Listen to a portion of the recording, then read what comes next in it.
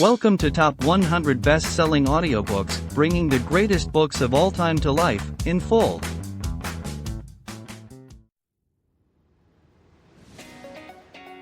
Hello dear listener. If you're here, it's probably because you're as passionate about books and the knowledge and wisdom they bring as we are. So you might also want to own this book or any other from this podcast in physical form, either to add to your personal library or to gift it to a friend. That's why we've included a link in the description, where you can get it at a discount and with shipping to almost anywhere in the world. Also, if you make your purchase through these links, the editors of this podcast will receive a small commission, which helps support us in continuing to upload more and more audiobooks for free. Let's make the world a better place through books, together. Pigeon Publishing House presents The Hunchback of Notre-Dame. Author, Victor Hugo. Preface. A few years ago, when the author of this book was visiting or, better yet, rummaging around Notre Dame, he discovered in an obscure corner of one of the towers this word, carved into the wall by hand. Ankh 1. These capital letters in Greek blackened by age were deeply engraved in stone with I am not sure what marks that belonged to Gothic calligraphy imprinted in their forms and shapes, as if to reveal that it was a hand from the Middle Ages that had written them there. Above all, the author was struck by the ominous and fatal feeling emanating from this writing. He wondered, and tried to guess, what kind of tortured soul would not want to depart this world without leaving behind the stigmata of either crime or unhappiness on the brow of an old church. Since then, there has been some whitewashing or scraping, I do not know which, of the wall, and the inscription has disappeared. For 100 years now, this is what we do with the marvelous medieval churches. They are mutilated from all sides, from within and without. The priest whitewashes, the architect scrapes, and then the people show up and demolish them. Therefore, except for the fragile memory to which the author dedicates this book, there exists no other trace of this mysterious word inscribed in a dark tower of Notre Dame. Nothing else remains of the unknowable fate that this word summarized so tragically. The man who wrote this word on the wall disappeared many centuries ago. The word in its turn has disappeared from the wall of the church itself will perhaps soon disappear from the face of the earth. It was upon this word that this book was written. Book I.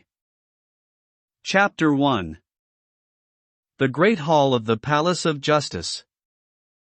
348 years, 6 months, and 19 days ago, the good people of Paris awoke to the sound of all the bells pealing in the 3 districts of the site, the University, and the Ville. The 6th of January, 1482, was, however, a day that history does not remember. There was nothing worthy of note in the event that set in motion early in the morning both the bells and the citizens of Paris. It was neither an assault of the Picards nor one of the Burgundians, nor a procession bearing the shrine of some saint, nor a student revolt in the vineyard of Los, one nor an entry of our most feared lord, Monsieur the King, nor even a lovely hanging of thieves of either sex before the Palace of Justice of Paris. It was also not the arrival of some bedecked and befeathered ambassador, which was a frequent sight in the 15th century. It was barely 2 days since the last cavalcade of this kind had been seen, as the Flemish ambassadors commissioned to conclude a marriage between the Dauphin and Margaret of Flanders II had entered Paris, to the great annoyance of the Cardinal de Bourbon, who, in order to please the king, had been obliged to receive the entire rustic crew of Flemish burgomasters with a gracious smile, and to entertain them at his Hôtel de Bourbon with very elaborate morality plays, mummery, and farce, while pouring rain drenched the magnificent tapestry at his door.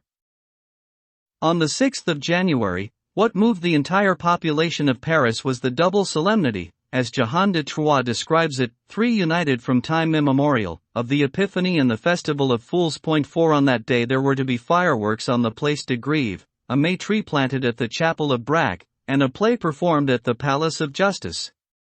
Proclamation had been made to this effect on the preceding day, to the sound of trumpets in the public squares, by the provost's officers in fair coats of purple camlet, with large white crosses on the breast. That morning, therefore, all the houses and shops remained shut, and crowds of citizens of both sexes could be seen wending their way toward one of the three places mentioned above. Each person had made a choice, for fireworks, May tree, or play. It must be observed, however, to the credit of the taste of Parisian riffraff, that the greater part of the crowd was proceeding toward the fireworks, which were quite appropriate to the season, or the play, which was to be represented in the great hall of the palace, which was well covered and protected, and that the curious agreed to let the poor leafless May tree shiver all alone beneath a January sky in the cemetery of the Chapel of Braque. All the avenues leading to the Palace of Justice were particularly crowded, because it was known that the Flemish ambassadors, who had arrived 2 days before, planned to attend the performance of the play, and the election of the Pope of Fools, which was also to take place in the Great Hall. On that day, it was no easy matter to get into this Great Hall, though it was then reputed to be the largest covered space in the world. It is true that Sauval V had not yet measured the Great Hall of the Château of Montargis. To the spectators at the windows, the palace yard crowded with people looked like a sea, into which 5 or 6 streets, like the mouths of so many rivers, disgorged their living streams. The waves of this sea, incessantly swelled by new arrivals, broke against the corners of the houses, projecting here and there like promontories into the irregular basin on the square. In the center of the lofty Gothic 6 facade of the palace, the crowds moved relentlessly up and down the grand staircase in a double current interrupted by the central landing, and they poured incessantly into the square like a cascade into a lake. The cries, the laughter, and the trampling of thousands of feet produced a great din and clamor. From time to time this clamor and noise were redoubled, the current that propelled the crowd toward the grand staircase turned back, grew agitated, and whirled around. Sometimes it was a push made by an archer, or the horse of one of the provost's sergeants kicking and plunging to restore order, an admirable tradition, which the provosty bequeathed to the constabulary to the maréchaussée, and the maréchaussée to the present gendarmerie of Paris. At doors, windows, garret windows, on the rooftops of the houses, swarmed thousands of calm and honest bourgeois faces gazing at the palace and at the crowd, and desiring nothing more, for most of the good people of Paris are quite content with the sight of the spectators. A blank wall, behind which something or other is going forward, is to us an object of great curiosity. If we could, mortals living in this year of 1830, imagine ourselves mixed up with those 15th-century Parisians, and if we could enter with them, shoved, elbowed, hustled, that immense hall of the palace so tightly packed, on the 6th of January, 1482, the sight would not be lacking in interest or in charm, and all that we should see around us would be so ancient as to appear absolutely new. If the reader pleases, we will endeavor to retrace in imagination the impressions that one would have experienced with us on crossing the threshold of the Great Hall, in the midst of this motley crowd, coated, gowned, or clothed in the paraphernalia of office. In the first place, how one's ears are stunned by the noise. How one's eyes are dazzled. Overhead is a double roof of pointed arches, with carved wainscoting, painted sky blue, and studded with golden fleurs-de-lis. Underfoot, a pavement of alternate squares of black and white marble. A few paces from us stands an enormous pillar, then another, and another, in all, 7 pillars, intersecting the hall longitudinally, and supporting the thrust of the double-vaulted roof. Around the first 4 pillars are shops, glittering with glass and jewelry, and around the other 3, oak benches worn and polished by the hosiery of the plaintiffs and the gowns of the attorneys. Along the lofty walls, between the doors, between the windows, between the pillars, is ranged the interminable series of all the kings of France ever since Pharamond, the indolent kings with pendant arms and downcast eyes, the valiant and warlike kings with heads and hands boldly raised toward heaven. The tall, pointed ogival windows are glazed with panes of 1,000 hues, for exits there are rich doors, finely carved. The whole thing, ceiling, pillars, walls, wainscot, doors, statues, is covered from top to bottom with beautiful blue and gold paint, which was already somewhat faded at the time we are looking at it. It was almost entirely buried in dust and cobwebs in the year of grace 1549, when Dubreuil still admired it by tradition. 7. Now imagine that immense oblong hall, illuminated by the pale light of a January day, invaded by a motley and noisy crowd, pouring in along the walls and circling the pillars, and you will have a faint idea of the general whole of the picture, the curious details of which we shall endeavor to sketch in more precisely. It is certain that if Ravaillac had not assassinated Henry IV, there would have been no documents of his trial deposited in the Rolls Office of the Palace of Justice, and no accomplices interested in the destruction of those documents, consequently no obligatory fire, for lack of better means, to burn the Rolls Office in order to burn the documents, and to burn the Palace of Justice in order to burn the Rolls Office. Therefore, there would have been no fire in 1618. The old palace would still be standing with its old great hall, and I might then say to the reader, "Go, look at it," and thus we should both be spared trouble, myself the trouble of writing, and the reader that of perusing a banal description. This demonstrates the novel truth that great events have incalculable consequences. It is, indeed, possible that Ravaillac had no accomplices, and that even if he did, these accomplices had no hand in the fire of 1618.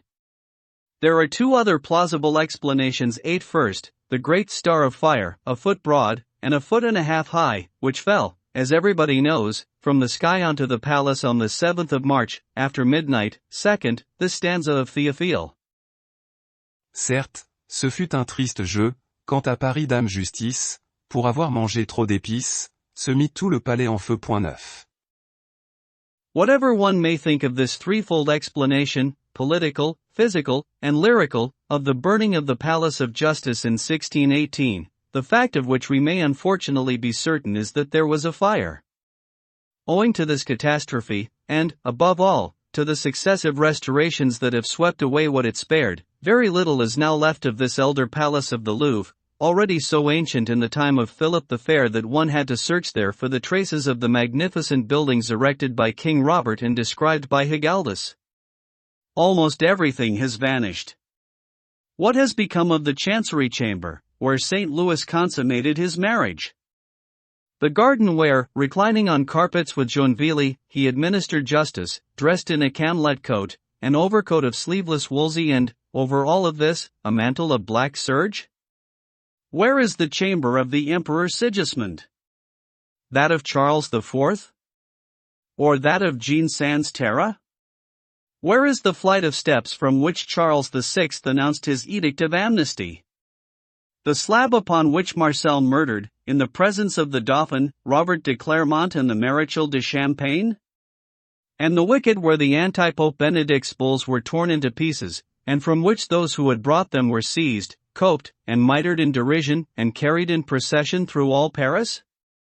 And the great hall, with its gilding, its azure, its pointed arches, its statues, its pillars, its immense vaulted ceiling, broken up by and covered with carvings? And the gilded chamber? And the stone lion at the gate, kneeling, with head lowered and tail between his legs, like the lions of King Solomon's throne, in the reverential attitude that befits strength in the presence of justice? And the beautiful doors? And the stained glass windows? And the wrought iron that discouraged Biscornet? And do Hansy's delicate woodwork, what has time, what of men, wrought with these wonders? What has been given to us, in exchange for all this, for the history of the Gauls, for all this Gothic art? For the heavy, low arches of Monsieur de Brasse, for the clumsy architecture of the main entrance of St. Gervais? So much for art. And as for history, we have the voluble memory of Great Pillar, which still reverberates with the gossip of the Patras. 11. This is no great matter. Let us return to the veritable great hall of the veritable old palace. One of the extremities of this prodigious parallelogram was occupied by the famous table, hewn out of a single piece of marble, so long, so broad, and so thick that, as the ancient land gods say, in a style that might have whetted Gargantua's appetite, never was there seen in the world a slice of marble to match it, and the other by the chapel where Louis XI placed a sculpture of himself kneeling before the Virgin, and where he placed statues of Charlemagne and St. Louis, which he had recklessly removed from the lineup of royal statues, leaving 2 empty spots there, because he thought of them as saints who possessed great influence in heaven as kings of France. This chapel, still new, scarcely 6 years old, was constructed in that charming style of delicate architecture and wonderful sculpture, and sharp, deep carving, that marks the end of the Gothic era, persisting until about the middle of the 16th century in the fairy tale fantasies of the Renaissance. The small rose window over the main entrance was in particular a masterpiece of lightness and grace. It looked like a lacework star. In the middle of the hall, opposite the great door, an enclosed platform lined with gold brocade was erected expressly for the Flemish envoys and the other distinguished personages invited to the representation of the mystery. It was backed up against a wall, and a private entrance had been made by means of a window from the passage to the gilded chamber. It was on the marble table that, according to tradition, the mystery was to be performed. It had been prepared for this since early in the morning. The rich marble floor, scratched all over by the heels of the clerks of the basoche, supported a woodwork cage of considerable height, the upper floor of which, exposed to view from every part of the hall, was to serve as the stage, while the lower, masked by hangings of tapestry, formed a sort of dressing room for the actors.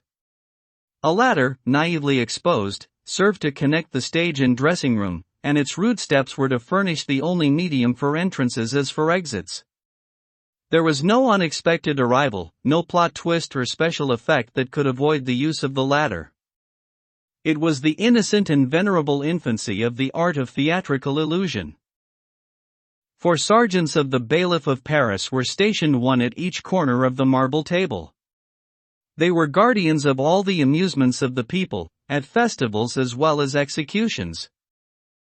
The play was not to begin till the great clock of the palace had struck the hour of 12, a late hour, to be sure, for a theatrical performance, but it had been arranged according to the convenience of the ambassadors. Therefore, the whole assembled multitude had been waiting since the morning.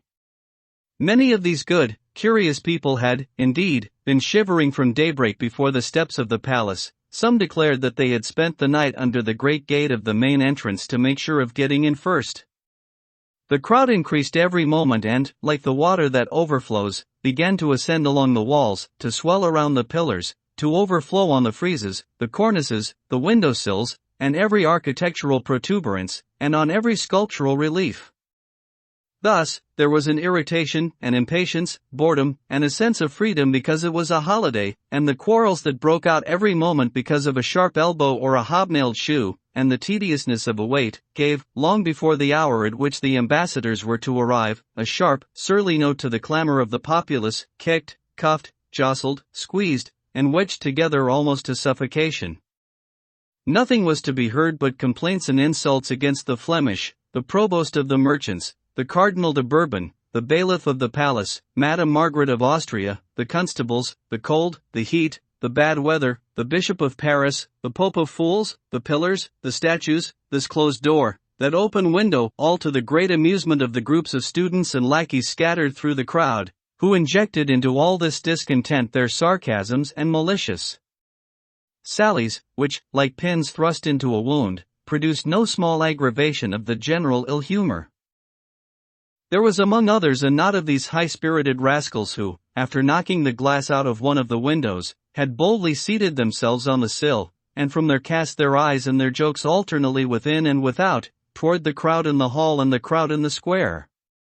From their parodic gestures, their peals of laughter, and the jeers they exchanged from one end of the hall to the other with their comrades, it was evident that these young scholars felt none of the weariness and ennui that overpowered the rest of the assembly, and that they knew well how to extract from the scene before them sufficient amusement to enable them to wait patiently for the promised spectacle. "Why, upon my soul, it's you, Jonas Frollo de Molendino," cried one of them to a young rascal with blonde hair, good looks, and an air of malice, perched on the acanthi of a capital. "You are well named, Jehan du Moulin, for your arms and legs are exactly like the 4 sails of a windmill spinning in the wind. How long have you been here?" "Devil have mercy," replied Jonas Frollo, "it has been more than 4 hours, and I hope they will be counted into my time in purgatory. I heard the King of Sicily's 8 singers strike up the first verse of High Mass at 7 o'clock in the Sainte-Chapelle."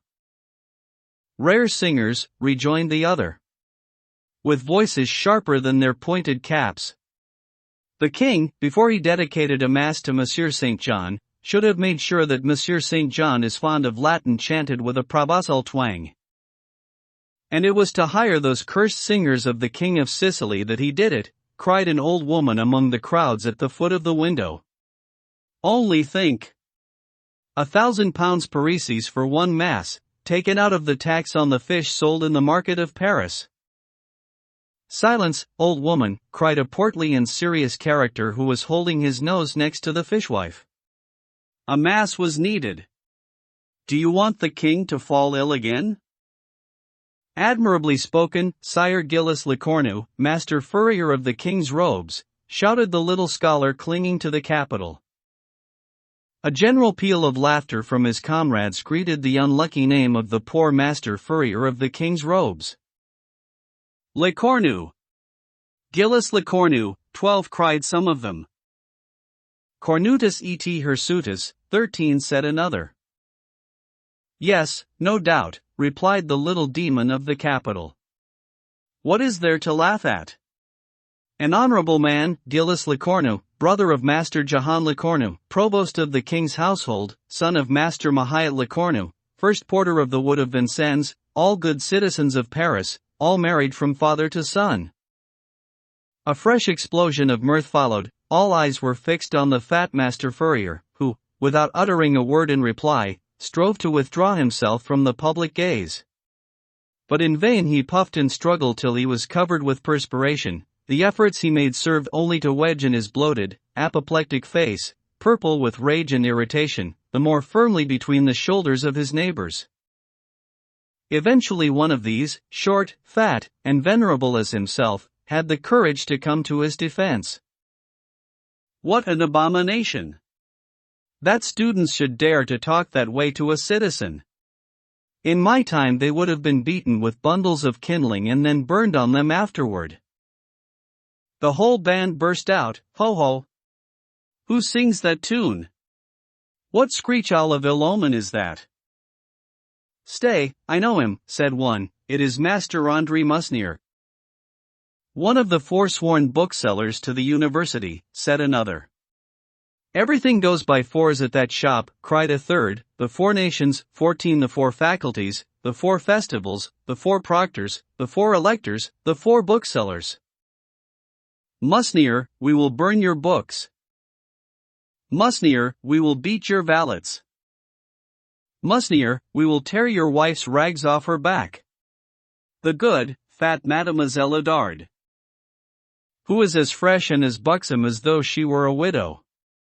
The devil take you all, muttered Master André Musnier. Master André, rejoined Jehan, still perched on his capital, hold your tongue, man, or I will throw myself on your head. Master André lifted his eyes, appeared to be measuring for a moment the height of the pillar, the weight of the joker, and mentally multiplying this weight by the square of the velocity, and he held his tongue. Jehan, master of the field of battle, triumphantly continued, that's what I would do, even though I am the brother of an archdeacon. Fine lords, the gentlemen of the university. They cannot even enforce respect for our privileges on a day such as this. Down with the rector, the electors, and the proctors, cried Jonas. Let us make a bonfire tonight with Master André's books in the champ. Gallard, exclaimed another. And the desks of the scribes, said his neighbor. And the wands of the beadles. And the chair of the rector. Down, responded little Jehan, down with Master André, the beadles, and the scribes. Down with the theologians, the physicians, and the decretists. Down with the proctors, the electors, and the rector. This must surely be the end of the world, murmured Master André, putting his hands over his ears. The rector! There goes the rector, cried one of those at the window. All eyes were instantly turned toward the square.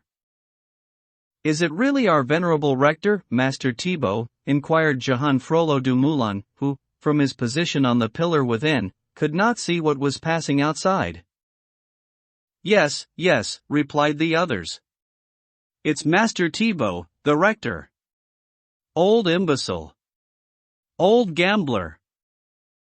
It was, in fact, the rector and all the dignitaries of the university, filing in procession to meet the ambassadors, who were at that moment crossing the palace yard. The students who had taken posts at the window greeted them as they passed with sarcasm and ironical plaudits. The rector, who was at the head of his company, received the first volley, which was a sharp one. "Good day, Mr. Rector." "Ho ho!" "Good day, then." "How has he managed to get here, the old gambler? How could he leave his dice?" "Ho, there! Monsieur Rector Thibault, how often did you throw double sixes last night?" "Oh, what a decrepit face, all haggard and wrinkled and wizened with the love of gaming and dicing." "Where are you going like that, Tybalt Datus, 15, turning your back on the university and trotting toward the city?" Presently it came the turn of the other dignitaries. "Down with the beetles! Down with the mace bearers! Robin Pausbane, who is that over there?" "It is Gilbert Lucully, Chancellor of the College of Autun." "Here, take my shoe. You are better placed than I am, throw it at his head." Saturnalicious minimus echinuses, 16. Down with the 6 theologians in their white surplices. Are they theologians? Why, I took them for the 6 white geese given by Saint Genevieve to the site for the fief of Rugni. Down with the physicians. Down with the cardinal and theological debates. Hats off to you, Chancellor of Saint Genevieve. You passed me illegally on my exam. It's true. Then he gave my place in the nation of Normandy to little Ascanio Falsespada, who is from the province of Bourges, since he's Italian. That was not fair, all the students cried. Down with the Chancellor of Saint Genevieve. Hey ho! Master Joachim Ladehors. Hey ho! Louis de Wheal. Hey! Lambert Hoctement. Devil take the procurer of the nation of Germany. And the chaplains of the Sainte-Chapelle, with their grey tunics. Cum tunicis grisis. Seu de pellis grisis foratus, 17. Ho, there, masters of arts. You in sharp black capes, and you in sharper red ones. That one is hightailing it to the rector. You would think he was a Doge of Venice going to marry the C-18 Hey John. The canons of Saint Genevieve. To hell with the canons. Abbé Claude Chouart. Dr. Claude Chouart. Are you looking for Marie La Gifford?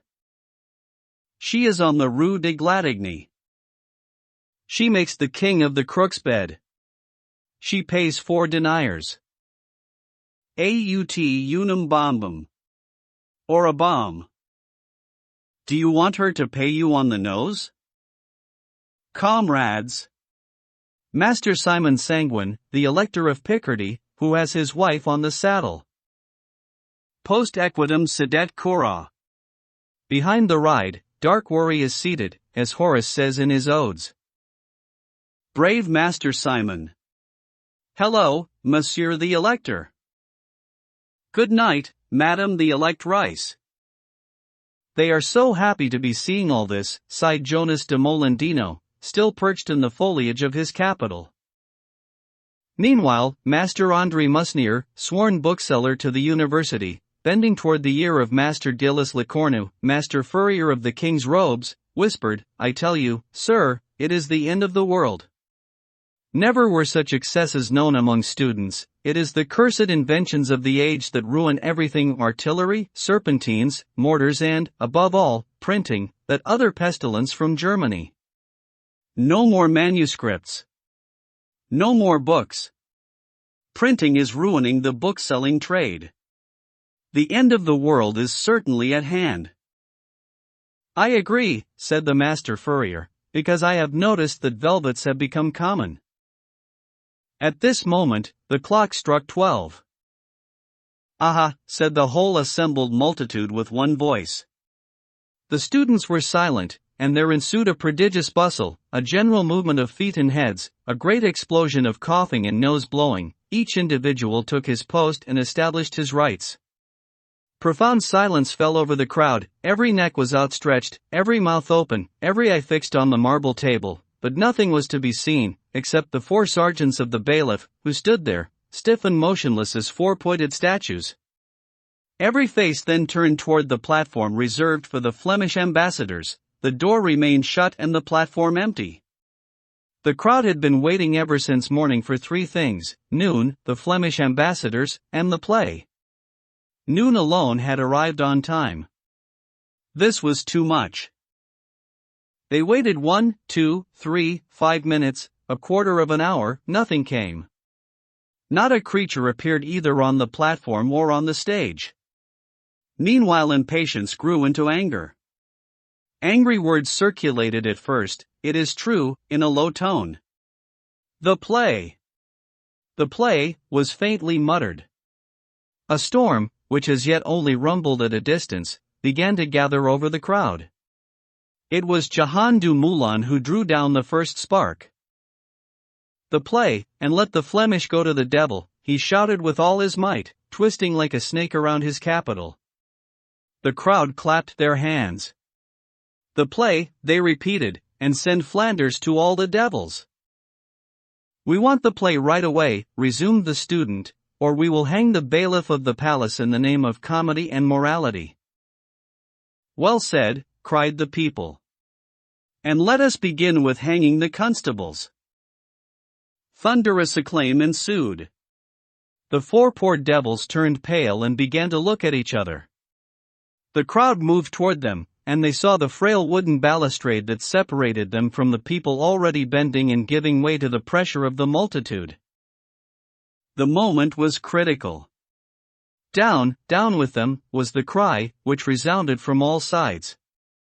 At this instant the tapestry of the dressing room, which we have described above, was thrown open, and a character emerged, the mere sight of whom suddenly appeased the crowd and, as if by magic, changed its indignation into curiosity. Silence! Silence, was the universal cry. The character in question, shaking with fear in every limb, advanced to the edge of the marble table with a flourish of bowing, which, as he approached the edge, resembled more and more genuflections. Meanwhile, calm was pretty well restored, nothing was to be heard but that slight noise that can always be heard from a silent crowd. Messieurs les bourgeois, and mesdemoiselles les bourgeoises, he said, we are to have the honor of declaiming and performing, before His Eminence Monsieur the Cardinal, a very goodly morality play, called The Good Judgment of Madame the Virgin Mary. The part of Jupiter will be enacted by myself. His Eminence is at this moment with the most honorable ambassador, Monsieur the Duke of Austria, who has been detained till now to hear the speech of Monsieur the Rector of the University. At the Porte Baudet's point 19 the moment His Eminence the Cardinal arrives we shall begin. It is very certain that nothing but the interposition of Jupiter saved the necks of the 4 unlucky sergeants of the bailiff of the palace. Even if we had the honor of inventing this true story, and were consequently responsible for it before the tribunal of criticism, it is not against us that the classic precept of antiquity nec deus intersit 20 could at this moment be adduced. In any case, Lord Jupiter's costume was superb and contributed not a little to quiet the crowd by engrossing all their attention. He was attired in a brigandine of black velvet with golden studs, on his head he wore a helmet, adorned with silver gilded buttons, and, except for the rouge and the thick beard, which each covered half his face, and the roll of gilded cardboard that he held, which was sewn with sequins and covered with quill-like strips of tinsel that the practiced eye could easily recognize as a thunderbolt. Except for the flesh-colored stockings and feet beribboned in a Greek fashion, he might have sustained a comparison, because of the stiffness of his posture, with a Breton archer in the corps of Monsieur de Berry. Chapter 2. Pierre Gringoire. While he was speaking, however, the general satisfaction and admiration inspired by his costume were dispelled by his words. And when he arrived at that unfortunate conclusion, the moment His Eminence the Cardinal arrives we shall begin, his voice was drowned by the thunderous hooting of the multitude. Begin right now. The play. The play, shouted the people. And, above the tempest of voices, one could hear Jonas de Molendino's, which cut through the uproar like a fife in a musical riot in Nîmes. Begin right now, yelped the young student. Down with Jupiter and the Cardinal de Bourbon, clamored Robin Pausbain and the other students perched in the window. The morality play right now, repeated the populace. This instant. Or the sack and the cord for the actors and the cardinal. Poor Jupiter, terrified, aghast, pale beneath his rouge, dropped his thunderbolt, took off his helmet, and bowed, trembling and stammering. His Eminence, the ambassadors, Madame Margaret of Flanders, he didn't know what to say. Finally, he was afraid of being hanged by the populace for waiting, hanged by the cardinal for not waiting. In either case, he saw the abyss, that is to say, the gallows. Luckily for him, someone came forward to save him from this dilemma and to assume the responsibility. An individual who had stationed himself inside the balustrade, in the vacant space left by the marble table, and whom no one had yet perceived, so completely was his tall, slender figure hidden from sight by the diameter of the pillar against which he had been leaning. This individual, tall and slender, fair, pale, still young, though his forehead and cheeks were already wrinkled, with sparkling eyes and smiling lips, dressed in black serge that shone with wear, approached the marble table and made a sign to the horror-stricken actor, who was too much in a state of shock to notice him. He advanced a step farther. Jupiter, he said. My dear Jupiter. The other did not hear him.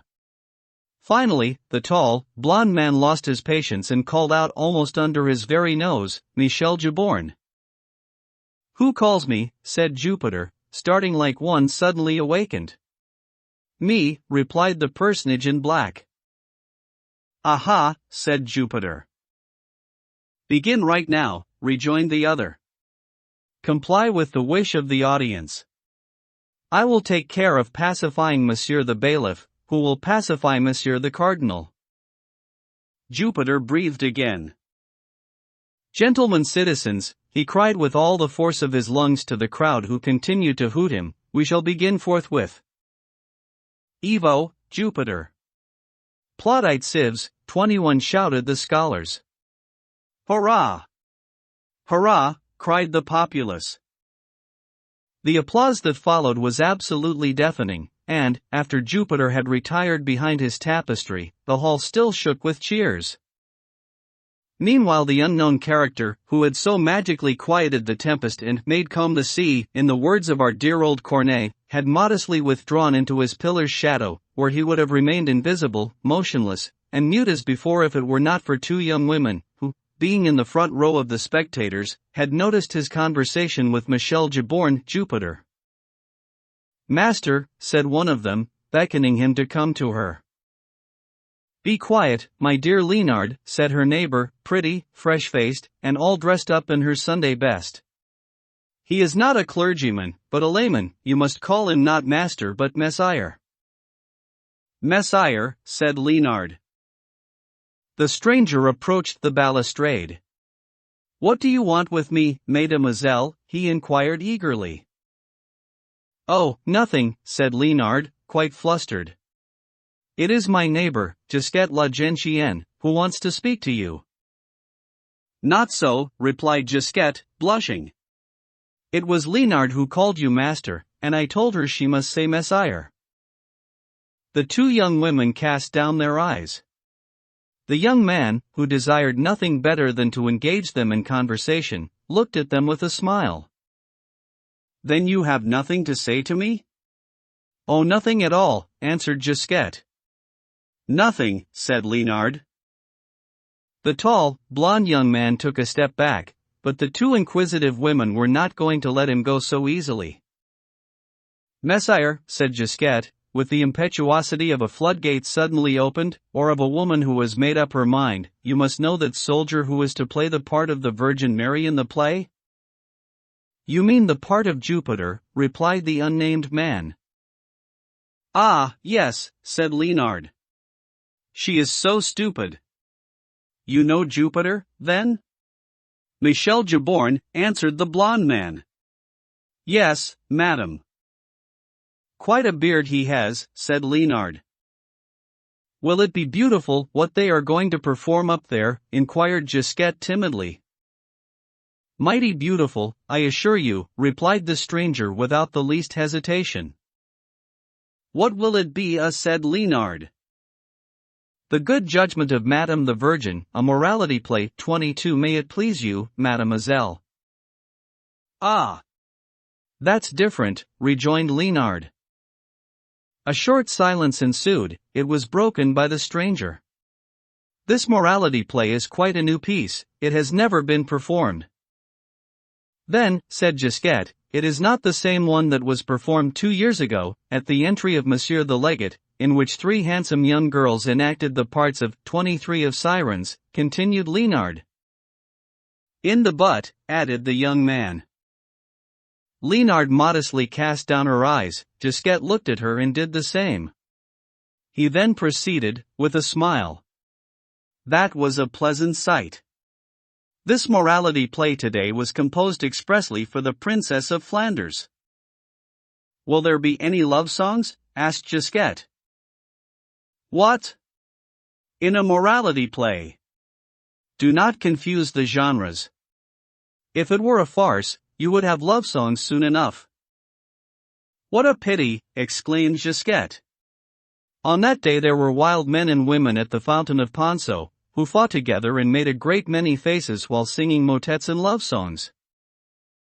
What is fit for a legate, replied the stranger drily, may not be fit for a princess. And near them, resumed Leonard, was a band of musicians playing delightful tunes on deep-sounding instruments.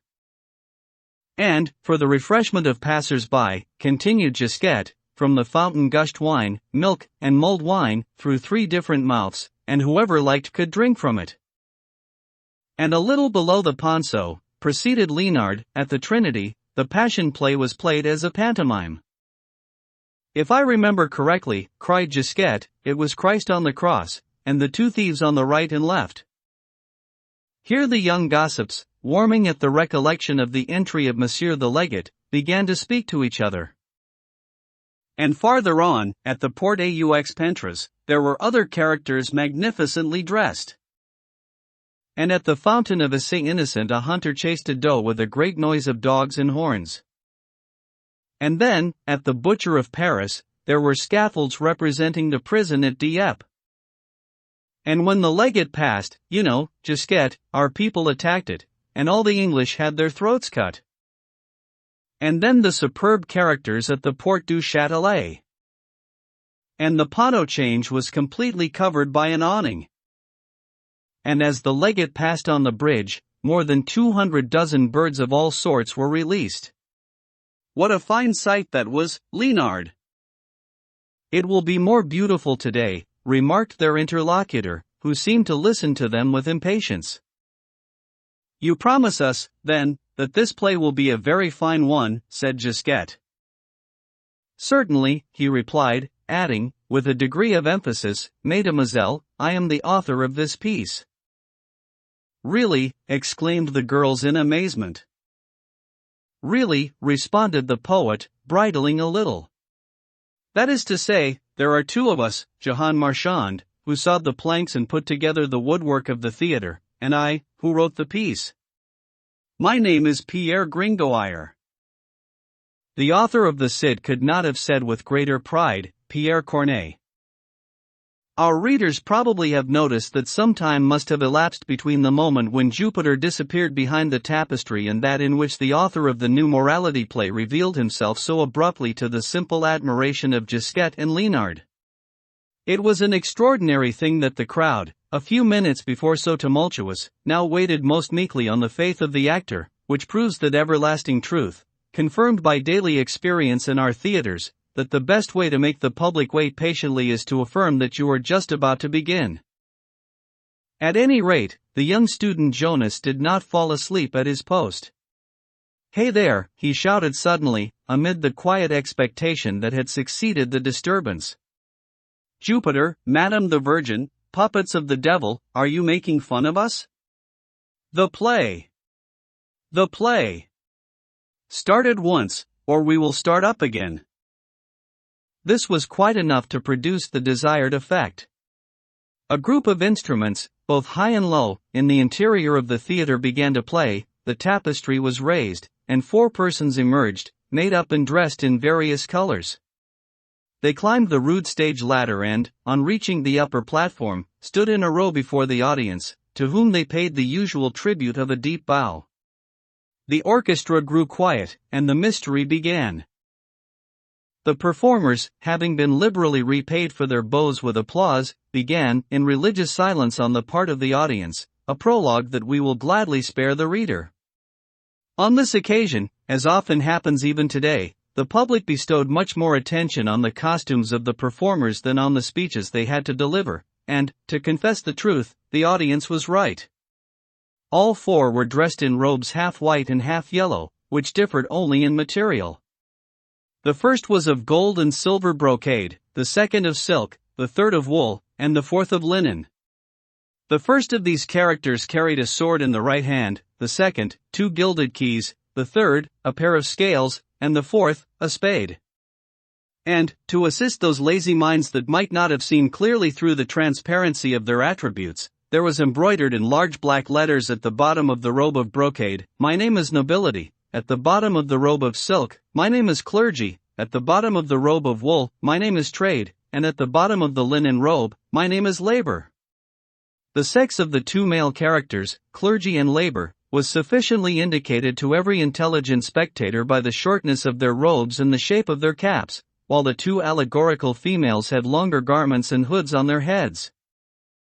One had to be exceedingly perverse or impenetrably obtuse not to gather from the prologue that labor was wedded to trade, and clergy to nobility, and that the 2 happy couples were the joint possessors of a magnificent golden dolphin, which they intended to bestow upon the most beautiful of women.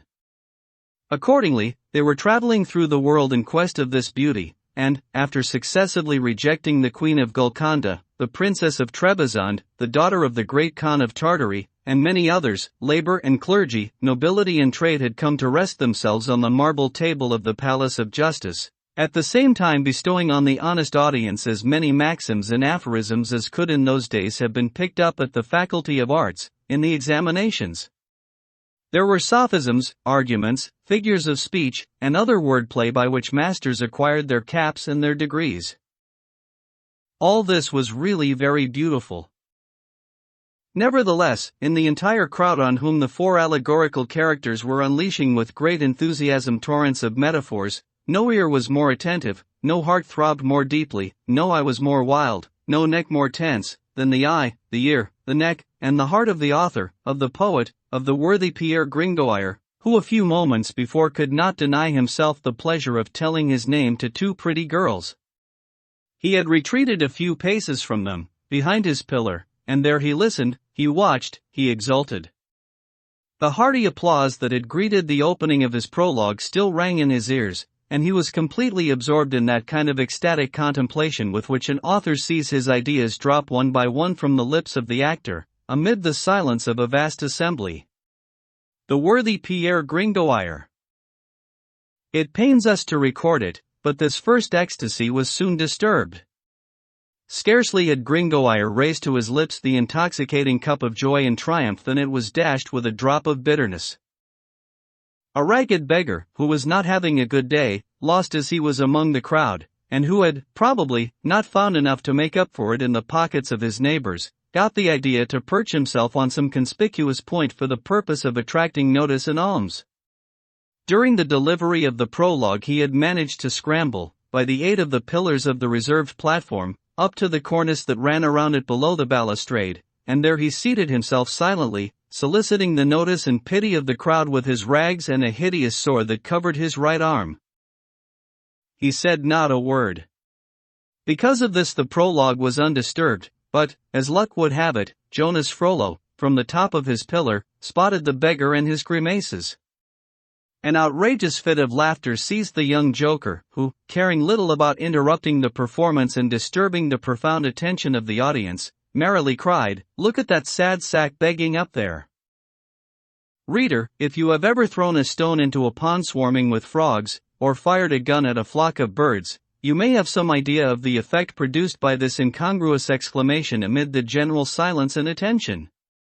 Gringoire started as at an electric shock, the prologue stopped short, and every head turned tumultuously toward the beggar, who, far from being disconcerted, regarded this incident as a favorable opportunity for making a profit and began to drawl out, in a doleful tone, and with half-closed eyes, "Charity, if you please." "Why, upon my soul," resumed Jonas, "it is Clop and Truillafu." "Hey! My fine fellow, the wound on your leg got in the way, and so you've clapped it on your arm, have you?" As he spoke, he threw, with the dexterity of a monkey, a small coin into the greasy hat that the beggar held out with his ailing arm. The latter pocketed, without batting an eyelash, both the money and the sarcasm, and continued in a lamentable tone, "Charity, if you please."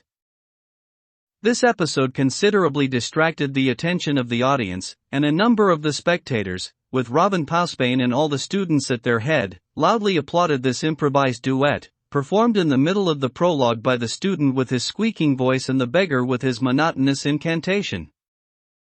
Gringoire was very displeased. On recovering from his initial stupefaction, he yelled at the 4 actors on the stage, "Why the devil are you stopping? Go on! Go on," without even condescending to cast a look of disdain at the 2 interrupters. At this moment he felt a pull on the skirt of his overcoat. He turned around in an ill humor and had some difficulty in raising a smile, which, however, he could not suppress. It was the handsome arm of Gisquette la Gentienne, thrust through the balustrade, that solicited his attention. "Sir," said the young lady, "will they go on with the play?" "Most certainly," replied Gringoire, rather shocked by the question. "In that case, Messire," she resumed, "will you have the courtesy to explain to me?" "What they are going to say?" asked Gringoire, interrupting her. "Well, listen." "No," rejoined Gisquette, "but what they have been saying so far." Gringoire started, like a person whose wound had been probed to the quick. "A plague on the stupid wench," he muttered between his teeth. From that moment on Gisquette was ruined in his good opinion. The actors had, meanwhile, obeyed his injunction, and the public, seeing that they had resumed the performance, began again to listen, but not without losing a great many beautiful bits because of the abrupt division of the piece into 2 parts, and the sort of soldering that they had to undergo. Such, at least, was the painful reflection mentally made by Gringoire. Calm, however, was gradually restored. The student held his tongue, the beggar counted the money in his hat, and the piece proceeded swimmingly. It was, in truth, a masterly work, and we sincerely believe that it could be made into a success today with a few changes. The prologue was long-winded and empty of meaning, which is to say that it obeyed the rules of drama. The plot was simple, and Gringoire, in the candid sanctuary of his own bosom, admired its clarity. As we might imagine, the 4 allegorical characters were somewhat tired after having traveled 3/4 of the world, without being able to rid themselves, graciously and according to their intentions, of their golden dolphin.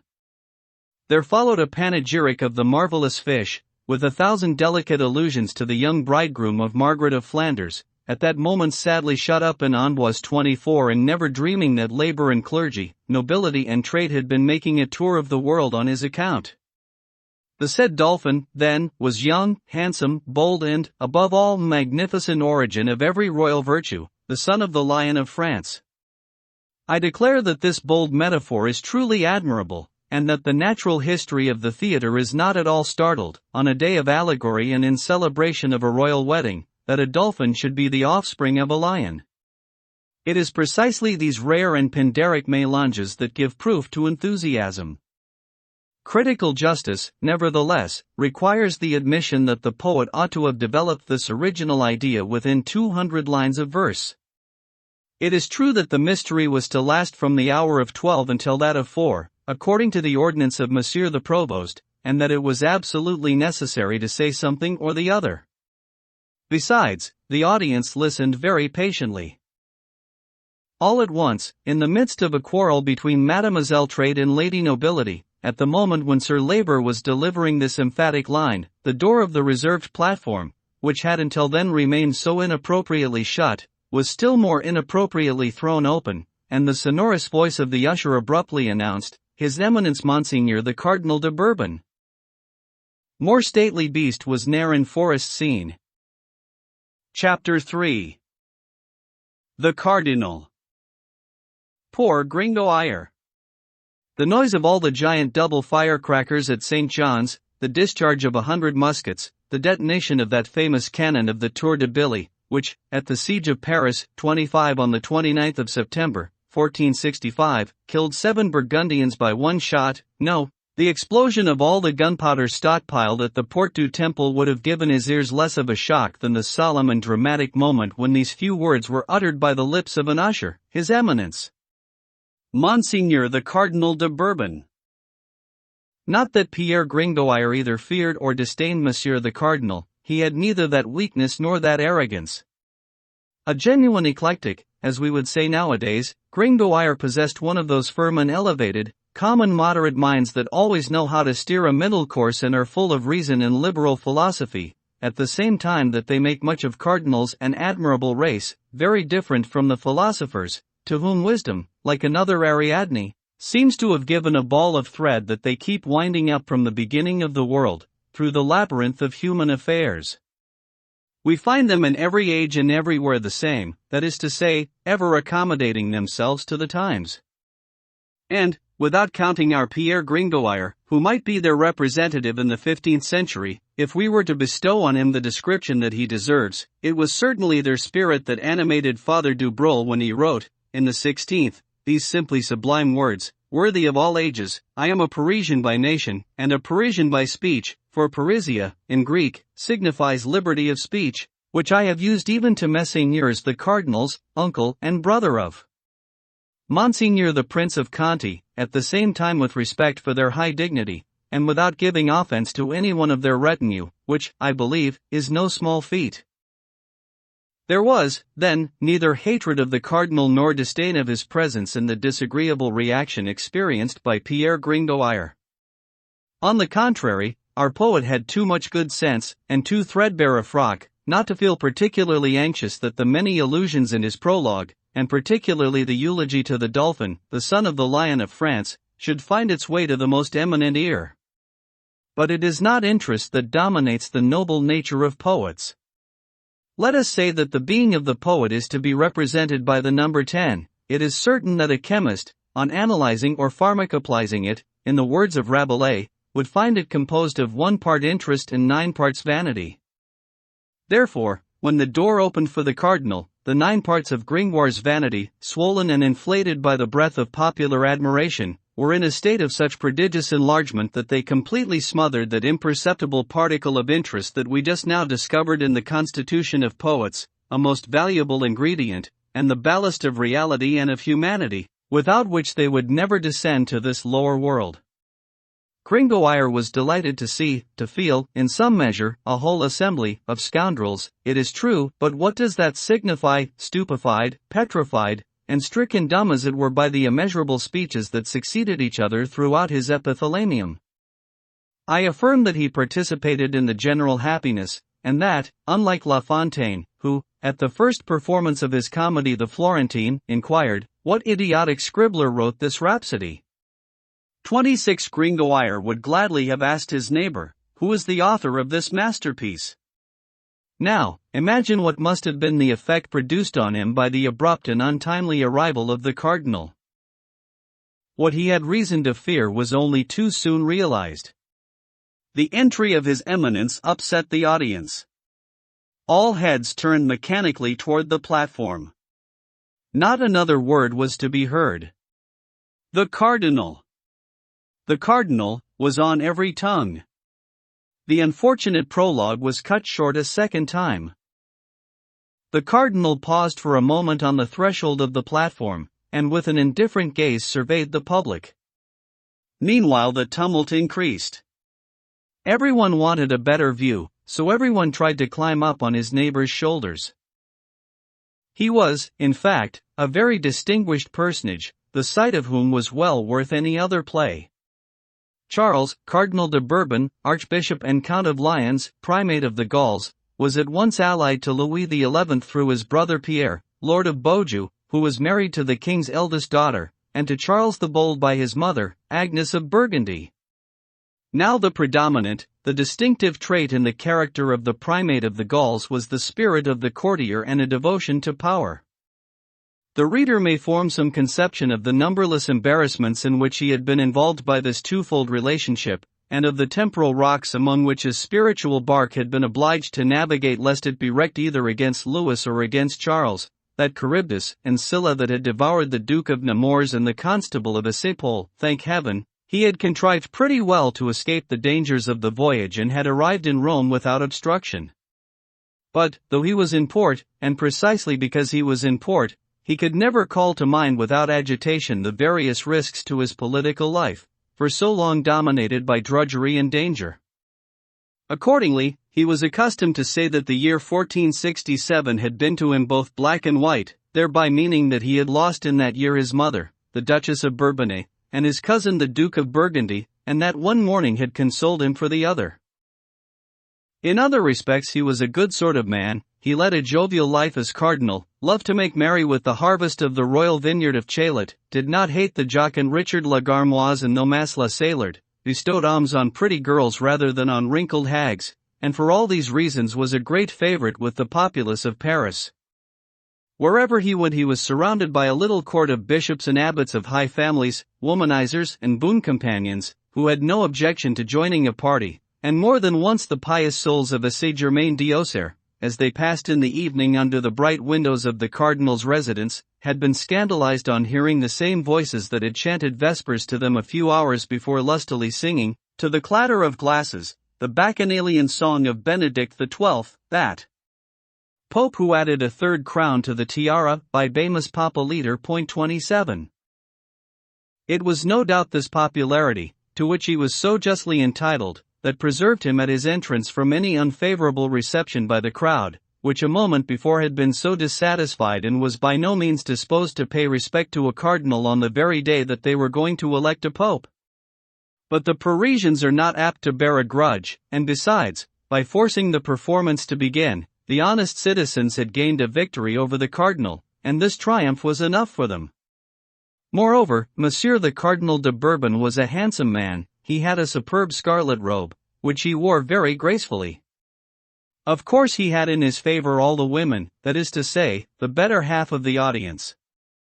It would be decidedly unjust and in bad taste to boo a cardinal for coming late to the play when he is a handsome man and wears his scarlet robe so well. He entered, therefore, bowed to the audience with that hereditary smile which the great have for the people, and proceeded slowly toward his armchair covered with scarlet velvet, apparently thinking of something very different from the scene before him. His retinue, which we should nowadays call his staff, of abbots and bishops, followed him as he advanced to the front of the platform, which inspired no small increase of the tumult and curiosity in the audience.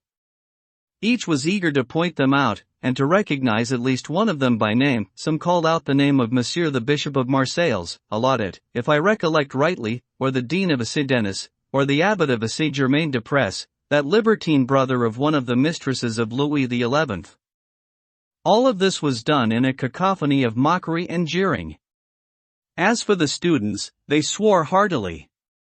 It was their day, their feast of fools, their Saturnalia, the annual festival of the Basoche, the company of clerks of the Parliament of Paris, and of the schools. On that day every turpitude was permitted and even held sacred. Was it not then the least they could do to swear as much as possible, and to curse a little in the name of God, on so fine a day, in the good company of churchmen and loose women? Accordingly they made good use of the license, and amid the general uproar there was a horrible clamor of blasphemies and outrages uttered by the loosened tongues, the tongues of clerks and students restrained during the rest of the year by the fear of the red-hot iron of St. Louis. Poor St. Louis! How they mocked him at his own palace of justice. Among the new occupants of the platform, every student chose a black, gray, white, or purple cassock as the butt of all jokes. As for Jonas Frollo de Molendino, as brother of an archdeacon he boldly attacked the scarlet robe and, fixing his gaze on the cardinal, he sang at the top of his lungs, Kappa Repultamero, 28. All these circumstances, which we reveal here for the edification of the reader, were so lost in the general tumult that they passed unnoticed by the reverend group on the platform. Had it, indeed, been otherwise, the cardinal would not have heeded them, so deeply were the liberties of that day a part of the customs of the age. He was, moreover, wholly preoccupied, and his countenance showed it, by another concern, which closely pursued him and, indeed, had entered the platform at almost the same time as he did, namely, the Flemish ambassador. Not that he was a profound politician, calculating the possible consequences of the marriage of his cousin Margaret of Burgundy to his cousin Charles Dauphin on Vienna, or how long the good understanding patched up between the Duke of Austria and the King of France was likely to last, or how the King of England would take the slight suffered by his daughter. These matters worried him little, and he enjoyed himself every evening with the royal vintage from Chaillot without ever dreaming that a few bottles of the same wine, first a bit doctored, it is true, by Coictier the physician, and cordially presented to Edward IV by Louis XI, would one day rid Louis XI of Edward IV. 29 The presence of the most honored ambassador Monsieur the Duke of Austria brought on the cardinal none of these cares, but it vexed him in another way. It was in truth rather hard, as we have already observed at the beginning of this book, that he, Charles de Bourbon, should be obliged to give hearty welcome and good entertainment to mere bourgeois, he, a cardinal, to plebeian magistrates, he, a Frenchman, a witty and discerning lover of life, had to entertain Flemish beer lovers, and all of that in public. This was certainly one of the most unpleasant masks he had ever put on to please the king. When the usher with his resounding voice announced Messrs the envoys of Monsieur the Duke of Austria, he turned toward the door, and as graciously as possible, so well had he studied his part. It is scarcely necessary to remark that all the spectators did the same. The 48 ambassadors of Maximilian of Austria, led by the Reverend Father in God, Jehan, Abbot of Saint-Bertin, Chancellor of the Golden Fleece, and Jacques de Goy, Sieur d'Albi, High Bailiff of Ghent, then entered 2 by 2, with a gravity that formed a remarkable contrast to the volatile ecclesiastical retinue of Charles de Bourbon. Deep silence descended on the assembly, broken only by stifled laughter at the absurd names and all the petty titles that each of these personages repeated with imperturbable solemnity to the usher, who then announced them, names and titles all mixed up and cruelly mangled, to the crowd. There was Master Lois Reloff, Echevin of the city of Louvain, Messire Claes Dietwalde, Echevin of Brussels, Messire Paul de Buist, Sieur de Voirmazel, Justice of Flanders, Master Jehan Colligans, Burgomaster of the city of Antwerp, Master George de la Moor, and Master Geldolf van der Hage, Echevins of the city of Ghent, and the Sieur de Beerbeck, Jehan Pinnock, Jehan Dimerzel, etc., bailiffs, Echevins, burgomasters, Echevins, bailiffs, all stiff, starched, formal. Decked out in velvets and damasks, wearing caps of black velvet with prodigious tassels of cypress gold thread, fine Flemish heads after all, with austere but goodly faces, of the same family as those that Rembrandt cast in relief, so grave and so expressive, against the dark ground of his Ronde de Noute. 30 personages who all had it written on their foreheads that Maximilian of Austria had good reason to place full confidence, as his manifesto declared, in their discretion, firmness, experience, loyalty, and rare qualities. There was, however, one exception. There was a sharp, intelligent, crafty-looking face, with a mug that combined something of the monkey and the diplomat, before whom the cardinal advanced 3 steps with a low bow, and whose name, nevertheless, was plain Guillaume Rym, councillor and resident of the city of Ghent. Few knew who this Guillaume Rym was. He was a man of rare genius, who in times of revolution would have raised himself to distinction but was forced in the 15th century to resort to subterranean intrigues and to live in the trenches, as the Duke of Saint-Simon put it. In any case, he was duly admired by the first trench fighter in Europe. He machinated in familiar concert with Louis XI and frequently lent a helping hand to the king in his secret activities. The crowd knew nothing of this. They were amazed at the respect paid by the cardinal to so insignificant a person as a Flemish citizen. Chapter 4. Master Jacques Coppenole. While the resident of Ghent and his eminence were exchanging low bows and a few words in a still lower tone, a man of lofty stature, with jolly face and broad shoulders, stepped forward for the purpose of entering abreast with Guillaume Rym. He looked for all the world like a bulldog following a fox. His felt cap and leather vest were conspicuous amid the velvets and silks that surrounded him. Assuming that he was some groom who had lost his way, the usher stopped him. "No admittance here, my friend," he said. The man in the leather vest pushed him back.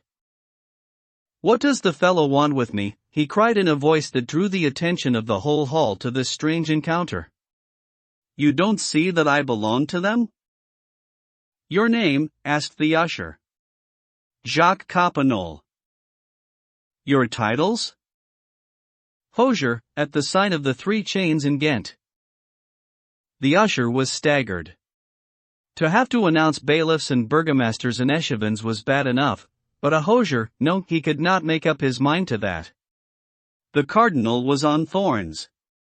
The whole assembly was all eye and ear. For 2 days His Eminence had been taking pains to tame these Flemish bears, in order to make them a little more presentable in public, and his failure was galling. Meanwhile Guillaume Rym, with his sly smile, stepped up to the usher and said in a very low whisper, "Announce Master Jacques Coppenole, clerk to the echevins of the city of Ghent." "Usher," said the cardinal in a loud voice, "announce Master Jacques Coppenole, clerk to the echevins of the most noble city of Ghent." This was a mistake. Now, it is very certain that Guillaume Rym, had he been left to himself, would have shrugged off the correction, but Coppenole had heard the cardinal. "No, by God," he cried, with his voice of thunder. "Jacques Coppenole, hosier. Do you hear me, usher? Neither more nor less. By God. Hosier, that's good enough. Monsieur the Archduke has more than once sought his gloves among my hose." A burst of laughter and applause exploded. A witticism is instantly understood in Paris, and consequently always applauded. Coppenole was of the people, and the assembly that surrounded him was made up of the people. As a consequence, the communication between them was immediate, electric, and unencumbered. The arrogant bravado of the Flemish hosier, at the same time that it humbled the courtiers, awakened in all those plebeian minds a sense of dignity, still but vague and indistinct in the 15th century. This hosier, who had just defied Monsieur the Cardinal, was their equal, a soothing thought to poor devils accustomed to obeying and respecting the valets of the very sergeants of the bailiff of the abbot of Saint Genevieve, the train-bearer of the cardinal. Coppenole bowed haughtily to His Eminence, who returned the obeisance of the high and mighty burgher, dreaded by Louis XI. Then, while Guillaume Rym, a cunning, spiteful man, according to Philippe de Comines, looked at both with a mocking smile of conscious superiority, they proceeded to their places, the cardinal mortified and disconcerted, Coppenole, calm and proud, thinking, no doubt, that his title of hosier was as good as any other, and that Mary of Burgundy, the mother of that Margaret whose marriage Coppenole had come to negotiate, would have feared him less as a cardinal than as a hosier, for it was not a cardinal who had raised the people of Ghent against the favorites of the daughter of Charles the Bold, it was not a cardinal who had steeled the crowd against her tears and her entreaties by a single word when the Princess of Flanders proceeded to the very foot of the scaffold to beg their lives of her subjects. The hosier had only to lift his finger and off went your heads, most illustrious gentlemen, Guy de Humbercourt and Chancellor Guillaume Hugonet, 31. The poor cardinal's ordeal, however, was not yet over. He was doomed to drink to the very dregs the cup of penance for being in such bad company. The reader has, perhaps, not forgotten the impudent beggar, who at the opening of the prologue perched himself beneath the fringe of the cardinal's gallery. The arrival of the illustrious guests had not dislodged him from his roost, and while the prelates and the ambassadors were packing themselves, like real Flemish herrings, in the boxes of the gallery, he had settled himself at his ease and carelessly crossed his legs over the architrave. Nobody, however, had at first noticed this extraordinary piece of insolence, the general attention being directed to another quarter. Neither was he, for his part, aware of what was going on in the hall. There he sat, rocking back and forth with Neapolitan indifference, repeating, from force of habit, the refrain "Charity, if you please." It is certain that he was the only one in the whole assembly who had not paid attention to the altercation between Coppenole and the usher. Now, as luck would have it, the hosier of Ghent, with whom the people already sympathized so strongly, and on whom all eyes were fixed, took his seat in the first row in the gallery, just above the mendicant. Great was, nevertheless, their astonishment at seeing the Flemish ambassador, after taking a survey of the fellow nestled under his nose, slap him familiarly on his rag-covered shoulder. The beggar turned sharply around. Surprise, recognition, pleasure, were expressed in both faces, and then, entirely ignoring the spectators, the hosier and the scurvy rogue shook hands and began to talk in a low tone, while the rags of Clop and Trewillifu, draped against the cloth of gold with which the gallery was hung, produced the effect of a caterpillar on an orange. The novelty of this singular scene excited such a burst of merriment in the hall that the cardinal could not help but notice it.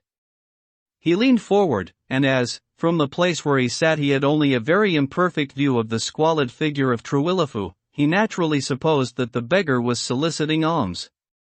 Incensed at his audacity, he cried, "Monsieur Bailiff of the palace, throw that scoundrel into the river." "For God's sake!"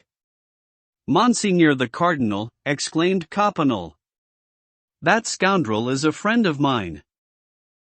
"Hurrah! Hurrah!" shouted the crowd. From that moment Master Coppenole gained great credit with the people of Paris, as well as of Ghent, for, adds Philippe de Comines, men of that kind are sure to win it, since they are so unruly. The cardinal bit his lips. Turning to his neighbor, the abbot of Saint Genevieve, he said in an undertone, "Monsieur the Archduke certainly sent us a nice bunch of ambassadors to announce Madame Margaret." "Your Eminence," replied the abbot, "is throwing away your civilities on these Flemish hogs, Margaritas anti-porcos." 32. "Say rather," answered the cardinal, with a smile, "Porces anti-Margaritum." 33. The entire little cassocked court was in raptures at this wordplay. The cardinal felt somewhat relieved. He was now even with Coppenole. He too had gained applause for his witticism. Now, of our readers who are capable of generalizing an image and an idea, to adopt the phraseology of the present day, permit us to ask if they have formed a clear image of the spectacle presented at the moment to which we are calling their attention, of the vast parallelogram of the Great Hall of Paris. In the middle of the hall, backed against the western wall, a wide and magnificent gallery hung with gold brocade, into which, through a small doorway with pointed arch, advances in procession a number of grave personages successively announced by the resounding voice of an usher. In the first row are already many venerable figures, muffled in ermine, velvet, and scarlet. On the floor of the hall, in front and on either side of the gallery, which maintains a dignified silence, a great crowd and a great uproar. 1,000 vulgar eyes fixed on every face in the gallery, 1,000 whispers at every name. The scene certainly is a curious one, and well deserving the attention of the spectators. But what is that kind of scaffold at the far end, on which are seen 4 puppet-like figures in motley colors? And who is that pale-faced man in a black frock at the foot of it? Why, dear reader, that is Pierre Gringoire and his prologue. We had all completely forgotten him. This was exactly what he was afraid of. As soon as the cardinal entered, Gringoire tried everything to save his prologue.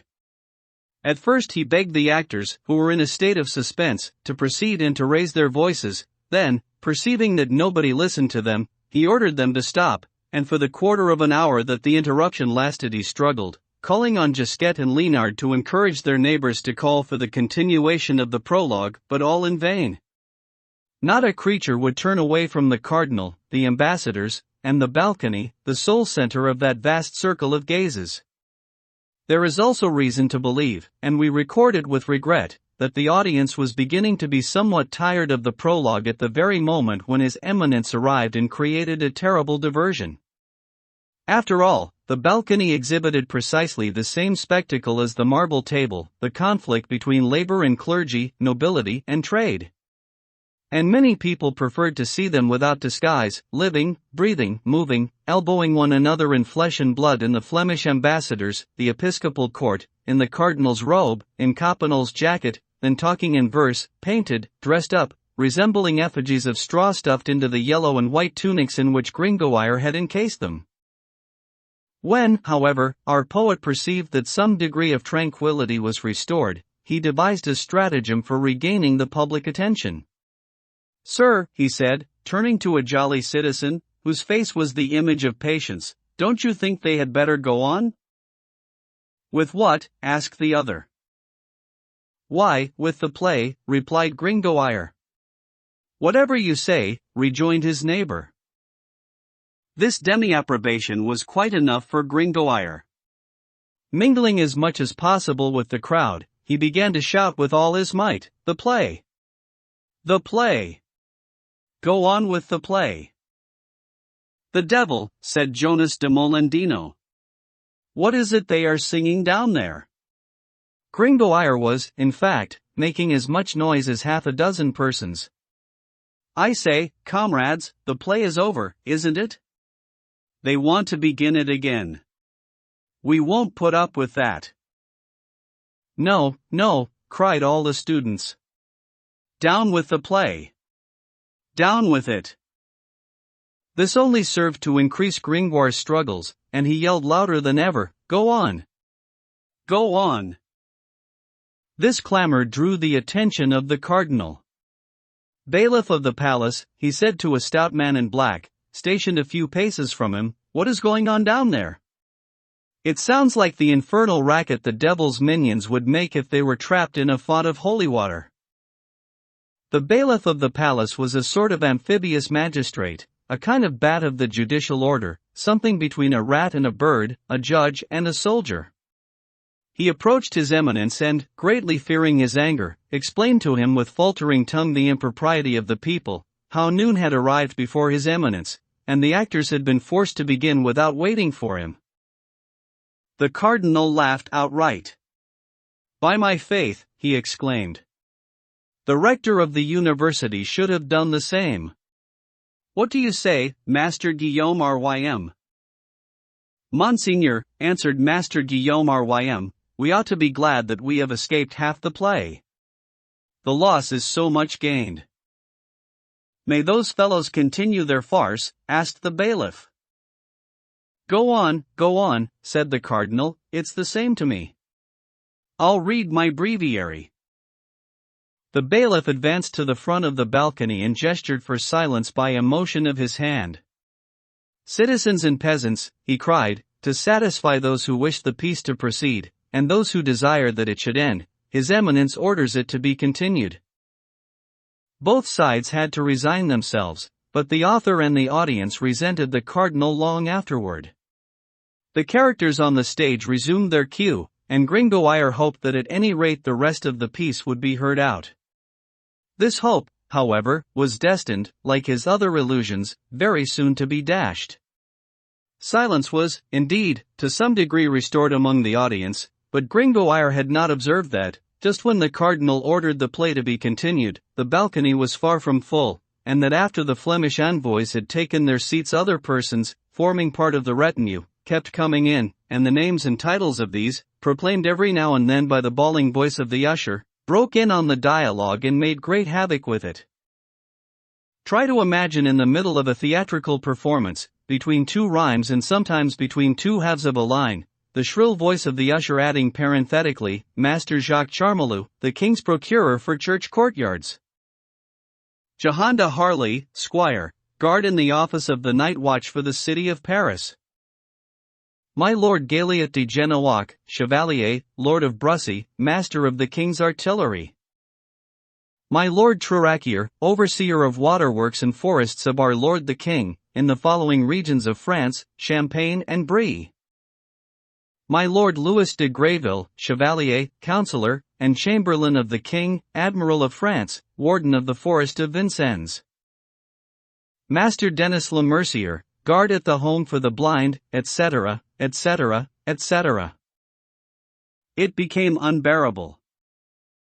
Gringoire was even more incensed by this strange accompaniment, which rendered it difficult to follow the piece, because he felt that the interest increased as it proceeded, and that his work needed nothing but to be heard. Indeed, a more ingenious and more dramatic plot could scarcely be invented. The four characters of the prologue were bewailing their mortal embarrassment when Venus appeared to them in person, vera incessipatua da, 34 attired in a robe embroidered with the arms of the site of Paris. She came to make her claim to the dolphin promised to the most beautiful female. She was supported by Jupiter, whose thunder was heard rumbling in the dressing room, and the goddess had nearly prevailed and literally established her right to the hand of Monsieur the Dauphin when a child, in a dress of white damask and holding a daisy, diaphanous personification of the Princess of Flanders, arrived to vie against Venus. This unexpected event produced an instant change in the state of affairs. After some controversy, Venus, Margaret, and the whole party agreed to refer the matter to the good judgment of the Holy Virgin. There was another striking part, that of Don Pedro, king of Mesopotamia, but because of so many interruptions it was difficult to understand his role in the plot. All of these characters had to climb the ladder. But the damage had been done. All these beauties were unfortunately neither appreciated nor understood. The moment the cardinal entered, it was as if an invisible and magic thread had suddenly drawn all eyes from the marble table to the balcony, from the southern extremity to the western side of the hall. Nothing could break the spell thrown over the audience. Every eye remained fixed on one point, and the newcomers and their accursed names, their faces, and their clothing created an endless diversion. This was most mortifying.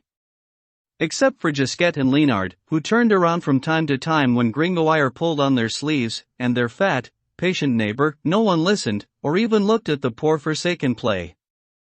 Gringoire could see only profiles. With what bitterness did he see his whole edifice of glory and poetry tumbling down piece by piece? To think that this same audience, which had been on the point of rebelling against Monsieur the bailiff from impatience to see his work, now that they had it before them, cared nothing at all about it. A performance, too, that had begun amid such unanimous acclaim. Oh! The fickleness of popular opinion! How near they had been to hanging the sergeants of the bailiff! What would he not have given for the return of that delicious moment?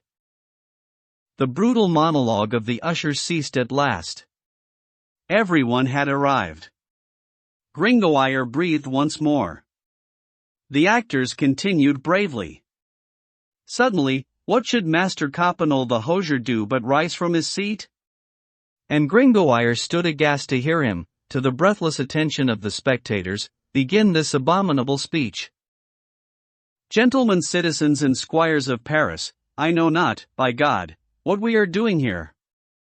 Down there, on that stage, there are some folks who appear ready for a fight. I cannot tell whether this is what you call a play. Let it be what it will, it is not amusing. They are mouthing off at each other, and that is all. Here I have been waiting for a quarter of an hour for the first blow, but nothing comes of it. They are a bunch of cowards who scratch each other with insults.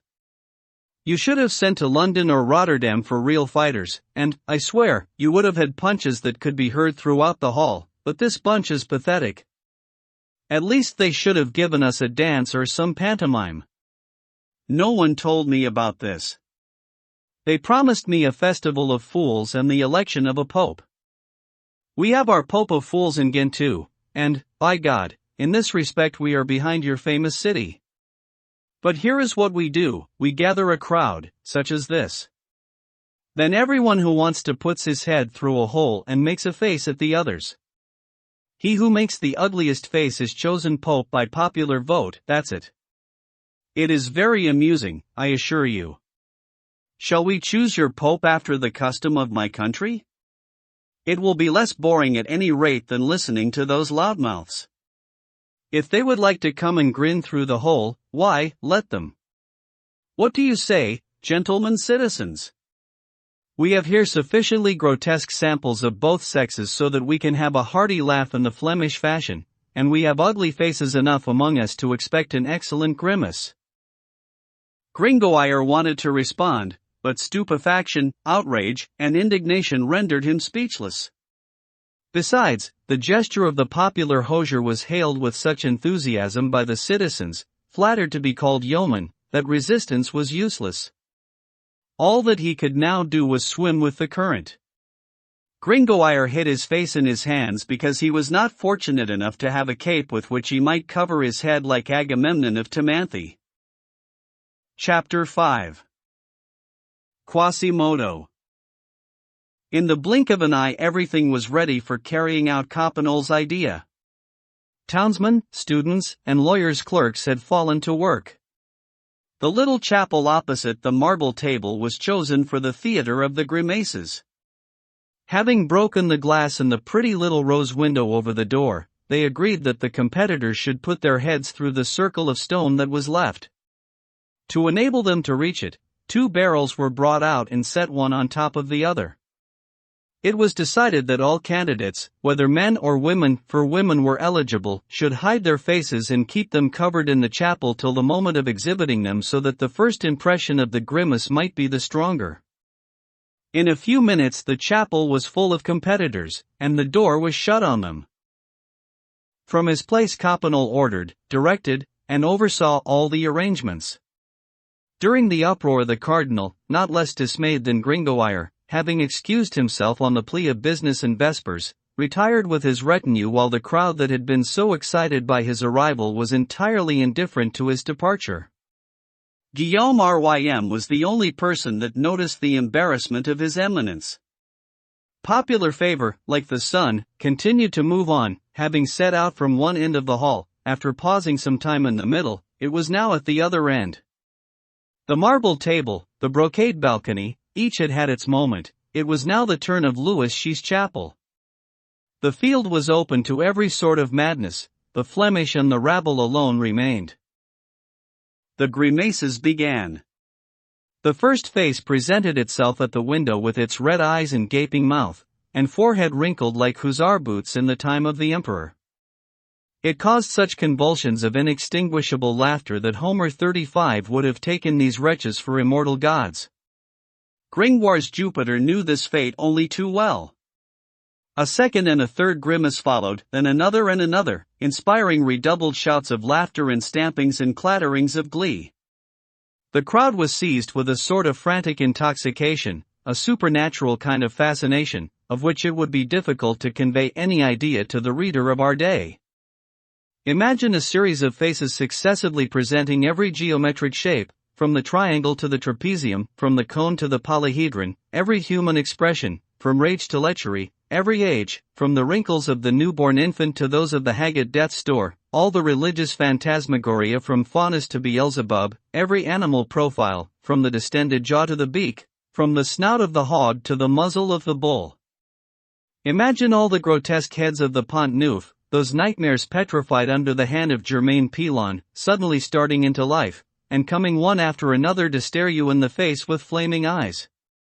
All the masks of the Carnival of Venice passed in succession before your eyeglass.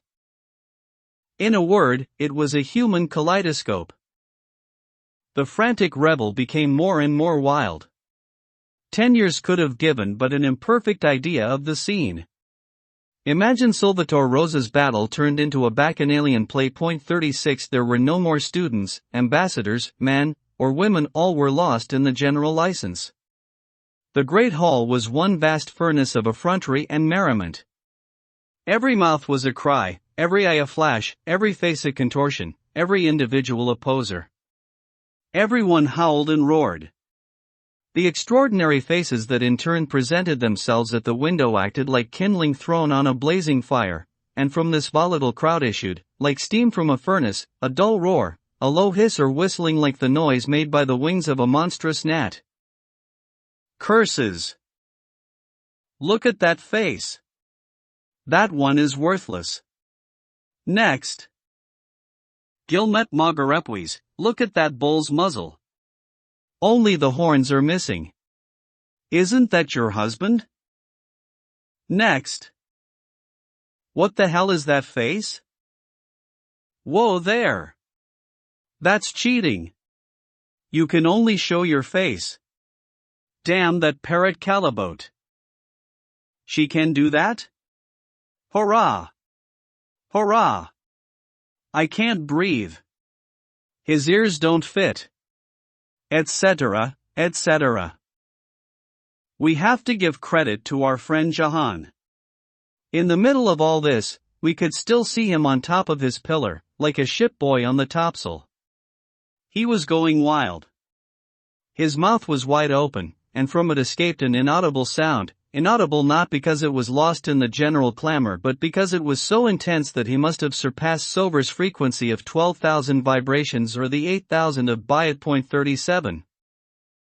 Meanwhile Gringoire, the first moment of dejection over, had recovered his spirits. He had braced himself against adversity.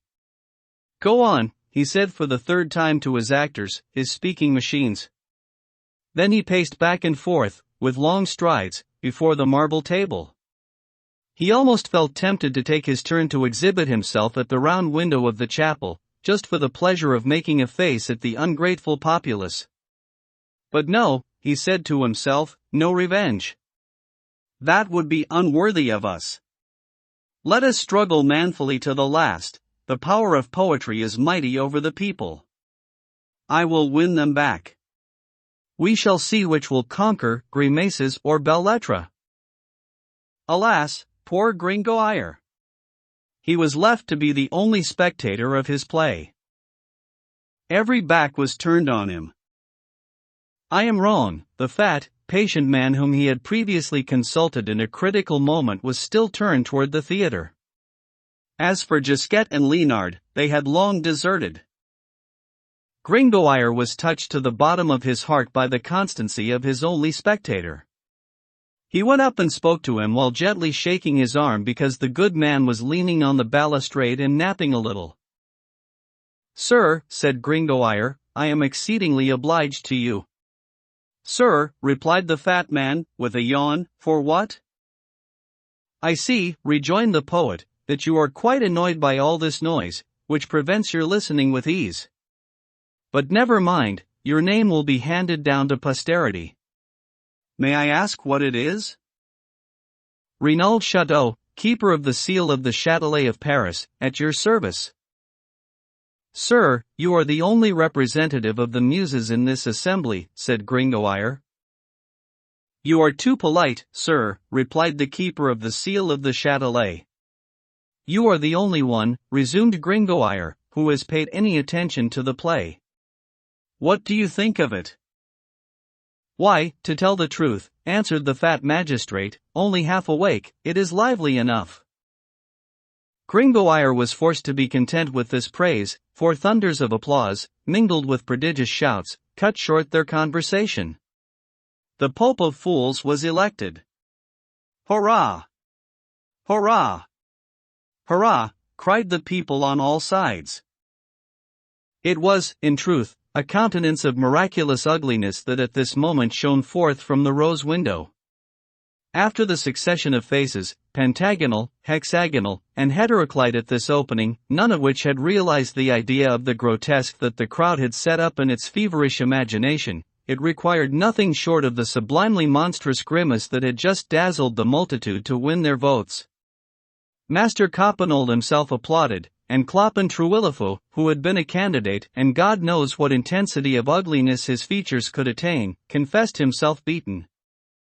We shall do the same. We shall not attempt to give the reader any idea of that tetrahedron nose, of that horseshoe mouth, of that little left eye, obscured by a bristly red eyebrow, while the right was completely overwhelmed and buried by an enormous wart, of those irregular teeth, jagged here and there like the battlements of a fortress, of that horny lip, over which one of those teeth protruded, like the tusk of an elephant, of that hook-like chin, and, above all, of the expression, that mixture of spite, astonishment, and melancholy, spread over all these features.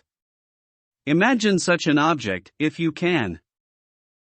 The acclamation was unanimous. The crowd rushed to the chapel. The lucky Pope of Fools was brought out in triumph, but it was not till then that surprise and admiration reached their height. The grimace was his natural visage. His whole person was a grimace. His prodigious head was covered with red bristles, between his shoulders rose an enormous hump, which was counterbalanced by a protuberance in front, his thighs and legs were so strangely put together that they touched only at the knees and, seen from the front, resembled two sickles joined at the handles. His feet were immense, his hands monstrous, but, with all this deformity, he possessed a formidable air of strength, agility, and courage, constituting a singular exception to the eternal rule which ordains that force, as well as beauty, shall result from harmony. This was the Pope of Fools chosen by the crowd. He looked like a giant who had been broken in pieces and badly soldered together again. When this sort of cyclops appeared on the threshold of the chapel, motionless, squat, almost as broad as high, the square of his base, as a great man has put it, 38, the populace instantly recognized him by his coat, half red and half purple, sprinkled with silver bells, and, more especially, by the perfection of his ugliness, and cried out with one voice, "It is Quasimodo the bell ringer! It is Quasimodo the Hunchback of Notre-Dame! Quasimodo the one-eyed! Quasimodo the bow-legged! Hurrah! Hurrah!" The poor devil, it seems, had plenty of surnames to choose among. "Let pregnant women take care," cried the students. Women actually covered their faces. "Oh, the ugly ape," cried one. "And as evil as he is ugly," said another. "It is the devil himself," exclaimed a third. "I am so unlucky as to live near Notre Dame, and I hear him at night prowling around in the gutters." "What? With the cats? He casts spells on us through our chimneys. The other night he came and grinned at me through my garret window. I thought it was a man, I was terrified. I am sure he attends the witches' Sabbaths. He once left a broom on my lead shots. Oh, the ugly hunchback! Faugh!" The men, on the contrary, were delighted and applauded. Quasimodo, the object of all the tumult, stood at the door of the chapel, gloomy and grave, exhibiting himself to the popular admiration. Suddenly, Robin Pausebane came up close to him and laughed in his face. Quasimodo, without uttering a word, caught him up by the belt and hurled him to the distance of 10 paces through the crowd. Master Coppenole, astonished at the feat, approached him. "By God," he exclaimed. "Holy Father! Why, you are the finest piece of ugliness I ever beheld. You deserve to be Pope in Rome as well as in Paris." As he said this, he cheerfully clapped his hand on the monster's shoulder. Quasimodo did not stir. Coppenole continued, "My fine fellow, I feel like having a wrestle with you, were it to cost me a new douzaine of 12 tournois. What do you say?" Quasimodo made no reply. "By God," cried the hosier, "are you deaf?" Quasimodo really was deaf. Nevertheless, he began to feel annoyed by Coppenole's gestures and turned toward him with so formidable a grinding of teeth that the Flemish giant recoiled, like a bulldog from a cat. A circle of terror and respect, having a radius of at least 15 geometric paces, was left vacant around this strange personage. An old woman informed Coppenole that Quasimodo was indeed deaf. "Deaf?" cried the hosier, with a Flemish horse laugh. "By God, he is an accomplished pope." "Ha," said Jehan, who had at length descended from his pillar to obtain a closer view of the new pope, "it's my brother's bell ringer. Good day, Quasimodo." "A devil of a fellow," sighed Robin Pausebane, aching all over from the effects of his fall. "He appears, he is a hunchback. He walks, he is bow-legged. He looks at you, he is one-eyed. You talk to him, he is deaf. And what use does this Polyphemus make of his tongue, I wonder?" "He can talk when he likes," said the old woman. "He became deaf with ringing the bells. He is not mute." "That is what he is missing," observed Jehan. "And he has one eye too many," added Robin Pausebane. "Not so," rejoined Jehan tartly. "A one-eyed man is more incomplete than one who is quite blind. He knows what he is missing." Meanwhile all the beggars, all the lackeys, all the thieves, along with the students, went in procession to the storeroom of the Basoche to get the pasteboard tiara and the mock robe of the Pope of Fools. Quasimodo allowed them to be put on him with a kind of proud docility. Then he was required to sit in a colorful litter. 12 officers of the fraternity of fools hoisted it up on their shoulders, and a sort of bitter and disdainful exultation spread over the morose countenance of the Cyclops when he saw beneath his feet all those heads of straight, handsome, well-shaped men. The roaring and ragged procession then moved off to parade, as was the custom, through the galleries inside the palace before it proceeded to the streets and public squares of the site. Chapter 6. La Esmeralda. We are very happy to report to the reader that, during the whole of this scene, Gringoire and his play had stood their ground. His actors, spurred on by him, had continued the performance, and he had continued to listen to them. In spite of the uproar, he was determined to go through with it, and did not give up hope of being able to regain the public's attention. This glimmer of hope became brighter when he saw Quasimodo, Coppenole, and the deafening retinue of the Pope of Fools leaving the hall. The crowd rushed out after them. "Excellent," he said. "We shall get rid of all those troublemakers." Unfortunately, these were the whole assembly. In the twinkling of an eye the great hall was empty. To tell the truth, a few spectators still lingered behind, some alone, others in groups around the pillars, old men, women, or children who had had enough of the uproar and tumult. Some of the students too remained astride the entablature of the windows, where they had a good view of the square. "Well," thought Gringoire, "there are quite as many as I want to hear the conclusion of my play. They are few, but they are an elite, illiterate audience." At that moment a symphonic overture, destined to produce a striking effect upon the arrival of the Holy Virgin, was not forthcoming. Gringoire saw that his musicians had been pressed into the service of the Pope of Fools. "Skip that part," he said, with the composure of a Stoic. He approached a knot of citizens who seemed to be talking about his play. He overheard this fragment of their conversation.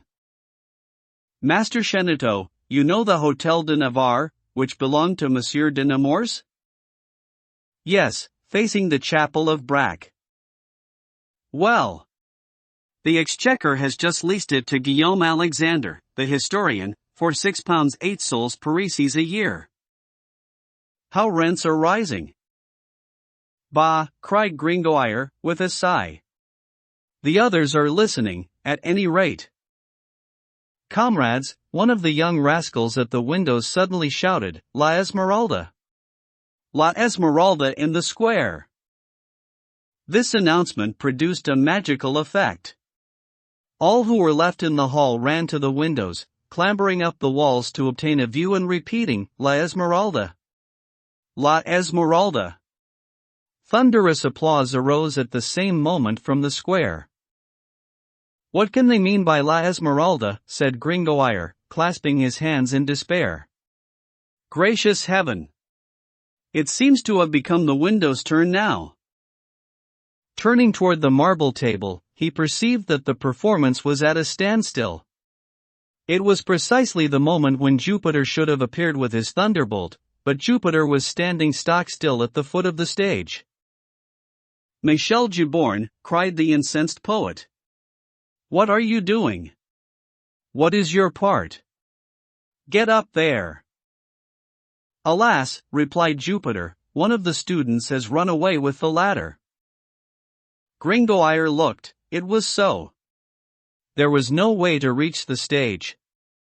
"The scoundrel," he murmured. "And why did he take the ladder?" "To go to see La Esmeralda," answered Jupiter, in a doleful tone. "He must have said to himself, 'Here's a ladder that's of no use,' and off he scampered with it." This was the final blow. Gringoire received it with resignation. "The devil take you," he said to the performers. "If I am paid you shall be." With lowered head he then made his retreat, but at the very end, like a general who has been soundly beaten.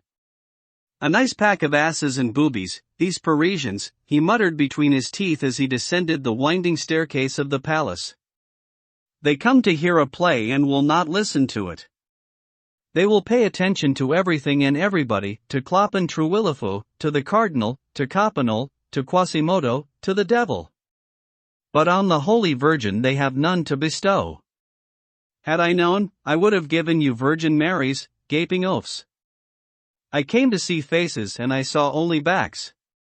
To be a poet, and to face the fate of an apothecary. Homer, it is true, begged for his bread in the Greek towns, and Naso 39 died in exile among the Muscovites. But the devil flay me if I understand what they mean by their La Esmeralda. And what kind of word is it to begin with? It must surely be Egyptique. 40. Book 2. Chapter 1. From Charybdis into Scylla. Night comes on early in the month of January. It was already dusk when Gringoire left the palace. To him the nightfall was doubly welcome, as he sought out some obscure and deserted street where he might muse undisturbed, and where philosophy might apply the first dressing to the poet's wound. In fact, philosophy was his only refuge. He did not know where he would find lodging. After the great failure of his dramatic endeavor, he did not dare return to his lodging on the Rue Grenier-sur-Lot, opposite the Porte-aux-Foins.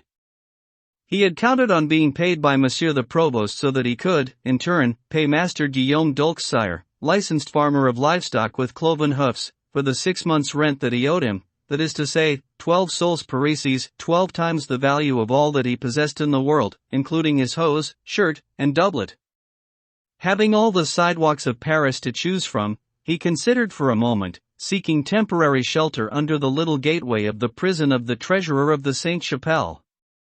He remembered having noticed, in the preceding week, a stepping stone at the door of a parliamentary councillor on the Rue de la Saviterie. He thought to himself at that time that this stone would be, in case of emergency, an excellent pillow for a beggar or a poet. He thanked Providence for having sent this excellent idea, but, as he was preparing to cross the palace yard, for the purpose of entering the tortuous labyrinth of the site, with its ancient winding streets of La Barillerie, La Vieille Draperie, La Saviterie, La Juiverie, one and others, still standing, and their houses 9 stories high, he saw the procession of the Pope of Fools coming out of the palace and advancing across the courtyard toward him with loud shouts, the glow of numerous torches, and his own band of musicians. This sight tore open afresh the wounds of his self-love. He took to his heels. In the keen mortification of his dramatic failure, everything that reminded him of the festival was salt in his wounds. He wanted to reach the Pont Saint-Michel. Boys were running back and forth with sparklers and setting off firecrackers. Curse the fireworks, Gringoire said, and he headed for the Pont-au-Change.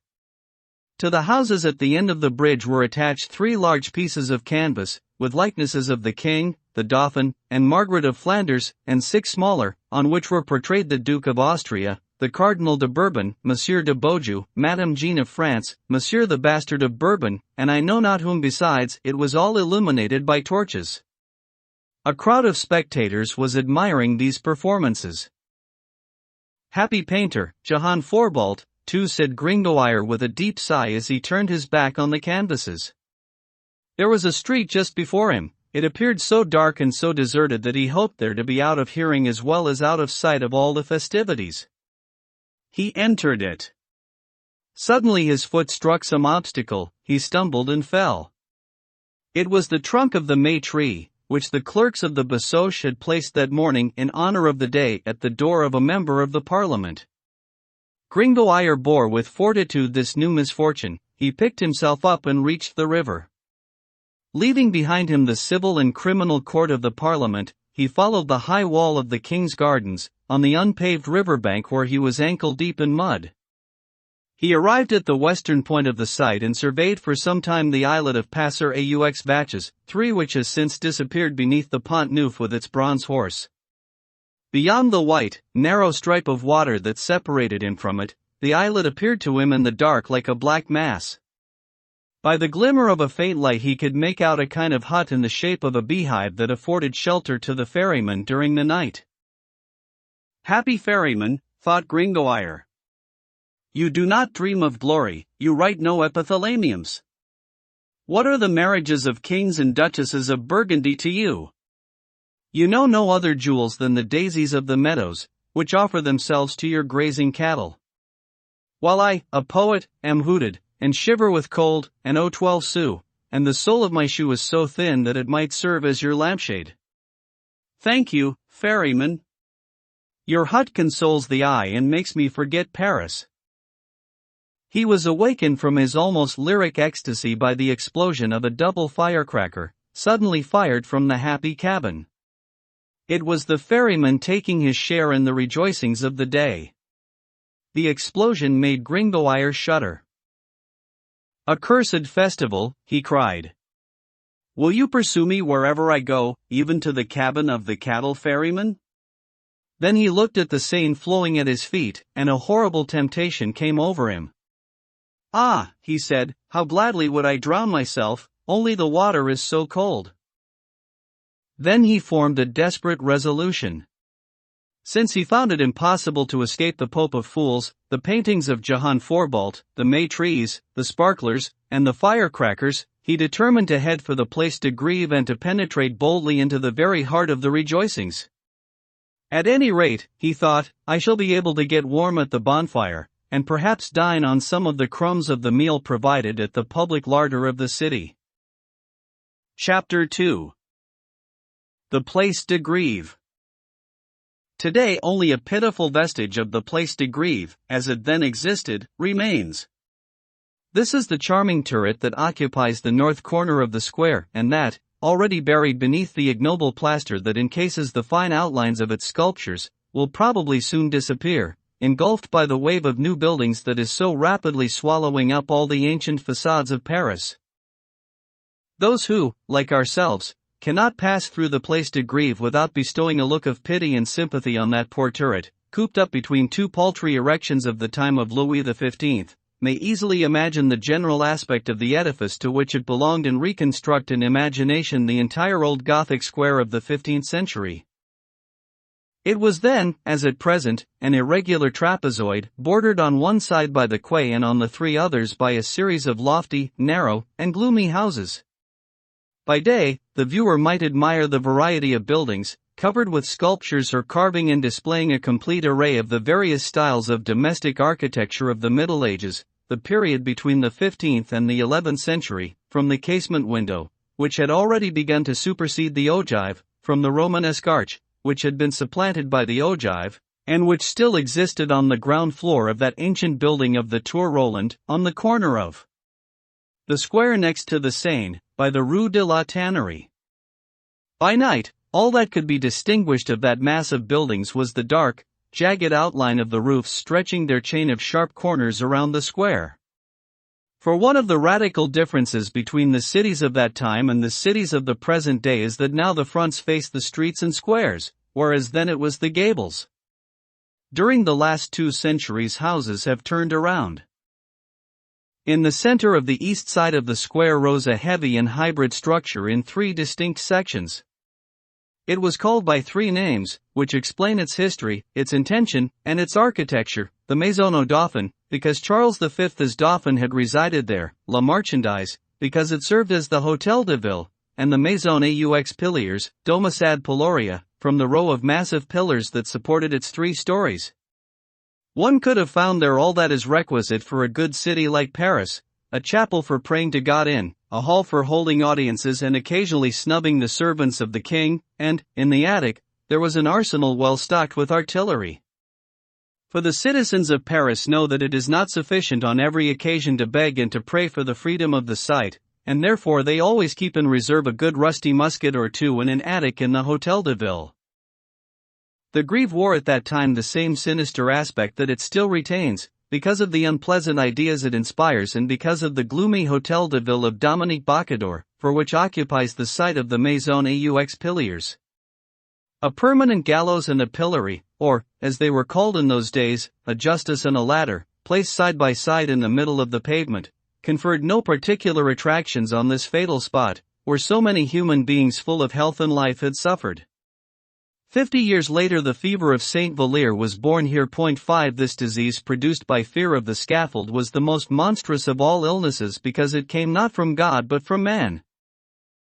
Let us say in passing that it is of some consolation that the death penalty with its iron wheels, its stone gallows, and all its equipment for executions, permanently embedded in the pavement, which 300 years ago still had its place in the Grève, the Halles, the Place Dauphine, the Croix du Trottoir, the Swine Market, the hideous Montfaucon, the Barrier of the Surgeons, the Place aux Chats, the Porte Saint-Denis, Champeau, the Porte Baudets, and the Porte Saint-Jacques, without taking into consideration the numberless ladders of the provosts, the bishop, the chapters, the abbots, the priors, who all possessed the power of life and death, not to mention the judicial drownings in the river Seine. It is of some consolation, I repeat, to think that today this hoary feudal lord, stripped gradually of all the pieces of its armor, has had to renounce its luxury of pains and penalties, its imaginative punishments and its various tortures, for which cause a new leather bed was made every 5 years at the Grand Châtelet. This feudal sovereign is almost banished, it is pursued in our books of law, driven from square to square, and would occupy in our immense Paris merely a shabby corner of the Grève, one miserable, furtive, worried, shamefaced guillotine, which always seems as if fearful of being caught in the act, so speedily does it disappear after striking the fatal blow. Chapter 3 Bessos para Gulp 6. When Pierre Gringoire reached the Place de Grève, he was quite numb with cold. He had gone over the Pont aux Meuniers to avoid the crowd at the Pont au Change and the flags of Jehan Forbalt, but the wheels of all the bishop's windmills had splashed him so unmercifully as he passed that his cloak was drenched. It seemed, moreover, as if the failure of his play had made him more chilly than ever. Accordingly, he hastened toward the bonfire that blazed magnificently in the middle of the square. A large crowd of people formed a circle around it.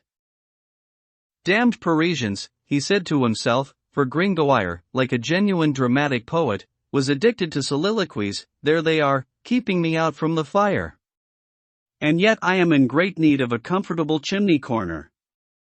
My shoes leak, and all those infernal windmills rained on me. The devil take the Bishop of Paris and his windmills. I would like to know what a bishop has to do with a windmill.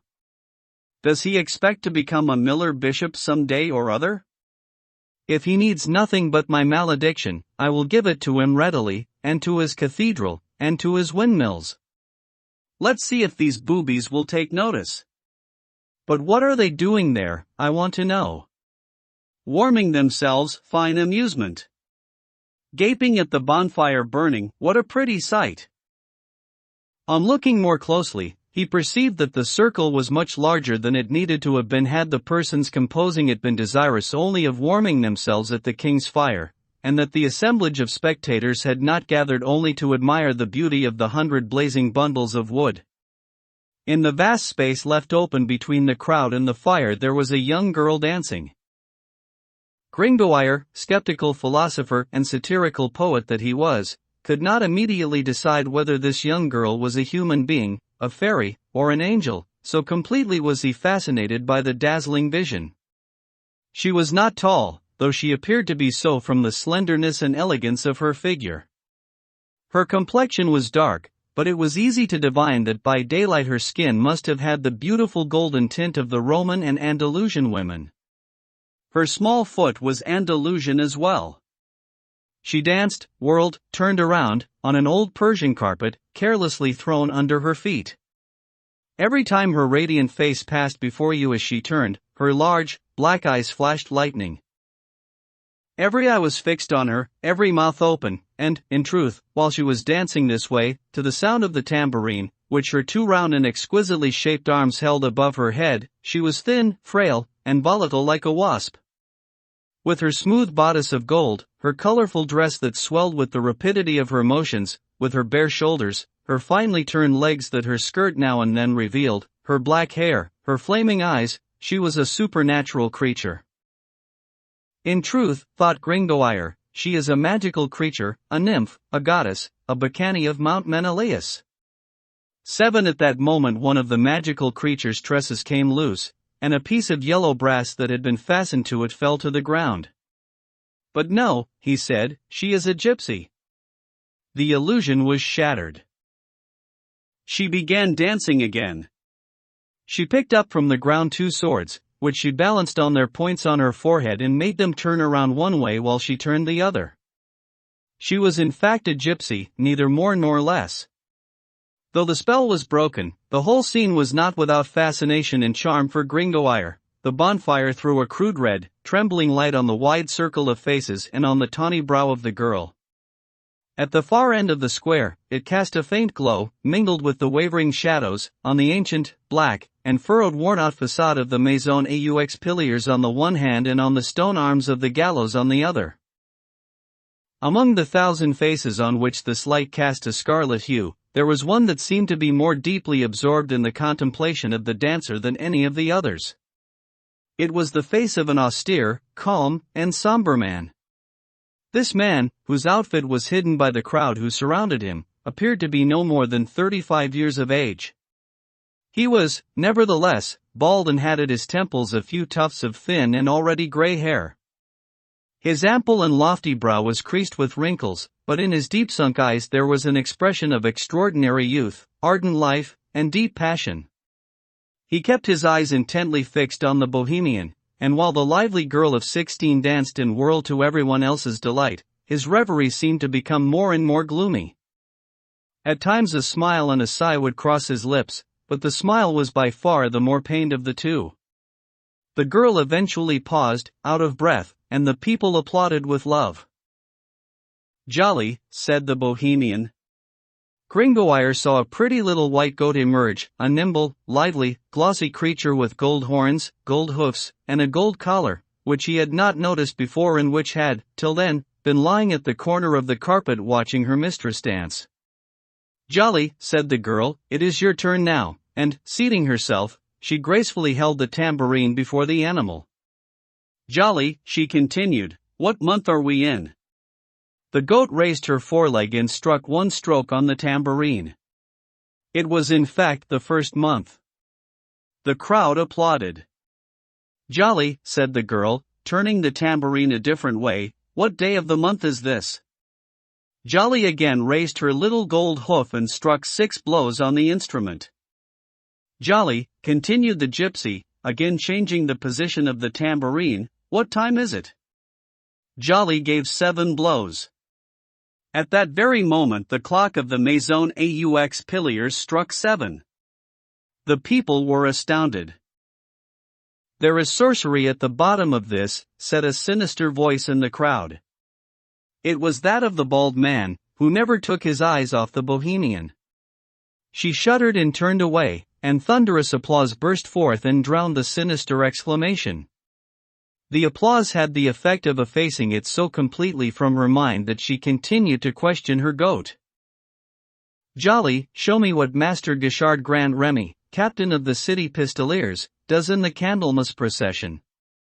Jolly raised herself on her hind legs and began bleating and walking with such comic gravity that the whole circle of spectators roared with laughter at this parody of the theatrical devotion of the captain of the Pistoliers. "Jolly," resumed the girl, emboldened by the increasing applause, "show me how Master Jacques Charmolue, the king's proctor in the ecclesiastical court, preaches." The goat sat down on her rump and began bleating and shaking her forepaws in such a grotesque way that, in gesture, accent, attitude, everything except bad French and worse Latin, it was Jacques Charmolue to a T. The crowd applauded more loudly than ever. "Sacrilege! Profanation!" shouted the bald man. The gypsy turned around once more. "Ah," she said, "it is that hateful man." Then, lengthening her lower lip beyond the upper, she gave a pout that seemed to be habitual to her, turned on her heel, and began to collect the donations of the multitude in her tambourine. Silver and copper coins of all sorts and sizes showered into it. She came to Gringoire, who so readily thrust his hand into his pocket that she stopped. "The devil," muttered the poet, fumbling in his pocket and finding the reality, that is, the void. The graceful girl stood still before him, looking at him with her large eyes and holding out her tambourine.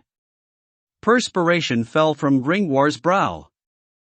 If he had had Peru in his pocket he would certainly have given it to the dancer, but Gringoire had no Peru there, and, besides, America was not yet discovered.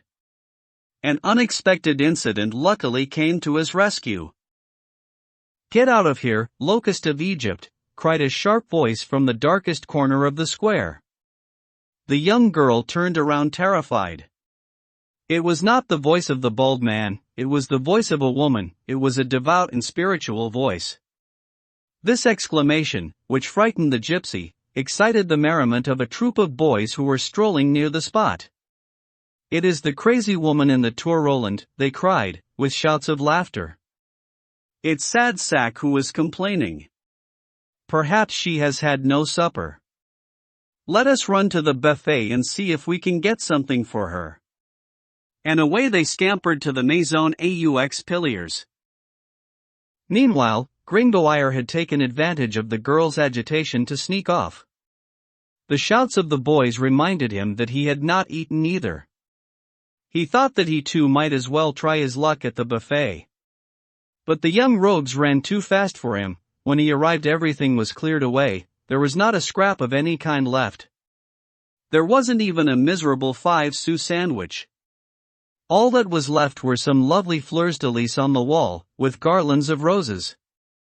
These were painted by Matthew Bittern in 1434. It made for a meager meal. It is not pleasant to be obliged to go to bed without supper, and still less agreeable to have no bed to go to as well as no supper to eat. Such was Gringoire's predicament. He found himself closely pressed on all sides by necessity, and he thought necessity unnecessarily harsh.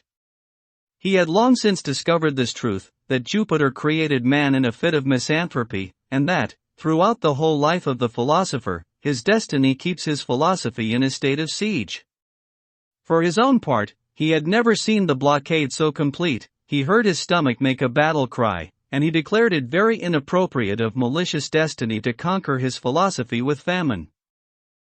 He was becoming more and more absorbed in this melancholy reverie when a strange kind of song, though remarkably sweet, roused him from it. It was the gypsy girl who was singing. Her voice, like her dancing and her beauty, was indefinable, something pure, sonorous, aerial, winged, as it were. There was a continual expansion of melodies, unexpected cadences, then simple phrases interspersed with harsh and whistling notes. And then there were leaps across the octaves that would have confused a nightingale but in which harmony was nevertheless preserved.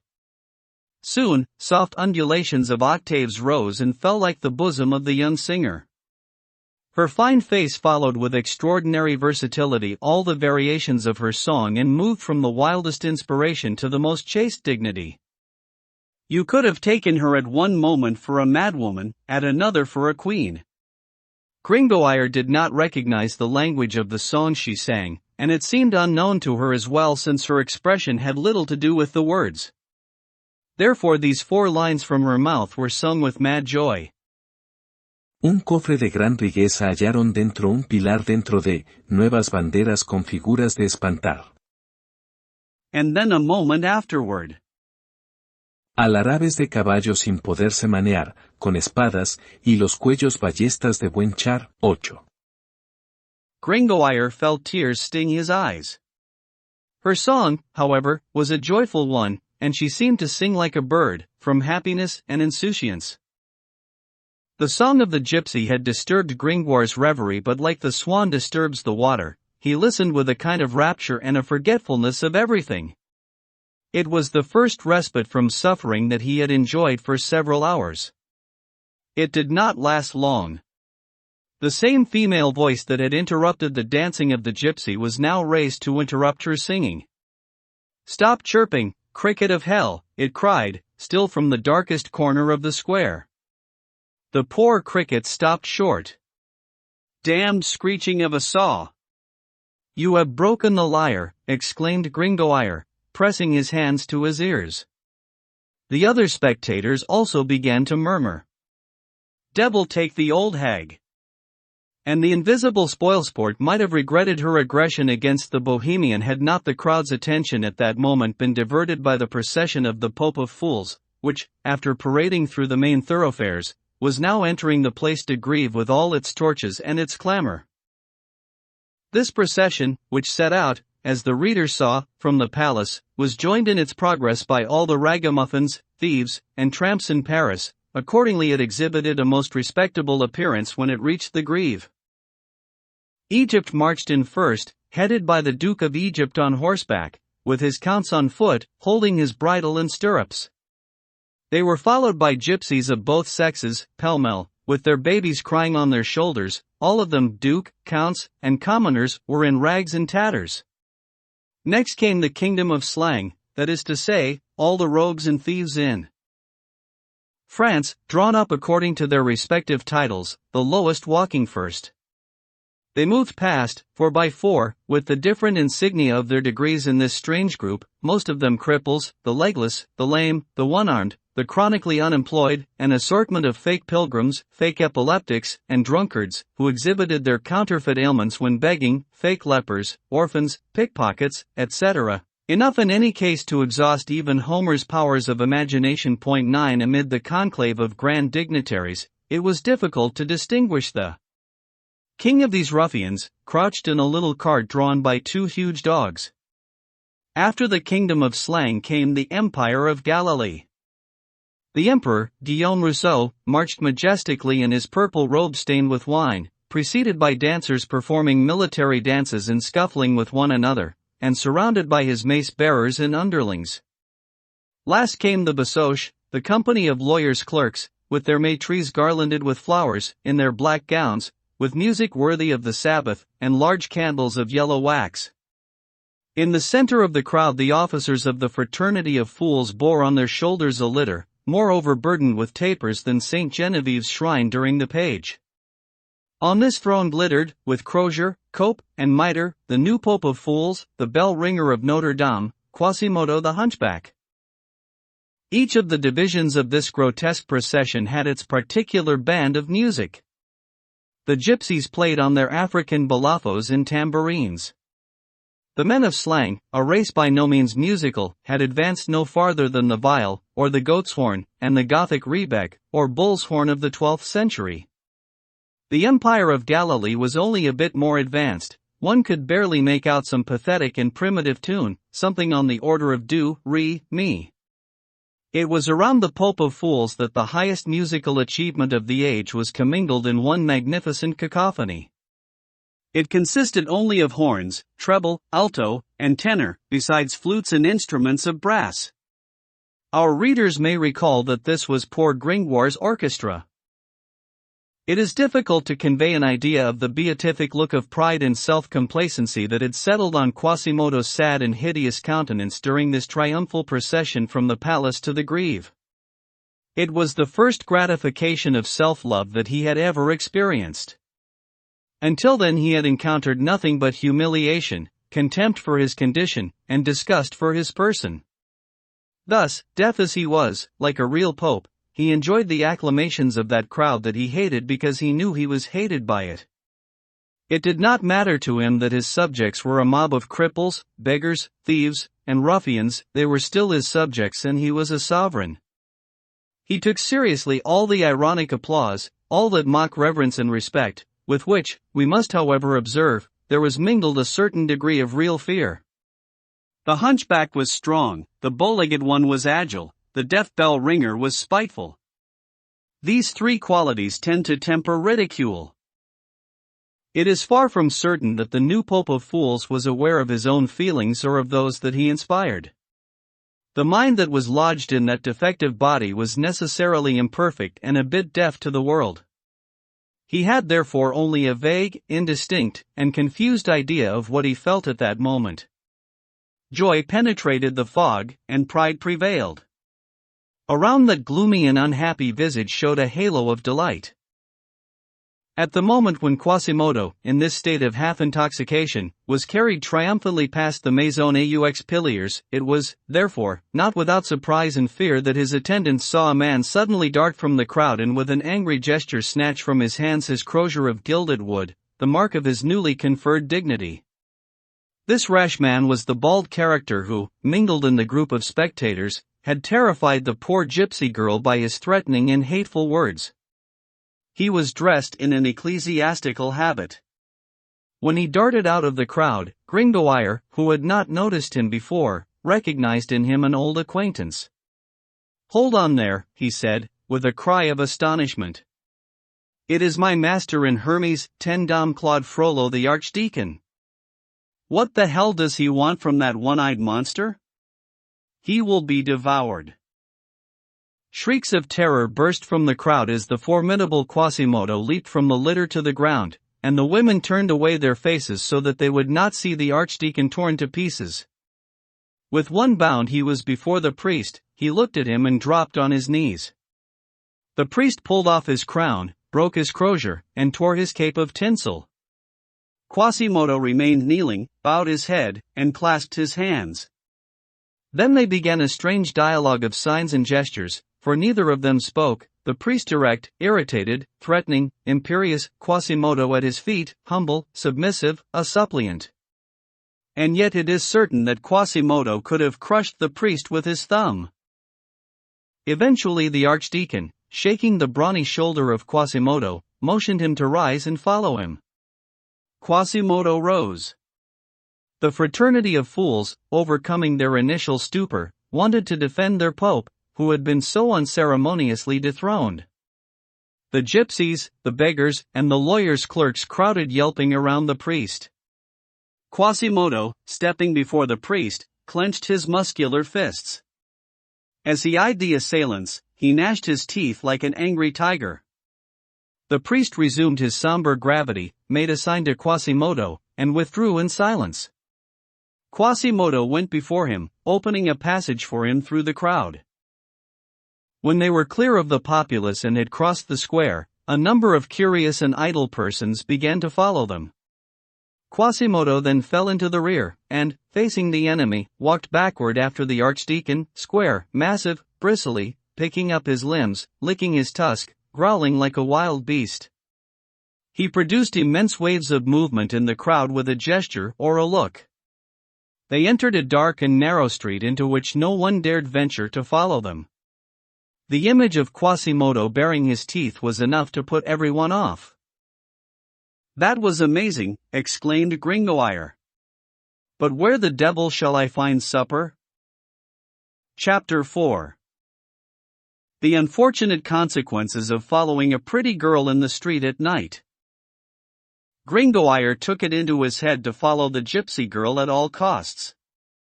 He saw her turn with her goat into the Rue de Cotellerie, and to the same street he directed his steps. "Why not?" he said to himself. Gringoire, a practical philosopher of the streets of Paris, had remarked that nothing is so conducive to reverie as following a pretty woman without knowing where she is going. In this voluntary resignation of free will, in this submission of one whim to another, there is a mixture of absolute independence and blind obedience, something between slavery and liberty, which was pleasing to Gringoire, whose mind was essentially divided, indecisive, and complicated. He was always suspended between all human passions and propensities, and incessantly neutralizing one with another. He was fond of comparing himself with the tomb of Muhammad, attracted in contrary directions by two lodestones and eternally wavering between the high and the low, between rising and sinking, between zenith and nadir. If Gringoire lived in our day, how beautifully he would be able to occupy the middle ground between classicism and romanticism. But he was not hardy enough to live for 300 years. His absence in our times leaves a terrible void. In any case, nothing tends so much to produce a disposition to follow passers-by, and especially those of the fair sex, in the streets as the circumstance of having neither home nor shelter. Gringoire, therefore, walked pensively on after the girl, who quickened her pace and made her pretty little goat trot along by her side when she saw the residents of the sight returning home and the tavern keepers, who had alone opened shop on that day, closing up for the night. After all, he thought, she must lodge somewhere. Gypsies are very generous. Who knows, the ellipsis was filled by I cannot tell what pleasant visions. Meanwhile, from time to time, as he passed the last groups of tradesmen shutting their doors, he caught some fragments of their conversation, which broke the chain of his pleasing hypotheses. Two old men, for instance, would accost one another in this manner. Master Thibaut Fernicle, do you know that it is very cold? Gringoire had known that ever since the beginning of winter. It is, indeed, Master Boniface Decem. Are we going to have another winter like we had 3 years ago, in '80, when wood cost 6 sous a cord? Pooh! That is nothing, Master Thibaut, to the winter of 1407, when the frost lasted from Martinmas to Candlemas and the cold was so bitter that the pen of the clerk of the Parliament froze in the great chamber every 3 words he wrote. Farther on, a couple of female neighbors chatted at their windows while the fog made their candles crackle. Did your husband tell you about the accident, Mademoiselle La Boudrague? No. But what is it, Mademoiselle Turcant? You know Monsieur Gilliscoden's horse, he is notary to the Châtelet. Well, the horse had a scare at the Flemish and their procession and knocked over Master Philipot Avrelot, the lay brother of the Celestins. Indeed. Absolutely. A commoner's horse. That's a bit much. If it had been a cavalry horse, I could understand. The windows closed again, but Gringoire had, nevertheless, lost the thread of his ideas. Luckily, however, he soon recovered and quickly rediscovered it, thanks to the gypsy girl and her jolly, who were still walking before him, 2 elegant, delicate, charming creatures, whose small feet, handsome shapes, and graceful manners he admired, almost confusing them in his imagination. He regarded them both as young girls for intelligence and their fondness for each other, and thought of them both as young goats for their agility and lightness of step. The streets, in the meantime, became every moment darker and more deserted. Curfew had long since rung, and it was only at rare intervals that a passer-by was seen on the pavement, or a light at the windows. Gringoire, in following the gypsy, had entered that inextricable labyrinth of lanes and alleys and crossways surrounding the ancient sepulchre of the Holy Innocents. The streets resembled a skein of thread entangled by a playful cat. Here are streets that have very little logic, said Gringoire, lost in their thousand meanders, through which, however, the girl proceeded along a path that seemed familiar to her, and at a more and more rapid pace. For his part, he would not have had the remotest conception of where he was had he not perceived, on turning a corner, the octagonal shape of the pillory of the Halles, the black form of which was distinctly defined against a window still lighted in the Rue Verdelet. He had, by this time, begun to attract the notice of the young girl. She had more than once turned her head and looked at him with some uneasiness. She had even stopped short and taken advantage of a ray of light from the half-open door of a bakery to stare at him attentively from head to foot. Gringoire had seen her, after the scrutiny, pout her lip as she had done before, then she moved on. The face she made piqued Gringoire's curiosity about what it might mean. It certainly conveyed an expression of disdain and dislike. He began, as a consequence, to hang his head, as if to count the paving stones, and to drop farther behind when, on reaching the corner of a street into which she had turned, he was startled by a piercing shriek. He hurried forth. The street was extremely dark, a wick steeped in oil, burning in an iron cage at the foot of the Blessed Virgin at the corner, nevertheless enabled Gringoire to distinguish the gypsy girl struggling in the grasp of 2 men, who were trying to stifle her cries. The poor little goat, terrified at this attack, dropped her head, aimed her horns, and bleated. "Watch yourselves, gentlemen," shouted Gringoire, boldly advancing. One of the men who held the girl turned on him. It was the formidable face of Quasimodo. Gringoire did not run away, neither did he advance another step. Quasimodo went up to him and dealt him a backhanded blow that sent him reeling 3 or 4 yards and stretched him sprawling on the pavement. Then, darting back, Quasimodo caught up the young girl and carried her off across one of his arms like a silken scarf. His companion followed, and the poor goat ran after the three, bleating in a most plaintive manner. "Murder! Murder!" cried the unfortunate gypsy girl. "Halt, scoundrels, and let the girl go!" suddenly roared, in a voice of thunder, a horseman who came dashing out from the next street. It was the captain of the archers of the king's order, armed from head to toe. He snatched the gypsy out of the grasp of the stupefied Quasimodo, laid her across his saddle, and just when the formidable hunchback, recovering from his surprise, would have rushed on him to regain his prey, 15 or 16 archers who followed close on the heels of their captain came up armed with quarterstaves. It was part of a company of the king's order that performed the counterwatch, by the order of Messire Robert d'Estouteville, keeper of the Provosty of Paris. Quasimodo was surrounded, seized, and bound. He bellowed, he foamed, he kicked, he bit. Had it been daylight, no doubt his face alone, rendered doubly hideous by rage, would have sufficed to scare away the whole squadron, but night disarmed him of his most formidable weapon, his ugliness. His companion disappeared during the struggle. The Bohemian gracefully raised herself up on the officer's saddle. Pressing her hands on his shoulders, she looked at him intently for a few moments, as if hypnotized by his handsome face and grateful for the timely salvation that he had afforded her. Then, giving a sweeter tone than usual to her sweet voice, she inquired, "What is your name, sir?" "Captain Phoebus de Châteaupers, at your service, my dear," replied the officer, drawing himself up to his full height. "Thank you," she said, and while the captain was twirling his whiskers à la Bourguignon, she slid down the horse's side to the ground and disappeared faster than lightning. "Damnation," said the captain, as he tightened the straps binding Quasimodo. "I would have preferred to keep the girl."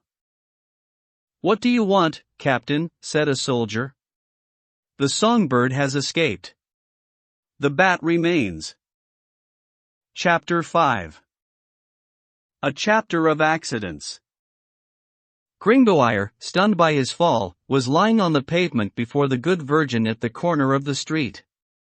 By degrees he came to himself. At first he floated for a while in a kind of dreamy reverie, which was rather soothing, though the aerial figures of the Bohemian and her goat were coupled with the weight of Quasimodo's fist. This state lasted a short while. A painful sensation of cold in that part of his body which was in contact with the pavement suddenly awoke him and he regained consciousness. "Where does this cold come from?" he said sharply to himself. He saw that he was almost in the middle of the gutter. "Devil of a hunchback Cyclops," he muttered, and he tried to rise, but he was so stunned and bruised that he was forced to remain where he was. His hand, however, was free.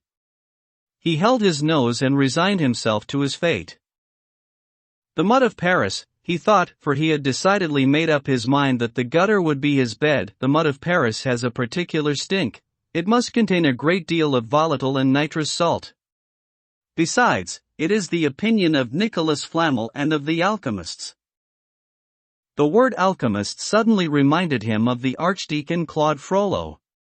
He remembered the violent scene that he had just witnessed. He remembered that the Bohemian was struggling between two men, that Quasimodo had a companion, and the stately and morose figure of the Archdeacon passed confusedly before his memory. That would be incredible, he thought. And with this fact and on this foundation he began to erect the fantastic edifice of hypothesis, that card-house of philosophers. Then, suddenly recalled once more to reality, "By God," he cried, "I am freezing." The place, in fact, was becoming less and less bearable. Each molecule of the water in the gutter carried off a particle of radiating heat from Gringoire's loins, and the equilibrium between the temperature of his body and the temperature of the gutter began to be established in a way that was far from agreeable. Suddenly he was assailed by an annoyance of a totally different kind.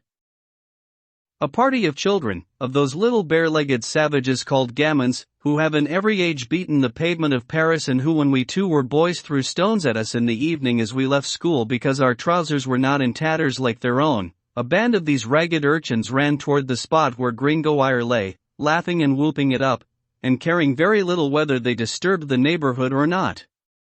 They were dragging after them something like an enormous bag, and the mere clattering of their wooden clogs would have been enough to wake the dead. Gringoire, who was not absolutely dead, propped himself up a little to see what was going on. "Hey there! Hennequin Dandesh! Hey there, Jahan Pinsboard," they bawled at the top of their voices. "Old Eustache Moubon, the ironmonger at the corner, has just died. We have got his straw mattress and are going to make a bonfire." Saying this, they threw the straw mattress down right on Gringoire, next to whom they had stopped without seeing him. At the same time one of them took a handful of straw and went to light it at the Virgin's lamp. "Christ Almighty," grumbled Gringoire. "Now am I going to be too hot?" Between fire and water he was caught in a critical situation. He made a superhuman effort, the effort of a counterfeiter who is about to be boiled and tries to escape. He raised himself to his feet, threw back the straw mattress on the urchins, and hobbled away as fast as he could. "Holy Virgin," cried the boys. "It is the ironmonger's ghost!" And off they scampered in turn. The straw mattress was left in possession of the field of battle. Belafort, Father Lejeug, and Corazette 11 relate that on the following day it was picked up with great pomp by the neighborhood clergy and carried to the treasure house of the Church of Saint Opportune, where the sacristan, until the year 1789, made a very handsome income with the great miracle performed by the statue of the Virgin at the corner of the Rue Mauconseil. It is said that the statue had, by its mere presence, on the memorable night between the 6th and the 7th of January, 1482, exorcised the spirit of Eustache Moubon, which, to hide from the devil, had when he died maliciously hid itself in his straw mattress. Chapter 6. The Broken Jug.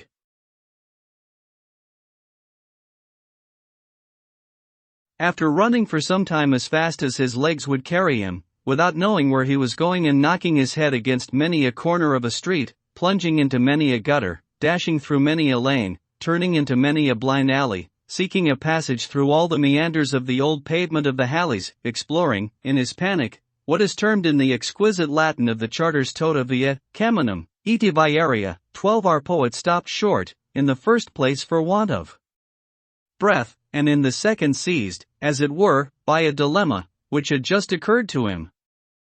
"It seems to me, Master Pierre Gringoire," he said to himself, placing his finger on the side of his nose, "that you are running around like a brainless wonder. The young rogues were not a bit less afraid of you than you of them. It seems to me that you heard their wooden shoes clattering off to the south, while you are heading to the north. Now, either they have run away, and then the straw mattress, which they have no doubt left behind in their fright, is precisely the hospitable bed for which you have been running around ever since morning, and which the Virgin, blessed be her name, miraculously sends to reward you for having composed in honor of her a play accompanied by pomp and circumstance, or the boys have not run away. In that case they have set fire to the straw mattress, and a good fire is the very next thing you want to warm, to dry, and to cheer you. In either case, a good fire, or a good bed, the straw mattress is a gift from heaven. It was perhaps for this very reason that the Virgin at the corner caused the death of Eustache Moubon, and it is stupid of you to run your legs off this way, like a Picard from a Frenchman, leaving behind what you are running after. You are an idiot." He turned and, with eyes and ears on the alert, tried to steer his steps back to the lucky straw mattress. But in vain. There were only intersections of houses, blind alleys, forks in the road where he was forced to pause in doubt and hesitation, more perplexed and more entangled in the intricacies of those dark, narrow lanes and courts than he would have been in the maze of the Hôtel des Tournelles itself. Finally, he lost all patience and cried out solemnly, "Curse these streets! The devil must have made them in the image of his fork." This exclamation consoled him a little, and a kind of reddish light, which he perceived at the end of an alley, helped to boost his morale. "God be praised," he said. "There it is. There is my straw mattress burning. And comparing himself with the mariner who was wrecked in the night, Salve, he piously ejaculated, Salve maris stella. 13. Whether this fragment of the seaman's hymn was addressed to the Blessed Virgin or to the straw mattress we do not know. Before he had proceeded many steps down the alley, which sloped downward and was unpaved, and which became more and more muddy the farther he went, he perceived something most extraordinary. The alley was not deserted. Here and there crawled a number of indistinct and shapeless masses. Like heavy insects who fly from one stalk of grass to another toward a papier-mâché fire, they were headed toward the light at the bottom of the lane. Nothing makes a man so adventurous as an empty wallet. Gringoire continued to advance and soon came up to the laggard who had fallen behind the others and was crawling lazily along after them. When Gringoire overtook him, he saw that it was only a wretched legless cripple, who was hopping along on both hands. At the moment when he was passing this sort of spider with human face, it accosted him in a lamentable tone, La buona mansia, Signor. La buona mansia. 14. The devil take you, said Gringoire, and me along with you if I know what you mean. And he walked on. He overtook another of those walking shapes. He was a cripple too, a one-armed lame man who had to use such a complicated system of crutches and wooden legs that he looked like a walking scaffold. Gringoire, who was fond of lofty and classic comparisons, likened him in imagination to the living tripod of Vulcan. This living tripod took off its hat to him as he passed but held it up under Gringoire's chin, like a barber's basin, at the same time yelling in his ear, Señor Caballero, para comprar un pedazo de pan. 15. This fellow, said Gringoire, seems to be talking too, but he speaks a rough language, and he must be cleverer than I am if he understands it. Then he slapped himself on the forehead at a sudden thought. And what did they mean when they said this morning their Esmeralda? He wanted to walk more quickly, but for the third time something obstructed the way. This something, or rather this somebody, was a little blind man, with a Jewish face and long beard, who felt his way along with his stick and, towed by a great dog, sang out with nasal twang and Hungarian accent, Facitode caritatum. 16. Finally, said Pierre Gringoire, here is someone at least who speaks a Christian language. I must have a most benevolent look for people to ask charity of me in this manner, in the present meager state of my purse. My friend, he continued, turning toward the blind man, last week I sold my last shirt or, as you understand no language but Cicero's, vended I hebdomadinu per transitamine ultimum chemisam. This said, he turned his back on the blind man and pursued his way. But the blind man quickened his pace, at the same time suddenly up came the two cripples, in great haste, with a tremendous clatter of bowls and crutches on the pavement. All three, jostling each other at poor Gringoire's heels, began to sing their song. Caritatum, sang the blind man. La buona mansia, sang the legless one. The other cripple joined in the concert with un pedazo de pan. Gringoire covered his ears. Oh, Tower of Babel, he exclaimed. He began to run for it. The blind man ran. The lame man ran. The legless man followed. Soon he was surrounded by the lame and the blind, by the one-armed and the one-eyed, and by lepers with their sores, some coming out from houses, others from the adjoining streets, and still others from cellars, howling, bellowing, yelping, hobbling, rushing toward the light and wallowing in the mire like snails after the rain.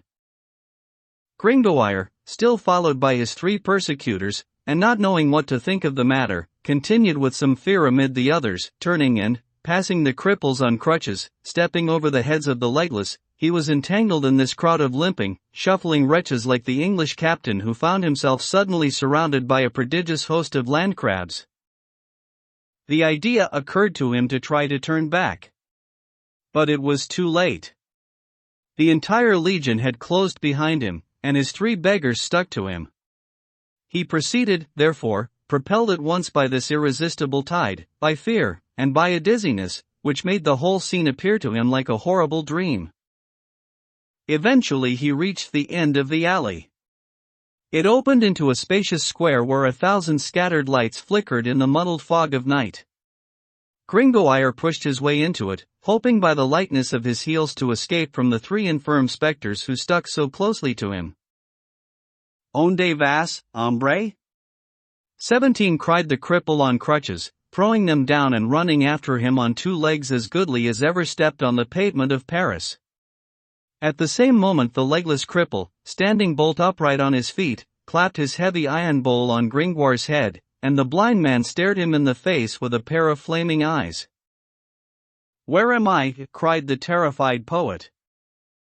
"In the Cour des Miracles," replied a 4th spectre, who had joined them. "Miracles, upon my soul," rejoined Gringoire. "Here the blind see, and the lame run." A sinister laugh was their only answer. The poor poet looked around him. He was actually in that dreaded Cour des Miracles, into which no honest man had ever penetrated at such an hour. It was a magic circle, which, when the officers of the Châtelet and the sergeants of the provost had ventured there, had disappeared into thin air. It was a den of thieves, a hideous wart on the face of Paris. It was a sewer disgorging every morning and receiving every night that fetid torrent of vice, mendacity, and vagabondage that always overflows the streets of great capitals. It was a monstrous hive, to which all the hornets of the social order retired at night with their booty, the hospital of imposture, where the gypsy, the defrocked monk, the ruined scholar, the rejects of every nation, Spaniard, Italian, German, of all religions, Jews, Christians, Mohammedans, idolaters, covered with painted wounds, beggars by day, transmogrified themselves into bandits at night. It was an immense dressing room, in short, where all the actors of that eternal comedy that theft, prostitution, and murder play in the streets of Paris took refuge in those days to dress and undress. It was a spacious area, irregular and ill-paved, like all the open squares of Paris of the time. Fires, around which swarmed strange-looking groups, were blazing here and there. All was bustle, confusion, uproar. Coarse laughter, the crying of children, the voices of women, were intermingled. The hands and heads of this multitude, black in relief against a luminous ground, made 1,000 antic gestures. A dog that looked like a man, or a man who looked like a dog, might be seen from time to time crossing the square on which trembled the reflection of the fires, interrupted by broad, ill-defined shadows.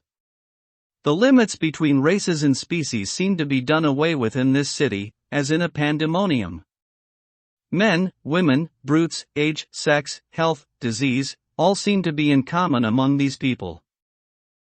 They were jumbled, huddled together, one on top of another, each partook of everything. The faint and flickering light of the fires enabled Gringoire to distinguish, despite his fear, a hideous circumference of old houses, with decayed, worm-eaten, ruined facades all around the immense square. Each of them was perforated by 1 or 2 small lighted windows, and they appeared to him in the dark like enormous heads of old hags ranged in a circle who winked their eyes as they watched the rites of the witches' Sabbath. It was like a new world, unexplored, unheard of, deformed, reptilian, swarming, fantastic. Gringoire, more and more terrified, held by the 3 beggars as by 3 vices, was deafened as a crowd of other faces gathered around him, shouting. The unlucky Gringoire strove to rally his presence of mind, and to recollect whether it was Saturday or not. But his efforts were vain, the thread of his memory and of his thoughts was broken, and, doubting everything, floating between what he saw and what he felt, he asked himself this puzzling question: if I am, can this be? If this is, can I be? At this moment a distinct shout arose from amid the buzzing crowd by which he was surrounded: "Lead him to the king! Lead him to the king!" "Holy Virgin," muttered Gringoire. "The king of this place! Why, he can be nothing but a goat!" "To the king! To the king," repeated every voice. He was hustled away. The rabble rushed to lay hands on him, but the 3 beggars held him fast in their grip, tearing him away from the others and bawling, "He is ours!" The poor poet's doublet, previously in wretched condition, was utterly ruined in this struggle. While they were crossing the horrible square, the vertigo that had confused his senses was dispelled. After a few steps, a sense of the reality flashed upon him. He became used to the atmosphere of the place. At first, there had risen from his poetic brain and perhaps, to speak quite simply and prosaically, from his empty stomach, a fume, a vapor, which, spreading itself between objects in him, had permitted him to catch a glimpse of them only in the distorting haze of the nightmare, in that darkness of dreams that makes all contours shaky. All forms seemed to be grinning, all objects heaped together in preposterous groups, things were transformed into chimeras and men into phantoms. By degrees this hallucination gave way to visions that were less wild and hyperbolic. Reality dawned on him, paining his eyes, treading on his toes, and demolishing piecemeal the whole terrifying poetry by which he had at first fancied himself to be surrounded. He could not help perceiving that he was walking not in the river Styx but in mud, that he was elbowed not by demons but by robbers, that his soul was not in danger but merely his life, because he lacked that excellent mediator between the criminal and the honest man, the purse. In short, on examining the scene more closely and more coolly, he fell from the witch's Sabbath down to the tavern. The Cour des Miracles was in fact nothing but a tavern for criminals, quite as much stained with blood as with wine. The sight that presented itself when his ragged escort had eventually brought him to the place of his destination was not calculated to carry back to poetry, even if it were the poetry of hell. It was more than ever the prosaic and brutal reality of the tavern. If we were not in the 15th century, we would say that Gringoire had descended from Michelangelo to Callot. Around a great fire that burned on a large circular hearth, whose flames rose among the red-hot bars of a trivet unoccupied at the moment, a few worm-eaten tables were haphazardly scattered. No geometrically inclined waiter had deigned to study symmetry in their arrangement, or to take care at least that they would not cut each other off at too unusual angles. On these tables shone pots flowing with wine and beer, and around these pots were grouped a great many drunken faces, empurpled by fire and by drink.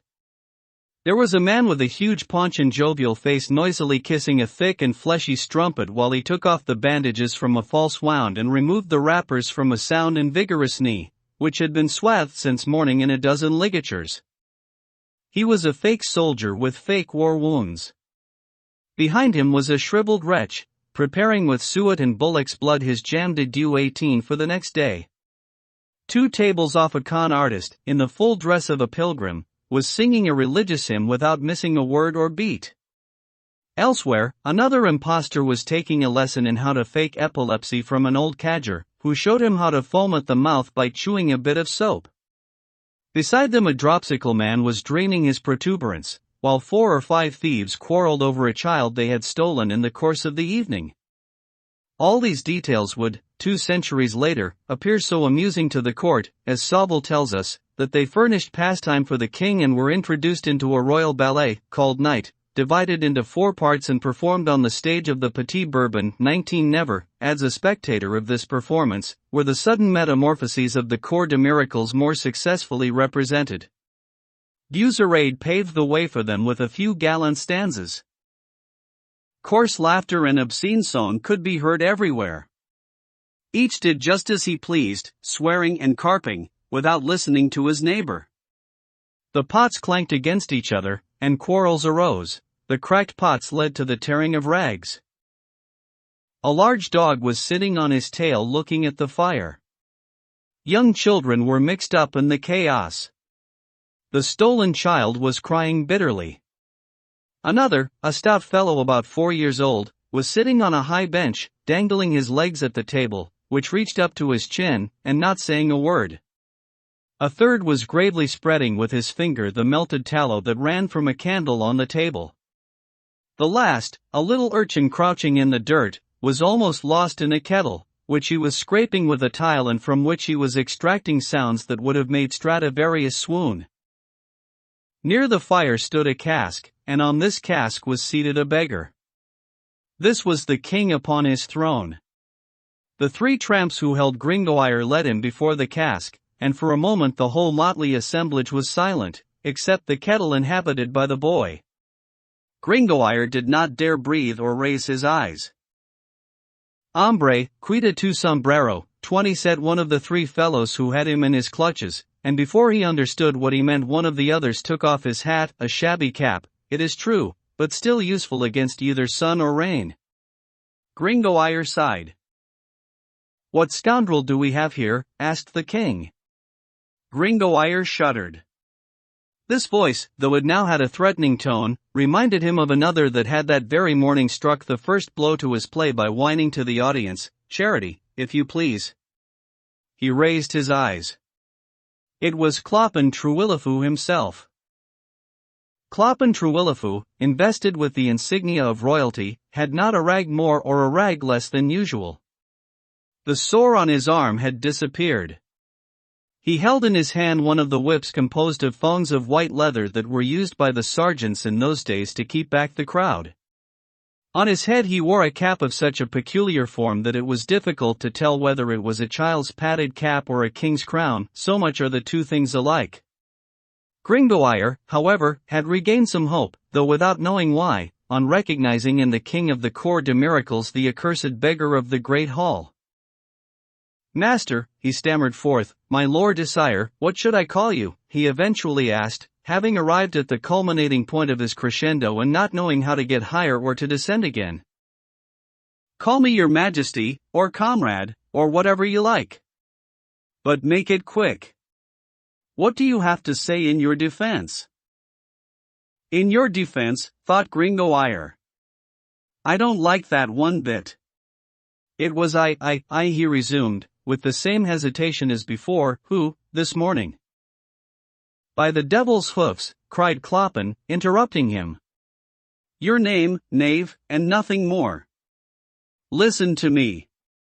You are in the presence of three mighty sovereigns, myself, Clopin Trouillefou, king of Thunes, and supreme ruler of the realm of Slang, Matthias Hunyadi Spicali, Duke of Egypt and Bohemia, that sallow old crone whom you see yonder, with a cloud around his head, and Guillaume Rousseau, Emperor of Galilee, the fat man who was too busy caressing that strumpet to pay attention to us. We are your judges. You have entered our territories without being one of our subjects, you have violated the privileges of our city. You must be punished, unless you are a cheat, a con artist, or a faker, or, to use the gibberish of those who call themselves honest people, a thief, a beggar, or a vagrant. Are you any of these? Justify yourself. State your qualities."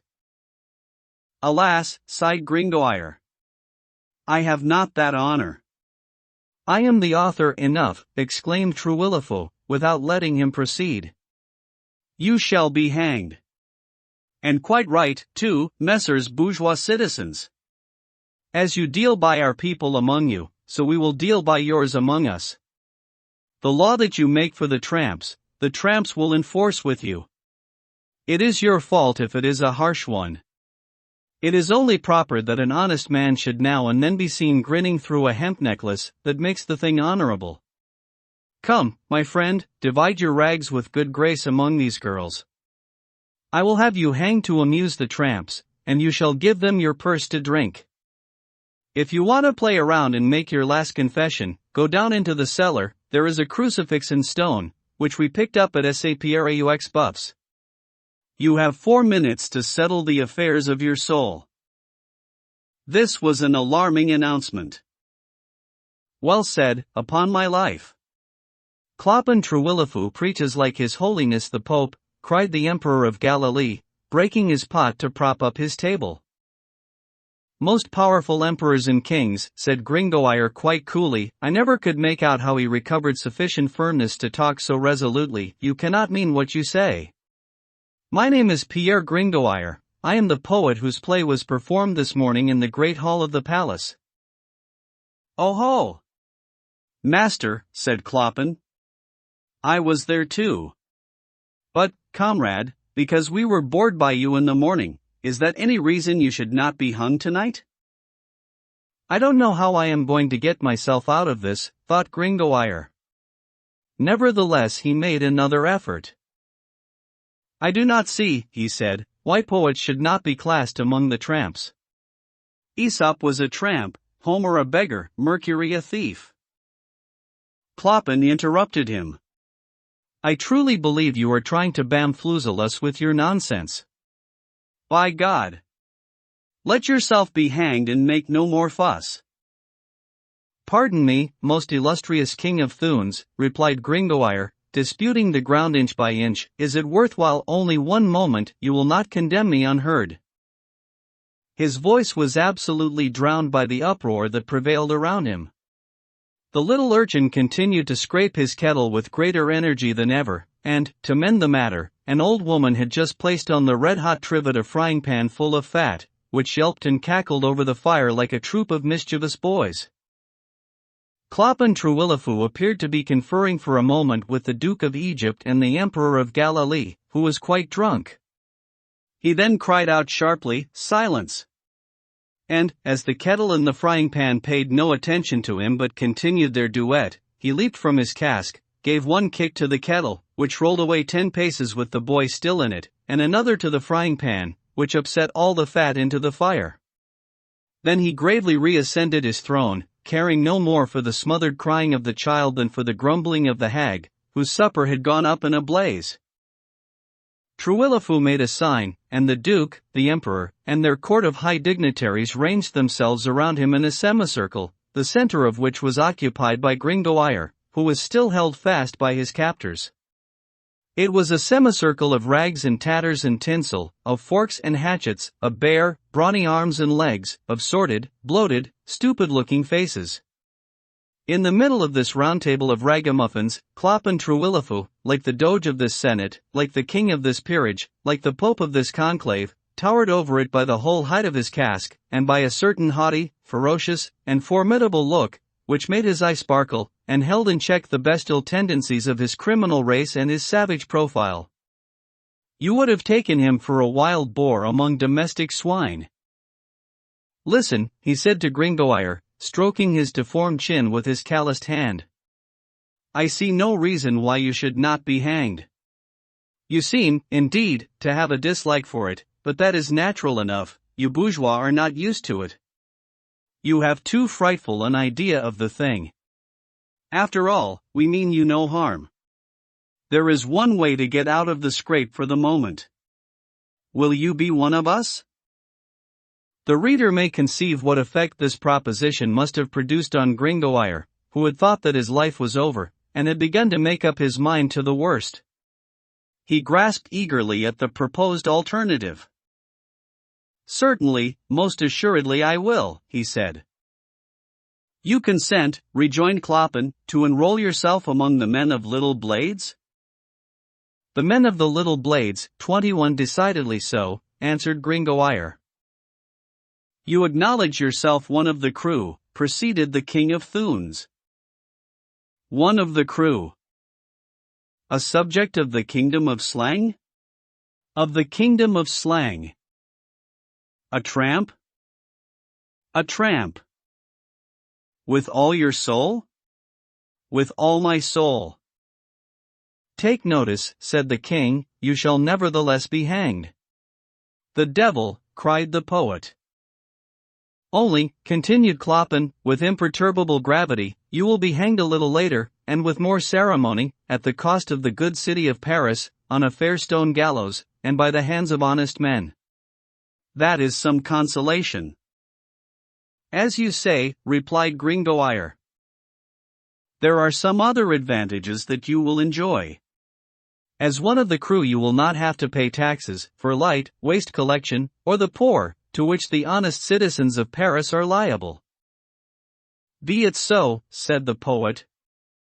"I am a tramp, a pickpocket, one of the crew, a man of slang, anything you please. No, I was all of these before, august King of Thunes, for I am a philosopher, ide omnia in philosophia, omnes in philosopho continenter, 22 you know." The august King of Thunes knitted his brow. "What do you take me for, my friend? What Hungarian Jewish gibberish are you talking now? I know nothing of Hebrew. One may be a ruffian without being a Jew." Gringoire strove to slip in an excuse between these brief, angry, choked-out words. "I beg your Majesty's pardon. It is not Hebrew but Latin." "I tell you," rejoined Clopin furiously, I am not a Jew, and I will have you hanged, scoundrel, and with you that little merchant of Judea whom I hope someday to see nailed to a counter, like the piece of counterfeit coin that he is." As he spoke he pointed to the little bearded Hungarian Jew, who, acquainted with no language but that in which he had accosted Gringoire, was surprised at the ill humor that the King of Thunes appeared to be venting on him. Eventually King Clopin became somewhat more calm. "Scoundrel," he said to our poet, "you want to become a crook?" "Undoubtedly," replied Gringoire. "It is not enough to want to," said his surly majesty. "Goodwill puts not one more onion into the soup. To be admitted into our brotherhood, you have to prove that you are fit for something. Show us your skill at picking a pocket."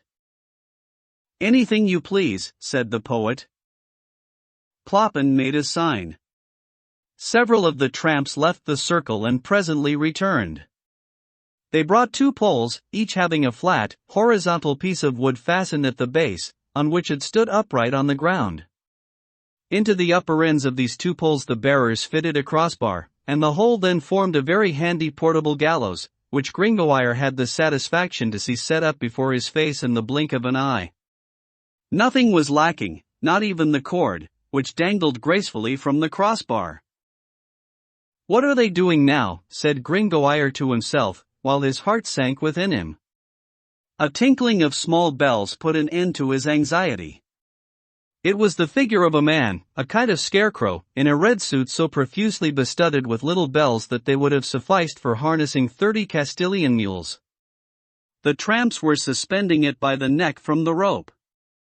The tinkling of these 1,000 bells, occasioned by the swinging of the rope, gradually subsided, and eventually ceased entirely when the dummy stopped swinging. Clopin pointed to an old, wobbly stool placed under the figure. "Get up on it," he said to Gringoire. "Damnation," the poet objected. "I'll break my neck."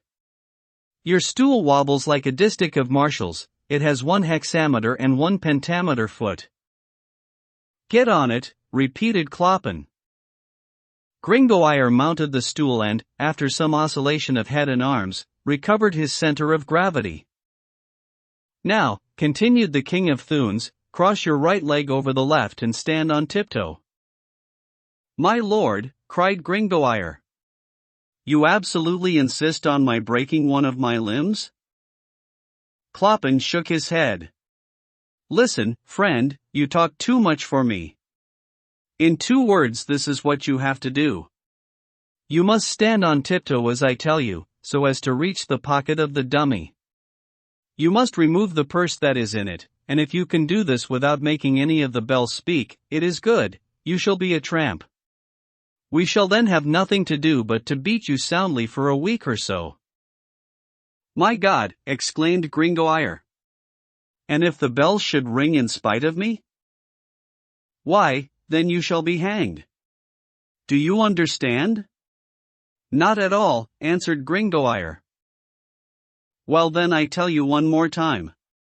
You must pick the pocket of that dummy, and if a single bell stirs while you are about it you shall be hanged. Do you understand that?" "I do," said Gringoire. "And then?" "If you are clever enough to take the purse out without setting the bells a-clattering, you are a crook and shall be soundly thrashed every now and then for a week. You understand that, no doubt? But what better shall I be? Hanged in one case, beaten in the other?" "And a tramp," rejoined Clopin. "A tramp? Is that nothing? It is for your own good that we shall beat you, to inure you to blows." "Many thanks to you," replied the poet. "Come on, hurry up," said the king, pounding on his casque, which sounded like a big drum. "To your task, knave. And remember, if I hear even a single bell you shall exchange places with that dummy." The crew applauded Clopin's words and ranged themselves in a circle around the gallows with so pitiless a laugh that Gringoire saw he amused them too much not to have to fear the worst from them. The only hope he had left was the smallest chance of succeeding in the daunting task imposed on him. Before he set about it, he addressed a fervent prayer to the dummy he was going to rob, and whom he could have moved more easily than the tramps. The myriad bells with their little copper tongues seemed to him like many gaping jaws of serpents, ready to bite and to hiss. "Oh," he said softly, "is it possible that my life depends on the slightest vibration of the smallest of these bells?" He tried one more time with Truillafu. "And if a gust of wind should blow?" "You will be hanged," replied the King of Thunes without hesitation. Finding that there was neither respite nor reprieve, nor any possible escape for him, he went resolutely to work. Crossing his right leg over the left, and raising himself on tiptoe, he stretched out his arm, but at the moment when he touched the effigy he found himself tottering on the stool, which had just 3 legs. He lost his balance, reflexively reached for the dummy, and fell heavily on the ground, stunned by the fatal jingle of the mannequin's 1,000 bells, as the figure, yielding to the pressure of his hand, first turned around on itself and then swung majestically between the 2 poles. "Curses," he cried as he fell, and he lay like a cadaver, with his face toward the ground. He heard, however, the horrid chime above his head, the diabolical laugh of the tramps, and the voice of Truillafu, who said, "Pick up the scoundrel and hang him." He got up. They had already taken down the dummy to make room for him. The tramps made him mount the stool once more. Clopin stepped up to him, put the rope around his neck and, patting him on the shoulder, said, "Farewell, my friend. You cannot escape now, even with the devil's luck plus your own." The word mercy died away on Gringoire's lips. He looked around him, but there was no hope. They were all laughing. "Bellavine de Elatoile," said the King of Thunes to a huge tramp, who stepped forth from the ranks, "scramble up to that crossbar." Bellavine de Elatoile climbed lightly up the scaffold, and Gringoire, raising his eyes, beheld him with terror crouching on the crossbeam over his head. "Now," resumed Clopin, "when I clap my hands, Andre the Red, kick away the stool, François Chanteprune, pull the scoundrel's legs, and you, Bellavine, jump on his shoulders, all 3 at once, do you understand?" Gringoire shuddered. "Are you ready?" said Clopin Truillafu to the 3 ruffians, ready to jump on the unfortunate poet like spiders on a fly. The wretched man had a moment of horrible suspense while Clopin carelessly kicked into the fire a few twigs that the flame had not consumed. "Are you ready?" he repeated, opening his hands for the decisive clap. He stopped short, as if a sudden thought had occurred to him. "Wait a moment," he said. "I forgot. It is customary with us not to hang a man till the women have been asked whether any of them will have him. Comrade, this is your last chance. You can marry a tramp or the rope." This gypsy law, as bizarre as it may seem to the reader, is recorded in the ancient British Code of Law. Look it up in Burrington's Observations. Point 23. Gringoire breathed once more. It was the second time that he had come to life within the last half hour. He did not dare, therefore, trust very much this reprieve. Clopin again mounted his cask. "This way, ladies," he cried. "Is there anyone among you, from the witch to her cat, who will have this scoundrel? Colette La Charonne, Elizabeth Trouvaine, Simone Jadouine, Marie Mudfoot, Tall Thon, Bavard Faneuil, Michel Janel, Claude Echier, Mathurin Twirligig, Isabeau Lathierry. Come forward and look. A husband for nothing. Who wants one?" Gringoire, in this wretched plight, looked far from tempting. The female tramps showed no eagerness to accept the offer. The unhappy man heard them answer one after another, "No, no, hang him, and there will be pleasure for everyone." 3 of them, however, stepped forward from among the crowd to sniff at him. The first was a strapping, square-jawed girl.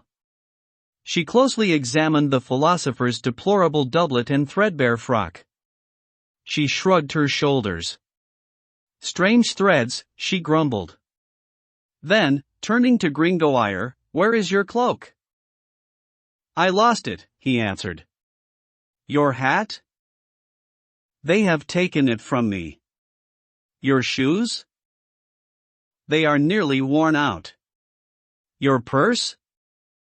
"Alas," stammered Gringoire, "I have not a cent left."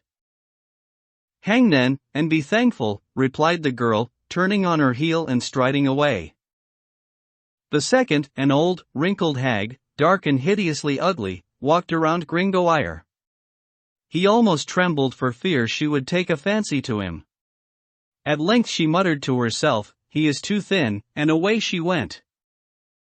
The third was young, fresh-looking, and not too ugly. "Save me," the poor devil whispered to her. She surveyed him with a look of pity, cast down her eyes, twitched her skirt, and stood for a moment undecided. He closely watched all her gestures. It was the last glimmer of hope. "No," she said at last. "No. Guillaume Sagachik would beat me," and she rejoined the crowd. "Comrade," said Clopin, "you are unlucky." Then, standing up on his cask, "Will nobody bid?" he cried, imitating the manner of an auctioneer, to the great amusement of the crew. "Will nobody bid?" Once, twice, 3 times. And then, turning to the gallows, with a nod of the head, "Gone." Bellavine de Elatoile, André the Red, and François Chanteprune again surrounded the scaffolding. At that moment cries of "La Esmeralda! La Esmeralda!" arose among the tramps. Gringoire shuddered and turned toward the source of the clamor. The crowd opened and made way for a bright and dazzling figure. It was the gypsy girl. "La Esmeralda!" cried Gringoire, struck in his agitation by the sudden manner in which that magic name connected his scattered recollections of the events of the day. This extraordinary creature appeared by her charm and beauty to exercise sovereign sway over the Cour des Miracles itself. Tramps of both sexes respectfully drew back for her to pass, and at the sight of her their brutal faces assumed a softer expression. With a light step she approached the victim. Her pretty Jolly followed at her heels. Gringoire was more dead than alive. She eyed him for a moment in silence. "Are you going to hang this man?" she said gravely to Clopin. "Yes, sister," replied the King of Thunes, "unless you will take him for your husband." She pouted prettily. "I will take him," she said. Gringoire was now thoroughly convinced that he had been in a dream ever since morning, and that this was just a continuation of it. The shock, though agreeable, was violent. The noose was removed, and the poet was dismounted from the stool, on which he was obliged to sit, so intense was his agitation. The Duke of Egypt, without uttering a word, brought out an earthenware jug. The gypsy girl handed it to Gringoire. "Throw it on the ground," she said to him. The jug broke into 4 pieces. 24. "Brother," said the Duke of Egypt, placing a hand on the head of each, "she is your wife. Sister, he is your husband. For 4 years. Go." Chapter 7. A Wedding Night. In a few moments our poet found himself in a small room with a vaulted ceiling, very snug and very warm, seated at a table, which appeared to want nothing more than to draw a few loaves from a cupboard, suspended close by, having a prospect of a good bed, and in a tete-a-tete with a handsome girl. The adventure was an absolute enchantment. He began to take himself seriously for the hero of some fairy tale and looked around from time to time to see whether the chariot of fire drawn by griffins, which could alone have conveyed him with such rapidity from Tartarus to paradise, was still there. Now and then, too, he would stare at the holes in his doublet, as if to satisfy himself of his identity. His reason, tossed around in imaginary spaces, had only this thread to hold on to. The girl appeared not to notice him. She moved back and forth, knocking against a stool, talking to her goat, and now and then pouting a bit. At length she sat down near the table, and Gringoire had the chance to take a good look at her. Dear reader, you have been a child, too, and you are perhaps still happy enough to be one. I dare say you have often, I know I have, for whole days together, and some of the best spent days of my life, followed from bush to bush on the bank of a stream, on a fine sunshiny day, some beautiful green and blue demoiselle 25 darting off every moment at sharp angles and kissing the ends of all the branches. You remember with what ardent curiosity your attention and your eyes were fixed on those fluttering wings of purple and azure, amid which floated a form rendered indistinct by the very rapidity of its motion. Confusedly perceived, the aerial creature, through this flickering of wings, appeared to you chimerical, imaginary, a thing to be neither touched nor seen. But when at length it settled on the end of a reed and, holding your breath a while, you could examine those delicate wings of gauze, that long, glossy robe, those two globes of crystal, what astonishment you felt, and what fear that this beautiful figure might again vanish into an airy, undefinable phantom. Remember these experiences and you will easily conceive what Gringoire felt on contemplating in a visible and palpable form that Esmeralda, of whom he had till then had but a glimpse in the midst of a whirlwind of song and dance and through a crowd of spectators. He became more and more absorbed in his reverie. This, then, he thought, while his eye vaguely followed her motions, is La Esmeralda. A celestial creature. A street dancer. So much and so little.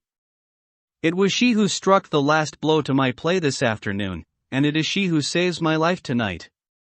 My evil genius. My good angel. A pretty woman, upon my word. And who must love me to distraction to have taken me in this manner. For, he said, rising suddenly with that candor that formed the groundwork of his character and of his philosophy, I don't know exactly how it has come to be, but I am her husband. With this idea in his head and in his eyes, he approached the girl in such a military and gallant manner that she drew back. What do you want with me? She inquired. How can you ask such a question, adorable Esmeralda? Rejoined Gringoire in so impassioned a tone that he was astonished at it himself. The gypsy's eyes widened. I do not know what you mean, she said. What? Replied Gringoire, becoming more and more excited, and thinking that after all he was merely dealing with the feminine virtue of the Cour des Miracles. Am I not yours, my sweet friend? Are you not mine? He simply pulled her to him by the waist. The bodice of the Bohemian glided through his hands like the skin of an eel. She jumped to the other end of the tiny room and stood up, with a little dagger in her hand, before Gringoire could see from where it came. She was angry and proud, her lips were swollen, her nostrils flared, and her cheeks apple red. Her eyes flashed lightning. At the same moment the little white goat placed itself before her, ready to attack, presenting to Gringoire two very pretty but very sharp gold horns. All this was done in an instant. Our philosopher stood petrified, alternately eyeing the goat and her mistress. Holy Virgin, he at last ejaculated, when surprise allowed him to speak. What a pair of vixens! And you, said the Bohemian, breaking silence on her part, must be a very impudent fellow. Pardon me, replied Gringoire, smiling. But why did you take me for your husband? Should I have let you be hanged? Then, rejoined the poet, somewhat disappointed in his amorous hopes, you had no other intention in marrying me than to save me from the gallows? And what other intention do you suppose I could have had? Gringoire bit his lips. All right, he said to himself, I am not so triumphant in love as I had imagined. But then, why break the poor jug? Meanwhile Esmeralda's dagger and the horns of her goat were still on the defensive. Mademoiselle Esmeralda, said the poet, let us call a truce. I am not an officer of the Châtelet, and shall not make you carry a dagger in Paris, against the provost's ordinances and prohibitions. You must, nevertheless, be aware that Noël Lescrivain was sentenced a week ago to pay a fine of 10 sous parisis for having carried a short sword. But that is no business of mine, So, to return to the point, I swear to you by my share of paradise not to approach you without your permission and consent, but for heaven's sake give me some supper." In reality Gringoire, like Despreaux, was not of a very amorous temperament. He did not belong to that chivalric and military class who take young women by assault. In love, as in all other affairs, he was for temporizing and pursuing the middle course, and to him a good supper with an agreeable companion appeared, especially when he was hungry, an excellent interlude between the prologue and the conclusion of an amorous love adventure. The gypsy made no reply. She pouted disdainfully, lifted her head like a bird, and burst into a loud laugh. The pretty little dagger vanished as it had come, so that Gringoire could not discover where the bee concealed its sting. In a moment a loaf of rye bread, a slice of bacon, some wrinkled apples, and a jug of beer were set out on the table. Gringoire began eating with great enthusiasm, as if all his love had been changed into appetite. His hostess, seated before him, looked on in silence, visibly engaged with some other thought, at which she smiled from time to time, while her soft hand stroked the head of the intelligent goat, closely pressed between her knees. A candle of yellow wax lighted this scene of veracity and reverie. The first cravings of his stomach being appeased, Gringoire felt a degree of false shame on perceiving that there was only one apple left. "Are you not eating, Mademoiselle Esmeralda?" he said. She replied in the negative by a shake of the head, and her pensive looks were fixed on the vaulted ceiling of the tiny room. "What the devil can she be thinking of?" said Gringoire to himself, turning his eyes in the same direction as hers. "It is impossible that that ugly dwarfess head carved on the point of the vault can so engross her attention. Surely I could bear a comparison with that." "Mademoiselle," he said, raising his voice. She appeared not to hear him. "Mademoiselle Esmeralda," he began again in a still louder tone, with just as little success. The young woman's mind was elsewhere, and Gringoire's voice lacked the power to recall it. Luckily for him the goat intervened and began to pull her mistress gently by the sleeve. "What do you want, Jolly?" said the gypsy girl sharply, starting like one awakened out of a sound sleep. "She is hungry," said Gringoire, delighted at the opportunity of opening the conversation. La Esmeralda began crumbling some bread, which Jolly gracefully ate out of the hollow of her hand. Gringoire, without giving her time to resume her reverie, ventured to ask a delicate question. "Then you will not have me for your husband?" he said. The girl looked at him intently for a moment, and then replied, "No, for your lover?" asked Gringoire. She pouted her lip and again replied, "No, for your friend," continued Gringoire.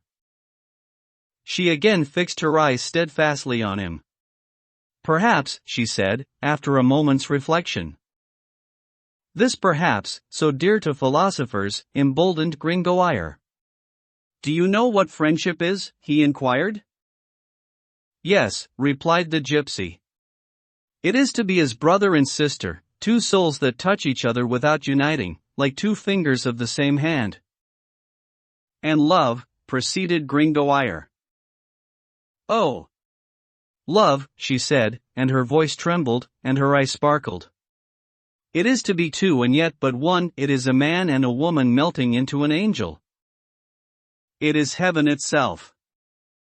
The street dancer, as she uttered these words, appeared invested with a beauty that powerfully struck Gringoire, and seemed in perfect unison with the almost oriental exaggeration of her language.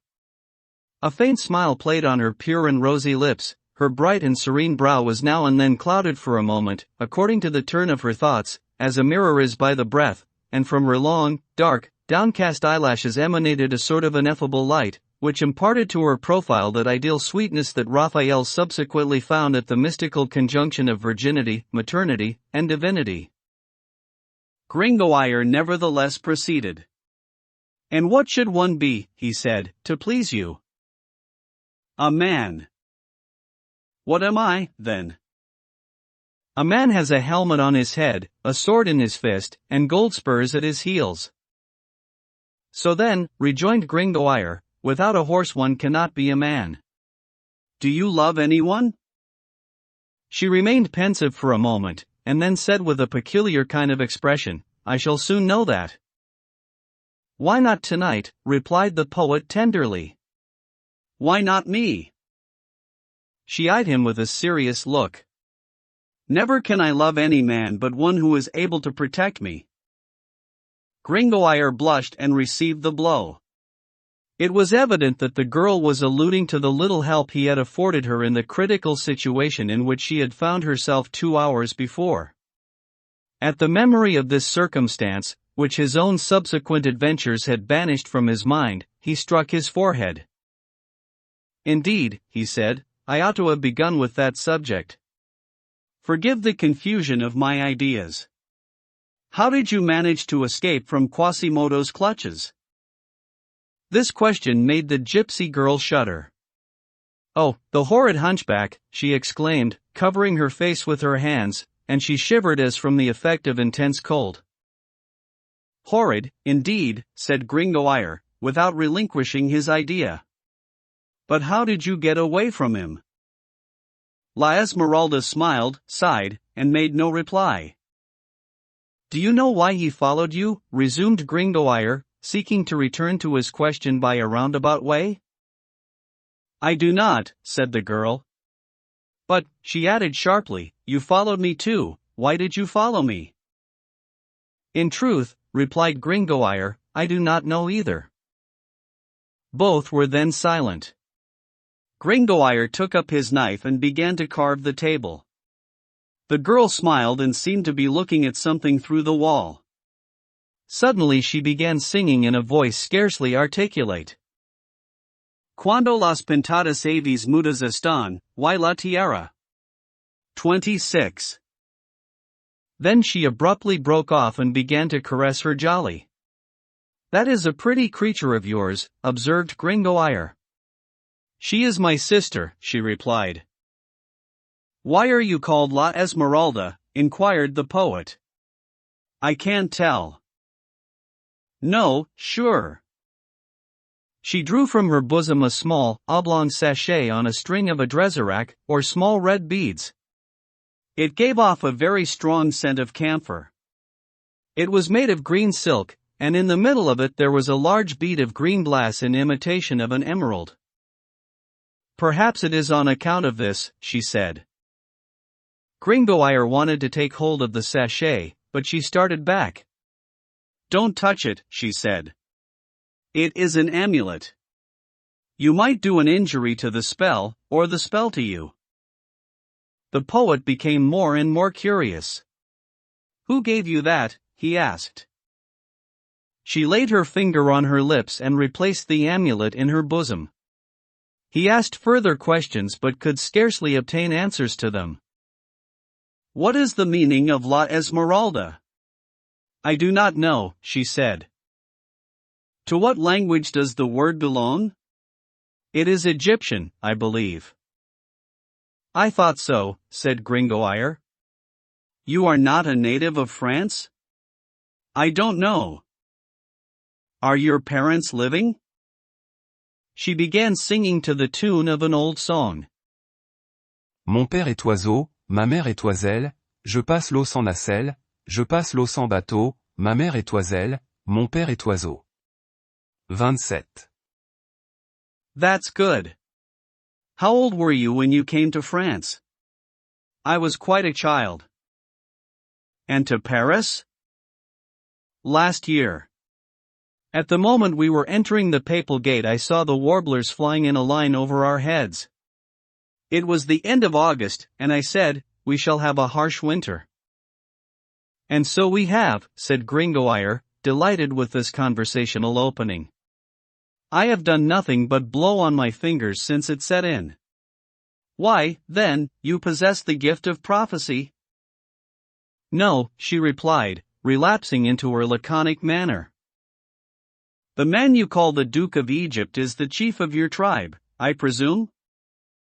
Yes. And yet it was he who married us, timidly observed the poet. She pouted prettily as was her habit. I don't even know your name, she said. My name, if you wish to know it, is Pierre Gringoire. I know a much finer, she said. How unkind, replied the poet. Never mind, you shall not make me angry. You will, perhaps, love me when you know me better. And you have told me your story with so much trust that I cannot withhold mine from you. You must know then that my name is Pierre Gringoire, and that my father was a farmer notary in Gonesse. He was hanged by the Burgundians, and my mother was murdered by the Picards, during the siege of Paris 20 years ago. So, at 6 years of age, I was left an orphan with no other sole to my foot but the pavement of Paris.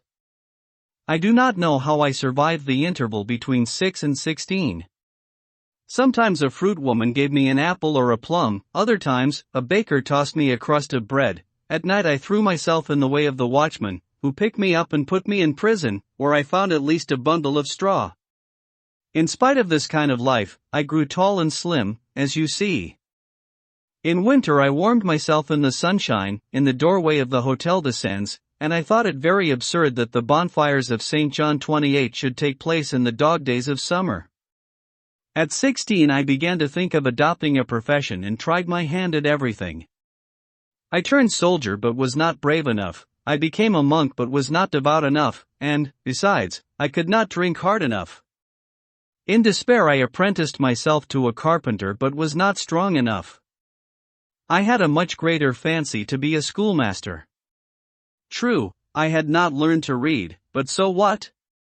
That did not discourage me. After some time I discovered that, owing to some deficiency or other, I was fit for nothing, and I decided to be a poet and composer of rhymes.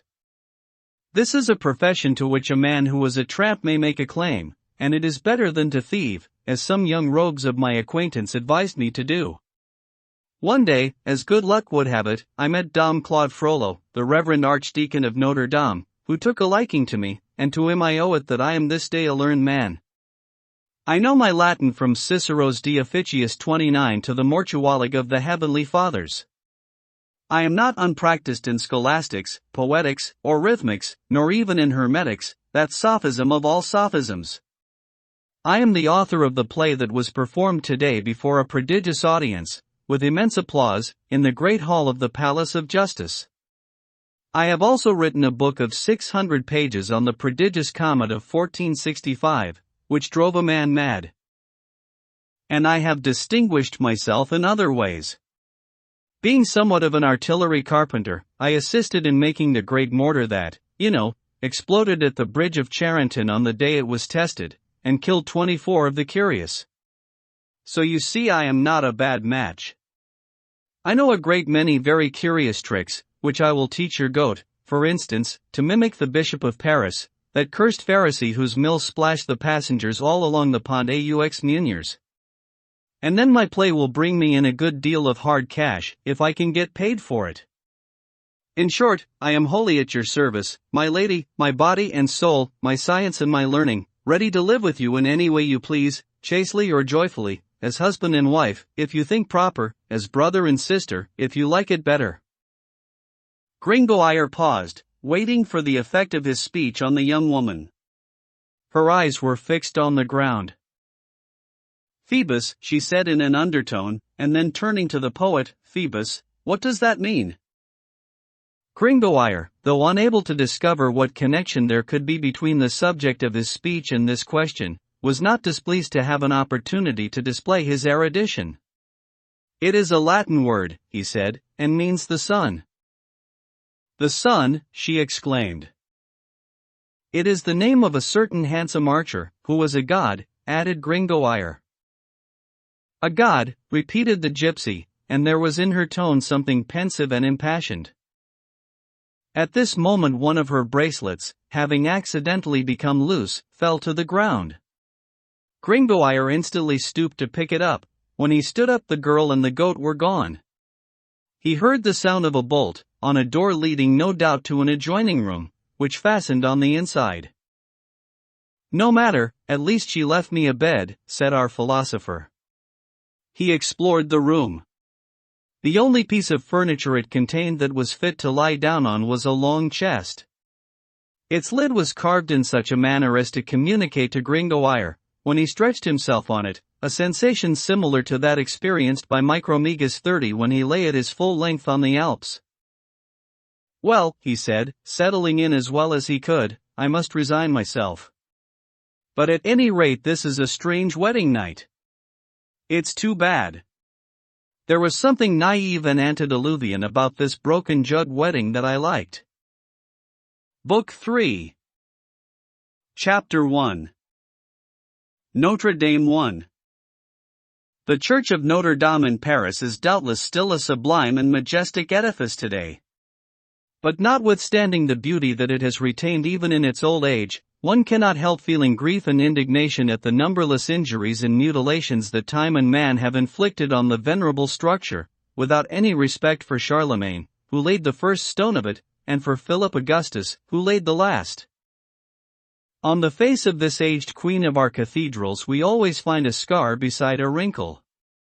Tempus edax, homo audacior, which I would translate time is blind, man stupid. If we had leisure to examine with the reader, one by one, the different traces of destruction left on the ancient church, we would find that time had had much less hand in them than men, and especially men of art. I must call them men of art because there were individuals during the last 2 centuries who took up the title of architect. In the first place, to mention only some of the most important examples, there are assuredly few more beautiful specimens of architecture than that facade, with the 3 doorways with their pointed arches, the border embroidered and fretted with 28 royal niches, the immense central stained glass window, flanked by its 2 lateral windows, like the priest by the deacon and the subdeacon, the lofty and light gallery of open-work clover arcades supporting a heavy platform on its slender pillars, last, the 2 dark and massive towers with their slate porches, harmonious parts of a magnificent whole, placed one above another in 5 gigantic stories, present themselves to the eye as a mass yet without confusion, with their innumerable details of statuary, sculpture, and carving powerfully contributing to the tranquil grandeur of the whole, a vast symphony of stone, if we may be allowed the expression. It is the colossal work of a people and one man, like the Iliad or the Romancero, of which it is a sibling. It is the prodigious product of the forces of the age in which the fancy of the workman, chastened by the genius of the artist, is seen surging forth in 100 ways on every stone.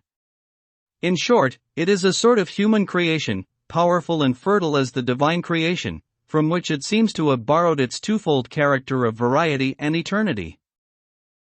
What we say here of the facade must be said of the whole church, and what we say of the Cathedral of Paris must be said of all the churches of Christendom in the Middle Ages. Everything about the self-contained work is logical and well-proportioned. To take its measure from head to toe is to take the measure of a giant. But to return to the facade of Notre Dame, as it appears to us at present, when we piously go there to admire the solemn and gorgeous cathedral, which, to use the language of the chroniclers, by its vastness struck terror into the spectator. That facade, as we now see it, is missing 3 important features. In the first place, the flight of 11 steps that raised it above the level of the ground, in the next, the lower range of statues that filled the niches of the 3 doorways, and the upper range of 28 ancient sovereigns of France that adorned the gallery of the first story, beginning with Childebert and ending with Philip Augustus, holding in his hand the imperial globe. Time, by a slow and irresistible progress raising the level of the city, occasioned the removal of the steps, but if this rising tide of the pavement of Paris has swallowed up, one after another, those 11 steps that added to the majestic height of the edifice, time has given to the church more perhaps than it has taken away. For it is time that has imparted to the facade that somber hue of antiquity that makes the old age of buildings the period of their greatest beauty. But who has knocked down the 2 rows of statues? Who has left the niches empty? Who has inserted that new and bastard pointed arch in the middle of the beautiful central doorway? Who has dared to set up that tasteless and heavy wooden door, carved in the style of Louis XV, beside the arabesques of Biscornet, to the men, the architects, the artists, of our own day? And, if we step within the edifice, who has taken down that colossal street Christopher that was famous among statues for the same reason that the great hall of the palace is renowned among halls, and the steeple of Strasbourg among steeples? who has brutally swept away the multitude of statues, kneeling, standing on horseback, men, women, children, kings, bishops, soldiers, of stone, marble, gold, silver, copper, and even wax that peopled the spaces between the columns of the nave and the choir? It was not time. And who has replaced the old Gothic altar, splendidly decorated with shrines and reliquaries, that heavy sarcophagus of marble with its cherubs and its clouds, looking for all the world like a stray specimen from the Val de Grace or the Invalids? Who has stupidly inserted that clumsy anachronism of stone in the Carlovingian pavement of her Candace? Is it not Louis XIV fulfilling the vow of Louis XIII? 3. Who has installed cold white glass in the place of those stained glass windows that caused the astonished eyes of our ancestors to pause between the rose window of the main entrance and the pointed arches of the apse? What would a choir member of the 16th century say on beholding the lovely plaster with which our Vandal archbishops have bedaubed their cathedral? He would remember that this was the color with which the executioner painted over the houses of criminals. He would remember the Hôtel du Petit Bourbon, beplastered with yellow because of the constable's act of treason, and a yellow of so good quality, said Sauble, and so well laid on, that more than a century has not yet faded its color. He would imagine that the sacred place had become desecrated, and flee from it as fast as he could.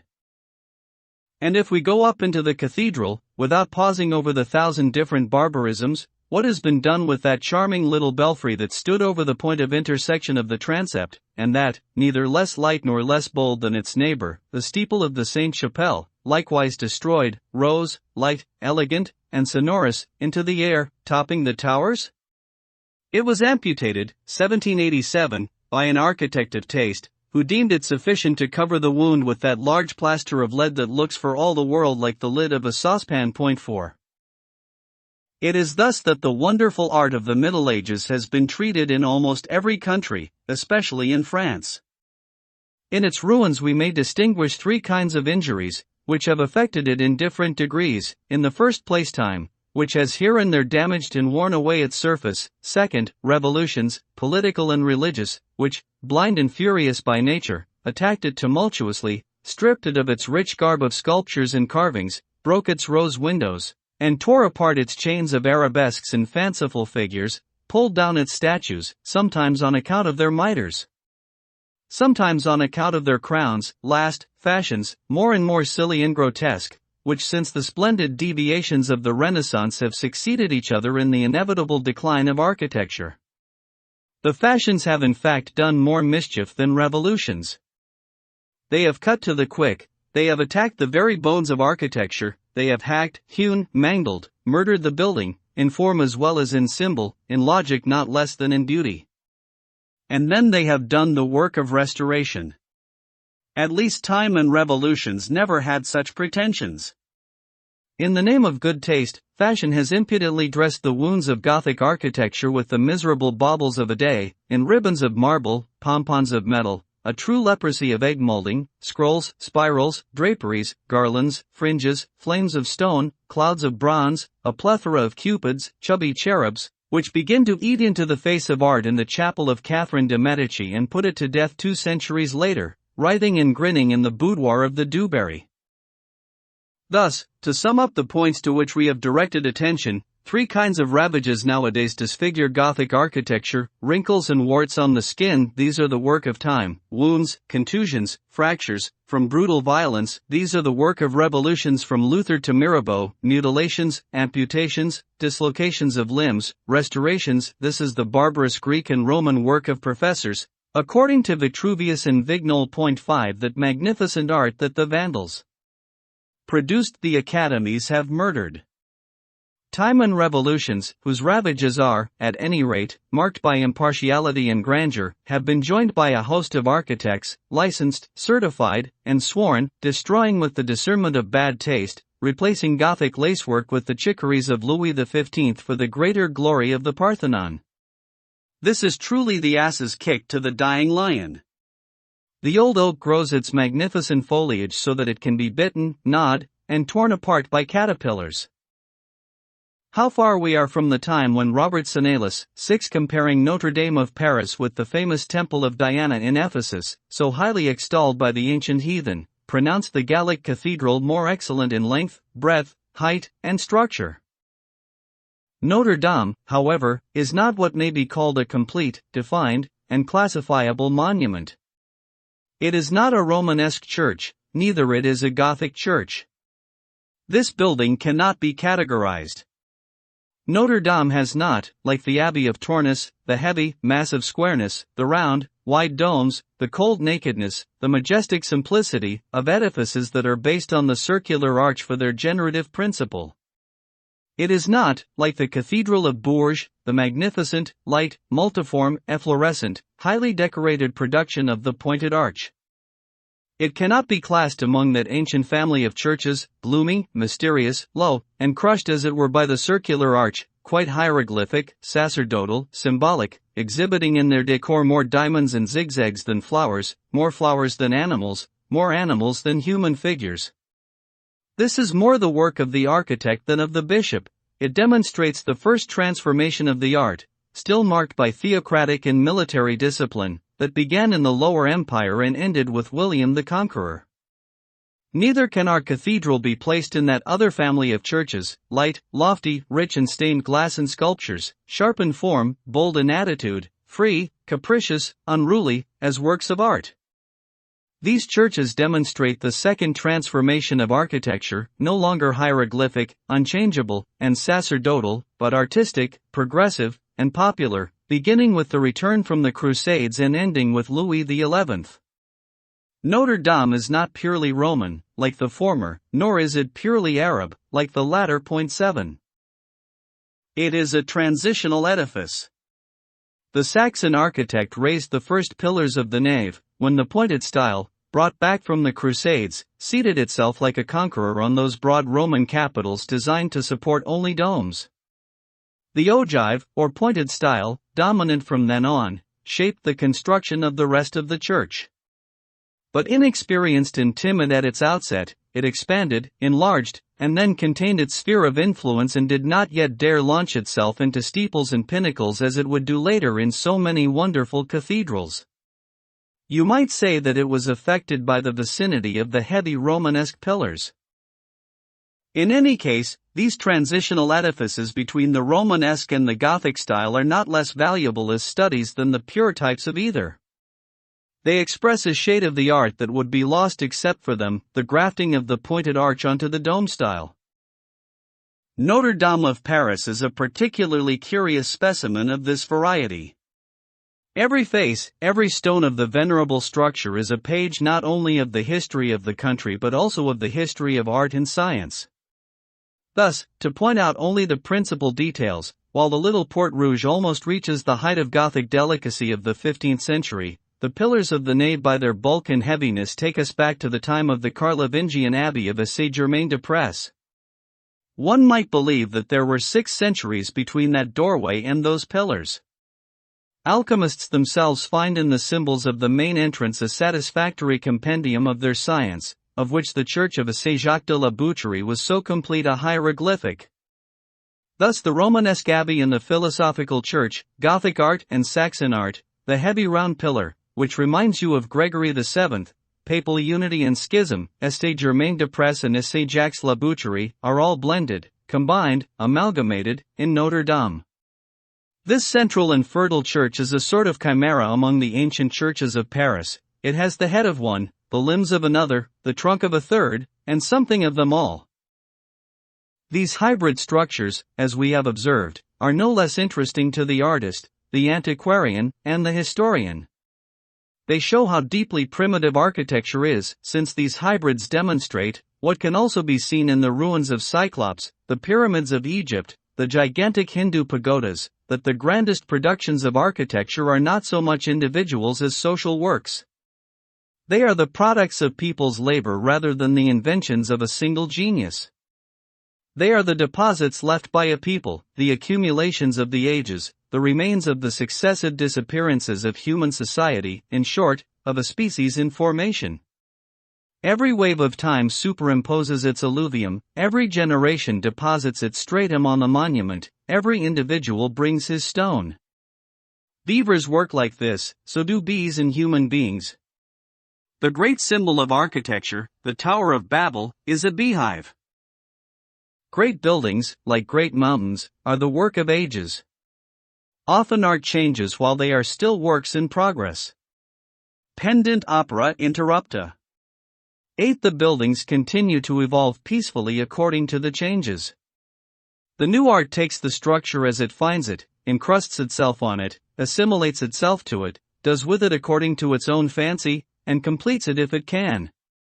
The thing is completed without disturbance, without effort, without reaction, as if according to a natural and quiet law. There are grafts that take hold.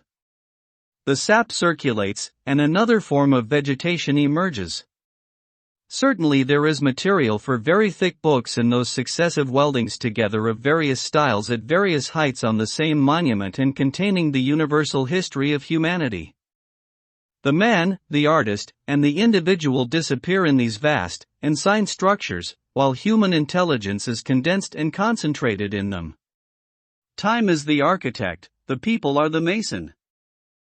To limit ourselves to Christian European architecture, that younger sister of the grand works of the East, it appears to us like an immense formation divided into 3 totally distinct zones laid one upon another, the Roman zone, the Gothic zone, and the zone of the Renaissance, 9 which we could call Greco-Roman. The Roman stratum, which is the most ancient and the deepest, is occupied by the dome, which reappears, supported by the Greek column, in the modern and uppermost stratum of the Renaissance. The ogive, or pointed arch, lies between the two. The buildings belonging exclusively to one of these 3 strata are absolutely distinct, unified, and complete. Such are the Abbey of Jumiages, the Cathedral of Reims, the Church of Sainte-Croix in Orleans. But the 3 zones blend and intermingle at their borders, like the colors in the solar spectrum. Thus the complex monuments, the transitional and more nuanced buildings. One is Roman at the foot, Gothic in the middle, Greco-Roman at the top. The reason is that it was 6 centuries in building. This variety is rare, the Castle of Étampes is a specimen of it. But the monuments composed of 2 formations are frequent. Such as Notre-Dame in Paris, an ogival building whose first pillars grow out of the Roman zone, like the entrance of Denis, and the nave of Saint-Germain-des-Prés. Such too is the charming semi-Gothic capitular hall of Botcherville, whose Roman stratum goes up to its middle. Such is the Cathedral of Rouen, which would be entirely Gothic were it not for the extremity of its central steeple, which penetrates into the zone of the Renaissance. 10. For the rest, all these shades, all these differences, affect only the surface of buildings.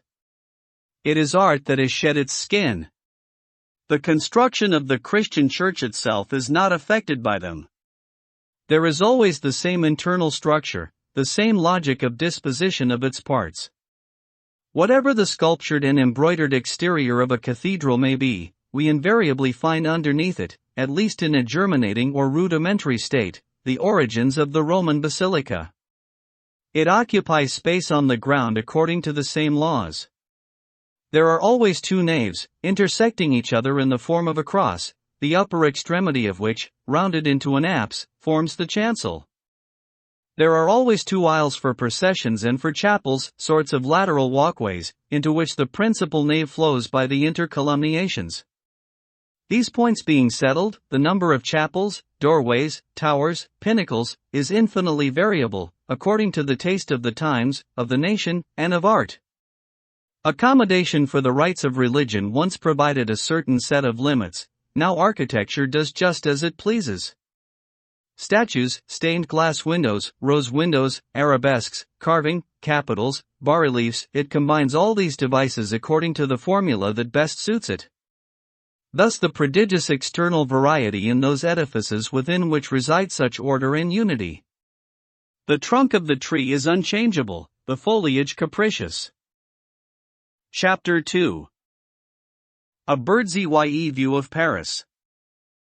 We have just attempted to repair for the reader the admirable church of Notre-Dame of Paris. We have briefly touched on most of the beauties that it possessed in the 15th century, and that it no longer possesses today. But we have omitted the most important thing, namely, the view of Paris then enjoyed from the top of the towers. It was in fact that, after groping your way up the dark spiral staircase that vertically penetrates the thick wall of the bell towers, and exiting suddenly on one of the two high platforms bathed with light and air, a beautiful scene dominated your entire vision, a spectacle sui generis, of which our readers might have some idea if they have had the good fortune to see one of the few Gothic towns still left intact, complete, and homogeneous, such as Nuremberg in Bavaria, Vitoria in Spain, or even smaller specimens, provided they are in good preservation, as Vitry in Bretagne, and Nordhausen in Prussia. The Paris of 350 years ago, the Paris of the 15th century, was already a gigantic city. We modern Parisians are much mistaken about the amount of ground that we imagine it has gained. Since the time of Louis XI, Paris has not grown more than 1/3, 11, and certainly it has lost much more in beauty than it has acquired in magnitude. Paris was born, as everybody knows, in that ancient island in the shape of a cradle that is now called the site. The banks of that island were its first enclosure, the Seine was its first moat. For several centuries Paris was confined to the island, having two bridges, the one on the north, and the other on the south, and two têtes de ponts, which were at once its gates and its fortresses, the Grand Châtelet on the right bank and the Petit Châtelet on the left. In time, under the kings of the First Dynasty, too crowded on the island and unable to turn itself around, Paris crossed the water. A first enclosure of walls and towers then began to invade the countryside on either bank of the Seine beyond the two châtelets. Of this ancient enclosure some vestiges were still remaining in the past century. Now nothing is left of it but the memory and here and there a traditional name, the Porte Baudets, or Baudouir, Porta Bagada. By degrees the flood of houses, always pushing from the heart of the city to its limits, wore away and overflowed this enclosure. Philip Augustus surrounded Paris with new ramparts. He imprisoned the city in a circular chain of large towers, high and massive. For more than a century the houses, crowding closer and closer in this basin, rose like water in a reservoir. They began to grow higher, story was piled on story, they shot high, like any compressed fluid, and each one tried to lift its head above its neighbors in order to get a little fresh air. The streets became deeper and deeper, and narrower, every vacant square was occupied and disappeared. The houses eventually leaped over Philip Augustus's wall, and merrily scattered themselves at random over the plain, like escaped prisoners. There they installed themselves where they liked and carved themselves gardens out of the fields. As early as 1367 the suburbs of the city had spread so far as to need a fresh enclosure, especially on the right bank. This was built by Charles V. But a place like Paris is perpetually growing. It is such cities alone that become capitals of countries. They are reservoirs, into which flow all the geographical, political, moral, and intellectual tributaries of a country, and all the natural inclinations of its population. They are wells of civilization, so to speak, and drains as well, where commerce, industry, intelligence, population, that is all that constitutes the sap, the life, the soul of a nation, is incessantly collecting and filtering, drop by drop, century by century. The walls of Charles V consequently shared the same fate as those of Philip Augustus. By the end of the 15th century they were crossed over, and the neighborhoods kept traveling on. In the 16th the walls seemed to be visibly receding more and more into the ancient city, so rapidly did the new town grow dense on the other side. Thus, from the 15th century, to go back no farther, Paris had already worn out the three concentric circles of walls that, from the time of Julian the Apostate, lay in embryo, so to speak, in the Grand Châtelet and the Petit Châtelet. The mighty city had successively burst its four mural belts, like a growing boy bursting the garments made for him a year ago. Under Louis XI there were still to be seen ruined towers of the ancient walls, rising at intervals above this sea of houses, like the tops of hills from a flood, as if the archipelagos of old Paris were submerged beneath the new.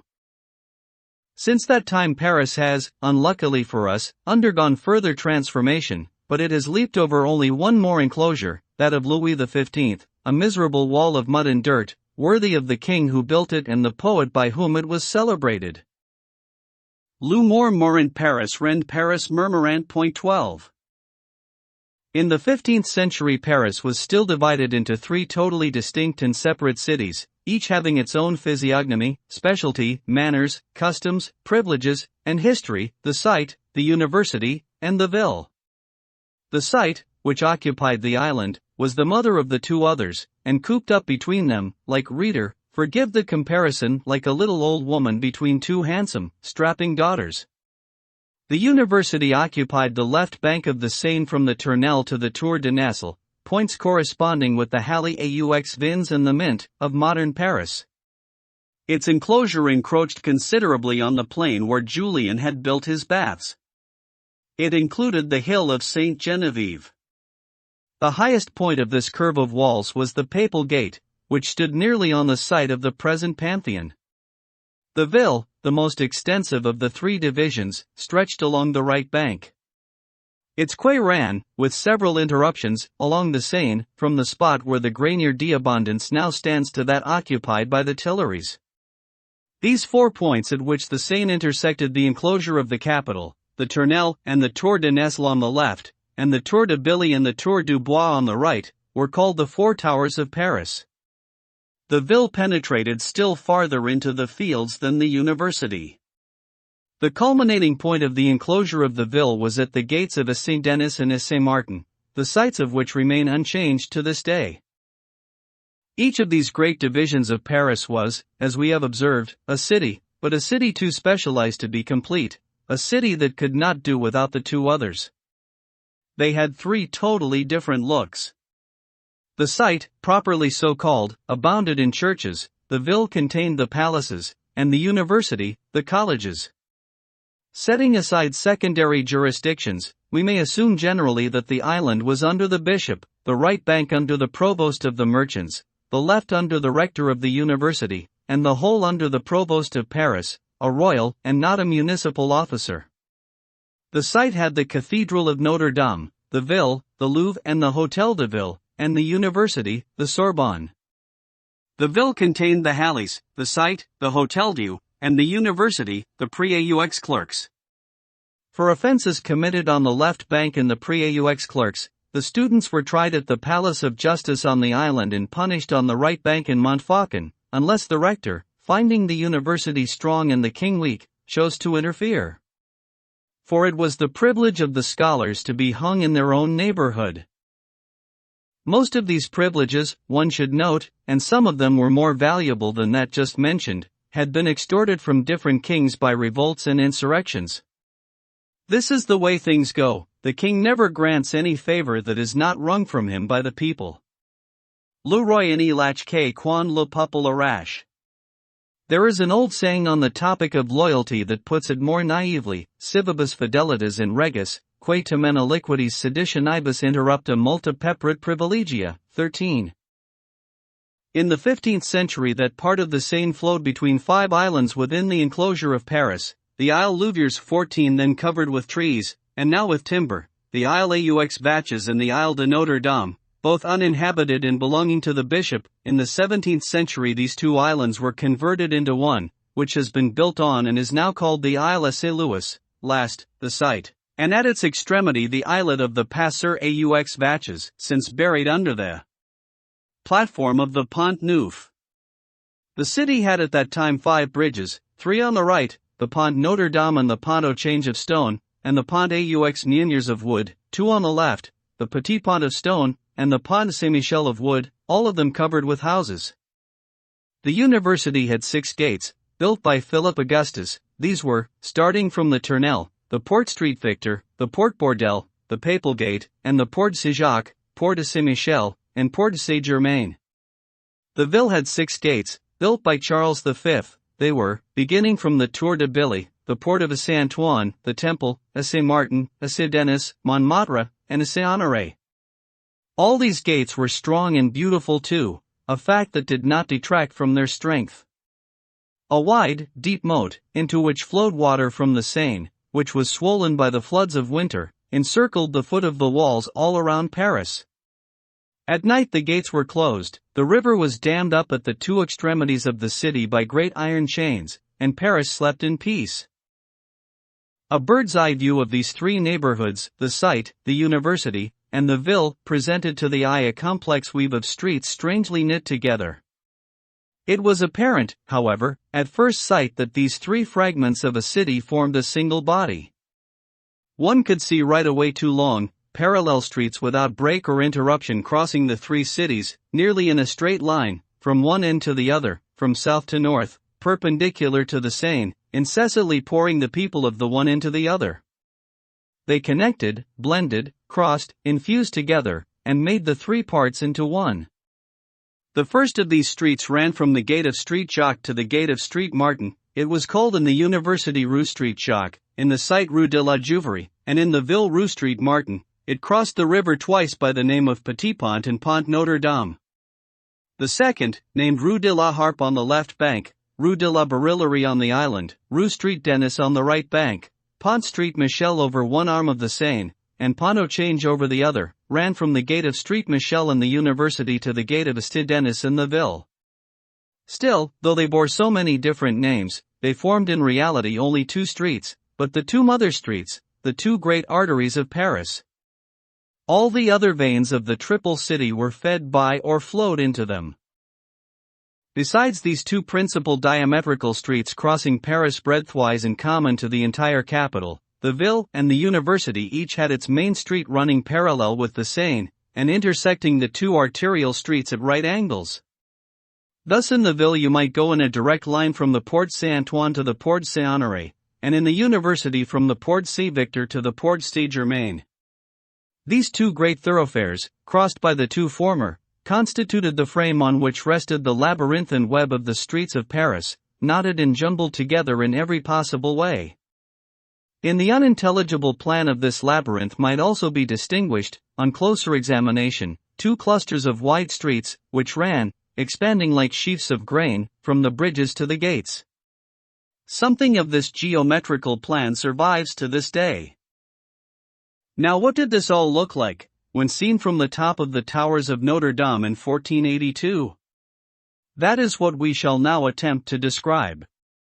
The spectator, on arriving breathless at that peak, was dazzled by the chaos of roofs, chimneys, streets, bridges, belfries, towers, and steeples. All burst at once upon the eye: the carved gable, the sharp roof, the turret perched on the corners of the walls, the stone pyramid of the 11th century, the slated obelisk of the 15th, the round and naked keep of the castle, the square and fretted tower of the church, the great and the small, the massive and the light. The eye was long bewildered by this labyrinth of heights and depths where everything had its originality, its reason, its genius, its beauty. Everything originated in art, from the humblest dwelling, with its painted and carved wooden facade, low doorway, and overhanging stories, to the Royal Louvre, which then had a colonnade of towers. But when the eye began to reduce this tumult of edifices to some kind of order, the principal masses that stood out from among them were the following. To begin with, the site. The island of the site, says Sauvel, who in all his rubbish has occasionally some good ideas, the island of the site is shaped like a great ship that is run aground and is stuck fast in the mud, almost in the middle of the Seine. We have already stated that in the 15th century this ship was moored to the two banks of the river by 5 bridges. This resemblance to a vessel had struck the writers of those times, for it is to this, and not because of the siege of the Normans, that, according to Favin and Pasquier, the ship blazoned in the ancient arms of Paris owes its origin. To those who can decipher it, heraldry is an algebra, a language. The entire history of the second half of the Middle Ages is written in heraldry, as the history of the first half is inscribed in the imagery of the Roman churches. Thus the hieroglyphics of the feudal system succeed those of theocracy. The site, then, offered itself first to one's view, with its stern to the east and its prow to the west. Turning toward the west, you had before you a countless multitude of old roofs, above which rose like the back of an elephant supporting its castle the round, swelling lead cupola of the Sainte-Chapelle. Only here, the castle was occupied by the boldest, the most finely wrought, the most elegant steeple that had ever allowed the sky to be seen through its cone of lacework. Just in front of Notre Dame 3 streets flowed into the Parvis. It was a handsome square of old houses. On the south side of this square was the Hotel Dieu, with its grim and wrinkled facade and a roof that seemed to be covered with warts and pimples. Then, to the right and to the left, to the east and to the west, within the narrow compass of the site rose the steeples of its 21 churches of every epoch, of all forms, of all dimensions, from the low and crazy Roman campanili of St. Denis du Pas to the slender spires of St. Pierre aux Buffs and St. Landry.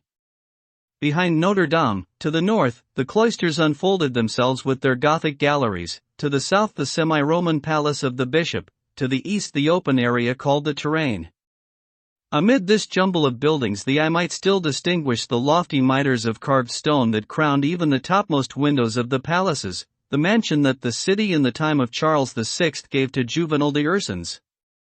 A little farther on, the tarred sheds of the Palace Market, beyond them the new apse of Saint-Germain-l'Auvieux, lengthened in 1458 at the expense of one end of the Rue aux Phébus, and then, at intervals, an open space crowded with people. Then we see a pillory erected at the corner of a street, a fine piece of the pavement of Philip Augustus, composed of magnificent flagstones, with a central grooved path for the horses' hooves that was replaced in the 16th century by a vacant back courtyard of gravel called Père de la Ligue. There is one of those external spiral staircases from the 15th century that can still be seen in the Rue de Bourdonnais. Last, on the right of the Sainte-Chapelle, toward the west, the Palace of Justice with its group of towers was settled on the bank of the river. The high trees of the King's Gardens, which covered the western point of the site, blocked the view of the islet of the Passeur. As for the water, it was scarcely visible at either end of the site from the towers of Notre Dame. The Seine was hidden by the bridges, and the bridges by the houses. When they had passed beyond these bridges, whose roofs were moldy before their time from the humidity and green with moss, if one looked to the left, toward the university, the first striking building was a clump of towers, the Petit Châtelet, whose yawning gateway swallowed up the end of the Petit Pont. If we followed the bank of the river from east to west, from the Tournelle to the Tour de Nesle, we could see a long line of houses with carved beams, stained glass windows, story on top of story over the pavement, an interminable zigzag of bourgeois houses, frequently interrupted by the end of a street, and from time to time also by the front or perhaps the corner of some spacious stone mansion, seated at its ease, with its courts and gardens amid this multitude of narrow, closely crowded dwellings, like a great lord in a crowd of his dependents. There were 5 or 6 of these mansions on the quay, from the Logis de Lorraine, which divided with the Bernardines the extensive enclosure contiguous to the Tournelle, to the Hôtel de Nesle 15 whose main tower was the boundary of Paris, and whose pointed roofs for 3 months of the year eclipsed with their black triangles parts of the scarlet disk of the setting sun. This side of the Seine was the least mercantile of the 3 neighborhoods of Paris. The students made more noise and bustle there than the artisans, and there was no quay, properly speaking, except from the bridge of Saint-Michel to the Tour de Nesle. The rest of the bank of the Seine was in some places a naked sandy beach, as it is beyond the Bernardines.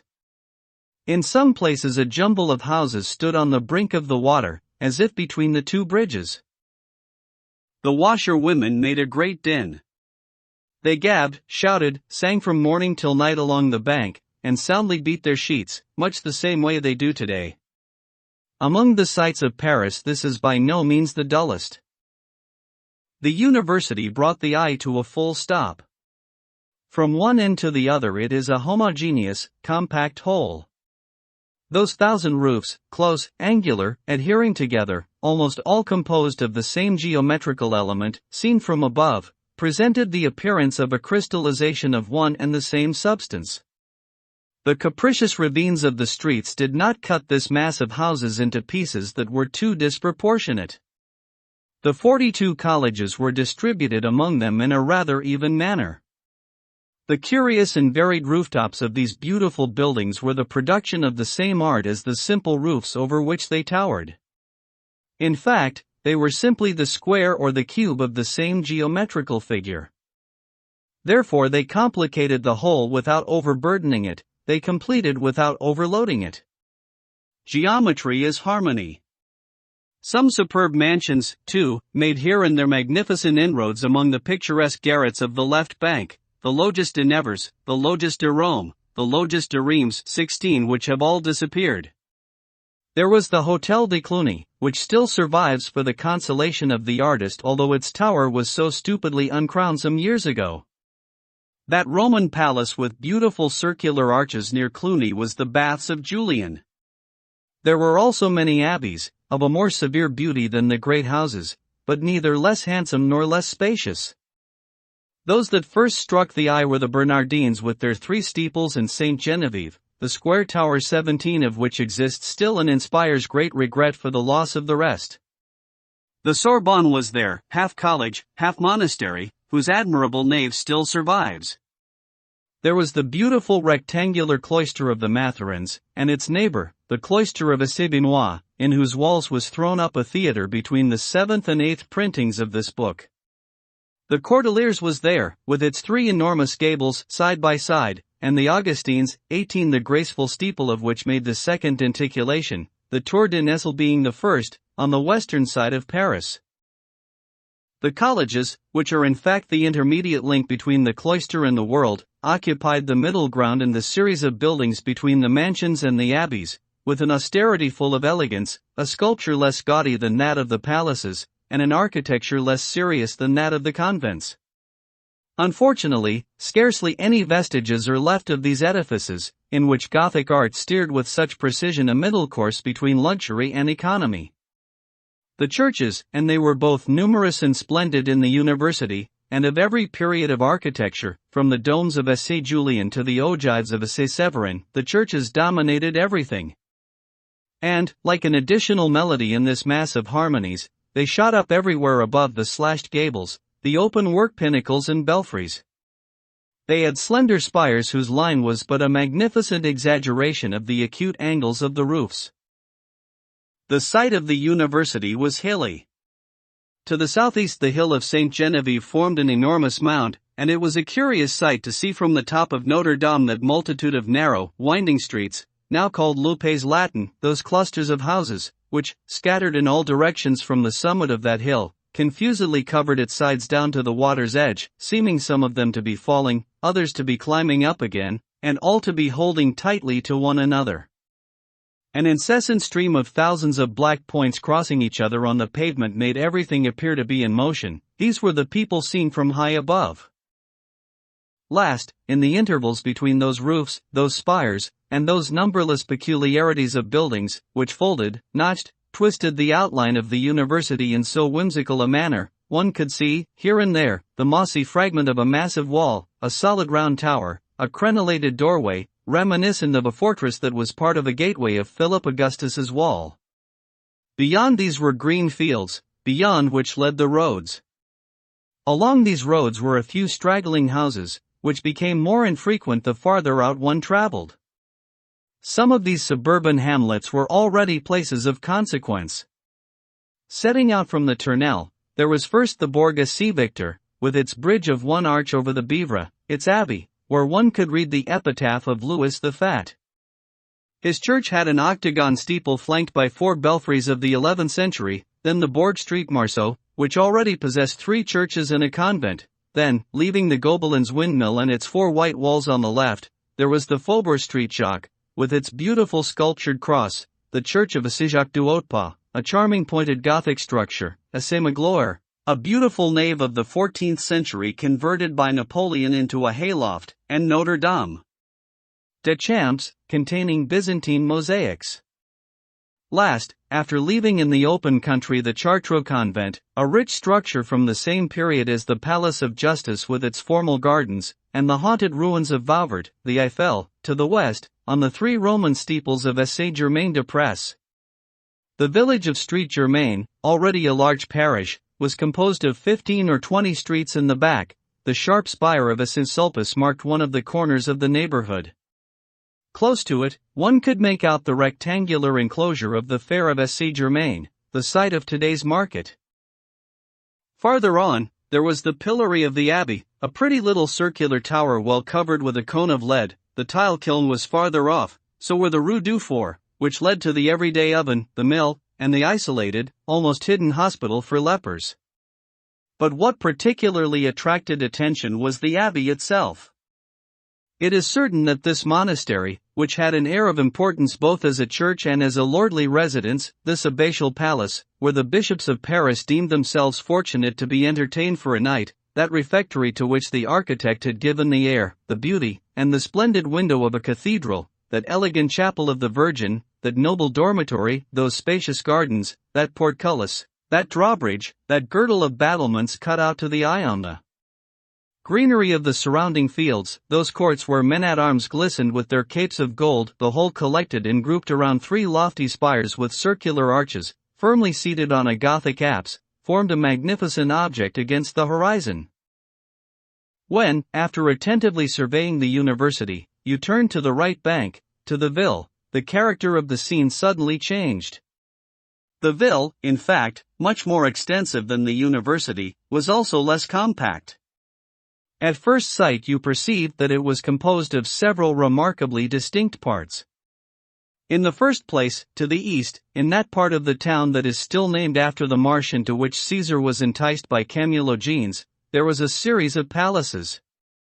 For nearly contiguous mansions, the hotels de Joie, Sens, Barbeau, and the Loges de la Reine, mirrored their slate roofs, broken by slender turrets, in the waters of the Seine.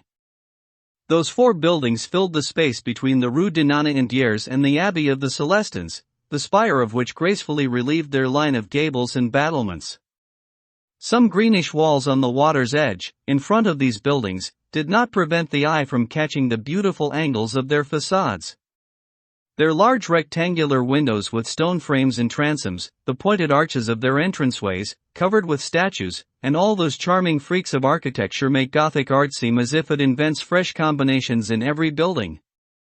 In the rear of these palaces ran in all directions, sometimes palisaded and crenellated like the ramparts of a castle keep, sometimes hidden in great trees like a charter house, the immense and multiform enclosure of that marvelous Hôtel des Épaules, where the King of France could superbly accommodate 22 princes equal in rank to the Dauphin and the Duke of Burgundy, with their attendants and retinues, without counting distinguished nobles, or the Emperor when he visited Paris, or the lions that had their own residence next to the royal domicile.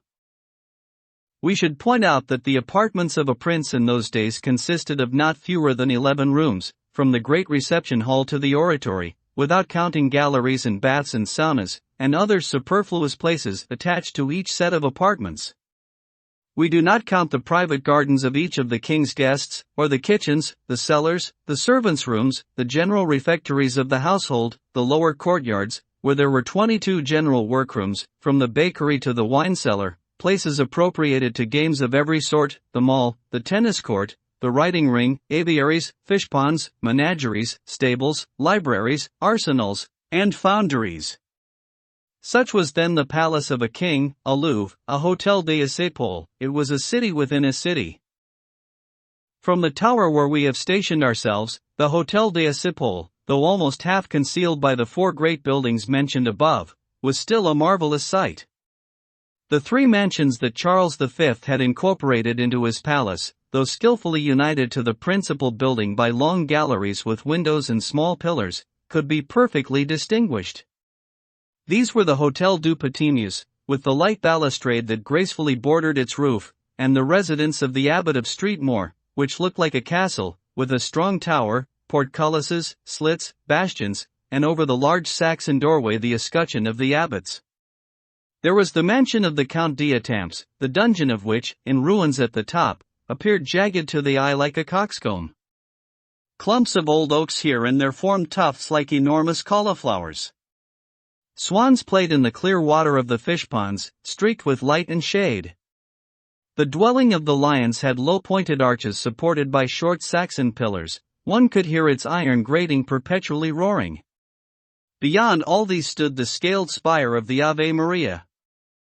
On the left was the residence of the Provost of Paris, flanked by four turrets of delicate workmanship. At the bottom, in the center, the Hôtel des Épaules, properly named, with its numerous facades, its successive embellishments from the time of Charles V, the hybrid ornaments with which the whims of architects had loaded it in the course of 2 centuries, with all the apses of its chapels, All the gables of its galleries, 1,000 weather vanes, and its 2 lofty, contiguous towers, whose conical roofs, surrounded at their base with battlements, looked like sharp-pointed hats with the brims turned up.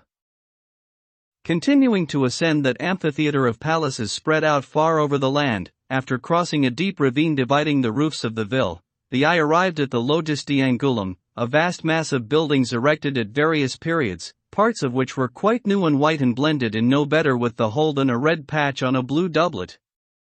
At the same time, the remarkably sharp and elevated roof of the modern palace was covered with gutters made of lead, on which were woven glittering incrustations of gilded copper that rolled themselves in 1,000 fantastic arabesques. That roof so curiously embroidered gracefully lifted itself from amid the brownish ruins of the ancient building, whose old clumsy towers, swollen like casks and cracked from top to bottom, were ready to burst to pieces like round bellies popping buttons.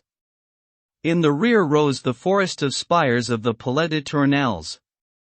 There was not a view in the world, not excepting Chambord or the Alhambra, that was more aerial, more impressive, more magical, than this forest of pinnacles, belfries, chimneys, weather vanes, spirals, screws, lanterns, perforated as if they had been struck by a hole puncher, pavilions and turrets, all differing in form, height, and attitude. One might have mistaken it for an immense chessboard of stone. To the right of the Tournelles there was a cluster of enormous towers, black as ink, running into one another and bound together, as it were, by a circular moat. That keep contained many more slits than windows. The drawbridge was always up, that portcullis always down, that was the Bastille. Those black muzzles sticking out between the battlements, which could be mistaken at a distance for gutters, are cannons. At the foot of the formidable edifice, just under its guns, was the gate of Saint-Antoine, hidden between its 2 towers. Beyond the Tournelles, as far as the wall of Charles V, the royal parks were spread out, diversified with rich patches of verdure and flowers, amid which might be recognized by its labyrinth of trees and alleys the famous maze garden that Louis XI gave to Coictier. The doctor's observatory rose above the maze like a detached massive column, with a small house at the very top. In this laboratory were concocted terrible astrological predictions. The site of it is today occupied by the Place Royale. As we have already observed, the section of palaces that we have tried to describe to the reader filled the corner that the wall of Charles V formed with the Seine to the east. The center of the ville was occupied by a tumble of common houses. Here in fact the 3 bridges of the site flowed on the right bank, and bridges make houses before palaces. This accumulation of dwellings of tradesmen and artisans, jammed together like cells in a hive, had its own beauty. There is something grand in the houses of a capital as in the waves of the sea. In the first place the streets, crossing and entwining, formed 100 amusing figures. Around the alleys, it looked like a star with 1,000 rays. The streets of Saint-Denis and Saint-Martin, with their countless twists and turns, ran up one after the other like 2 thick trees intermingling their branches. And then the streets of La Platerie, La Verrerie, and La Tisserandrie wound themselves over the whole. There were some handsome buildings that overlooked the petrified undulation of this sea of gables. At the head of the Pont aux Changers, behind which the Seine was seen foaming under the wheels of the Pont aux Meuniers, there was the Châtelet, no longer a Roman castle, as in the time of Julian the Apostate, but a feudal castle of the 13th century, and of stone so hard that in 3 hours a pickaxe could not chip off a piece larger than your fist. There too was the rich, square clock tower of Saint-Jacques de la Boucherie, 19 with its corners all blunted by sculptures, and already an object of admiration, though it was not finished till the 15th century. It lacked then those 4 monsters that, perched to this day at the corners of the roof, look like 4 sphinxes, giving to modern Paris a riddle from antiquity to unravel. They were not erected till the year 1526 by Rault, the sculptor, who got 20 francs for his labor. There was the Maison aux Piliers, which we have described to the reader. There was Street Gervais, since spoiled by an entrance in good taste. There was Street Mary, whose old pointed arches were almost all domes. There was Street Jean, whose magnificent spire was proverbial. There were 20 other buildings that did not disdain to bury their marvels in this chaos of deep, black, narrow streets. Add to these the sculptured stone crosses, more numerous even than the scaffolds, the cemetery of the innocents, the architectural enclosure of which was to be seen at a distance above the roofs, the pillory of the Halles, the top of which was perceptible between two chimneys of the Rue de la Cassonnerie, the ladder of the Croix du Trottoir, in its crossing always black with people, the circular walls of the Halle Oblique, the remains of the ancient walls of Philip Augustus, to be distinguished. Here and there, drowning in the houses, towers overgrown with ivy, gates in ruins, crumbling and shapeless fragments of walls, the quay, with its 1,000 shops and its bloody slaughterhouses, the Seine covered with boats, from the Portefeuille to the Forêt l'Evêque, and you will have a faint image of the central trapezoid section of the ville as it was in 1482. Besides these two neighborhoods, one of palaces, the other of houses, the ville presented a third feature, a long section of abbeys that ran along almost the entire circumference from west to east and formed a second wall of convents and chapels within that of the fortifications that encompassed Paris. Thus, immediately adjoining the Park of Tournelles, between the Rue Saint-Antoine and the old Rue du Temple, there was the Church of Saint Catherine, with its immense gardens and cultivated grounds, which were bordered only by the Wall of Paris. Between the old and the new Rue du Temple there was the Temple, 20 a grim, tall cluster of gloomy towers standing in the center of a vast enclosure of ramparts. Between the Rue Neuve du Temple and the Rue Saint-Martin was the Abbey of Saint-Martin, amid its gardens a superb fortified church, whose girdle of towers and tiara of steeples were surpassed in strength and splendor by Saint-Germain-des-Prés alone. Between the streets of Saint-Martin and Saint-Denis was the enclosure of the Trinity. Finally, between the streets of Saint-Denis and Montorgueil, there was the convent of Filles Dieu. Beside the latter were to be seen the rotting roofs and the unpaved area of the Cour des Miracles. It was the only profane link that interrupted this chain of convents. The fourth section, which is sufficiently distinctive in the agglomeration of buildings on the right bank that occupied the western corner within the city walls and covered the banks of the river below, was a new knot of palaces and mansions that had sprung up at the foot of the Louvre. The old Louvre of Philip Augustus, that extravagant building whose great tower gathered around itself 23 other towers, without counting the turrets, appeared at a distance to be set in the Gothic heights of the Hôtel d'Alençon and of the Petit Bourbon.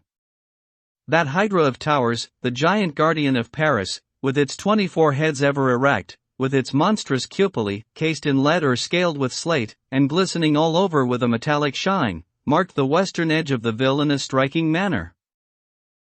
Thus, there was an immense island, or insula as the Romans called it, of common houses, flanked on the right and left by clusters of palaces, crowned, the one by the Louvre, the other by the Tournelles, girded on the north by a long belt of abbeys and cultivated enclosures. The whole blended and melted together before the eye. Above these thousands of buildings, whose tiled and slated roofs formed so many strange chains, the tattooed, honeycombed, carved steeples and spires of the 44 churches of the right bank towered. Myriad streets running in all directions, bounded on the one hand by a high wall with square towers, the wall of the university had circular towers, on the other by the Seine intersected by bridges and studded with craft, such was the ville in the 15th century. Beyond the walls there were suburbs crowding around the gates, but the houses there were less numerous and more scattered than those belonging to the university.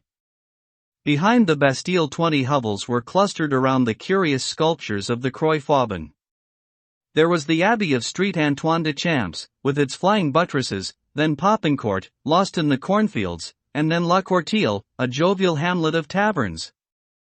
The Bourg St. Laurent came next, with its church, whose steeple seemed at a distance to belong to the gate of Saint-Martin, with its pointed towers. There was the Faubourg Street Denis, with the vast enclosure of Street Ladre. 21 beyond the gate of Montmartre lay La Grange Batelière, enclosed by white walls.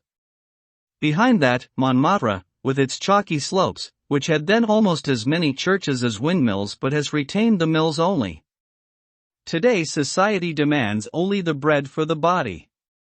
Last, beyond the Louvre one could see the Faubourg Street Honoré, already a very considerable place.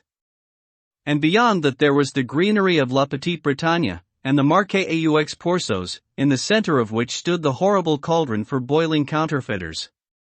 Between La Courtille and Essay-Laurent the eye has already remarked, on the summit of a plateau squatting on desert plains, a kind of building resembling at a distance a colonnade in ruins. This was neither a Parthenon nor a temple of the Olympian Jupiter, it was Montfaucon. Now if the enumeration of so many buildings, concise as we have purposely made it, has not effaced in the mind of the reader the general image of old Paris as fast as we constructed it, we will condense our description into a few words. In the center, the island of the site resembling in form an enormous tortoise, its slate bridges protruding like scaly feet beneath the gray carapace of roofs. On the left, the dense, compact, bristling trapezoid of the university, on the right, the vast semicircle of the ville, in which gardens and buildings were much more intermingled. The three divisions, site, university, and ville, veined by countless streets, the Seine, the nourishing Seine, as Father Dubreuil calls it, studded with boats and islands and crossed by bridges. All around an immense plain broken up by 1,000 different farms and sown with some villages, on the left Issy, Vandras, Vaugirard, Montrogue, Gentilly, with its round tower and its square tower, on the right 20 others, from Conflans to Villa-l'Evêque. On the horizon a chain of hills arranged in a circle, like the rim of the basin.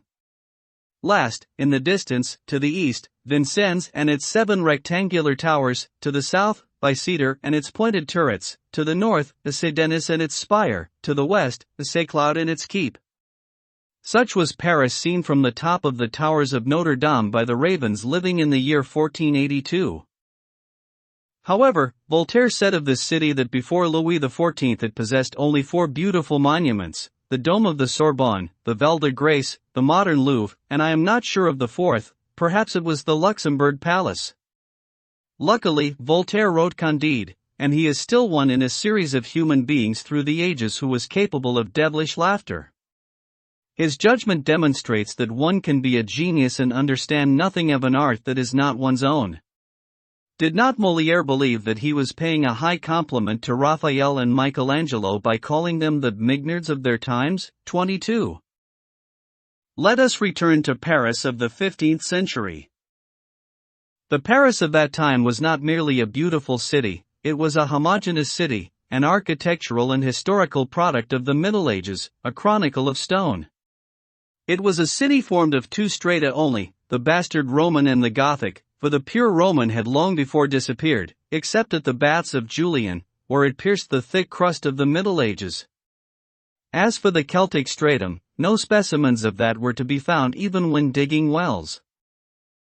50 years later, when the Renaissance came to blend with this unity so severe and yet so diversified the dazzling luxury of its fantasies and its systems, its extravagant Roman arches, Greek columns, and Gothic ellipses, its sculpture so delicate and so idealized, its particular style of arabesques and acanthi, its architectural paganism contemporaneous with Luther, Paris became perhaps still more beautiful, though less harmonious to the eye and the mind. But this splendid moment did not last long. The Renaissance was not impartial, it was not content with building up, it wanted to destroy as well.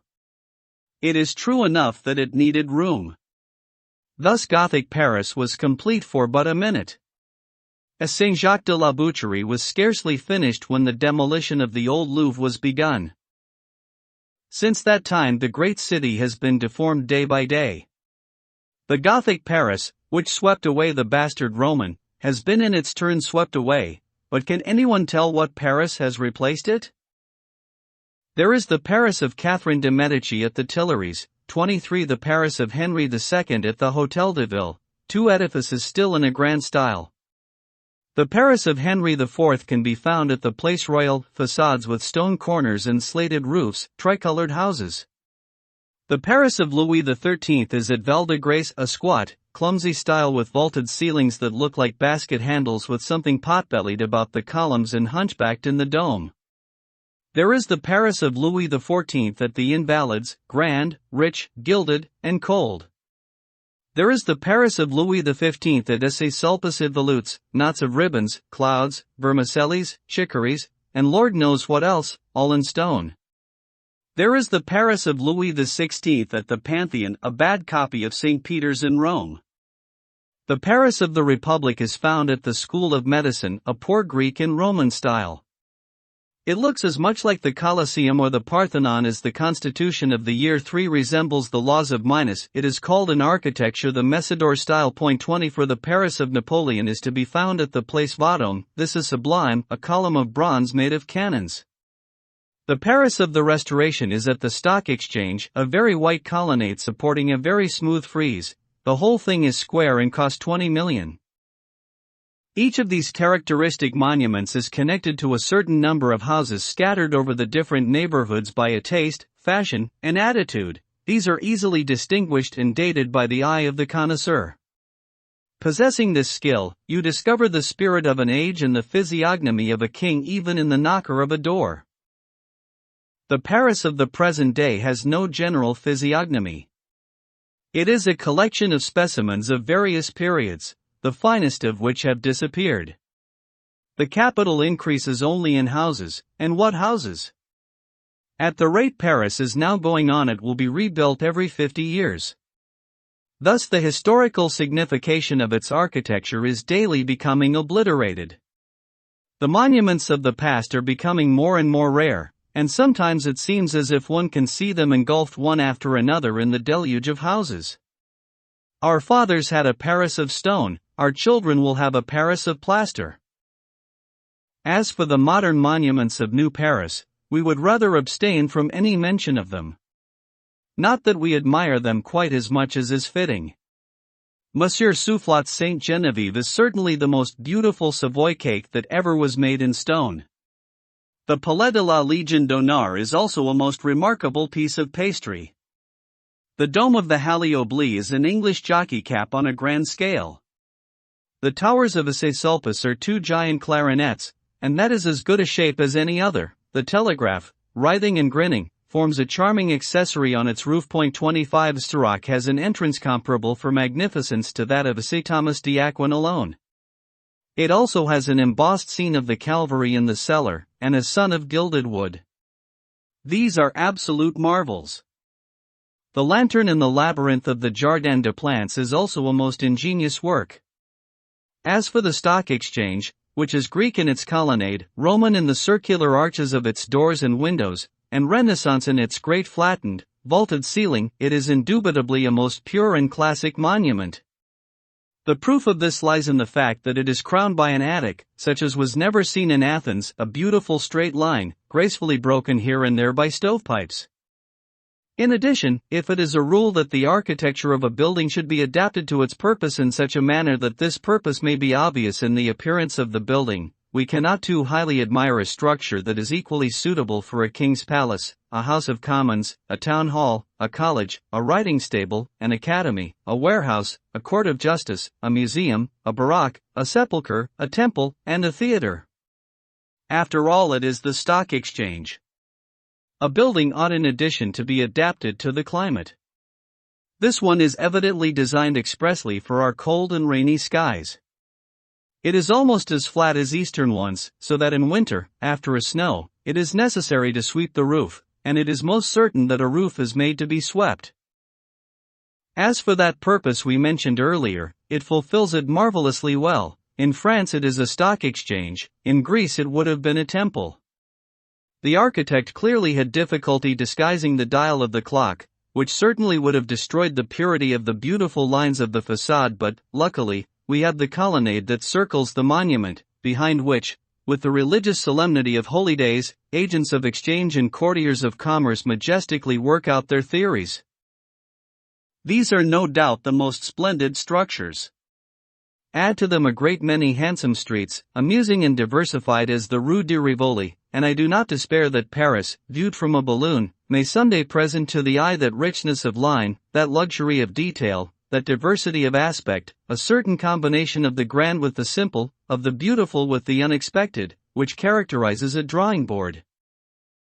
Admirable, however, as the Paris of the present day appears to you, reconstruct in your imagination the Paris of the 15th century and look at the light through that surprising line of steeples, towers, and belfries, spread out in the immense city, knock up against the points of its islands, fold the arches of the bridges, look at the current of the Seine, with its large patches of green and yellow, more changeable than a serpent's skin. Mark clearly the Gothic profile of this old Paris on a horizon of azure, make its contour float in a wintry fog that clings to its innumerable chimneys, drown it in deep night, and observe the extraordinary play of darkness and light in this dark labyrinth of buildings. Throw into it a ray of moonlight, which shall show its faint outline and make distinct the huge heads of the towers in the mist. Or take up again the dark silhouette, touch up with shade the thousand acute angles of the spires and gables, and make them soar, more jagged than a shark's teeth, on the copper-colored sky of evening. Now compare the two.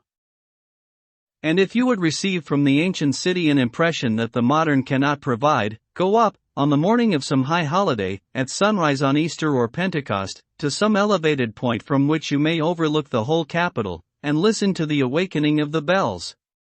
Behold it a sign from heaven, because it comes from the sun itself, those thousand churches trembling all at once. At first a faint tinkling passes from church to church, as when musicians give notice that they are going to begin. Then see, for at certain times the ear too seems to be endowed with sight, see how, all of a sudden, at the same moment, there rises from each steeple as it were a column of sound, a cloud of harmony. At first the vibration of each bell rises straight, pure, and in a manner separate from that of the others, into the splendid morning sky, then, swelling by degrees, they blend, melt, intermingle, and amalgamate into a magnificent concert. It is now but one mass of sonorous vibrations, coming out of the innumerable steeples incessantly, and it floats, undulates, leaps, and swirls over the city, and expands far beyond the horizon the deafening circle of its oscillations. That sea of harmony, however, is not a chaos. Vast and deep as it is, it has not lost its transparency. You see in it each group of notes that has wound its way up from the belfries. You can follow the dialogue, by turns deep and high. You can see the octaves leaping from steeple to steeple, you can watch them springing light, winged, sonorous, from the silver bell, dropping dull, faint, and limping from the wooden. You can admire the rich gamut ascending and descending without end the 7 bells of Saint Eustache. You can see clear and rapid notes dart around in all directions, making 3 or 4 luminous zigzags, and vanishing like lightning. There the Abbey of Saint Martin sends forth its harsh, sharp tones, here the Bastille raises its sinister and husky voice. At the other end of the city it is the great tower of the Louvre, with its countertenor. The royal chimes of the palace launch tirelessly on all sides their resplendent trills, on which falls, at measured intervals, the heavy tolling from the belfry of Notre-Dame, which makes them sparkle like an anvil under the hammer. From time to time you see tones of all shapes, proceeding from the triple peal of Saint-Germain-des-Prés, passing before you. Then again, at intervals, this mass of sublime sounds opens and makes way for the finale of the Ave Maria, which glistens like a plume of stars. Beneath, in the deepest part of the concert, you can distinguish with some confusion the singing inside the churches, which rises through the vibrating pores of their vaults. This is truly an opera that is well worth listening to. Normally the noises that Paris makes in the daytime represent the city talking, at night the city breathes. In this case the city sings. Lend your ear then to this tutti of steeples, listen to the buzzing of 500,000 human beings, the eternal murmur of the river, the infinite breathing of the wind, the grave and distant quartet of the 4 forests placed like immense organs on the 4 hills of the horizon. Soften, as with a demi-tint, all that is too shrill and too harsh in the central mass of sound, and say if you know anything in the world more rich, more joyful, more golden, more overwhelming than that tumult of bells, than that furnace of music, than those 10,000 voices of bronze singing all at once from flutes of stone 300 feet high, than that city which has become an orchestra, than that symphony which roars like a storm. Book 4. Chapter 1. Good Souls. 16 years before the period of the events recorded in this history, one fine morning, it happened to be Quasimodo Sunday, a living creature was laid after Mass in the church of Notre-Dame in the wooden bed built into the left-hand side of the open sanctuary, opposite the great image of Saint Christopher that faced the kneeling figure sculpted in stone of Antoine de Yessart's, night, till 1413, when both saint and sinner were destroyed. On this wooden bed it was customary to leave foundlings to public charity. Anyone who wanted to, took them. In front of the wooden bed was a copper basin to receive alms. The living creature that lay on this hard couch on the morning of Quasimodo Sunday, in the year of our Lord 1467, appeared to excite a high degree of curiosity in the considerable crowd of persons who had collected around it. They consisted chiefly of the fair sex, almost all of them old women. In the front row, leaning over the bed, were four who from their grey cassocks you would judge to belong to some religious sisterhood. I see no reason why history should not transmit to posterity the names of these four discreet and venerable matrons. They were Agnes Laherme, Jehanne de la Tarme, Henriette la Gaultière, and Gauchère la Violette, all four widows, and sisters of the chapel of Etienne Haudry, who had left their house with the permission of their superior, and in accordance with the statutes of Pierre d'Ely, for the purpose of attending the sermon. If, however, these good creatures were observing the statutes of Pierre d'Ely, they were certainly violating at the moment those of Michel de Brachet and the Cardinal of Pisa, which imposed upon them the most inhuman law of silence. "What is that, my sister?" said Agnes to Gauchère, looking intently at the little creature, crying and writhing on the wooden couch and terrified at the number of strange gazes. "What is the world coming to," said Jehanne, "if that is the way they make children nowadays?" "I don't pretend to know much about children," rejoined Agnes, "but it must be a sin to look at that thing." "It's not a child, Agnes, it is a misshapen ape," observed Gauchère. "It's a miracle," ejaculated Henriette la Gaultière. "Then," remarked Agnes, "this is the third since Laetier Sunday, one, for it is not a week since we had the miracle of the mocker of the pilgrims, who was punished by Our Lady of Aubervilliers, and that was the second miracle of the month." "This so-called foundling is a real monster of abomination," resumed Jehanne. "He brays loud enough to deafen a chanter," continued Gauchère. "And to pretend that Monsieur de Reims could send this fright to Monsieur de Paris," added La Gaultière, clasping her hands. "I cannot help thinking," said Agnes Laherme, "that it is some brute, something between a Jew and a sow, something in short that is not Christian, and ought to be drowned or burned." "I do hope," resumed La Gaultière, "that nobody will apply for it." "Good God!" exclaimed Agnes. "How I pity the poor nurses at the Foundling Hospital in the lane going down to the river by the Archbishop's, if this little monster should be carried to them to be suckled. Why, I declare, I would rather suckle a vampire." "Poor Laherme! What a simpleton she is," rejoined Jehanne. "Don't you see, sister, that this little monster is at least 4 years old, and that he would like a piece of meat a good deal better than your breast? In fact, this little monster, we find it difficult to call it anything else, was not a newborn infant. It was a little, shapeless, moving mass, tied up in a canvas bag, marked with the initials of Guillaume Chartier, the then Bishop of Paris. Its head alone was exposed. And that head was so deformed as to be absolutely hideous. Nothing was to be seen on it but a forest of red hair, one eye, a mouth, and teeth. The eye wept, the mouth cried, and the teeth seemed sadly wanting of something to bite.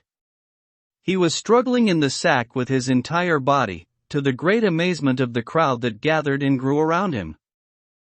Dame Aloise de Gondelaurier, a noble and wealthy lady, who held by the hand a sweet little girl about 6 years old and had a long veil hanging from the gold peak of her bonnet, stopped before the bed and for a moment surveyed the unfortunate creature, while her charming little daughter Fleur de Lis, dressed entirely in silk and velvet, pointing with her delicate finger to each letter of the permanent inscription on the wooden bed, spelled out the words Enfants Trouves, Foundlings. "I really thought," said the lady, turning away with disgust, "that only children were left here." As she turned her back she threw into the basin a silver florin, which rang among the copper coins and made the poor sisters of the chapel of Etienne Haudry open their eyes wide in astonishment. A moment afterward the grave and learned Robert Mistricolle, the king's first notary, passed with an enormous mass book under one arm and his wife, Demoiselle Guillemette la Mairesse, under the other, thus having at his side 2 regulators, the one spiritual, the other terrestrial. "A foundling," he exclaimed, after intently examining the object. found apparently on the bank of the Phlegethon. 2. He seems to have only one eye, observed Demoiselle Guillemette. There is a great wart over the other. That is no wart, replied Master Robert Mistricolle, but an egg, which contains another demon exactly like this, with another little egg, containing a third devil, and so on. How know you that? Asked Guillemette. I know it with certainty, replied the first notary. Monsieur, the first notary, inquired Gaucher, what do you predict from this kind of foundling? The greatest calamities, replied Mistricolle.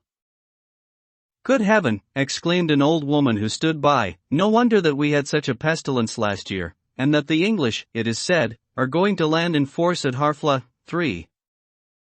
Perhaps that may not prevent the Queen from coming to Paris in September, rejoined another. Trade is very flat already. I am of the opinion, cried Jehan de la Tarme, that it would be better for the people of Paris if that little sorcerer were lying on a pile of burning wood than on a plank. Yes, a nice blazing one, added the old dame. That might be more prudent, observed Mistricolle. For some moments a young priest had been listening to the comments of the women in the first notary. He was a man of an austere countenance, with a wide brow and piercing gaze. Pushing aside the crowd without speaking, he examined the little sorcerer and extended his hand over him. It was high time, for all the pious bystanders were eager for the bonny blazing burning at the stake. I adopt this child, said the priest. He wrapped him in his cassock and carried him away. The bystanders looked after him with horror, till he had passed the Porte Rouge, which then led from the church to the cloisters, and was out of sight. When they had recovered from their first astonishment, Jehan de la Tarme, bent toward the ear of La Gaultière, whispered, Sister, didn't I tell you that young priest, Monsieur Claude Frollo, is a sorcerer? Chapter 2.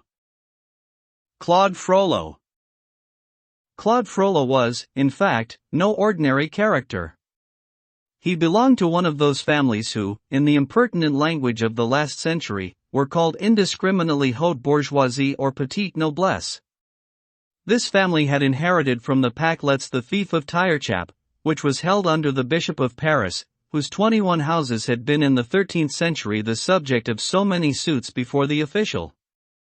Claude Frollo, as possessor of this fief, was one of the 141 seigneurs who claimed manorial rights in Paris and its suburbs, and as such his name was long to be seen registered between the Hôtel de Tancarville, belonging to Master François Lorez, and the Collège de Tours in the Book of Deeds preserved in the church of Saint-Martin-Champs. Claude Frollo had from his childhood been destined by his parents for the church.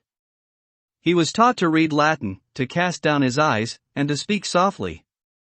While he was still quite a boy, his father had placed him in the Collège de Torchi in the university, and there he had grown up on the Mass book and the lexicon. He was a sad, grave, serious boy, who studied assiduously and learned quickly. He was not enthusiastic about recreations, had mingled only a little in the bacchanals of the Rue du Fouar, and did not know much about Dare à l'Opposité Capillo's Lanier Point, for he had not cut a figure in that revolt of 1463, which the chroniclers have gravely recorded under the title Sixth Disturbance of the University. He had scarcely ever been known to make fun of the poor students of Montaigu for their little hoods, after which they were nicknamed capettes, or the scholarship students of the Collège de Dormans for their tonsures and their tricolored frock of grey, blue, and purple cloth azurini coloris et bruni, as says the charter of the Cardinal de Cotters-Courons.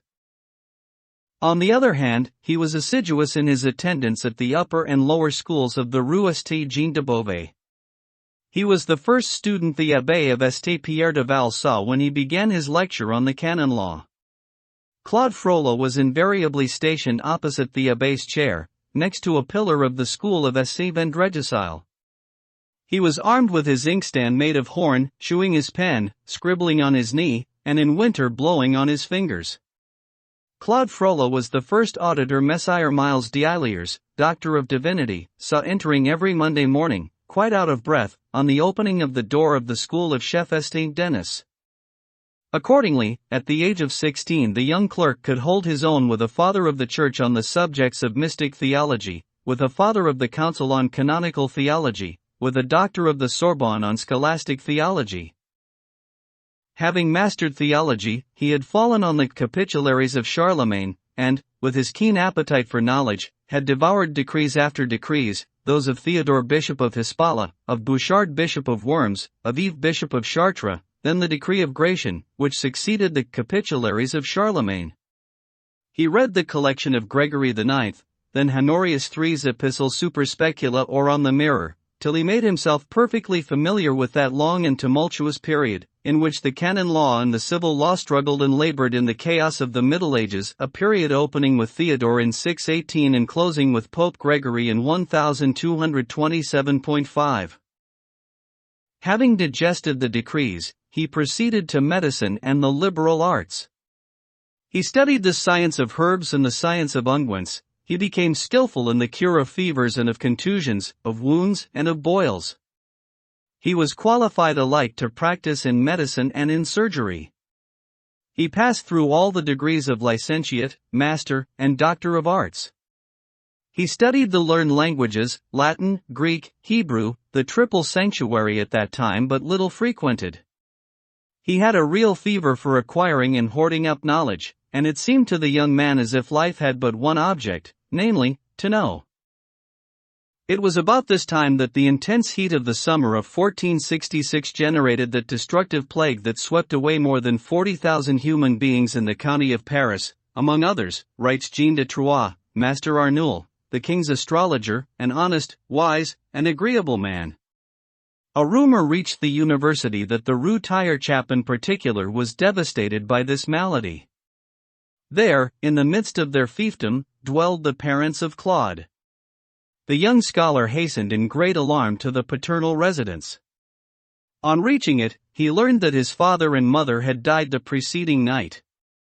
An infant brother in swaddling was still alive and crying, abandoned in his cradle. This babe was the only member of Claude's family that was left to him. He took the child in his arms and left the house absorbed in thought. Until now he had lived only in learning and science, now he began to live in life. This catastrophe was a crisis in Claude's existence. An orphan and head of a family at 19, he felt himself rudely roused from the reveries of the schools to the realities of the world. Moved with pity, he conceived a passionate fondness for this helpless infant brother, a strange and sweet thing, this human affection, to him who previously had loved nothing but books. This affection developed itself to an extraordinary degree. In a soul so new to feeling, it was like a first love. Separated from childhood from his parents, whom he had scarcely known, cloistered, and as it were spellbound by his books, eager above all things to study and to learn, exclusively attentive till then to his intelligence, which expanded itself in science, to his imagination, which developed in literature, the young scholar had not yet had time to find out where his heart lay. That little brother, without father or mother, that infant that dropped suddenly from the sky into his arms, made a new man of him. He perceived that there was something in the world besides the speculations of the Sorbonne and the verses of Homer, that human beings have need of affections, that life without love is only a dry wheel, creaking and grating as it revolves. He fancied, it is true, for he was at an age when one illusion only gives place to another, that the family affections, the ties of blood, were the only things he needed, and that the love of his little brother was sufficient to fill his heart for his whole life. He gave himself up therefore to the love of his little Jahan with the passion of a character already deep, ardent, and intense. This poor, frail, fair, delicate creature, this orphan without any protector but another orphan, moved him to the bottom of his soul, and, grave thinker that he was, he began to think of Jahan with feelings of infinite compassion. He bestowed on him all possible care and attention, just as if he had been something exceedingly fragile and exceedingly valuable. He was more than a brother to the child, he became a mother to him. Little Jahan was still nursing when he lost his mother. Claude put him out to nurse. Besides the fief of Tirechap, he had inherited from his father the fiefdom of Moulin, next to the square towers of Gentilly. The property was on a hill, near the Château de Bicêtre. The miller's wife was just nursing a fine boy. It was not far from the university. Claude carried little Jahan to her himself. From then on, feeling that he had responsibility to bear, he took life seriously. The thought of his little brother became not only a recreation but even the object of his studies. He resolved to devote himself entirely to his care, and never to have any other wife, or any other child, but the happiness and prosperity of his brother. He attached himself therefore more strongly than ever to his clerical vocation. His merit, his learning, his condition as immediate vassal of the Bishop of Paris threw the doors of the church wide open to him. At the age of 20, by a special dispensation of the Holy See, he was a priest, and as the youngest of the chaplains of Notre-Dame he performed the service of the altar called, on account of the lateness of the Mass said there, altar pegrorum, or the altar for the lazy. There, more than ever absorbed by his beloved books, which he abandoned only to run for an hour to the mill, this mixture of learning and austerity, so uncommon at his age, quickly earned him the admiration and the respect of the convent. From the cloister his reputation for learning spread among the people, and among some of them it even earned him the reputation of sorcerer, a frequent circumstance in that superstitious age. It was at the moment when he was returning on Quasimodo Sunday from saying Mass at the altar of the lazy, which stood by the door of the choir on the right, near the image of the Blessed Virgin, that his attention was attracted by the group of old women screeching around the bed of the foundlings. He approached the unfortunate little creature, so hated and so threatened. Its distress, its deformity, its destitution, the thought of his young brother, the idea that suddenly flashed across his mind, that if he were to die his poor little Jahan too might be mercilessly thrown on the same spot, assailed his heart all at once. It melted with pity, and he carried the boy away. When he had taken the child out of the sack he found him to be, in fact, a monster of deformity. The poor little wretch had a prodigious wart over his left eye, his head was close to his shoulders, his back arched, his breastbone protruded, and his legs were twisted. But he appeared lively, and though it was impossible to tell what language he tried to speak, his cry indicated a tolerable degree of strength and health. This extreme ugliness only served to increase Claude's compassion, and he vowed in his heart to bring up this boy for the love of his brother, that, whatever the faults little Jahan might possess, he could have the benefit of this act of charity performed on his behalf. It was a humane act, placed, as it were, in his brother's account, one in a small stock of good works that he determined to store up for his brother in advance, in case the young rogue should someday run short of that kind of currency that is the only one accepted at the toll-gate of paradise. He baptized his adopted child and named him Quasimodo, either to commemorate the day on which he had found him or to express the incomplete and scarcely finished state of the poor little creature. In truth, Quasimodo, with one eye, hunchback, and crooked legs, was only a quasi-person. 6. Chapter 3. Imanis pecoris, custos imanier ipsi 7. Now, by the year 1482 Quasimodo had grown up. He had been for several years bell ringer of the Cathedral of Notre-Dame, thanks to his foster father, Claude Frollo, who had become Archdeacon of Josses, thanks to his lord, Louis de Beaumont, who had been appointed Bishop of Paris in 1472, thanks to his patron Olivier le Diem aide barber to Louis XI, by the grace of God, etc., etc. So Quasimodo became bell ringer of Notre-Dame. In the course of time a curious attachment grew up between the bell ringer and the church. Cut off forever from society by the double fatality of his unknown parentage and his distorted form, imprisoned from childhood within this closed circle, the poor fellow was accustomed to see nothing in the world beyond the religious walls that had taken him under their shadow. Notre-Dame had been successively to him, as he grew up and developed, his egg, his nest, his home, his country, the universe. A sort of mysterious and pre-existent harmony had grown up between this creature and this building. While still quite a child he dragged himself around with difficulty, twisting and hopping in the shade of its arches. He appeared, with his human face and his bestial body, to be a reptile indigenous to those dark, damp paving stones, among the bizarre forms cast by the shadows of the capitals of the Roman pillars. Later, as he grew up, The first time he mechanically grasped the rope in the tower and, hanging on it, set the bell in motion, his foster father reacted like a parent to the first articulate sounds uttered by his child. Thus, little by little, his spirit expanded in harmony with the cathedral. There he lived, there he slept, scarcely ever leaving it, and, being perpetually subject to its mysterious influence, he came at last to resemble it, to be encrusted with it, to form, as it were, an integral part of it. His sharp corners dovetailed, if we may be allowed the expression, into the receding angles of the building, so that he seemed to be not merely its inhabitant but its natural contents. One could almost say that he had taken on its form like a snail assumes the shape of its shell. It was his home, his hole, his container. Between the ancient church and him there was an instinctive sympathy so deep, and so many magnetic and material affinities, that he stuck to it in some measure as the tortoise to its shell. The craggy cathedral was his carapace. It would be useless to warn the reader not to take literally all the metaphors we are obliged to use here to describe the singular, symmetrical, immediate, and almost consubstantial coupling of a man and a building. It is scarcely necessary to say how familiar he had made himself with the whole cathedral in so long and so intimate a cohabitation. There was no depth that Quasimodo had not fathomed, no height that he had not scaled.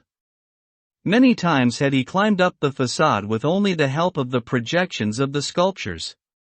Often he could be seen crawling up the outside of the towers, like a lizard up a perpendicular wall. Those twin giants, so tall, so threatening, so formidable, produced in him neither vertigo, fear, nor dizziness. So gentle did they appear under his hand, and so easy to climb, that you would have said he had tamed them. By leaping, scrambling, gliding, and groping among the chasms of the venerable cathedral, he had become something between a monkey and a mountain goat, like the boy from Calabria who swims before he can walk and plays as a child in the sea. Not only the person but also the mind of Quasimodo appeared to be molded by the cathedral. What manner of soul was his? What line had it acquired, what form had it received, within its gnarled envelope, in the course of his wild life? It would be difficult to say. Quasimodo was born one-eyed, hump-backed, and lame. It was not without great difficulty and great patience that Claude Frollo had taught him to speak. But a grim tale was attached to the unhappy foundling. Since he had become bell ringer of Notre-Dame at the age of 14, a new infirmity had come upon him, the bells had broken his eardrums, and he became deaf. Thus the only gate that nature had left wide open between him and the world was suddenly closed forever. In closing, it shut out the only ray of light and joy that still reached his soul, which was now wrapped in profound darkness. The melancholy of the poor fellow became as incurable and complete as his deformity. His deafness rendered him in some measure dumb. For, the moment he lost his hearing, he resolved to avoid the ridicule of others by a silence that he never broke except when he was alone. He voluntarily tied up that tongue that Claude Frollo had taken such pains to loosen. From then on, when necessity forced him to speak, his tongue was swollen and awkward, and like a door whose hinges have grown rusty.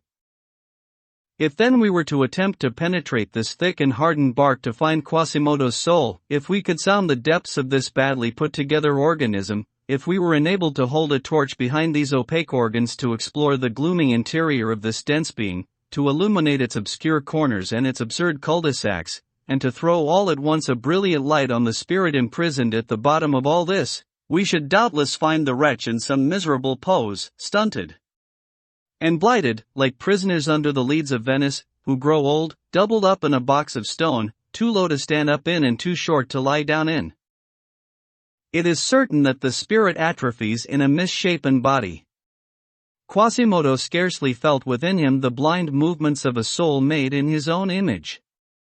The impressions of objects underwent a considerable refraction before they reached the seat of thought. His brain was a peculiar medium. The ideas that entered it came out quite twisted. The reflection resulting from this refraction was necessarily distorted and twisted. Thus the thousand optical illusions, the thousand aberrations of judgment, the thousand byways into which his sometimes silly, sometimes crazy imagination would wander. The first effect of this fatal organism was to confuse his vision of the world. He received scarcely a single direct perception. The exterior world appeared to him at a greater distance than it does to us. The second result of his misfortune was that it made him bad. He was, in truth, bad because he was wild because he was ugly. There was logic in his nature, as there is in ours. His strength, developed in a most extraordinary manner, was another cause of his propensity to mischief. Malus pura robustus, or the energetic child is full of mischief, says Hobbes. We must nevertheless do him justice, malice was probably not innate in him. From his earliest interactions with men he had felt, and afterward he had seen himself, despised, rejected, cast off. Human speech had never been anything to him but a jeer or a curse. As he grew up he had found nothing but hatred around him. He had adopted it. He had acquired the general malevolence. He had picked up the weapon with which he had been wounded. After all, he turned toward humankind only with reluctance. His cathedral was enough for him. It was peopled with figures of marble, with kings, saints, bishops, who at least did not laugh in his face and looked on him only with an air of tranquility and benevolence. The other statues, those of monsters and demons, bore no malice against him. They resembled him too much for that. Their mockery was rather directed against other men. The saints were his friends and blessed him, the monsters were his friends and protected him. He would therefore pass whole hours squatting before one of these statues and conversing in a solitary manner with it. If anyone came by he would run off like a lover surprised in a serenade. The cathedral was not only his society but his universe, in short, all of nature to him. He dreamed of no other trees than the painted windows, which were always in blossom, of no other shade than the foliage of stone adorned with birds in the Saxon capitals, of no other mountains than the colossal towers of the church, of no other ocean than Paris, which roared at their feet. But what he loved most of all in the maternal building, what awakened his soul and made it spread its poor wings, otherwise so miserably folded up in its prison, what even gave him at times a feeling of happiness, were the bells. He loved them, he caressed them, he talked to them, he understood them, from the chimes in the steeple of the transept to the great bell above the main entrance.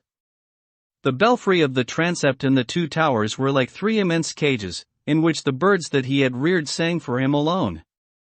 It was these same birds, however, that had deafened him, but mothers are often fondest of the child that has caused them the greatest pain. It is true that theirs were the only voices he could still hear. On this account the great bell was his most beloved. He preferred her to all the other sisters of this noisy family, who swung around him on holidays. The name of this great bell was Marie. She was placed in the southern tower, along with her sister Jacqueline, a medium-sized bell enclosed in a smaller cage of less magnitude by her side. This Jacqueline was named after the wife of Jehan Montague, who gave her to the church, a gift that did not prevent his losing his head at Montfaucon. In the second tower were 6 other bells, and, last, the 6 smallest dwelled in the steeple of the transept, with the wooden bell, which was rung only between noon on Holy Thursday and the morning of Easter Eve. Thus Quasimodo had 15 bells in his seraglio, but Big Marie was his favorite. It is impossible to imagine his joy on the days of the great peals.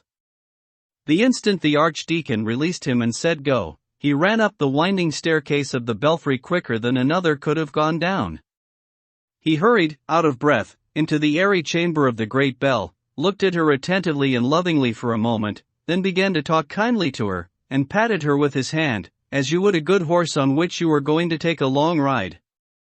He would pity her for the labor she was about to perform. After these first caresses he shouted to his assistants in a lower story of the tower to begin. They seized the ropes, the windlass creaked, and slowly and heavily the enormous capsule of metal was set in motion. Quasimodo, with heaving bosom, watched the movement. The first shock of the clapper against the wall of brass shook the woodwork on which it was hung. Quasimodo vibrated with the bell. Va, he would cry, with a burst of idiot laughter. Meanwhile the motion of the bell was accelerated and, as the angle at which it swung became sharper, the eye of Quasimodo flamed and shone brighter and brighter. At length the grand peal began, the whole tower trembled, rafters, leads, stones, all groaned together, from the piles of the foundation to the trefoils of the parapet. Quasimodo then boiled over with delight, he foamed at the mouth, he ran backward and forward, he trembled from head to foot with the tower. The great bell, let loose and, as it were, furious with rage, turned its enormous throat first to one side and then to the other side of the tower, and from it issued a roar that might be heard 4 leagues around. Quasimodo placed himself in front of this open mouth, he crouched down and rose up, as the bell swung to and fro, inhaled its boisterous breath, and looked alternately at the abyss 200 feet below him and at the enormous tongue of brass that came closer and closer to bellow in his ear. This was the only word that he could hear, the only sound that broke the universal silence to which he was doomed. He took wing in it like a bird in the sun. All at once the frenzy of the bell would seize him, his look became wild, he would watch the rocking engine, as a spider watches a fly, and suddenly leap on it. Then, suspended over the abyss, carried back and forth in the formidable oscillation of the bell, he seized the bronze monster by the handles, pressed it between his knees, kicked it with his heels, and with the whole weight and force of his body increased the fury of the peal. While the tower began quaking he would shout and grind his teeth, his red hair would bristle up, his breast would heave and puff like the bellows of a forge, his eye would flash fire, and the monstrous bell would neigh breathless under him. It was then no longer the bell of Notre-Dame and Quasimodo, it was a dream, a whirlwind, a tempest, vertigo astride an uproar, a spirit clinging to a winged monster, a strange centaur, half man, half bell, a species of horrible Astolfo, carried off by a prodigious hippogriff 9 of living brass. The presence of this extraordinary being seemed to infuse some sort of breath of life into the whole cathedral. A mysterious emanation seemed, at least so the superstitious multitude imagined, to come out of him, to animate the stones of Notre Dame, and to make the very entrails of the old church heave and palpitate. When it was known that he was there, it was easy to imagine that the 1,000 statues in the galleries and over the entranceways were moving and alive. In fact, the cathedral seemed to be a docile and obedient creature in his hands, waiting only for his will to raise her mighty voice, being possessed and filled with Quasimodo as with a familiar spirit. He might be said to have made the immense building breathe. He was, in fact, everywhere, he multiplied himself at all the points of the edifice. Sometimes one would be seized with fear, on beholding at the top of one of the towers an odd-looking dwarf, climbing, twining, crawling on all fours, descending externally into the abyss, leaping from one projecting point to another, and fumbling in the body of some sculptured gorgon. It was Quasimodo unnesting the crows. At other times the visitor stumbled, in some dark corner of the church, upon a crouching, grim-faced creature, a sort of living chimera. It was Quasimodo thinking. At another time one might see under a belfry an enormous head and a bundle of ill-adjusted limbs furiously swinging at the end of a rope. It was Quasimodo ringing the Vespers or the Angelus. Frequently, at night, a hideous figure might be seen wandering on the delicate openwork balustrade that crowns the towers and runs around the apse. It was still the Hunchback of Notre-Dame. At such times, according to the reports of the gossips of the neighborhood, the whole church took on a fantastic, supernatural, horrible look, eyes and mouths opened here and there, the dogs, and the dragons, and the griffins of stone, which keep watch day and night with outstretched necks and open jaws around the monstrous cathedral, were heard to bark and howl. If it was Christmas, while the great bell, which seemed to gasp, summoned the pious to the midnight mass, the gloomy facade of the cathedral wore such a strange and sinister air that the grand entrance seemed to swallow the multitude, while the rose window above it looked on. All this came from Quasimodo. Egypt would have taken him for the god of the temple, the Middle Ages believed him to be its demon. He was its soul. To such a point was he, that those who knew that Quasimodo once existed, now find that the cathedral seems deserted, inanimate, dead. You feel that there is something missing. This immense body is empty, it is a skeleton. The spirit has departed, you see the place it left, and that is all. It is like a skull, the sockets of the eyes are still there, but the gaze has disappeared. Chapter 4. The Dog and His Master. There was, however, one human being whom Quasimodo excluded from his hatred and malice, and whom he loved as much as, perhaps more than, his cathedral. That being was Claude Frollo. The thing was perfectly simple. Claude Frollo had taken pity on him, adopted him, supported him, brought him up. It was between Claude Frollo's legs that, when quite small, he had been accustomed to seek refuge when teased by boys or barked at by dogs. Claude Frollo had taught him to speak, to read, to write. To crown it all, Claude Frollo had made him bell ringer. The gratitude of Quasimodo was therefore profound, impassioned, unbounded, and though the countenance of his foster father was frequently gloomy and severe, though his way of speaking was habitually short, harsh, and imperious, never had this gratitude failed him for even a moment. The archdeacon had in Quasimodo the most submissive of slaves, the most docile of attendants, the most vigilant of wardens. After the poor bell ringer had lost his hearing, Claude Frollo and he conversed in a language of signs, mysterious and understood by themselves alone. Thus the archdeacon was the only human creature with whom Quasimodo had kept up communication. There were only two things in the world with which he still had a relationship: Notre-Dame and Claude Frollo. Nothing on earth can be compared with the power of the archdeacon over the bell ringer, and the attachment of the bell ringer to the archdeacon. A sign from Claude, and the idea of pleasing him would have been enough to make Quasimodo throw himself from the top of the towers of Notre-Dame. It was truly extraordinary to see all that physical strength, which had developed in such an extraordinary way in Quasimodo, placed absolutely at the disposal of another. It was undoubtedly filial submission, domestic attachment, but it proceeded also from the fascination that one mind exercises upon another. It was an imperfect, distorted, defective creature, with head lowered and supplicating eyes, before a superior, a lofty, a commanding intelligence. But, above all, it was gratitude, albeit gratitude so carried to its extreme limit that we do not know what to compare it with. This virtue is not one of those of which the most striking examples are to be sought among men. We shall therefore say that Quasimodo loved the archdeacon as never dog, never horse, never elephant loved his master. Chapter 5.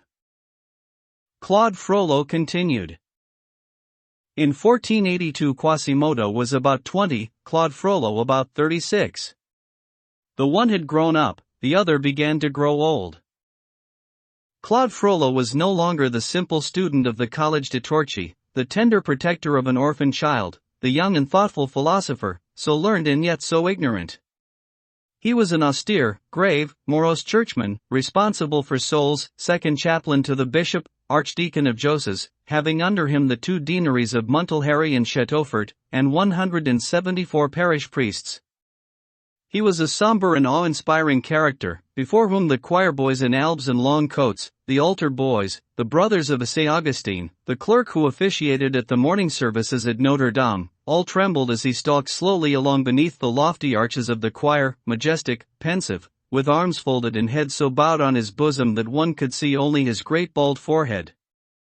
Meanwhile, Dom Claude Frollo had not abandoned either the sciences or the education of his young brother, those 2 occupations of his life, but time had added some bitterness to those sweet things.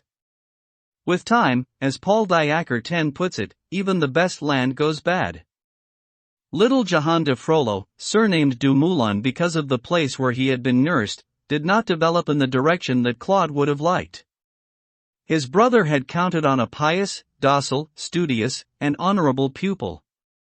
But the younger brother, like those young trees that, in spite of all the gardener's efforts, obstinately turned toward the air and sun, grew and flourished, and threw out luxuriant branches toward idleness, ignorance, and debauchery alone.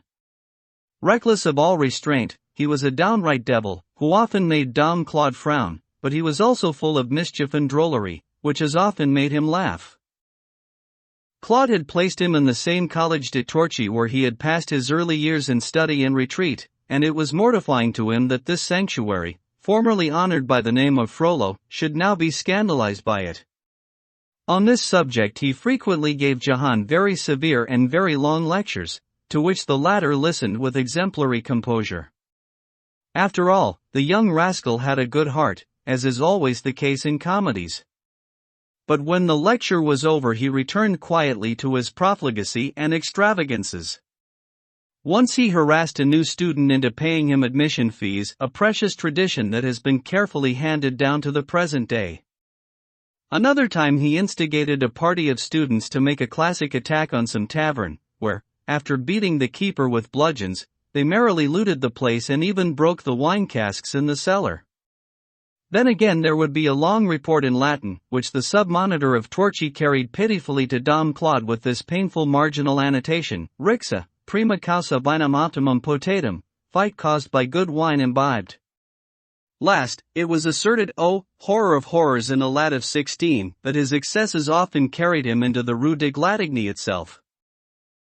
Grieved and thwarted by these circumstances in his human affections, Claude had thrown himself with all the more ardor into the arms of science, who at least does not laugh in your face, and always repays you, though sometimes in rather hollow coin, for the attentions you have bestowed on her. Thus he became more and more learned and at the same time, by a natural consequence, more and more rigid as a priest and more gloomy as a man. As Claude Frollo had from his youth traveled through almost the entire positive, external, and lawful circle of human knowledge, he was forced, if he could not make up his mind to stop where he was, to seek further nourishment for the insatiable cravings of his understanding. The antique symbol of the serpent biting its tail is peculiarly appropriate to science, and it appears that Claude Frollo knew this from experience. Several serious persons affirmed that after exhausting the fauces of human knowledge he had dared to penetrate into the Nephas Point 11. He had, it was said, tasted successively all the apples of the tree of knowledge and had at last bitten into the forbidden fruit. He had taken his place by turns, as our readers have seen, at the conferences of the theologians in the Sorbonne, at the meetings of the philosophers at the image of a Saint Hilaire, at the disputes of the decretists at the image of a Saint Martin, at the congregations of the physicians at the holy water font of Notre-Dame.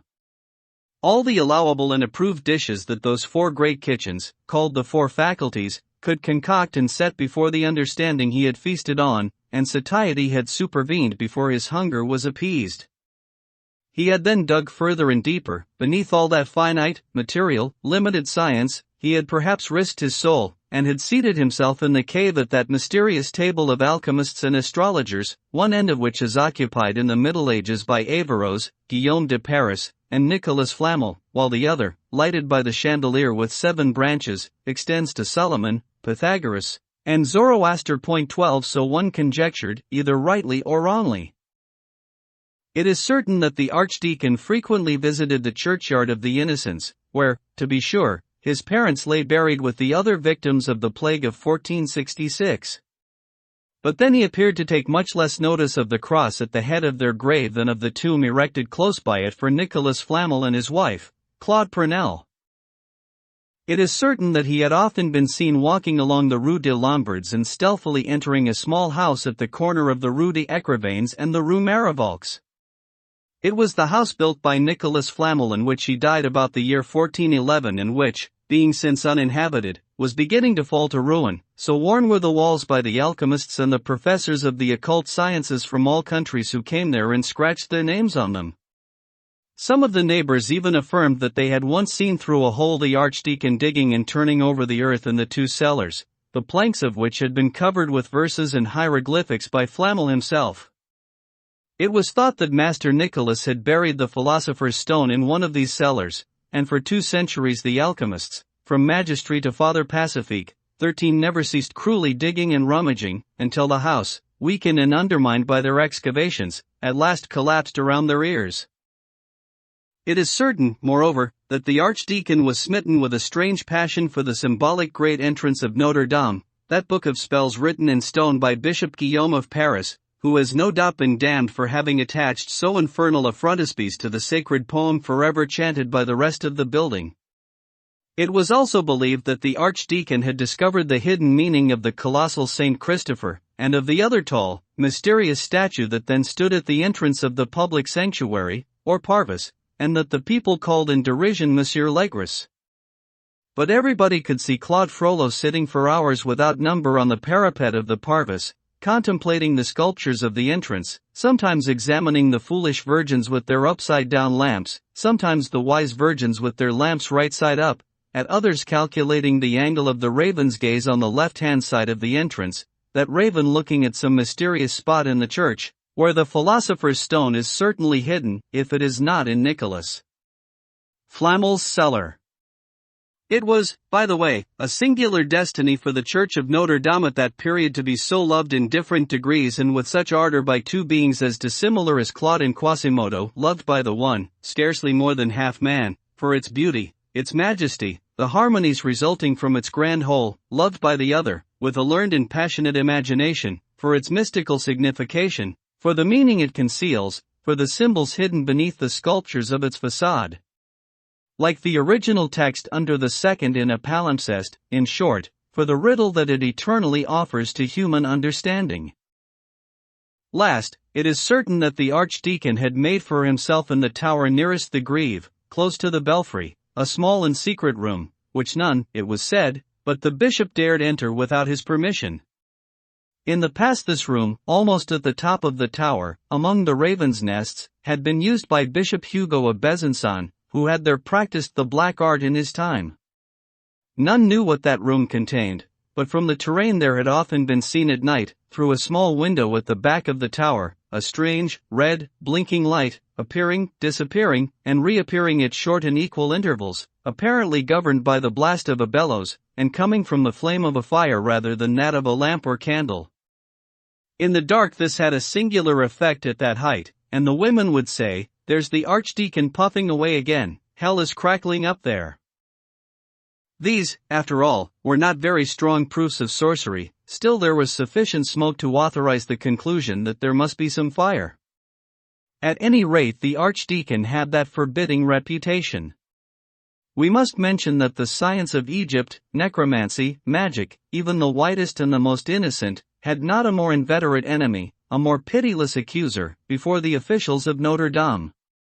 Whether this horror was sincere or merely the game played by the criminal who was the first to cry, "Stop thief," it did not prevent his being considered by the learned heads of the chapter as a soul lost in the mazes of the Kabbalah, groping in the darkness of the occult sciences, and already in the vestibule of hell. The people held much the same opinion. All who possessed any wisdom regarded Quasimodo as the demon and Claude Frollo as the conjurer. It was obvious that the bell ringer had been engaged to serve the archdeacon for a specific time, at the expiration of which he would be sure to steal his soul by way of payment. Accordingly the archdeacon, in spite of the extreme austerity of his life, was on the outs with all good Christians, and there was not a devout nose among them that could not smell the magician. And if, as he grew older, gaps opened up in his science, they did in his heart as well. At least there was good reason to believe so on surveying that face in which his soul was discernible only through a dark cloud. Where did that bald forehead come from, that head always bent down, that bosom forever heaved by sighs? What secret thought caused his lips to smile with such a bitter expression at the very moment when his knitted brows approached one another like two bulls preparing for the fight? Why was the rest of his hair already gray? What inward fire was it that at times burst from his eyes, making them look like holes in the wall of a furnace? These symptoms of a violent moral preoccupation had acquired an unusual degree of intensity at the period of the events related in this story. More than one of the choir boys had fled terrified on meeting him alone in the church, so strange and alarming were his looks. More than once, during the service in the choir, the priest in the stall next to us had heard him mingle unintelligible parentheses with the responses. More than once the laundress of the terrain, employed to wash for the chapter, had observed, not without horror, marks as if scratched by claws or fingernails on the surplice of Monsieur the Archdeacon of Joses. In other respects his austerity was intensified, and never had he led a more exemplary life.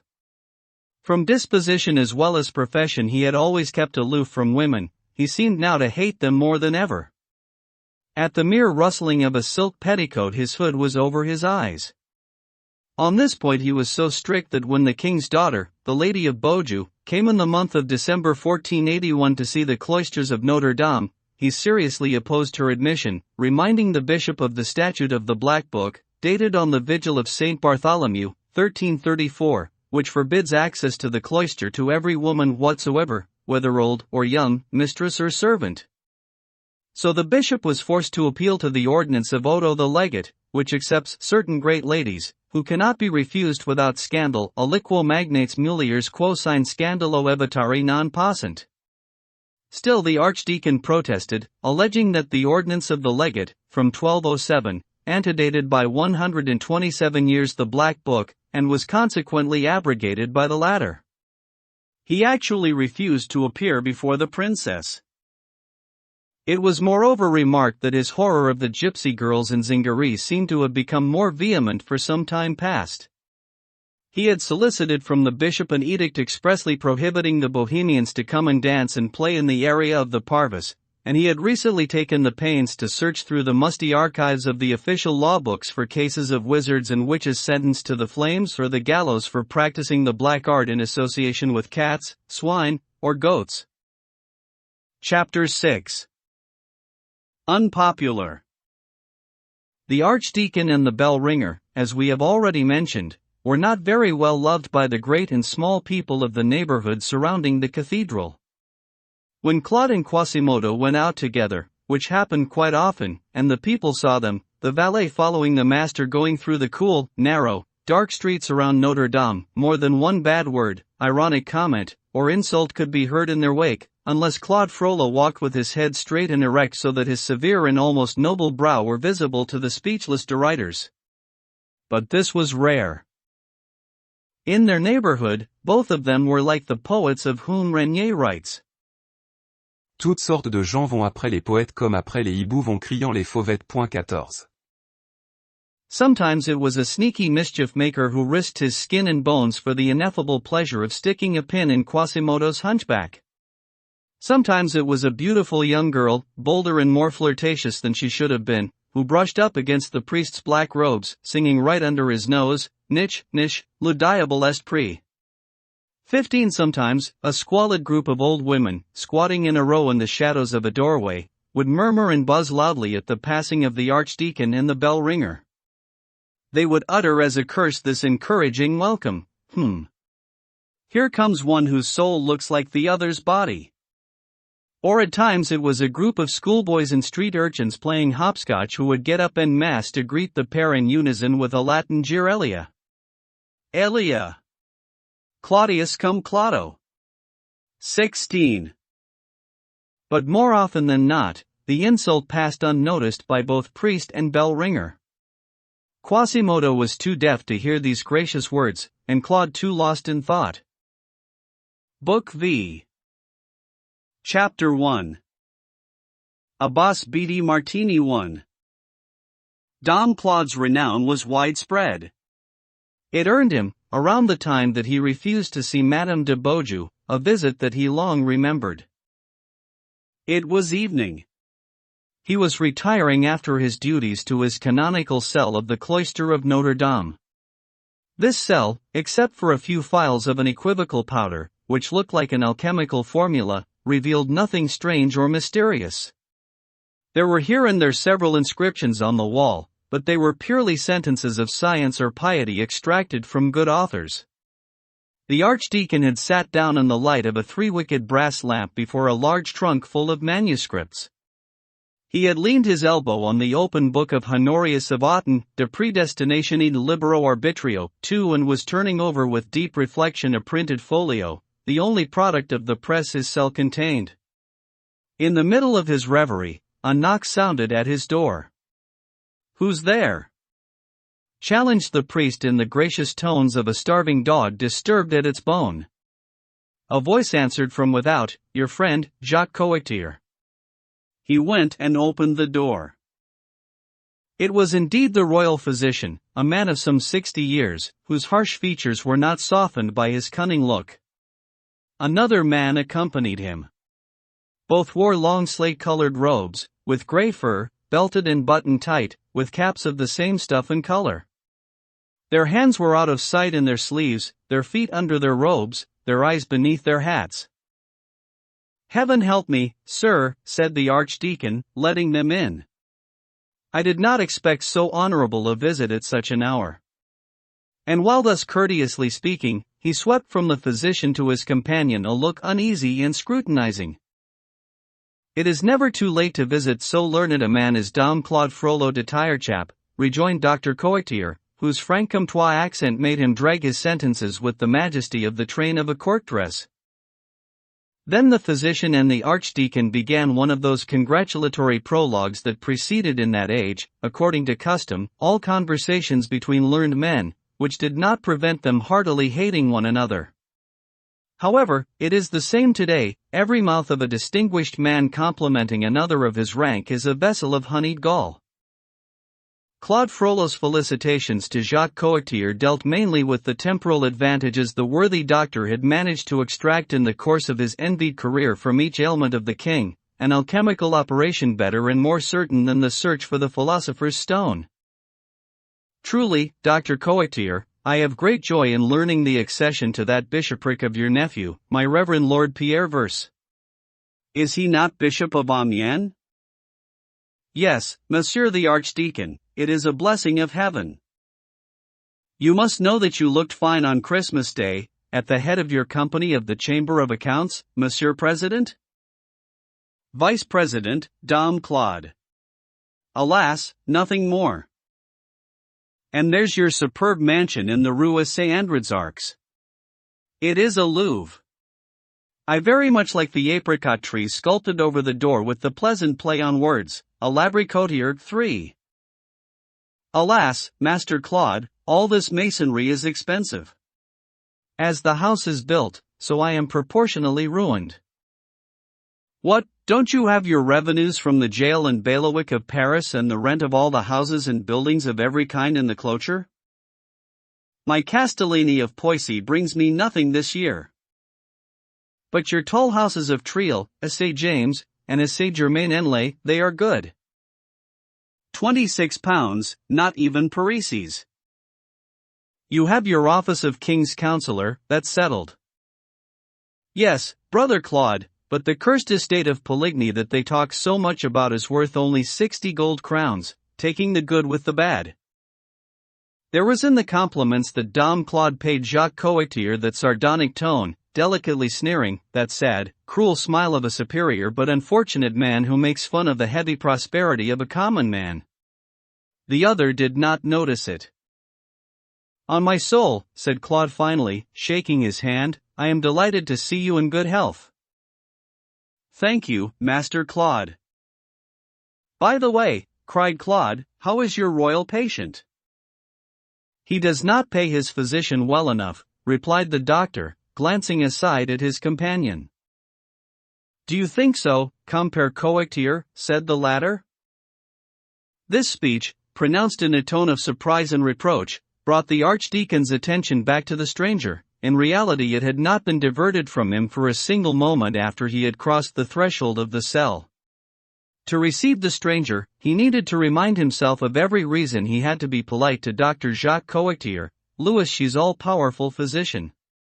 So his countenance was in no way very cordial when Coictier said, "Dom Claude, I bring you a brother who, hearing your renown, desired to see you." "Is your friend one of us, of science?" the archdeacon inquired, riveting on Coictier's companion his penetrating eye. He did not meet under the stranger's brows a gaze less piercing and defiant than his own. He was, as well as the lamp's pale flicker would allow us to decide, a man of some 60 winters, of middling stature, who appeared broken in health. His profile, although of a very bourgeois-like, had something stern and powerful about it. His eyes gleamed below a deep brow, like a light at the end of a beast's den, and, shaded by the fur cap pulled down to his nose, might be seen the broad forehead of a man of genius. He took upon himself the reply to the archdeacon's question. "Reverend Master," he said gravely, "your fame reached me, and I determined to consult you. I am only a humble country gentleman, who is proud to enter into the presence of a learned man. You may like to know my name. I call myself Compere Tourangeau, for—" "A strange name for a gentleman," thought the archdeacon. He felt himself before something strong and serious. The instinct of his high intelligence led him to divine one no less lofty under Tourangeau's furred cap, and on considering that grave, morose figure, the ironic laugh that had covered his face on seeing Jacques Coictier faded gradually away, like twilight on the horizon. He sat down again silently on his large armchair, his elbow resumed its usual place on the table, and his forehead on his hand. After some moments' meditation, he made a sign for his two visitors to take seats and addressed Tourangeau. "Do you come to consult me, my master, with regard to what science?" "Your reverence," responded Tourangeau, "I am ill, very ill. They say you are a great Aesculapian, and I have come to gain your medical advice." "Medical advice," echoed the archdeacon, shaking his head. He seemed to collect himself for an instant, then he went on, "My friend, Tourangeau, since that is your name, turn your head. You will see my answer written on the wall." Tourangeau obeyed and read above his head the following inscription inscribed on the stone: "Medicine is the daughter of dreams. Jamblique. 5. Meanwhile, Dr. Jacques Coictier had heard his companion's question with irritation, which Dom Claude's answer had redoubled. He bent over to Tourangeau's ear and whispered, too low for the archdeacon to hear him, "I warned you he was mad. But you wanted to see him." "This madman of yours is very reasonable, Dr. Jacques," returned the other in the same voice, with a bitter smile. "Have it your own way," replied Coictier drily. Then, addressing the archdeacon, he said, "You are hasty in your work, Dom Claude, but you cannot do away with Hippocrates as an ape might with a hazelnut. Medicine a dream. Why, apothecaries would stone you to death if they were here. Do you deny the influence of philters on the blood, unguents on the flesh? Do you deny that eternal pharmacy of herbs and metals, the world, made expressly for its eternal patient, man?" "I deny," said Dom Claude coldly, "neither pharmacy nor patient. I deny the physician." "Then it is not true," resumed Coictier heatedly, "that a gunshot wound may be healed with a roast mouse, that young blood infused in an old person's veins will rejuvenate him. It is not true that 2 and 2 make 4, and that improstatonos succeeds ophistonos? 6. The archdeacon rejoined without emotion. "There are certain things of which I think in a certain way." Coictier reddened with rage. Come, my good Coictier, do not let us get angry," broke in Tourangeau. "The archdeacon is our friend." Coictier calmed himself, though growling in an undertone, "After all he is mad." "Pasque Dieu, Master Claude," resumed Tourangeau after a pause, "you have troubled me. I had 2 consultations to have with you, one regarding my health, the other my star." "Sir," replied the archdeacon, "if such is your thought, you would have spared yourself this by not ascending the steps of my staircase. I do not believe in medicine, or in astrology." "Really?" asked the other in surprise. Coictier let out a forced laugh. "You see clearly he is crazed," he whispered to Tourangeau. "He does not believe in astrology." "How could one imagine," pursued Dom Claude, "that every astral ray is a thread connected to a man's head?"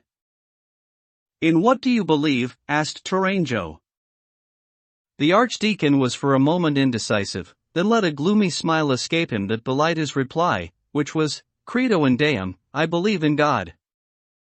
"Dominum nostrum, and our Lord," added Tourangeau, with a sign of the cross. "Amen," concluded Coictier. "Reverend Master," said his companion, "I am charmed to find you so religious. But, learned man that you are, have you arrived at the point of not believing in science?" "Not so," responded the archdeacon, grasping the arm of Tourangeau, and a flash of enthusiasm kindled his dull eye. "No, I do not deny science. I have not so long crawled, dragging myself with nails in the earth, through the endless windings of the cavern, without perceiving, far off from me, at the end of the obscure gallery, a light, a flame, something, the reflection no doubt of the dazzling central laboratory where the patient and the wise have surprised God. And finally, interrupted Tourangeau, what do you uphold as true and certain? Alchemy. Coictier broke in, of course, Dom Claude, alchemy has its reason, but why scoff at medicine or astrology? Your science of man is empty. Empty is your science of the heavens, said the archdeacon imperiously. This is brushing away altogether Epidaurus and the Chaldeans, replied the physician sneeringly. Listen, Messire Jacques. This is spoken in good faith. I am not physician to the king, and his majesty has not given me a Daedalian garden to observe constellations. Do not be angry, but listen to me. What truth have you drawn, I will not say from physics, which is too unlikely a thing, but from stargazing? Cite to me the virtues of the vertical boustrophedon, the labors of the number Zeraph and the number Zephirot, 7. Do you deny, asked Coictier, the sympathetic force of the clavicle 8 and the Kabbalistic derived from it? Error, Master Jacques. None of your formulas leads to reality, while alchemy has its discoveries. Can you contest results like these? That ice buried underground for 1,000 years is transformed into rock crystal, that lead is the foundation of all metals, for gold is not a metal but light, lead requires only 4 periods of 200 years each to pass successively from its state of lead to red arsenic, from that to tin, from tin to silver. Are these not facts? But to believe in the clavicle, in the straight line and the stars, is as ridiculous as to believe, with the people of Great Cathay, that the oriole changes into the mole, and grains of wheat turn into goldfish. I have studied hermetics, cried Coictier, and I affirm, the angry archdeacon would not let him finish. And I have studied medicine, astrology, and hermetics. Here only is truth. While saying this, he picked up out of the trunk a phial full of the powder before mentioned. Here only is light. Hippocrates, it is a dream, Urania, likewise, Hermes is a thought. Gold is the sun, to make gold is to be God. This is the only science. I have fathomed medicine and astrology, I tell you. Emptiness, emptiness. The human body, shadows. The stars, the same. He fell back on his chair in a powerful, inspired attitude. Tourangeau had watched him in silence. Coictier forced a laugh, slightly shrugged his shoulders, and in a low voice repeated, he is mad. And, said Tourangeau all of a sudden, have you touched this? Have you made gold? Had I done so, responded the archdeacon, uttering his words slowly like a pensive man reflecting, the King of France would be named Claude, not Louis. His listener frowned. What do I say? Went on Dom Claude with a scornful smile. What would I care for the throne of France when I might rebuild the empire of the East? Well and good, exclaimed the other. Oh, the poor lunatic, muttered Coictier. The archdeacon proceeded, appearing only to answer his own thoughts, but no, I still crawl, scratching my face and hands on the sharp stones of the subterranean way. I catch a glimpse, I cannot steadily gaze. I do not read but only spell. And when you have read, inquired Tourangeau, can you make gold? Who doubts it? In that case, Our Lady knows I have great need of money. I would like to learn to read in your books. Tell me, Reverend Master, is your science inimical or displeasing to Our Lady? To this question, Dom Claude merely replied with haughty tranquility, whose archdeacon am I? True, my master. Well, are you willing to initiate me? Let me spell with you. Claude assumed the majestic, pontifical attitude of a Samuel. Old man, one needs a longer span of years than is left to you to undertake that voyage on the mysterious sea. Your head is quite gray. Out of the cave one may not come except with white hair, but it cannot be entered except with dark hair. Science can wrinkle, bleach, and wither human faces, it wants none already furrowed. Yet, if the desire possesses you at your age to undergo discipline, and decipher the fearful alphabet of sages, Come to me, it is well, I will try. I will not say to you, poor old man, go visit the sepulchral chambers of the pyramids that Herodotus speaks of, or the brick tower of Babylon, or the immense marble sanctuary of the Indian temple of Eklinga.9. I have, no more than have you, seen the Chaldean masonry built according to the sacred shape of the Sikra, or Solomon's temple, which is destroyed, or the stone doors of the sepulchres of Israel's kings, which are broken. We will content ourselves with the fragments of Hermes' book that we have here. I will explain to you the statue of Saint Christopher, the symbol of the sower, and that of the two angels that are on the portal of Holy Chapel, one of whom has her hand in a vase, and the other in a cloud. Here, Jacques Coictier, whom the archdeacon's fiery replies had unhorsed, leaped again to the saddle and interrupted him in the triumphant tone of one man of learning correcting another. Aras, Amos Claudo, you are wrong, friend Claude. The symbol is not the number. You mistake Orpheus for Hermes. It is you who err, gravely retorted the archdeacon. Daedalus is the foundation, Orpheus the wall, Hermes the building, the whole. You may come when you will, he continued, turning to Tourangeau. I will show you the particles of gold remaining at the bottom of Nicolas Flamel's crucible, and you may compare it with the gold of William of Paris.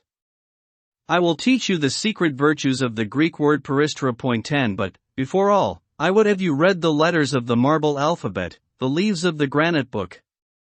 We will go to the gate of Bishop William and Saint Jean Laurens at the Holy Chapel, then to Nicolas Flamel's house in the Rue Marivolx, to his tomb, which is in the Holy Innocents, to his two hospitals, Rue de Montmorency. I will have you read the hieroglyphics covering the 4 large iron clamps of the gateway of Saint Gervaise's Hospital and of the Rue de la Ferronnerie. We will together spell out the facades of St. Saint Genevieve d'Ardens, Saint Martin, Saint Jacques de la Boucherie. For a long time, his listener, however intelligent was his look, had not seemed to understand Claude. He interrupted him, Pasque Dieu. What are your books? Here is one, said the archdeacon. And, throwing open the window of his cell, he pointed with his finger to the immense church of Notre-Dame, which, with the black outline of its towers cut on a starlit sky, its stone sides and monstrous body, seemed a double-headed sphinx seated in the middle of the city. The archdeacon for a while considered the gigantic edifice, then, stretching with a sigh his right hand toward the printed book that lay open on the table, while his left hand pointed at Notre Dame, he said, Alas! This will kill that. Coictier, who had eagerly approached the book, could not help crying, Why, what is so frightening about this? Glossa in Epistolas di Apolli, Norymbergi, Antonius Roberger, 1474-11. It is not new. It is a book of Pierre Lombard, the master of sentences. Is it because it is printed? You have said it, rejoined Claude, who seemed absorbed in deep meditation and stood erect, with his forefinger bent on the folio from the famed Nuremberg presses. Then he added these words, Alas, alas! The smallest things are the death of the greatest. The rat of the Nile kills the crocodile, the swordfish the whale, the book will kill the building.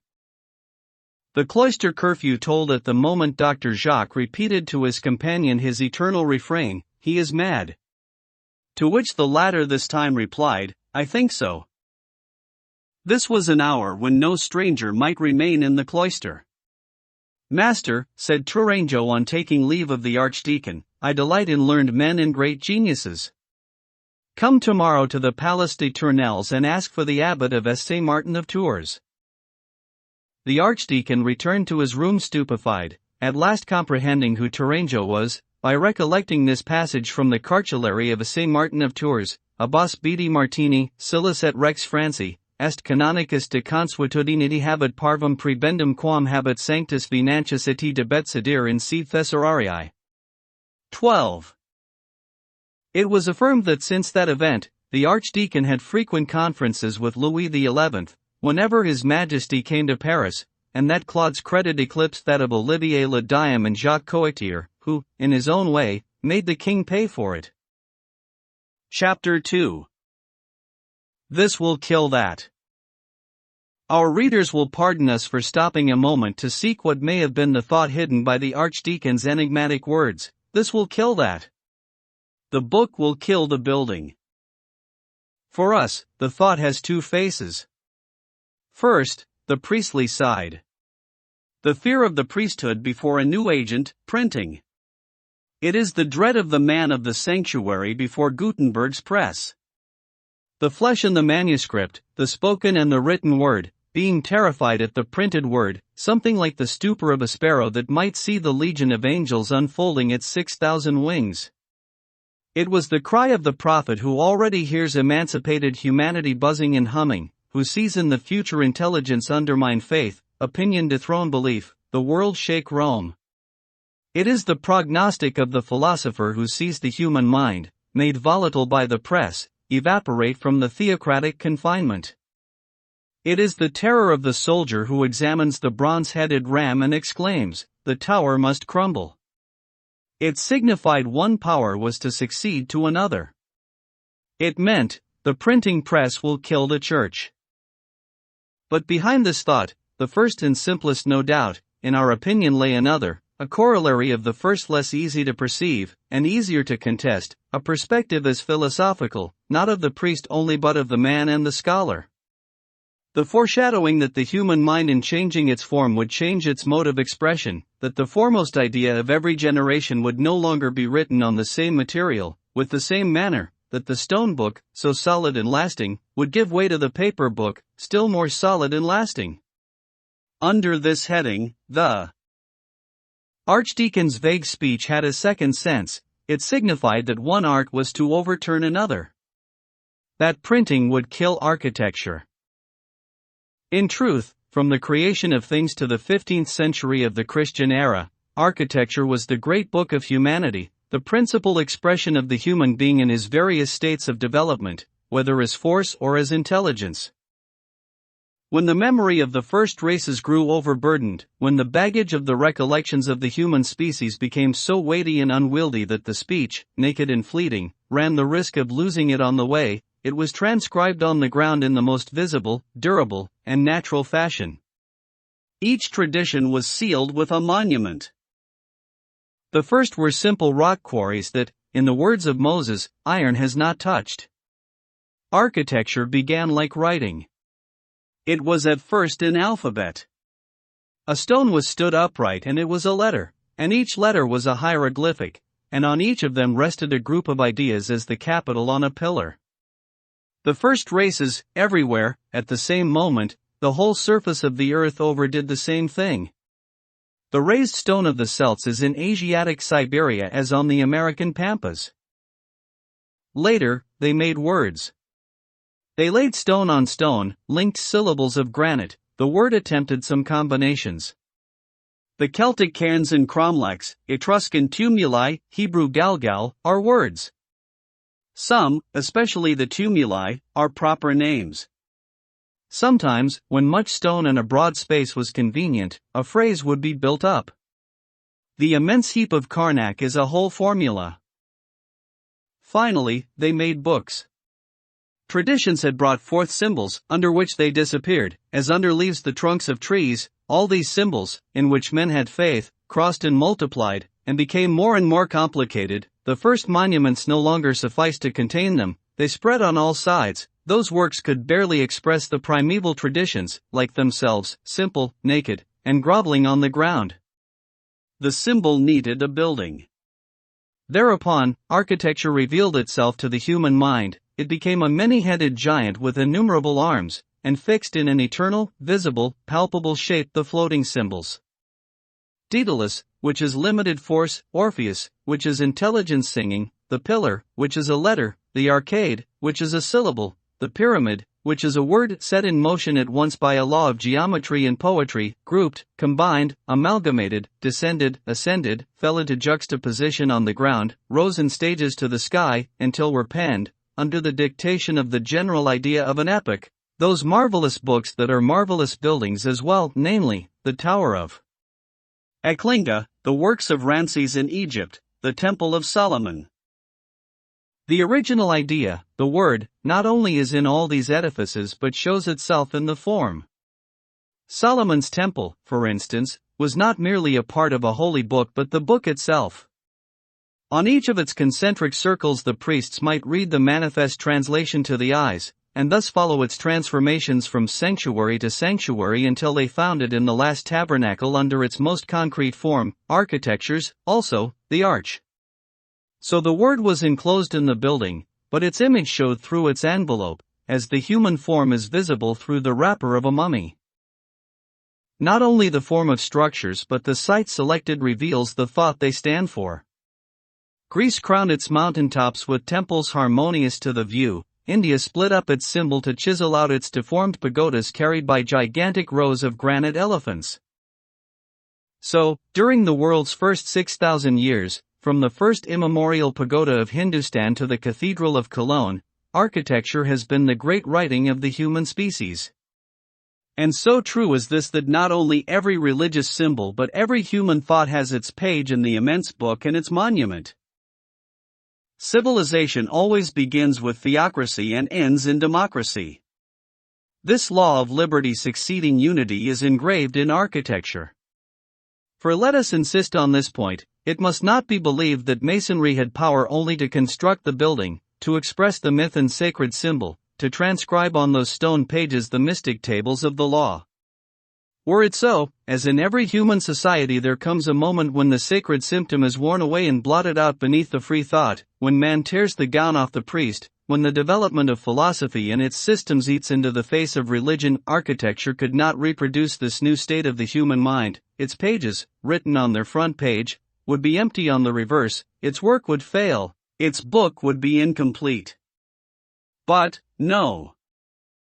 Take for example the Middle Ages, which we may see more clearly from its being nearer. During its first period, while theocracy dominated Europe, while the Vatican rallied around it and classed the elements of an already built Rome with a Rome that had fallen to ruin around the capital, while Christianity sought in the ruins of anterior civilization all the stages of society and rebuilt with its ruins a new hierarchical universe of which priesthood is the keystone, a dull rumble could be heard through the chaos. Then gradually was seen to arise under the breath of Christianity and the hand of barbarians, heaving up the remains of dead architecture, Greek or Roman, that mystic Roman architecture, sister to the theocratic masonry of Egypt and India, unalterable emblem of pure Catholicism, immovable hieroglyphic of papal unity. All thoughts of those days were handed down through that gloomy Roman style. Everywhere was felt authority, unity, impenetrability, absoluteness. Gregory VII, everywhere the priest, never the man, it was the caste, not the people. But the Crusades arrived. It was a great popular movement, and all such movements, whatever their cause and design, always liberate the spirit of freedom. New acts saw the light. It opened the stormy period of the Jacqueries, Pragueries, and Leagues. Authority was split, unity was divided into two parts. Feudalism demanded a share with theocracy, forestalling the people, who would inevitably come to claim the lion's share. Quia nominier Leo.13 The lords brushed past the priests, the people pushed up the lords. Europe's face changed. So did that of architecture. Like civilization, it turned over a new leaf, and the fresh spirit of the age found it blank to be written on at its dictation. It came with the Crusades, as nations with liberty. Then, while Rome was gradually dismembered, Roman architecture died. Hieroglyphics deserted the cathedral and went to emblazon the castle to give feudalism prestige. The cathedral itself, that edifice formerly so dogmatic, invaded henceforth by the common people, by liberty, left the priest and fell into the artist's power. He built it in his own way. Farewell to mystery, myth, law. Welcome whims and fantasy. Provided the priest had his altar and his basilica, nothing could be dictated. The four walls were the artist's. The architectural book belonged no more to religion or Rome but to imagination, poetry, and the people. Thus the rapid, countless transformations of the style lasting only 3 centuries, so striking after the stagnant immobility of the Roman taste of 6 or 7. Art strode on with giant steps. Genius and originality went on past the priest's work. Each race wrote as it passed its line on the book. It scratched off the old hieroglyphics on the frontispiece of cathedrals, and seldom could you see the dogma penetrate the new symbols laid over it. The popular garment nearly shrouded completely the religious skeleton. One can hardly imagine the license architects then displayed, even toward the church. There are capitals carved with monks and nuns assembled together shamefully, as at the salle de Camonis of the Palace of Justice of Paris. There is Noah's Adventure sculpted literally under the main portal of Burgos. It is a Bakshik monk with ass's ears and a glass in his hand, laughing in the face of a whole community, as on the sink of Botcherville Abbey. There existed at that period for thoughts on stone a privilege quite comparable to our actual freedom of the press, the liberty of architecture. It went very far. Sometimes, a doorway, a facade, a whole church would present a symbolic meaning absolutely foreign to the worship, or even hostile to the church. In the 13th century, William of Paris, Nicolas Flamel in the 15th, wrote such seditious pages. Essai Jacques de la Boucherie is entirely a church of opposition. Thought then was free only in that way, so it wrote solely in the books called churches. It would have been burned by the executioner's hand in manuscript form had it been so imprudent as to risk it. Thus, having only that road to daylight, it rushed into it from every side. From then on the immense number of cathedrals that covered Europe, so prodigious a quantity that it can hardly be believed, even after having proved it. All the material and intellectual force of society converged on the same point: architecture. In this manner, under the pretext of raising churches to God, art developed itself in magnificent proportions. Then, anyone born a poet became an architect. Genius scattered among the masses, pressed down in all parts by feudalism as under the testudo 14 of bronze shields, finding no release but through the architectural side, escaped through it, and Iliads took the form of cathedrals. All the other arts obeyed and submitted under the discipline of architecture. The builder, the poet, the master, uniting in his person sculpture that chiseled the facades, painting that illuminated the windows, music that rang the bells and breathed into the organs. Poor poetry, properly so called, which obstinately refused to vegetate in manuscripts, was obliged to be something, to encase the edifice under the form of hymn or to prose, the same part, after all, as Aeschylus' tragedies played in the holy feasts of Greece, and Genesis in Solomon's temple. Thus, until Gutenberg, architecture was the principal and universal writing. This granite book began in the East, was continued by Greek and Roman antiquity. The Middle Ages wrote the last page. The phenomenon of an architecture of caste, which we have noted in the Middle Ages, was reproduced with analogous movement in human intelligence in the other great epochs of history. So, merely to summarize a law that would require volumes to develop, in the Orient cradle of primitive times, after Hindu and Phoenician architecture, that opulent mother of Arabian architecture, in antiquity, after Egyptian architecture, of which the Etruscan style and the Cyclopean are but varieties, the Greek, of which the Roman branch is but a prolongation loaded with the Carthaginian dome. In modern times, after Roman architecture the Gothic. And, if we double these three series, we will find, on the three elder sisters, the Hindu, the Egyptian, and the Roman, the same symbol, namely of theocracy, caste, unity, dogma, myth, God, and on the three younger sisters, the Phoenician, Greek, and Gothic, whatever the diversity of form inherent in their nature, the same signification, that is, liberty, the people, man. Let it be called Brahman, or Mega, in Hindu, Egyptian, or Roman architecture, it is always about the priest, and nothing but the priest. The people's architecture is not the same, it is richer and less saintly. In the Phoenician, one feels the trader; in the Greek, the republican; in the Gothic, the citizen. The general characteristics of all theocratic architecture are immobility, horror of progress, preservation of traditional lines, consecration of the primitive types, the constant bending of every form of man and nature to the incomprehensible caprices of the symbol. They are obscure works that the initiated alone can decipher. Every form, every deformity even has there a meaning that makes it inviolable. do not require Hindu, Egyptian, or Roman masonry to reform its design or ameliorate its statuary. Anything perfecting them would be impious. In those architectures, the rigidness of the dogma seems to stiffen the stone like a second petrifaction. The general character of popular buildings, on the other hand, is variety, progress, originality, wealth, perpetual movement. They were already detached enough from religion to think of their beauty, to care for it, to correct without hesitation their decor of statues or arabesques. They are of their age. They possess something human that unceasingly blends with the divine symbol under which they are produced. From then on, buildings understandable to every soul, an intelligence and imagination, still symbolic but as easily understandable as nature. Between theocratic architecture and this there is the difference between a sacred language and a vulgar tongue, between hieroglyphics and art, between Solomon and Phidias.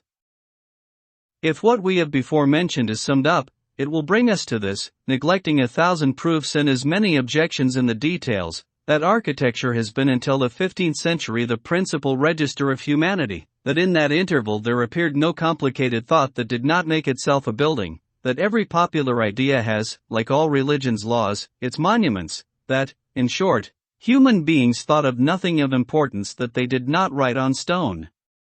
And why? Because every thought, whether religious or philosophical, is interested in perpetuating itself, because what has moved one generation thirsts to move others, and leaves its mark.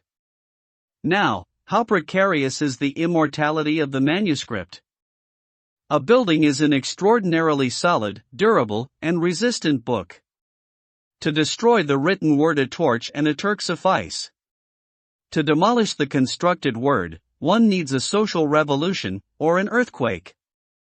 The barbarians passed over the Colosseum, perhaps the deluge over the pyramids. In the 15th century, everything changed. Human thought discovered a means of perpetuating itself in a more lasting and resistant form than architecture. It was simpler and easier as well. Architecture was dethroned. To Orpheus's stone letters succeeded Gutenberg's leaden type. The book will kill the building. The invention of printing is the greatest event of history. It is the revolution's mother. It is humanity's mode of expressing, totally renewed. It is man's thought shedding one form and arraying itself in another, the complete, definite casting off of the skin of that symbolic serpent which, since Adam, has stood for intelligence. In the printed form the mind is more imperishable than ever. It is volatile, not to be grasped or destroyed. It mingles with the air. In the days of architecture it had grown to a mountain and powerfully weighed on a century and a place. Now, it has become a flock of birds, scattered on the four winds and at once filling every point of the air and space. We repeat, who does not see that in this shape it is indelible? From solid that it was it has become lifelike. It has passed from duration to deathlessness. A mass may be ground to dust, but how can ubiquity be extirpated? If a flood comes, the mountain will be long covered by the waves while the birds are in the air, and let only a single ark float over the flood and they will light on it, drifting with it, witness with it the drying up of the waters, and the new world heaving up out of the chaos they would see as its birth, while soaring over it, winged and alive, the thought of the globe engulfed. And, when one observes that this mode of expression is not only the best for preservation but, besides, the simplest, handiest to all, when one thinks how he does not drag a heavy burden or an unwieldy train, when one compares the thought obliged to translate itself into a building, to set in motion 4 or 5 arts and tons of gold, a mountain of stone, a forest of trees, a race of workmen, when this is compared with the thought that makes a book, requiring but a little paper, ink, and a pen. Is it astounding that architecture was thrust aside for printing? Cut the primeval bed of a stream by a canal dug below it and the water will desert its traditional channel. See how, on the discovery of printing, architecture dried up gradually, withered and was laid bare. How the fresh, diverted water coursed, which the thoughts of the time and people had drawn from it. The flow was barely noticeable in the 15th century, the press was still too weak and relinquished to architecture a superabundance of life. But in the 16th century, the wasting away of architecture was visible. It no longer expressed the essence of society, it wretchedly cleaved to classic art. From being Gallic, European, and offspring of the soil, it became Greek and Roman, from true and modern, pseudo-antique. This is the decadence called the Renaissance. A magnificent decay, nevertheless, for the old Gothic genius. The sun that had set behind the gigantic press of Mayence still cast a few of its last beams on that hybrid collection of Latin arcades and Corinthian colonnades. It is the setting sun that we mistook for the aurora.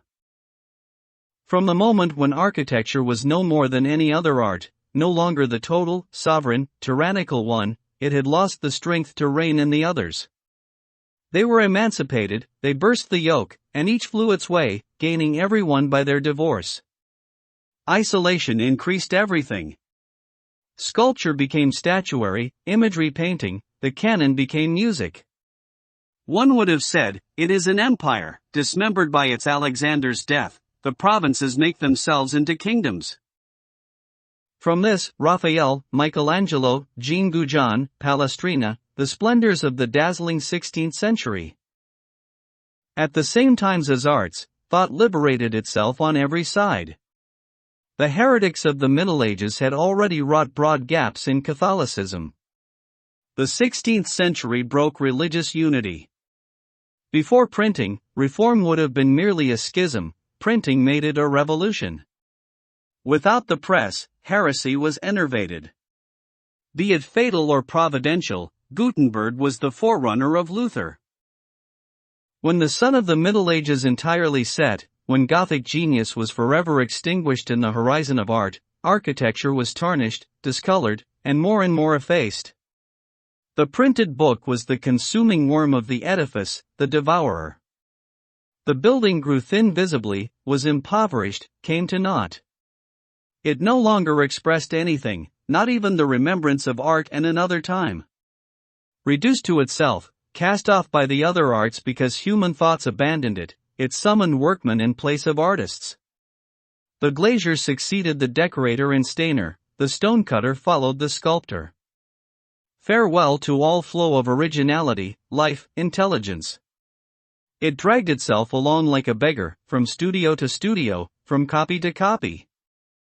Michelangelo, who, in the 16th century, felt that it was dying, doubtless had a last despairing idea. This titan of art piled the Pantheon on the Parthenon and made St. Peter's of Rome. A great work that deserves to stand unique, the last original work of architecture, the giant artist's signature at the foot of the colossal stone register it closed. Michelangelo dead, what made this miserable architecture that survived itself look like a specter and a shade?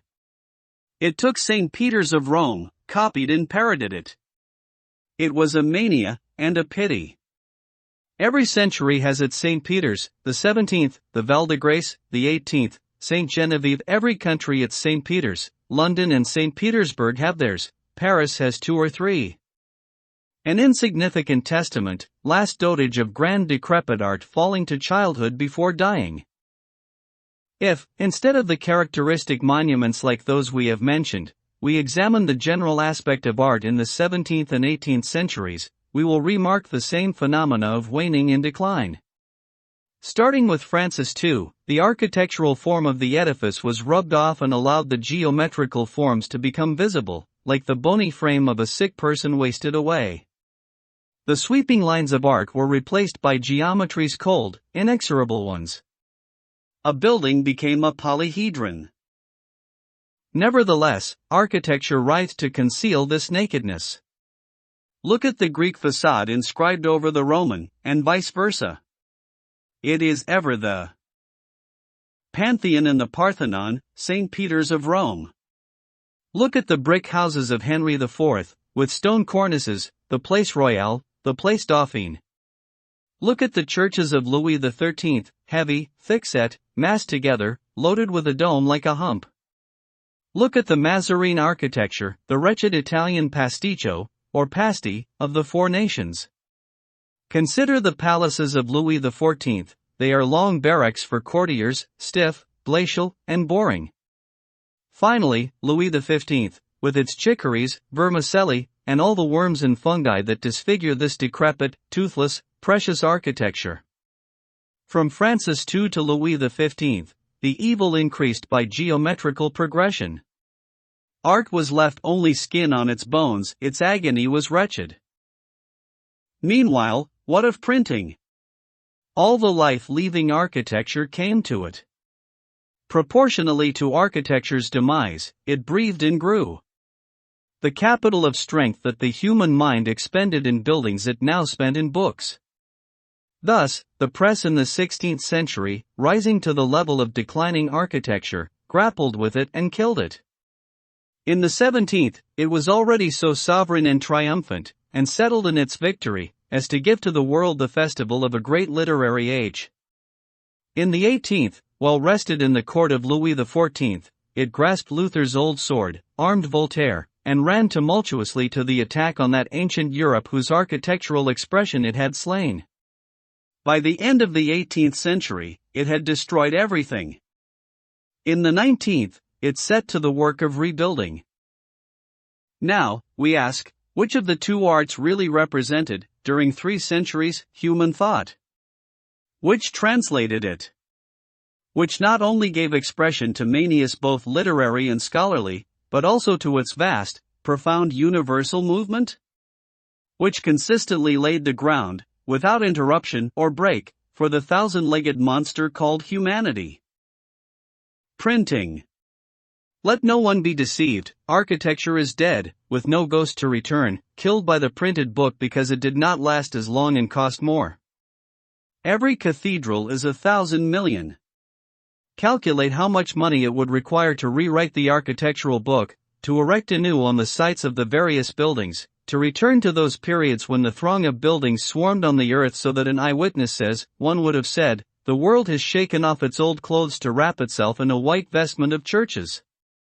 Erat enim ut mundus, ipsi excusciendo semet, rejecta vetustate, candidam ecclesiarum vestum endurit. Glaber Rodolphus, point 15. A book is quickly made, costs so little, and may go so far. Is it surprising all human thought should flow down that slope? Not that architecture has not left here and there a fine structure, an isolated masterpiece. There may still be, under the reign of printing, a column set up, I suppose, by a whole army, cast of melted cannon, as there were, under architecture's rule, Iliads and romances, Mahabharata and Nibelungen, made by an entire people with mingled rhapsodies. The great accident of an architect of genius may survive to the 20th century, as Dante's to the 13th. But architecture will no more be the social, collective, dominant art. The great poem, the great work of humankind will never again be built but printed. Henceforth, if architecture rises up again accidentally, it will not be a master. It will suffer from the law of literature, which it received from it in the past. The respective standing of the two arts will be inverted. In architectural ages, poems, rare, it is true, resembled buildings. In India, Vyasa 16 is uneven, strange, impenetrable as a pagoda. In the Egyptian East, poetry has, like the buildings, grandeur and quietness of lines. In ancient Greece, beauty, serenity, calmness. In Christian Europe, Catholic majesty, popular simplicity, the rich and luxuriant vegetation of an era of renewal. The Bible resembles the pyramids, the Iliad the Parthenon, Homer has Phidias, Dante the 13th century, the last Roman church, Shakespeare the 16th, the last Gothic cathedral. So, to sum up what we have previously mentioned in a necessarily broken and incomplete fashion, human beings have 2 books, 2 registers, 2 testaments, masonry and printing, the stone and the paper Bible. No doubt, when the two are contemplated, so widely open in every epoch, we can regret the visible majesty of the granite writing, the gigantic alphabets formed in colonnades, in pylons, in obelisks, that kind of human mountain that covers the world, passing from the pyramid to the steeple, from Cheops to Strasbourg. The past must be read on its marble pages. The book written by architecture must be admired and constantly perused, yet the grandeur of the building erected by printing in its turn must not be denied. That edifice is colossal. A compiler of statistics, whom I do not know, has calculated that if piled one on another, all the volumes produced by the press since the time of Gutenberg would reach from the earth to the moon. But it is not of such a kind of greatness that we would speak. When one tries to grasp a complete image of all the products of printing to our days, does not the whole appear to us like an immense construction, resting on the world, at which man is constantly working, and the monstrous head of which is lost in the future's dense mist? It is the anthill of intelligence. It is the hive to which every kind of imagination, those golden bees, brings its honey. The building has 1,000 floors. Here and there may be seen yawning on its sides the shadowy caverns science drills in them. Everywhere over the surface art blossoms to the eye in arabesques, rose windows, and open work. There each individual work, however capricious and isolated, has its place. Harmony results from it all. From Shakespeare's cathedral to Byron's mosque, 1,000 spires encumber this metropolis of universal thought. At its base are inscribed some ancient titles of humanity, which architecture had not recorded. To the left of the entranceway is fastened the old white marble bas-relief of Homer, to the right the polyglot Bible rears its 7 heads. The Hydra of Romance bristles farther on, with several other hybrid forms, the Vedas and Nibelungen. The prodigious edifice, however, remains always unfinished. From the press, the giant machine unceasingly pumping out the intellectual sap of society, continually gushes new materials for its work. The entire human race is on the scaffold, every mind is a mason, the humblest bores his hole or lays his stone. Rétif de la Bretonne brought his basket of plaster. Every day a new layer is laid down. Independently of the original and individual layer of each writer, there are collective contingents. The 18th century gave the encyclopedia, the Revolution the Moniteur. 17. It is also a construction that ascends in endless spirals. It has a confusion of tongues, incessant activity, unwearied labor, eager competition involving all of humanity, promised refuge to intelligence against another deluge, against a flood of barbarism. It is the second Tower of Babel of the human species. Book 6. Chapter 1. An impartial look at the ancient administration of justice. In the year of grace 1482, Robert d'Estouteville, knight, Sieur of Bain, Baron of Ivry and Isséandry and La Marque, councillor and chamberlain of the king, and keeper of the Provosty of Paris, was a very happy character. Nearly 17 years ago, on the 7th of November, 1465, the year of the Great Comet, the king had appointed him provost of Paris, which was considered more a lordship than an office. Dignitas, says Jonas Loemnois, quaecum non exigua potestate policium concernent, ac prerogativus multis et juribus conjuncta ist. 1. It was a marvelous thing that in 82 there should still be a gentleman holding a king's commission whose appointment dated from the time of the marriage of the natural daughter of Louis XI to the bastard of Bourbon. On the same day that Robert d'Estouteville had succeeded Jacques de Villiers in the provostship of Paris, Master Jean Dauvet superseded Messire Hélie de Thorets as first president of the Court of Parliament. Jean Juvenal de Ursins supplanted Pierre de Morvilliers in the office of Chancellor of France, and Regnault de Dormans turned Pierre Puy out of the post of Master of Ordinary Requests to the king's household. And how many judges, chancellors, and masters had Robert d'Estouteville seen since he held the provostship of Paris? It was given to him to keep, said the letters patent, and he had kept it well ever since. So closely had he clung to it, so completely had he identified himself with it, that he had escaped the results of that mania for changing his servants that possessed Louis XI, a jealous, niggardly, and slave-driving sovereign, who thought he could keep up the elasticity of his power by frequent removals and appointments. In addition, the gallant knight had obtained the guarantee that his son would inherit his position, and for 2 years already the name of the noble Jacques d'Estouteville, Esquire, figured beside his own on the letterhead for the register of the Provosty of Paris. Rare indeed, and signal favor. It is true that Robert d'Estouteville was a good soldier, that he had loyally raised the banner against the League of Public Welfare, 2, and that he had presented the Queen with a most wonderful stag made of sweetmeats on the day of her entry into Paris. He was, moreover, on terms of friendship with Messire Tristan L'Hermite, provost of the marshals of the king's household. Messire Robert led a very pleasant and enjoyable life.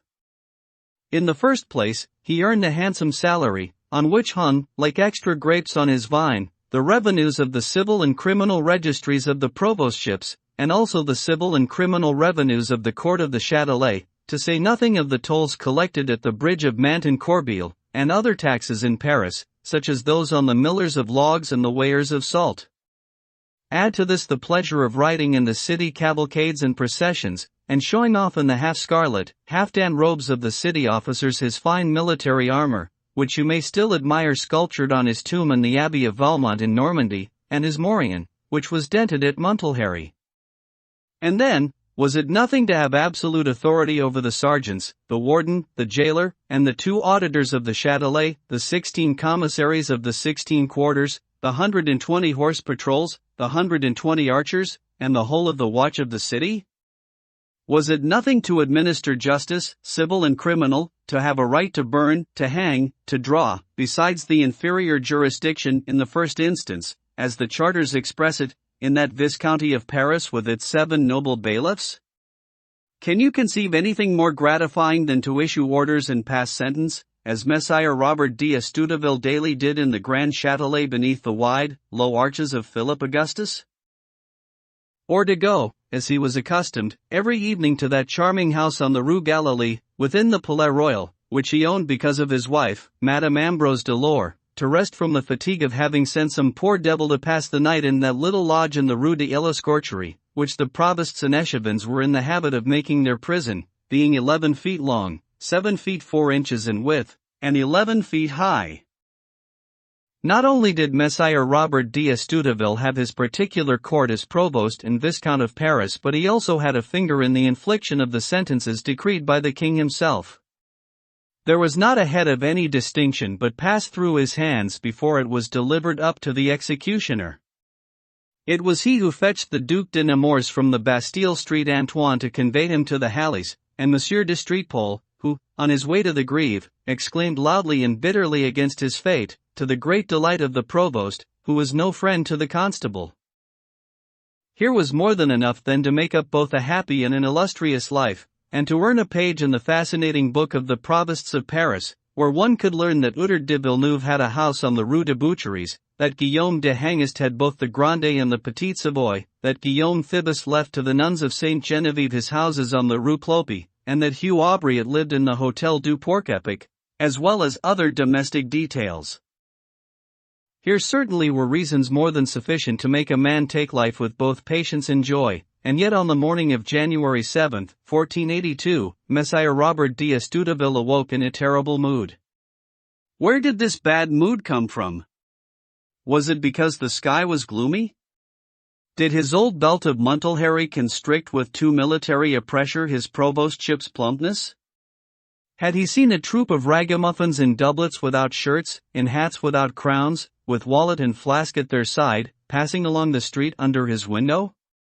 Did he have a vague presentiment of the 370 pounds, 16 souls, 8 deniers, which the future King Charles VIII would deduct from the revenues of the provostship next year?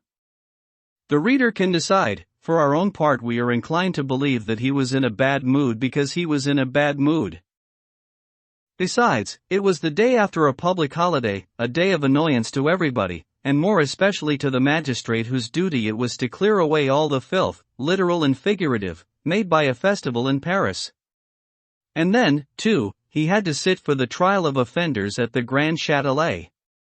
Now we have noted that judges in general arrange matters so that the days when they have to perform their judicial functions are their days of ill humor, so that they may be sure to have somebody on whom they can conveniently vent it in the name of the king, of the law, and of justice.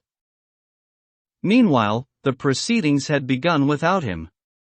His deputies in civil and criminal court did the business for him, according to custom, and since 8 in the morning dozens of citizens of both sexes, crowded into a dark corner of the court of the Châtelet, between a strong oak barrier and the wall, gazed with great fascination at the spectacle of civil and criminal justice administered somewhat haphazardly and arbitrarily by Master Florian Barbedienne, auditor to the Châtelet and lieutenant of Monsieur the Provost. It was a small, low room, with a vaulted ceiling. At the farther end stood a table draped in fleurs de lis, a large empty armchair of carved oak, reserved for the provost, and on the left a stool for the auditor, Master Florian. Below was the clerk busily writing. In front were the people, and before the door and the table a squadron of the provost's men in frocks of purple camlet with white crosses. 2 sergeants of the Paroir aux Bourgeois, in their jackets half scarlet and half blue, stood sentry before a low-closed door, which was seen behind the table. A single small, ogival window, set in the thick wall, threw the faint light of a January morning on 2 grotesque figures, the capricious demon of stone sculptured as a sconce into the deepest recess of the vaulted ceiling and the judge seated at the extremity of the hall. Imagine a figure seated at the provost's table, leaning on his elbows between 2 piles of papers, his feet on the skirt of his plain brown robe, furred with white lambskin, which encircled his jolly, rubicund visage with red eyebrows that seemed glued on, winking and majestically swinging jowls that met under his double chin, Master Florian Barbedienne, auditor to the Châtelet. Now this auditor was deaf. A small defect in an auditor. Master Florian, nevertheless, gave judgment without appeal, and very consistently too. It is most certain that it is quite enough for a judge to appear to listen, and this condition, the only essential one for strict justice, the venerable auditor fulfilled even more exactly since no noise could distract him. He had among the audience a merciless comptroller of his sayings and doings in the person of our young friend Jehan Frollo du Moulin, who is sure to be seen everywhere in Paris except before the professors' chairs. "Look," he said in a low tone to his companion, Robin Pauspain, who was grinning beside him while he commented on the scenes that were passing before them, "there is the pretty Jehanneton Dubuisson of the Marquis Neuf. Upon my soul he condemns her too, the old brute. He must have no more eyes than ears. 15 sous 4 deniers Parisis for having worn 2 strings of beads. It's a bit much. Lex Horrendi Carminis Erat.3 who are they? Robin Chief de Ville, armor maker, for passing himself off as a master of his craft. He has to pay entry. Aigle de Soins, and Houghton de Mailly, 2 gentlemen among these rascals, Corpus Christi. Ha! They have been dicing. When shall we see our rector here? To pay a fine of £100 to the king. Bravo, Barbedienne. Deals blows like a deaf man, that he is. May I be my brother the archdeacon if this shall prevent me from gambling by night, gambling while I live, gambling till I die, and betting my soul after my shirt. Holy Virgin! What girls! One after another, my pretty lambs. Ambrose Lequier, Isabeau La Painette, Berard Girinin, I know them all, by God. Find. That will teach you to wear golden belts. 10 sous Parisis, coquettes.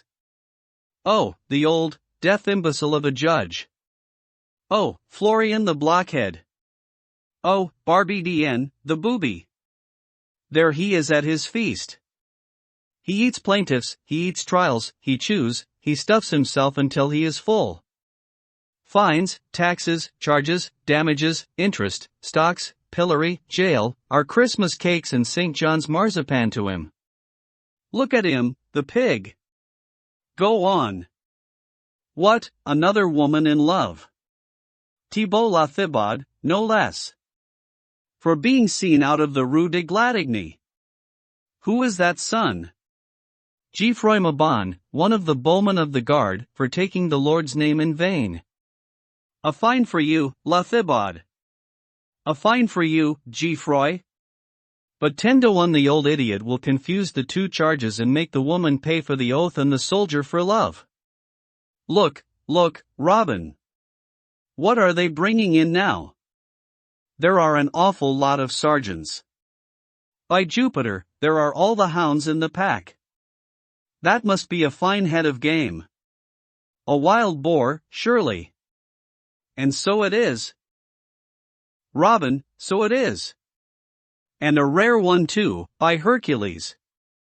It is our prince, our pope of fools, our bell ringer, our one-eyed, hunchbacked, lame Quasimodo. Sure enough, it was Quasimodo, bound, corded, tied up. The squadron of the provost's men who surrounded him were accompanied by the captain of the watch in person, wearing the arms of France embroidered on the breast of his coat and those of the city on the back. At the same time, there was nothing about Quasimodo, except his deformity, which could justify this display of halberts and muskets. He was silent, sullen, and quiet. His only eye merely gave from time to time an angry glance at the cords that bound him. He cast the same gaze around him from time to time, but he was so subdued that women pointed at him only to laugh. Meanwhile, Master Florian was intently perusing the file containing the charges alleged against Quasimodo, which had been handed to him by the clerk. By means of this precaution, which he was accustomed to take before he proceeded to an examination, he acquainted himself beforehand with the name, condition, and offense of the prisoner, and was enabled to have in readiness replies to expected answers, and succeeded in extricating himself from all the vicissitudes of an interrogation without too grossly exposing his deafness. To him, therefore, the file was like the dog to the blind man. If, however, his infirmity chanced to betray itself now and then by some incoherent apostrophe or some unintelligible question, with the many it passed for profundity, with some few for stupidity. In either case, the honor of the magistracy remained unimpeached, for it is better that a judge should be thought profound or stupid than deaf. Accordingly, he took great pains to conceal his deafness from observation, and normally he was so successful that he was able to deceive himself on this point. This is easier than one might think. Every hunchback holds his head erect, every stammerer is fond of holding forth, every deaf person speaks softly. For his part, he believed that he was somewhat hard of hearing, and this was the only concession that he made on this point to public opinion in moments of perfect frankness and self-examination. After ruminating a while on Quasimodo's affair, he threw back his head and half-closed his eyes, to make himself look more majestic and impartial, so that at that moment he was both deaf and blind, a twofold condition without which there is no perfect judge. In this magisterial attitude he opened the interrogation. "Your name?" Now, here was a case that the law had not provided for, the deaf interrogating the deaf. Quasimodo, unaware of the question addressed to him, continued to look steadfastly at the judge without answering. The deaf judge, equally unaware of the deafness of the accused, conceiving that he had answered, as persons in his situation generally did, went on agreeably with mechanical and stupid aplomb. "Very well. Your age?" Quasimodo maintained the same silence as before.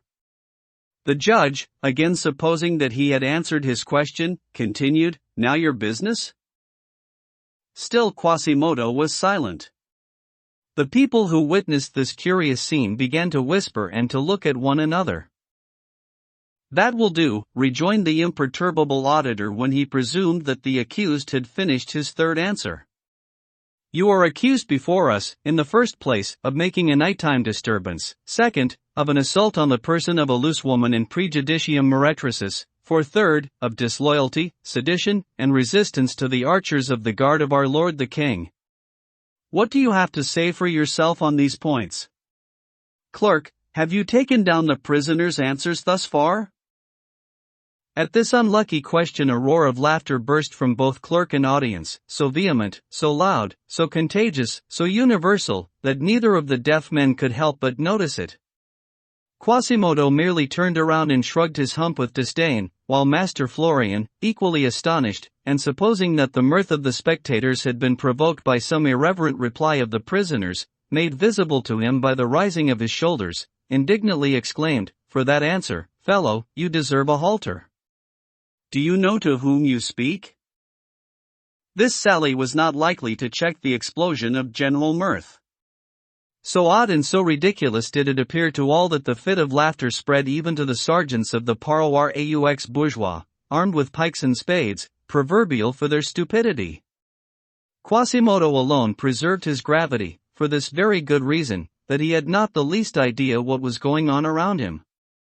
The judge, more and more exasperated, thought fit to proceed in the same strain, hoping to strike the prisoner with a terror that would reverberate on the audience and make everyone more respectful. "How dare you thus insult the auditor of the Châtelet, the deputy superintendent of the police of Paris, appointed to investigate all crimes, offenses, and misdemeanors, to control all trades, to prevent monopolies, to maintain the pavements, to check the black marketing of poultry and game, to cleanse the city of filth and the air of contagious diseases, in short, to care for the public welfare, and all that without wages or hope of salary? Do you know that I am Florian Barbedienne, own lieutenant of Monsieur the Provost, and, moreover, commissary, comptroller, examiner?" The Lord knows when Master Florian would have finished this flight of eloquence had the low door behind him not suddenly opened and revealed the provost himself. Master Florian did not stop short at his entrance but, turning half around on his heel, abruptly directed to the provost the harangue that a moment before he was launching forth against Quasimodo. "Monseigneur," he said, "I demand what punishment it pleases you to pronounce on the prisoner here for audacious and heinous contempt of justice." Out of breath with the exertion, he sat down and began to wipe off the perspiration that trickled from his forehead and fell in big drops on the parchments spread out before him. Messire Robert d'Estouteville frowned and commanded attention with a gesture so imperious and expressive that Quasimodo had some inkling of what was meant. "What have you done to be brought here, scoundrel?" said the provost sternly. The poor devil, supposing that the provost was inquiring his name, broke his usual silence and in a harsh and guttural voice replied, "Quasimodo." The answer was so incongruous with the question that it once more excited laughter in the audience when Messire Robert, flushed with rage, exclaimed, "Are you making fun of me too, you arrant knave?" "Bell ringer at Notre Dame," replied Quasimodo, conceiving that the judge had inquired his profession. "Bell ringer," roared the provost, who had got up that morning, as we have observed, in such an ill humor as not to need the further provocation of these strange responses. "Bell ringer. I'll have such a carillon rung with switches in every corner of Paris. Do you hear, scoundrel?" "If you want to know my age," said Quasimodo, "I believe I shall be 20 next Martinmas." This was too provoking. The provost lost all patience. "What, wretch? Do you defy the provost? Here, archers, take this fellow to the pillory of the Greve, let him be flogged and then turn him for an hour. By God, he shall pay for his insolence, and my pleasure is that this sentence be proclaimed by 4 trumpeters and the 7 castellanis of the Viscounty of Paris." The clerk instantly fell to work to record the sentence. "Ventre Dieu! Well sentenced," cried Jehan Frollo du Moulin from his corner. The provost turned around and again fixed his flashing eyes on Quasimodo. "I truly believe," he said, "that the knave has dared to swear ventre Dieu in our presence. Clerk, add a fine of 12 deniers parisis for the oath, and let half of it be given to the church of St. Eustache." "I have a prayer said at St. Eustache." In a few minutes the sentence was drawn up. The language was simple and concise. The practice of the Provosty and Viscounty of Paris had not then been laid down by the Judge Thibaut Bailet and Roger Barne, King's advocate. It was not then obstructed by that forest of quirks, cavils, and quibbles that these 2 lawyers planted before it at the beginning of the 16th century. Everything about it was clear, explicit, expeditious. It was all straightforward work, and you saw at once at the end of every path, uninterrupted by bushes or detours, the pillory, the gallows, and the wheel. You knew at least what to expect. The clerk handed the sentence to the provost, who affixed his seal and left the hall to continue his round of the courts in a mood that was likely to fill all the jails of Paris. Jehan Frollo and Robin Pauspain laughed in their sleeves, while Quasimodo looked on with an air of calm indifference. While Master Florian Barbedienne was in his turn reading the sentence, before signing it, the clerk, feeling compassion for the wretched victim and hoping to obtain some mitigation of his punishment, approached as near as he could to the ear of the auditor and said, pointing at the same time to Quasimodo, "The poor fellow is deaf. He conceived that this community of infirmity might awaken Master Florian's lenience in favor of the culprit. But, in the first place, as we have already mentioned, Master Florian was by no means anxious to have it known that he was deaf, and, in the next, he was so hard of hearing that he didn't catch a single syllable of what the clerk said to him. Pretending, nevertheless, to hear, he replied, "Ah, that is a different thing. I did not know that. In this case let him have another hour in the pillory," and he signed the sentence with this revision. "That's right," cried Robin Pausbane, who bore Quasimodo a grudge. "This will teach him to rough people up." Chapter 2. The Rat Hole. With the reader's permission, we shall bring him back to the Place de Grève, which we yesterday left with Gringoire to follow La Esmeralda. It is 10 in the morning. The square looks as it does the day after a holiday. The pavement is strewn with garbage rags, ribbons, feathers, drops of wax from the torches, crumbs from the public banquet. A good many citizens are strolling around, kicking the half-consumed cases of fireworks, admiring the Maison aux piliers, extolling the beautiful hangings of the preceding day, and looking at the nails that had held them, a last pleasure. The vendors of cider and beer are trundling their barrels through the groups. A few passers-by, on business, come and go. The shopkeepers are calling to one another from their doors and conversing. The festival, the ambassadors, Coppenole, the Pope of Fools, are on every tongue, each striving to crack the best jokes and to laugh the loudest. And yet 4 sergeants on horseback, who have just posted themselves at the 4 sides of the pillory, have already attracted around them a considerable portion of the populace, who are crowded together on the square, ready to suffer immobility and boredom in the hope of enjoying a small execution. Now, if the reader, after surveying this lively and noisy scene that is taking place all over the square, turns his eye toward the ancient half-Gothic, half-Roman building called the Tour Roland, which forms the corner of the quay to the west, he may perceive at the angle of the facade a large public breviary, richly illuminated, sheltered from the rain by a small awning, and protected from thieves by an iron grating, which, nevertheless, does not prevent one's turning its pages. Beside this breviary is a narrow-pointed, unglazed window, looking out on the square and defended by 2 crossbars of iron, the only aperture for the admission of air and light to a small cell without a door, formed in the basement of the wall of the old building and full of a quiet more profound, a silence more melancholy, from its very proximity to a public square, the most populous and the most noisy in Paris, which is buzzing all around it. This small room had been noted in Paris for 3 centuries, ever since Madame Roland of the Tour Roland, out of affection for her father, who had fallen in the Crusades, caused it to be cut out of the wall of her own house, for the purpose of shutting herself up in it forever, keeping no part of her mansion but this hole, the door of which was walled up and the window open winter and summer, and giving all the rest to the poor and to God. In this anticipated tomb the disconsolate lady had awaited death for 20 years, praying night and day for the soul of her father, lying on ashes without so much as a stone for a pillow, dressed in black sackcloth, and subsisting solely on the bread and water that the passers-by, inspired by pity, left on her windowsill, thus living on charity after having performed it.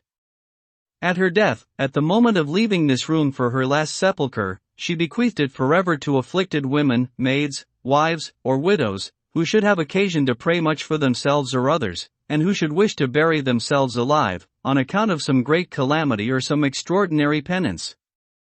The tears and blessings of the poor embalmed her memory, but to their great disappointment their pious benefactress could not be canonized for lack of sufficiently powerful patronage.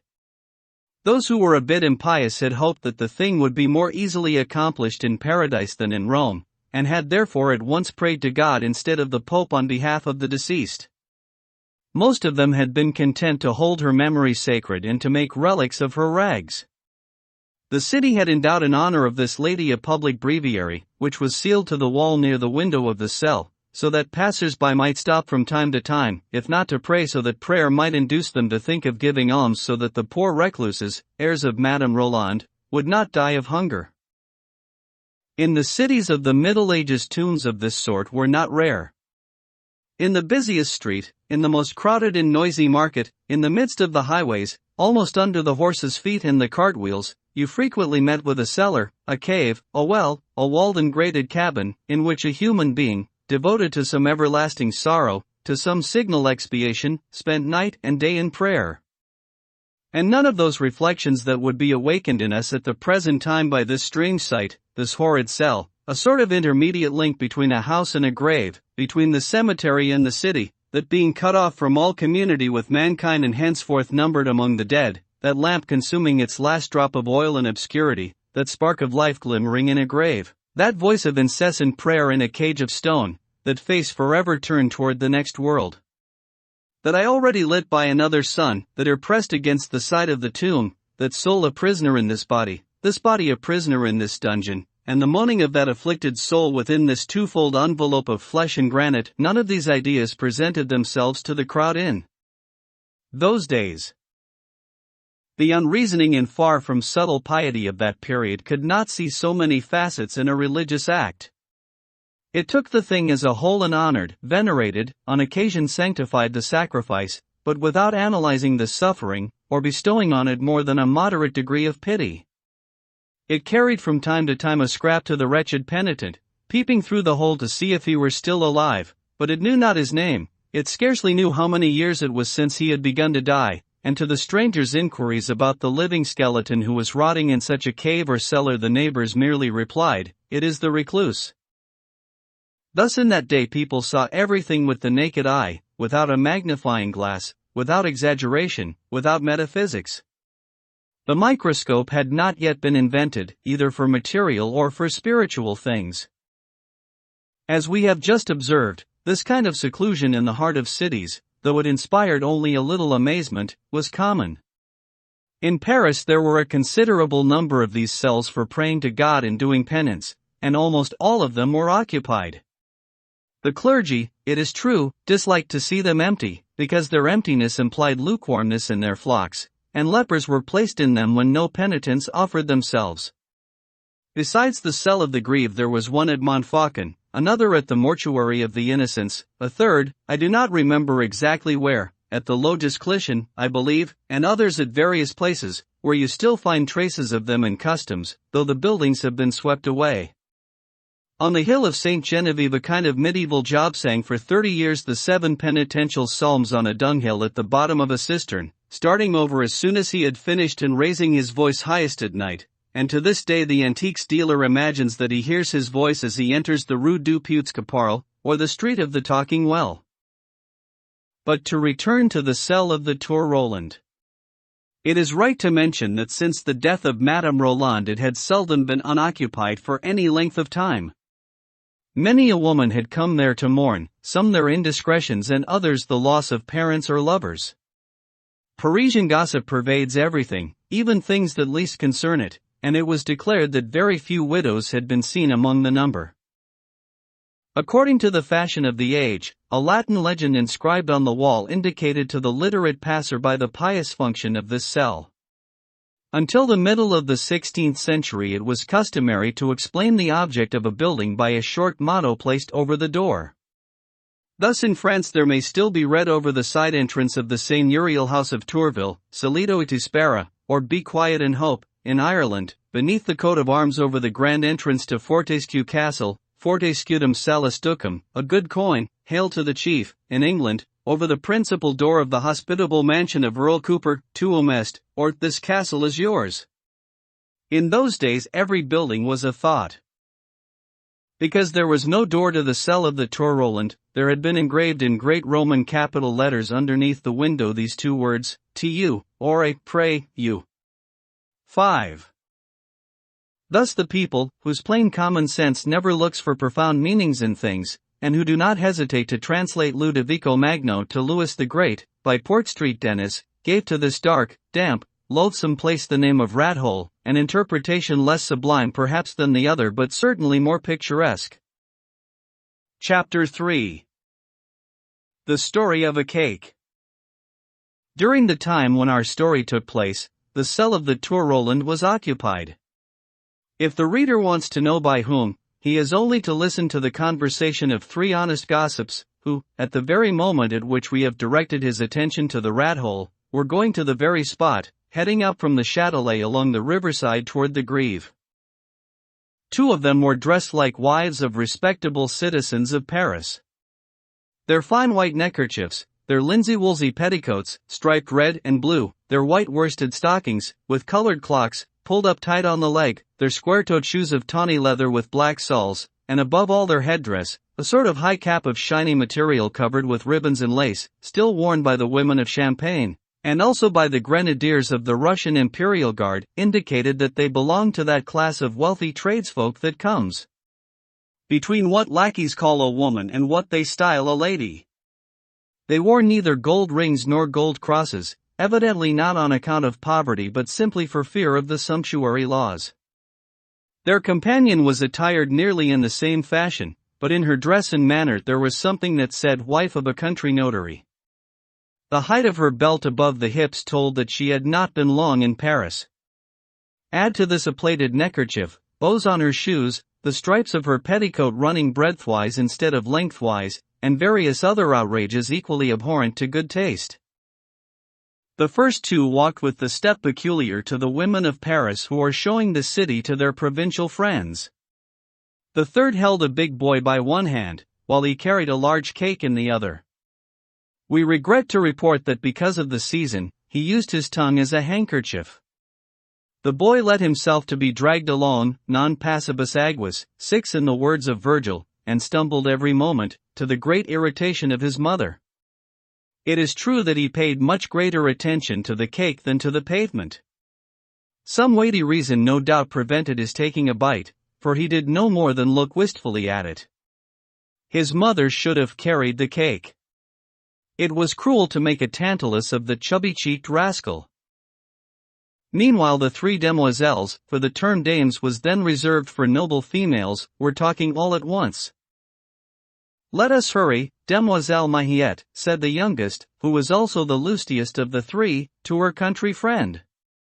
"I am afraid we shall be too late. We were told at the Châtelet that he was to be put in the pillory right away." "Bah! What are you talking about, Demoiselle Adard Musnier?" replied the other Parisian. "He is to stay 2 hours in the pillory. We shall have plenty of time." "Have you ever seen anyone in the pillory, my dear Mahiette?" "Yes," answered Mahiette, "in Reims." "Your pillory in Reims? Why, what is that? A wretched cage, where they pillory only peasants." "Peasants, indeed," rejoined Mahiette. "At the linen market in Reims we have seen some very good criminals, people who murdered both father and mother." "Peasants, indeed. What do you take us for, Gervais?" It is certain that the provincial lady was about to become angry in defense of the honor of her pillory. Luckily the discreet Demoiselle Adard gave a discreet turn to the conversation. "What do you say, Mahiette," she asked, "to our Flemish ambassadors? Have you ever had any like them in Reims?" "I confess," replied Mahiette, "that Paris is the only place for Flemish like them." "Did you see among the ambassadors the big one who was a hosier?" "Yes," said Mahiette, "he looks rather like Saturn." "And the big one whose face looks like a stomach?" Gervais asked.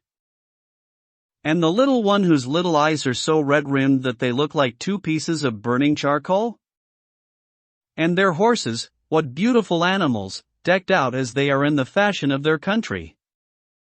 "Ah, my dear," exclaimed Mahiette, assuming in her turn an air of superiority, "what would you say if you had been in Reims at the coronation in '61, and seen the horses of the princes and of the king's retinue?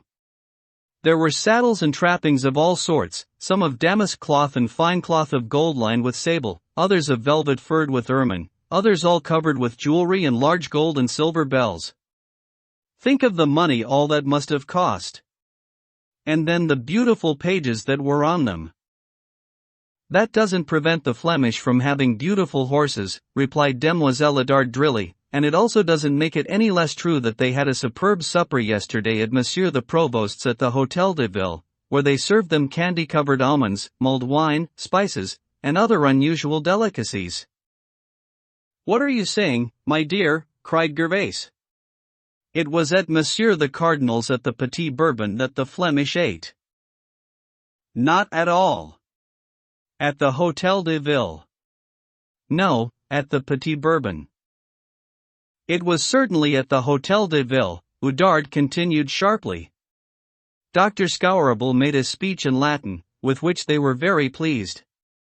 My husband, who is a licensed bookseller, told me so. It was at the Petit Bourbon, answered Gervais no less hotly, and here is what Monsieur the Cardinal's procurer presented them with: a dozen double quarts of white mulled wine, claret and red wine, 24 loaves of gilded double marzipan from Lyon, as many torches at £2 apiece, and 6 half-barrels of wine from Beaune, both white and claret, of the best variety they could find. I hope that is proof positive for you. I have it from my husband, who works at the Parloir aux Bourgeois, who was just this morning comparing the Flemish ambassadors with the Abyssinian Pigeon and the Emperor of Trebizond, who came from Mesopotamia to Paris under the last king. They had rings in their ears. It is so true that they dined at the Hôtel de Ville, replied Oudard, who was a bit disturbed by this display, that there had never been seen such a triumph of meats and candy-covered almonds. I tell you that they were served by Louis Sissy, sergeant of the city, at the Hôtel du Petit Bourbon, and that you are the one who was wrong. At the Hôtel de Ville, I say. At the Petit Bourbon, my dear. They even engraved magic glasses with the word hope, which is inscribed on its main entrance.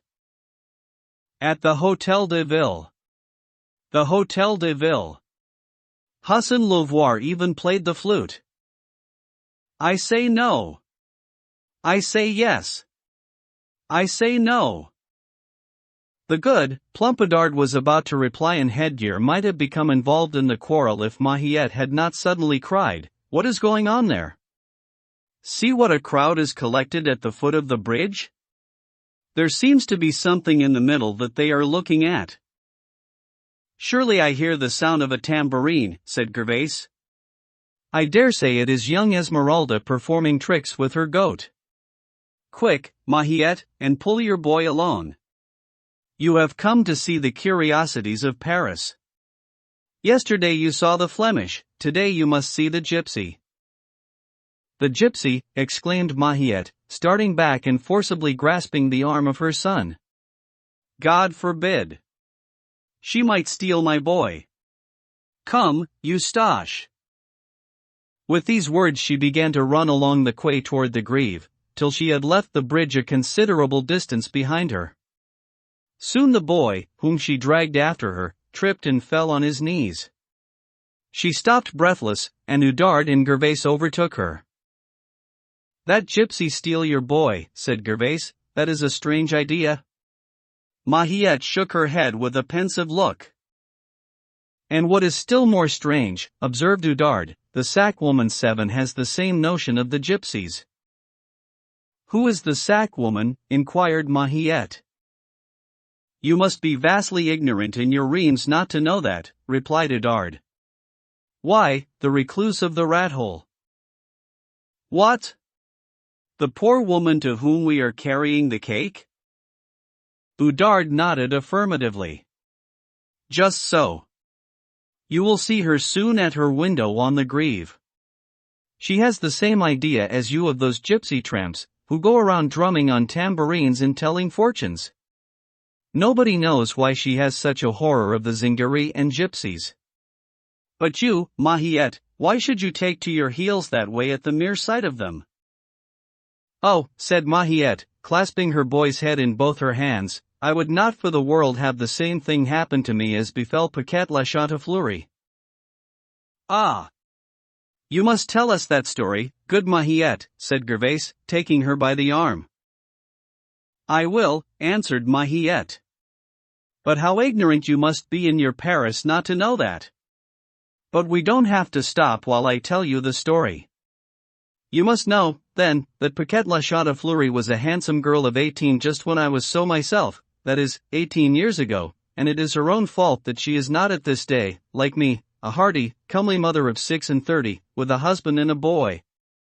She was the daughter of Guy Bertot, minstrel of Reims, the same one that played before King Charles VII at his coronation, when he went down our river vessel from Sillery to Mouisson, and the Maid of Orleans was in the barge with him. Paquette's father died while she was still an infant, so she had only her mother, who was the sister of Monsieur Mathieu Prédon, Master Brazier here in Paris, on the Rue Perrin-Garland, who died only last year. You see, she came of a good family. The mother was unluckily a kind, easy woman, and taught Paquette nothing but to do a little needlework and make herself finery, which helped to keep them very poor. They lived in Reims, along the river, on the Rue de Fall-Pain. In 61, the year of the coronation of our King Louis XI, whom God preserve. Paquette was so lively and so handsome that everybody called her La Chantefleurie. Poor girl! What beautiful teeth she had! And how she would laugh so that she might show them. Now a girl that laughs a great deal is on the way to crying. Fine teeth spoil fine eyes. Chantefleurie and her mother had great difficulty earning a livelihood. Since the death of the minstrel their circumstances had been getting worse and worse. Their needlework brought them no more than 6 deniers a week. How different from the time when old Guibertot received 12 sols parisis for a single song, as he did at the coronation.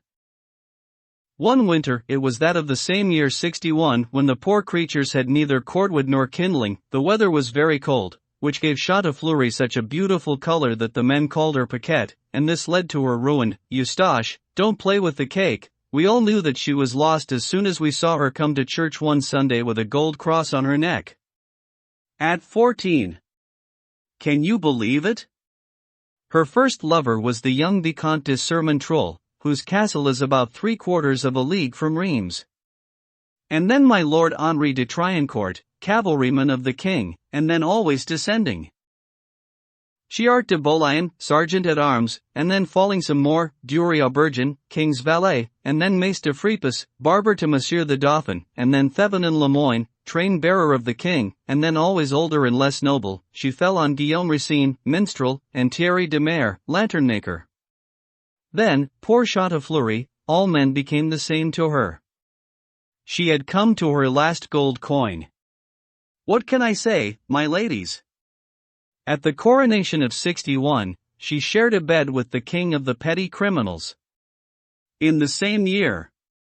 Mahiette sighed, brushing away a tear that started from her eye. There is nothing very extraordinary in this history, said Gervaise, nor, as far as I can see, has it anything to do with gypsies or children. Have patience, replied Mahiette. You will soon see that it has. In 66, it will be 16 years this very month on St. Paul's Day, Paquette brought into the world a little girl. How delighted she was, poor thing! She had long been wishing for a child. Her mother, poor soul, who had always turned a blind eye to her ways, was now dead, so Paquette had nothing in the world to love, and none to love her. For 5 years, ever since her fall, she had been a miserable creature, poor Chantefleurie. She was alone in this life, pointed at and hooted in the streets, cuffed by the beadles, teased by little ragged urchins. By this time she was 20, an age at which, it is said, loose women begin to be old. Her way of life scarcely brought her more than her needlework had formerly done. For every new wrinkle, she earned a cent less. The winter had set in sharp, and wood was again rare on her hearth, and bread in her cupboard. She could no longer work, for in becoming decadent she had become lazy, and she suffered all the more for it because in becoming lazy she became more decadent. She was, of course, very sorrowful, very miserable, and her tears wore deep channels in her cheeks. But in her degraded and forlorn condition it seemed to her that she should be less degraded and less forlorn if she had anything or anyone in the world that she could love, and that could love her. She felt that this must be a child, because nothing but a child could be innocent enough for that. Women of her class must have either a lover or a child to engage their affections, or they are very unhappy. Now, since Paquette could not find a lover, she set her whole heart on a child, and prayed to God night and day for one. And he took compassion on her, and gave her a little girl. Her joy is not to be described. How she hugged and fondled her infant! It was quite a fury of caresses and kisses. She nursed it herself, made it swaddling out of her own covers, and after that felt neither cold nor hunger. Her beauty returned. An old maid makes a young mother. In a short time she again pursued the life of gallantry and spent all the money she made on frocks and caps and lace and little satin bonnets and all sorts of finery for her child. Monsieur Eustache, haven't I told you not to eat that cake? It is certain that little Agnes, that was the name given to the child at her christening, was more decorated with ribbons and embroidery than a princess. Among other things she had a pair of little shoes, such as I'll be bound Louis XI never had. Her mother had made and embroidered them herself with the utmost art and skill of her needle. A prettier pair of little pink slippers was never seen. They were not longer than my thumb, and you had to have seen the child's feet come out of them or you would never believe they could go into them. But then those feet were so small, so pretty, so rosy, more than the satin of the shoes. When you have children, Bedard, you will know that nothing is so pretty as those delicate little feet and hands. I desire nothing better, said Bedard with a sigh, but I must wait till it is the good pleasure of Monsieur André Musnier. Paquette's baby, resumed Mahiette, had not merely handsome feet. I saw her when she was only 4 months old. Oh! She was a love. Her eyes were larger than her mouth, and she had the most beautiful dark hair, which already began to curl. What a superb brunette she would have made at 16! Her mother became every day more and more mad about her. She hugged her, she kissed her, she washed her, she tickled her, she dressed her up, she was ready to eat her. In the wildness of her joy she thanked God for the gift.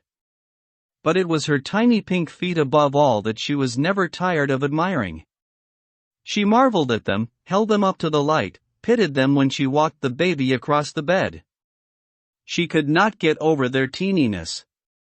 She could have spent her whole life on her knees, putting on and taking off shoes from those little feet as if they were the feet of the baby Jesus himself. This is a very good story, said Gervais in an undertone, but where are the gypsies in all of this? Why, here, replied Mahiette. One day a party of very strange-looking people on horseback arrived in Reims. They were beggars and tramps who roved around the country, headed by their duke and their counts. They were swarthy, they had curly hair and wore silver rings in their ears. The women were uglier than the men. Their complexion was even darker.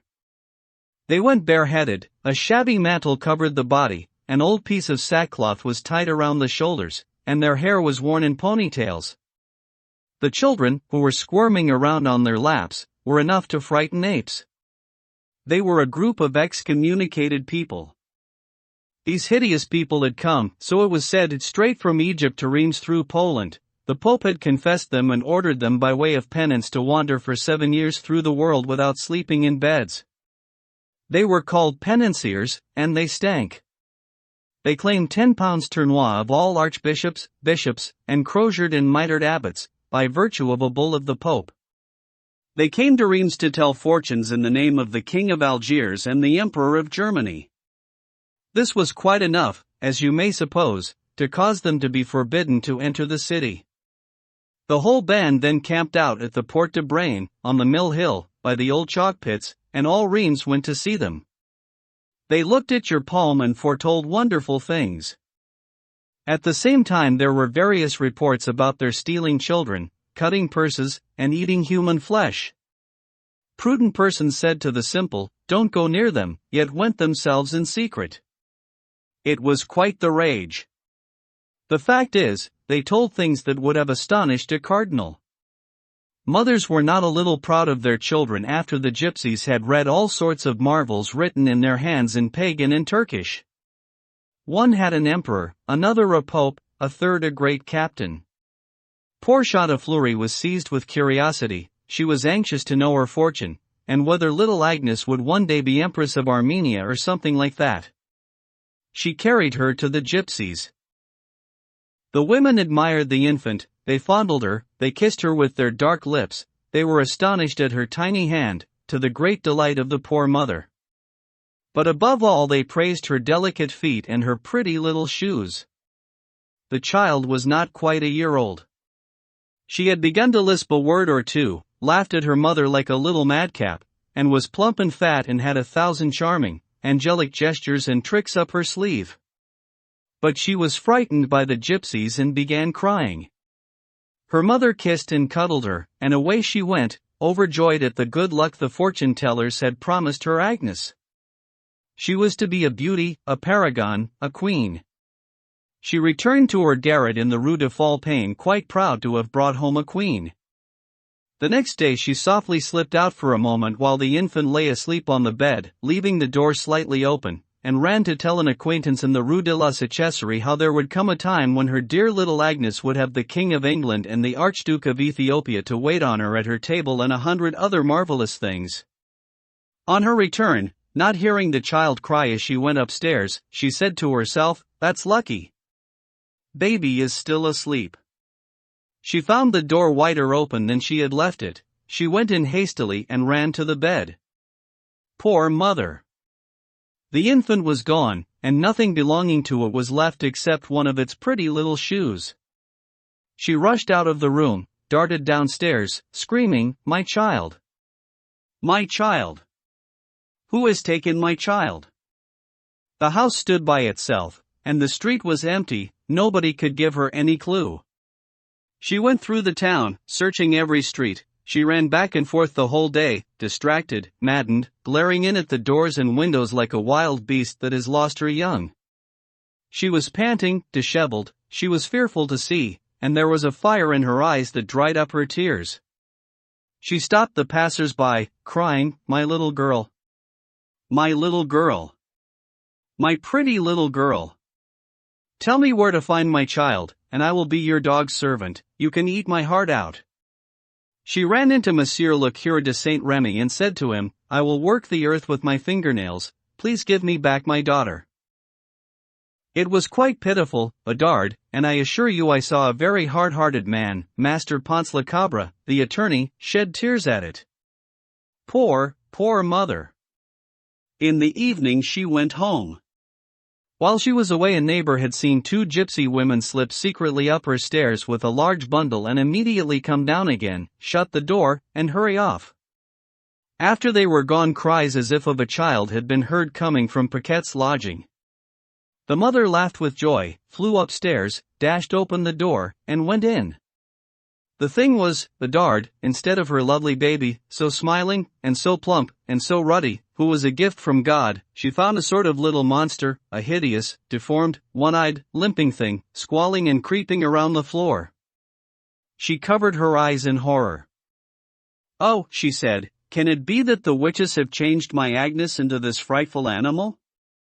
Her neighbors took the little clubfoot away immediately. He would have driven her mad. He was the monstrous child of some gypsy or other, who had given herself up to the devil. He appeared to be about 4 years old and spoke a language that was not a human language. Such words were never before heard in this world. Chantefleurie snatched up the tiny shoe, all that was left her of all that she had loved. She lay so long, without moving, without speaking, apparently without breathing, that everybody thought she was dead. All at once she trembled in every limb. She covered the precious relic with passionate kisses and burst into a fit of sobs, as if her heart was going to break. I assure you we all wept along with her. "Oh, my baby," she said, "my dear little baby. Where are you?" It made one's heart bleed. I can't help crying still at the thought of it. Our children, you see, are like the very marrow of our bones. Oh, my Eustache, my poor Eustache, if I were to lose you, what would become of me? Eventually Chantefleurie sprang up and ran through the streets of Reims, shouting, to the camp of the gypsies. Let the witches be burned. The gypsies were gone. It was a dark night, nobody could tell which way they had gone. The next day, which was Sunday, they found on a heath between Gou and Tilloy, about 2 leagues from Reims, the remains of a large fire, a few ribbons that belonged to Paquette's child, and several drops of blood in goat droppings. There could be no further doubt that the gypsies had Saturday night held their Sabbath on this heath and devoured the child in the company of their master, Beelzebub, as is the custom among Mahometans. When Chantefleurie heard these horrid things she did not weep, she moved her lips as if to speak, but could not. The day after her hair was quite grey, and on the next she disappeared. "A frightful story indeed," exclaimed Oudarde, "and enough to draw tears from a Burgundian." "I am no longer surprised," said Gervaise, "that you are so terribly afraid of the gypsies." "You are quite right," replied Oudarde, "to get out of their way with Eustache, especially because these are gypsies from Poland." "Not so," said Gervaise. "It is said that they come from Spain and Catalonia." "Catalonia," replied Oudarde. "It's possible, Catalonia, Wallonia, Polonia, I always confuse those three places. What is certain is that they are gypsies. And not less certain," continued Gervaise, "that their teeth are long enough to eat little children. And I would not be surprised if La Esmeralda were to pick a bit now and then, though she has such a small, pretty mouth. Her white goat plays so many marvelous tricks that there must be something wrong at bottom." Mahiette walked on in silence. She was absorbed in that reverie that is a sort of prolongation of a doleful story, and that continues till it has communicated its vibration to every fibre of the heart. "And did you never know what became of Chantefleurie?" asked Gervaise. Mahiette made no reply. Gervaise repeated the question, gently shaking her arm and calling her by her name. "What became of Chantefleurie?" she said, mechanically repeating the words whose impression was still fresh upon her ear. Then, making an effort to recall her attention to the sense of those words, "Ah," said she sharply. "It was never known what became of her." After a pause she added, "Some said they saw her leave Reims in the dusk of the evening by the Porte Flechenvalt, and others at daybreak by the old Porte Passy. Her gold cross was found hanging on the stone cross in the field where the fair is held. It was this trinket that occasioned her fall in '61. It was a present from the handsome Vicomte de Sermontrol, her first admirer. Paquette would never part with it, distressed as she had often been. She clung to it as to life. Of course, when we heard how and where it was found, we all concluded that she was dead. Yet there are people who declared they had seen her on the road to Paris walking barefoot on the stones. But, in this case, she must have gone out at the gate of Vessel, and all these accounts cannot be true. My own opinion is that she did actually go by the gate of Vessel, not only out of the town but out of the world." "I don't understand you," said Gervaise. "The Vessel," replied Mahiette, with a melancholy smile, "is our river." "Poor Chantefleurie," said Oudarde, shuddering. "Drowned." "Drowned," replied Mahiette. "Ah! How it would have spoiled good." Father Guibertot singing, while floating in his rowboat beneath the bridge of Tinqueux, had he been told that his dear little Paquette would someday pass under that same bridge, but without song and without a boat. "And the little shoe," said Gervaise. "Disappeared with the mother," replied Mahiette.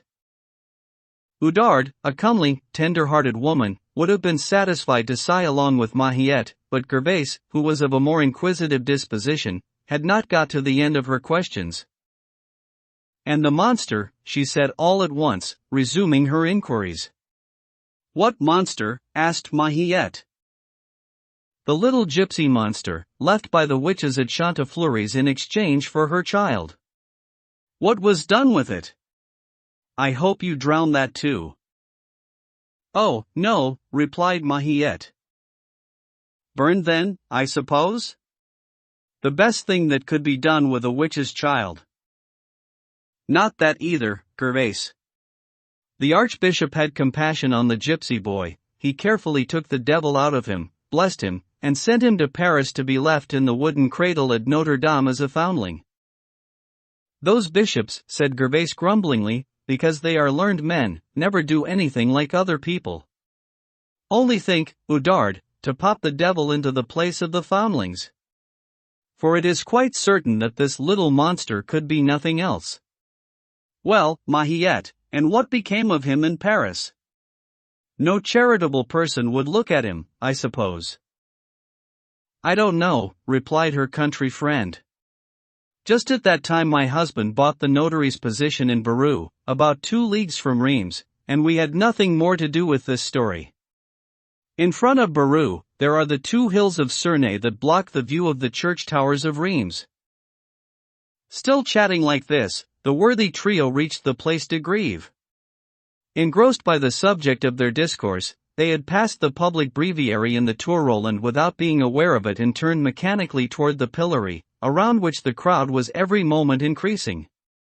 It is probable that the scene which at this moment attracted their attention would have made them completely forget the rat hole and their intention of calling there had not Eustache, whom Mahiette still led by the hand, as if apprised by some instinct that the rat hole was behind them, cried, "Mother, now may I eat the cake?" Had the boy been less hasty, that is to say, less greedy, he would have waited till the party had returned to the house of Master André Musnier, Rue Madame la Valence in the University, when there would have been the 2 branches of the Seine and the 5 bridges of the Sight between the cake and the rat hole, before he had ventured the timid question, "Mother, now may I eat the cake?" That very question, an imprudent one when it was asked by Eustache, roused Mahiette's attention.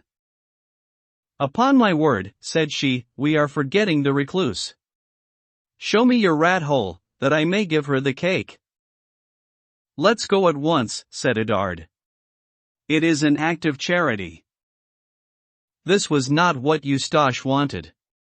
"She can't have my cake," he said, dashing his head against his 2 shoulders by turns, which in a case of this kind is a sign of displeasure. The 3 women turned back, and, having arrived at the Tour Roland, Bedard said to the other 2, "We must not all look in at the hole at once or we'll frighten Sachette. You 2 pretend to be reading the Dominus in the breviary while I peep in at the window, she knows me a little. I will tell you when to come." She went up by herself to the window. The moment she looked in, a profound pity took possession of her every feature, and her open, good-humored face changed color and expression as suddenly as if it had passed out of the sunshine into the moonlight. A tear trembled in her eye and her mouth was contracted as when a person is going to weep. A moment afterward she put her finger on her lips and made a sign for Mahiette to come and look. Mahiette went in silence and on tiptoe, as though approaching the bed of a dying person. It was in truth a sad sight that presented itself to the 2 women, while they looked in without stirring or breathing at the barred window of the rat hole. The cell was small, wider than deep, with a vaulted ceiling, and seen from within resembled the hollow of a large episcopal mitre. On the stone floor, in one corner, a woman was seated or, rather, crouched. Her chin rested on her knees, while her arms and clasped hands encircled her legs. Doubled up in this manner, wrapped in brown sackcloth, her long, lank grey hair falling over her face down to her feet, she presented at first sight a strange figure standing out from the dark ground of the cell, a sort of blackish triangle that the ray entering at the window revealed like one of those spectres seen in dreams or in Goya's extraordinary paintings, half shadow and half light, pale, motionless, gloomy, cowering on a grave or before the grating of a dungeon. It was neither woman, nor man, nor living creature. It had no definite form, it was a shapeless figure, a sort of vision in which the real and the fantastic were contrasted like light and shade. Scarcely could you distinguish under her streaming hair the forbidding profile of an emaciated and severe face, scarcely did the ample robe of sackcloth that enfolded her permit the toes of a bare foot to be seen peeping from beneath it and curling up on the hard, cold pavement. The faint likeness of the human form discernible under this garb of mourning made one shudder.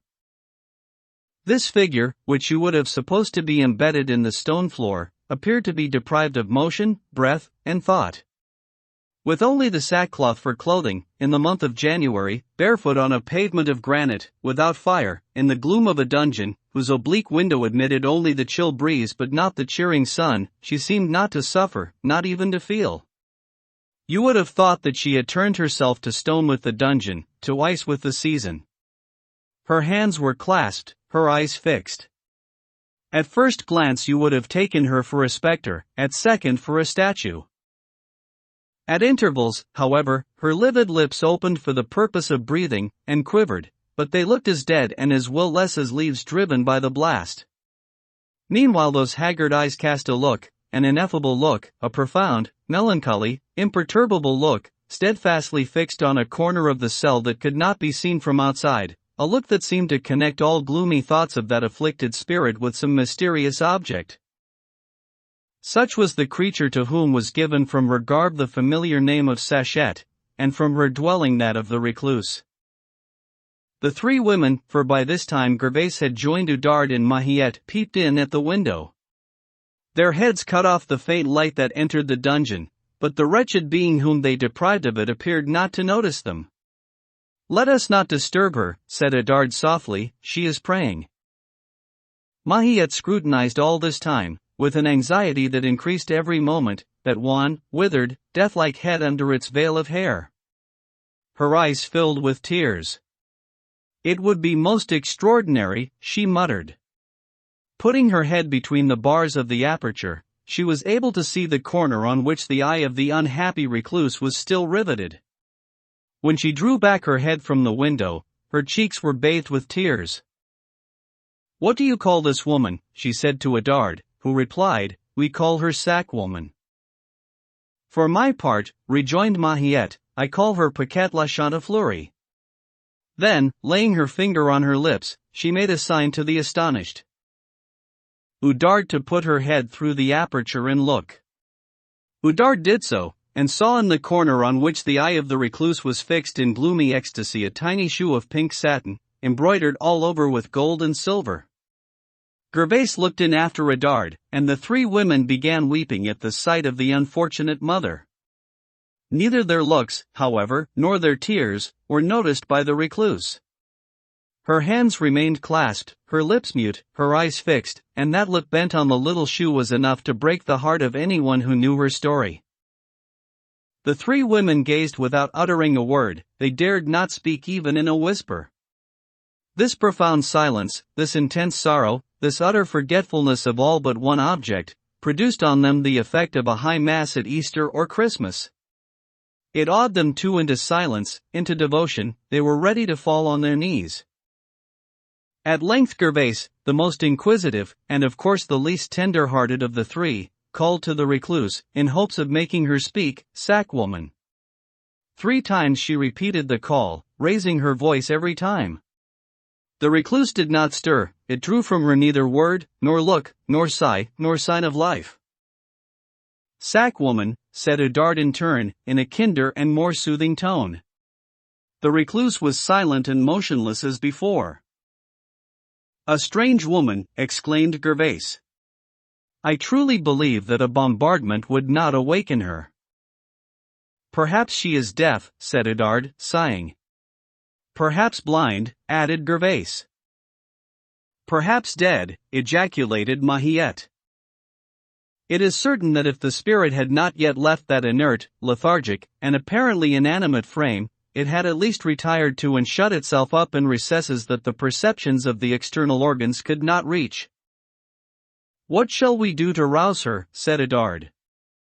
"If we leave the cake in the window, some boy will run away with it." Eustache, whose attention had till this moment been taken up by a little cart drawn by a great dog that had just passed by, suddenly perceived that his mother and her friends were looking through the window at something, and, curious to learn what it was, he clambered up on a post, and, thrusting his red, chubby face in at the aperture, he cried, "Just look, mother! Who is that?" At the sound of the child's clear, fresh, sonorous voice, the recluse started. She instantly turned her head with the sharp movement of a steel spring, her long, bony fingers drew back the hair from her face, and she fixed her astonished, bitter, desperate eyes on the boy. That look was like lightning. "Oh, my God!" she instantly exclaimed, burying her face in her lap, and it seemed as if her harsh voice ripped open her chest, "At least keep those of others out of my sight." This shock, however, had awakened the recluse. A long shudder thrilled her whole frame, her teeth chattered, she half raised her head, and, taking hold of her feet with her hands as if to warm them, she cried, "Oh, how cold it is!" "Poor creature," said Oudarde, with deep compassion, "Would you like a little fire?" She shook her head in sign of refusal. "Well, then," rejoined Edard, offering her a bottle, "here is some mulled wine, which will warm you." Again she shook her head, looked steadfastly at Edard, and said, "Water." Edard remonstrated. "No, sackwoman," said she, "that is not fit drink for January. Take some of this mulled wine and a bit of the cake we have brought you." She pushed aside the cake, which Mahiette held out to her. "Some brown bread," was her reply. "Here," said Gervaise, catching the charitable spirit of her companions and taking off her wool cloak. "Here is a cloak that is a bit warmer than yours. Put it over your shoulders." She refused the cloak, as she had the bottle and the cake, with a single word, sackcloth. "But surely," resumed the kind-hearted Edard, "you must have noticed that yesterday was a festival." "Ah! Yes, I did," replied the recluse. "For the last 2 days I have had no water in my pitcher." After a pause she added, "Why should the world think of me when I do not think of it? When the fire is out the ashes get cold." As if tired by the effort of speaking, she dropped her head onto her knees. The simple Edard conceived that in the concluding words she was again complaining of cold. "Do have a fire, then," she said. "Fire," exclaimed the recluse, in a strange tone. "And would you make one for the poor baby who has been underground these 15 years? Her limbs shook, her voice trembled, her eyes flashed. She raised herself up on her knees. Suddenly she extended her white, skinny hand toward the boy. "Take away that child," she cried. "The gypsy will soon pass." She then sank on her face, and her forehead struck the floor with a sound like that of a stone falling on it. The 3 women concluded that she was dead. Soon, however, she began to stir, and they saw her crawl on hands and knees to the corner where the little shoe was.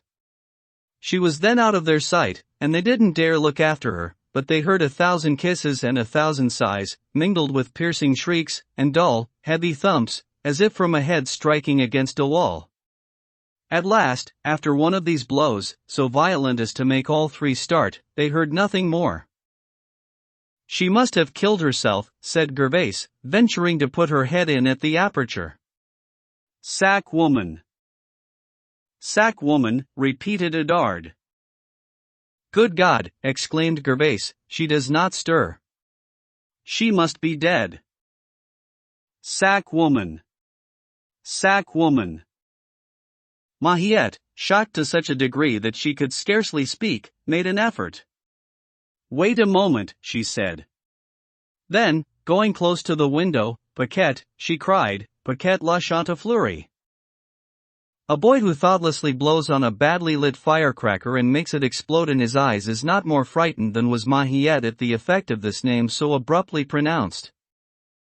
The recluse shook all over, sprang up on her feet, and bounded to the window, her eyes at the same time flashing fire, with such vehemence that the 3 women retreated to the parapet of the quay.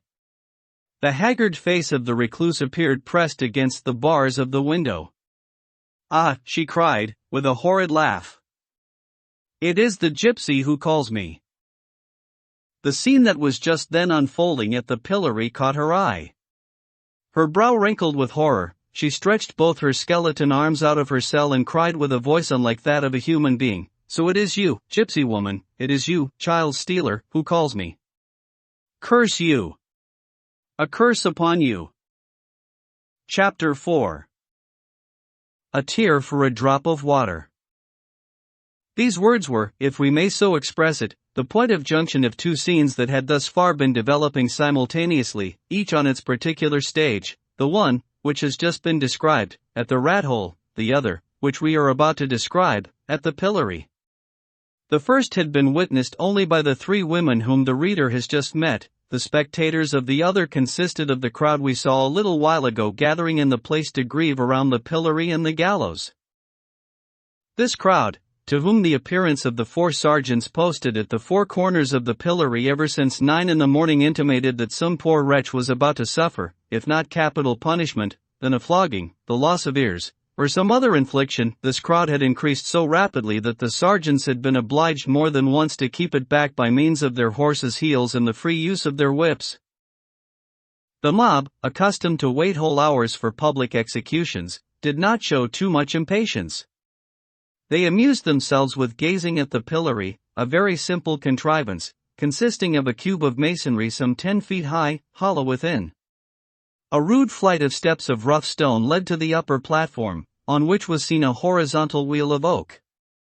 On this wheel the culprit was bound on his knees with his hands tied behind him. An axle of timber, moved by a capstan concealed from sight in the little building, caused the wheel to revolve in the horizontal plane, and thus exhibited the culprit's face to every point of the square in succession. This was called turning a criminal. Thus, you see, the pillory of the Greve was by no means as interesting an object as the pillory of the Halles.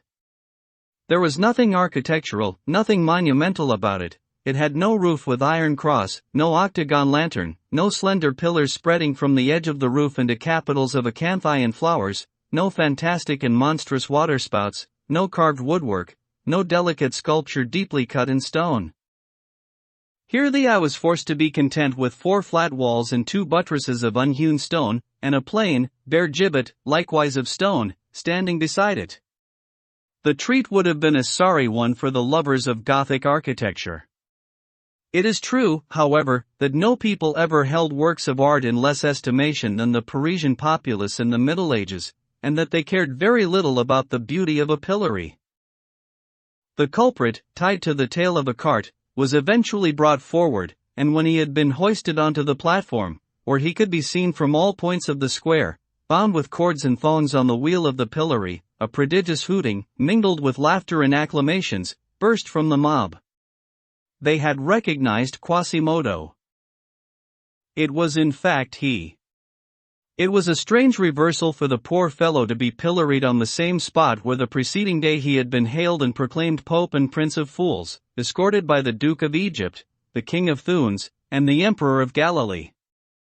This much is certain, that there was not a creature in that crowd, not even himself, alternately the object of triumph and of punishment, who could clearly make out the connection between the two situations. Gringoire and his philosophy were missing from this spectacle. Presently Michel Noret, sworn trumpeter of our Lord the King, commanded silence, and proclaimed the sentence according to the ordinance of the provost. He then fell back behind the cart with his men in their official liveries. Quasimodo never stirred, he did not so much as frown. All resistance, indeed, on his part was rendered impossible by what was then called in the language of criminal jurisprudence the vehemence and the firmness of the bonds, which means that the chains and the thongs probably cut into his flesh. He had suffered himself to be led, and pushed, and carried, and lifted, and bound again and again. His face betrayed no other emotion than the astonishment of a savage or an idiot.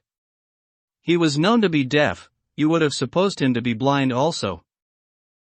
He was placed on his knees on the circular floor. His doublet and shirt were taken off, and he allowed himself to be stripped to the waist without opposition. He was enmeshed in a fresh series of thongs, he let himself be bound and buckled, only from time to time he breathed hard, like a calf whose head hangs dangling over the tail of a butcher's cart. "The stupid idiot," exclaimed Jehan Frollo du Moulin to his friend Robin Pauspain, for the two students had followed the culprit as a matter of course. "He has no more idea of what they are going to do than a ladybird shut up in a box." A loud laugh burst from the mob when they beheld Quasimodo's naked hump, his camel breast, and his scaly and hairy shoulders. Amid all this mirth a man of short stature and robust frame, clad in the livery of the city, ascended the platform and placed himself by the side of the culprit. His name was quickly circulated among the crowd. It was Master Pierrat Torquerolles, sworn torturer of the Châtelet. The first thing he did was to set down on one corner of the pillory an hourglass, the upper division of which was full of red sand that flowed into the lower half. He then threw back his cloak, and over his left arm was seen hanging a whip composed of long white, glistening thongs, knotted, twisted, and tipped with sharp bits of metal. With his left hand he carelessly turned up the right sleeve of his shirt as high as the elbow. At length he stamped with his foot. The wheel began to turn. Quasimodo shook in his bonds. The amazement suddenly expressed in his hideous face drew fresh shouts of laughter from the spectators. All at once, at the moment when the wheel in its revolution presented the mountainous shoulders of Quasimodo to Master Pierrat, he raised his arm, the thin lashes hissed sharply in the air like so many vipers and descended with fury on the back of the unlucky man. Quasimodo started like one awakened from a dream. He began to comprehend the meaning of the scene, he writhed in his bonds, a violent contraction of surprise and pain distorted the muscles of his face, but he heaved not a single sigh. He merely turned his head, first one way, then the other, balancing it all the while like a bull stung in the flank by a gadfly. A second stroke succeeded the first, then came a third, and another, and another. The wheel continued to turn and the blows to fall. The blood began to trickle in 100 little streams down the swarthy shoulders of the hunchback, and the slender thongs, whistling in the air in their rotation, sprinkled it in drops over the gaping crowd. Quasimodo had fallen back, in appearance at least, into his former apathy. He had endeavored, at first quietly and without great external effort, to burst his bonds. His eye was seen to flash, his muscles to swell, his limbs to gather themselves up, and the thongs, cords, and chains to stretch. The effort was mighty, prodigious, desperate, but the old shackles of the provost proved too tough. They cracked, and that was all. Quasimodo sank down exhausted. Stupor gave way in his countenance to an expression of deep despondency. He closed his only eye, dropped his head onto his breast, and counterfeited death. From then on he did not stir again.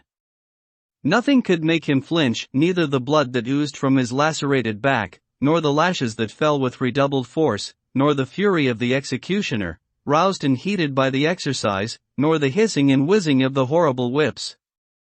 At length an usher of the Châtelet, dressed in black and mounted on a black horse, who had taken his station by the steps at the commencement of the flogging, extended his ebony one toward the hourglass.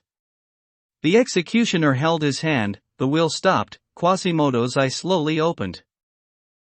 2 attendants of the sworn torturers washed the bleeding back of the sufferer, rubbed it with a sort of ointment, which in an incredibly short time closed all the wounds, and threw over him a kind of yellow frock shaped like a priest's cope. In the meantime Pierrat Tortru drew through his fingers the thongs saturated with blood, which he shook off onto the pavement.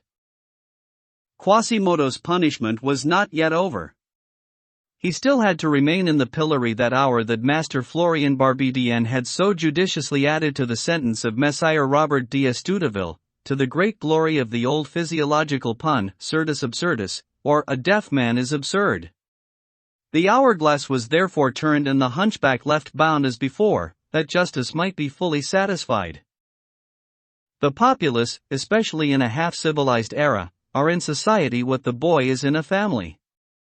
As long as they continue in the state of primitive ignorance, of moral and intellectual immaturity, you may say of them as of the mischievous urchin, that age is without pity. We have already shown that Quasimodo was generally hated, for more than one good reason, it is true. There was scarcely a spectator among the crowd who had either had or imagined that he had ground to complain of the malicious Hunchback of Notre-Dame. His appearance in the pillory had excited universal joy, and the severe punishment that he had undergone, and the pitiful condition in which it had left him, so far from softening the populace, had only rendered their hatred more malevolent by arming it with the sting of mirth. Thus when the public vengeance was satisfied according to the jargon still used by the Gound, it was the turn of private revenge to seek gratification. Here, as in the great hall, the women were most vehement. All bore him some grudge, some for his mischievous disposition and others for his ugliness. The women were the most furious. "Oh, mask of the Antichrist," cried one. "Broomstick rider," cried another. "The beautiful tragic grimace," cried a third, "that got you crowned Pope of Fools. If only today were yesterday." "That is good," continued an old woman. "Here is a face for the pillory." And do we get a face for the gallows? When will you be knocked out by your great church bells 100 feet underground, damned bell ringer? It is a devil who rings in the Angelus. Deaf, one-eyed, hunchbacked. A monster. A face to end a pregnancy better than all medicines or other concoctions. The two students, Jahan du Moulin and Robin Pauspain, sang at the top of their lungs the popular refrain. Un heart pour le pendard un faggot pour l'umigo, 8. 1,000 other insults rained down on his head with the booing, the cursing, the laughter, the stones here and there. Quasimodo was deaf. But he was sharp-sighted, and the fury of the populace was expressed no less energetically in their countenance than in their words. Besides, the pelting of the stones explained the meaning of the bursts of laughter. This annoyance passed for a while unheeded, but by degrees that patience that had braced itself up under the lash of the executioner gave way under all these stings of petty insects. The bull of the Asturias, which scarcely deigns to notice the attacks of the picador, is exasperated by the dogs and the banderillos. At first he cast a threatening look at the crowd, but, shackled as he was, this look could not drive away the flies that galled his wound. He then struggled in his bonds, and his furious contortions made the old wheel of the pillory creak upon its axle. This served only to increase the jeers and derisions of the populace. The wretched sufferer, finding, like a chained beast, that he could not break his collar, again became quiet, though at times a sigh of rage heaved all the cavities of his chest. Not a blush, not a trace of shame was to be discerned in his face. He was too far from the social state and too near to the state of nature to know what shame is. Besides, is it possible that disgrace can be felt by one cast in a mold of such extreme deformity? But rage, hatred, despair, slowly spread over that hideous face, a cloud that gradually became more and more black, more and more charged with an electricity that exploded in 1,000 flashes from the eye of the Cyclops. This cloud, however, cleared off for a moment at the appearance of a mule bearing a priest. The instant he caught a glimpse of this mule and this priest in the distance, the face of the poor sufferer assumed a look of gentleness. The rage that had contracted it was succeeded by a strange smile, full of ineffable meekness, kindness, tenderness. As the priest approached, this smile became more expressive, more distinct, more radiant. The prisoner seemed to be anticipating the arrival of a deliverer, but the moment the mule was near enough to the pillory for its rider to recognize the sufferer, the priest cast down his eyes, wheeled around, clapped spurs to his beast, as if in a hurry to escape a humiliating appeal, and by no means wanting to be recognized or addressed by a poor devil in such a situation. This priest was the Archdeacon Claude Frollo. Quasimodo's brow was overcast by an even darker cloud. For some time a smile mingled with the gloom, but it was a smile of bitterness, disappointment, and deep despair. Time passed. For an hour and a half at least he had been exposed to incessant ill usage, lacerated, jeered, and almost stoned.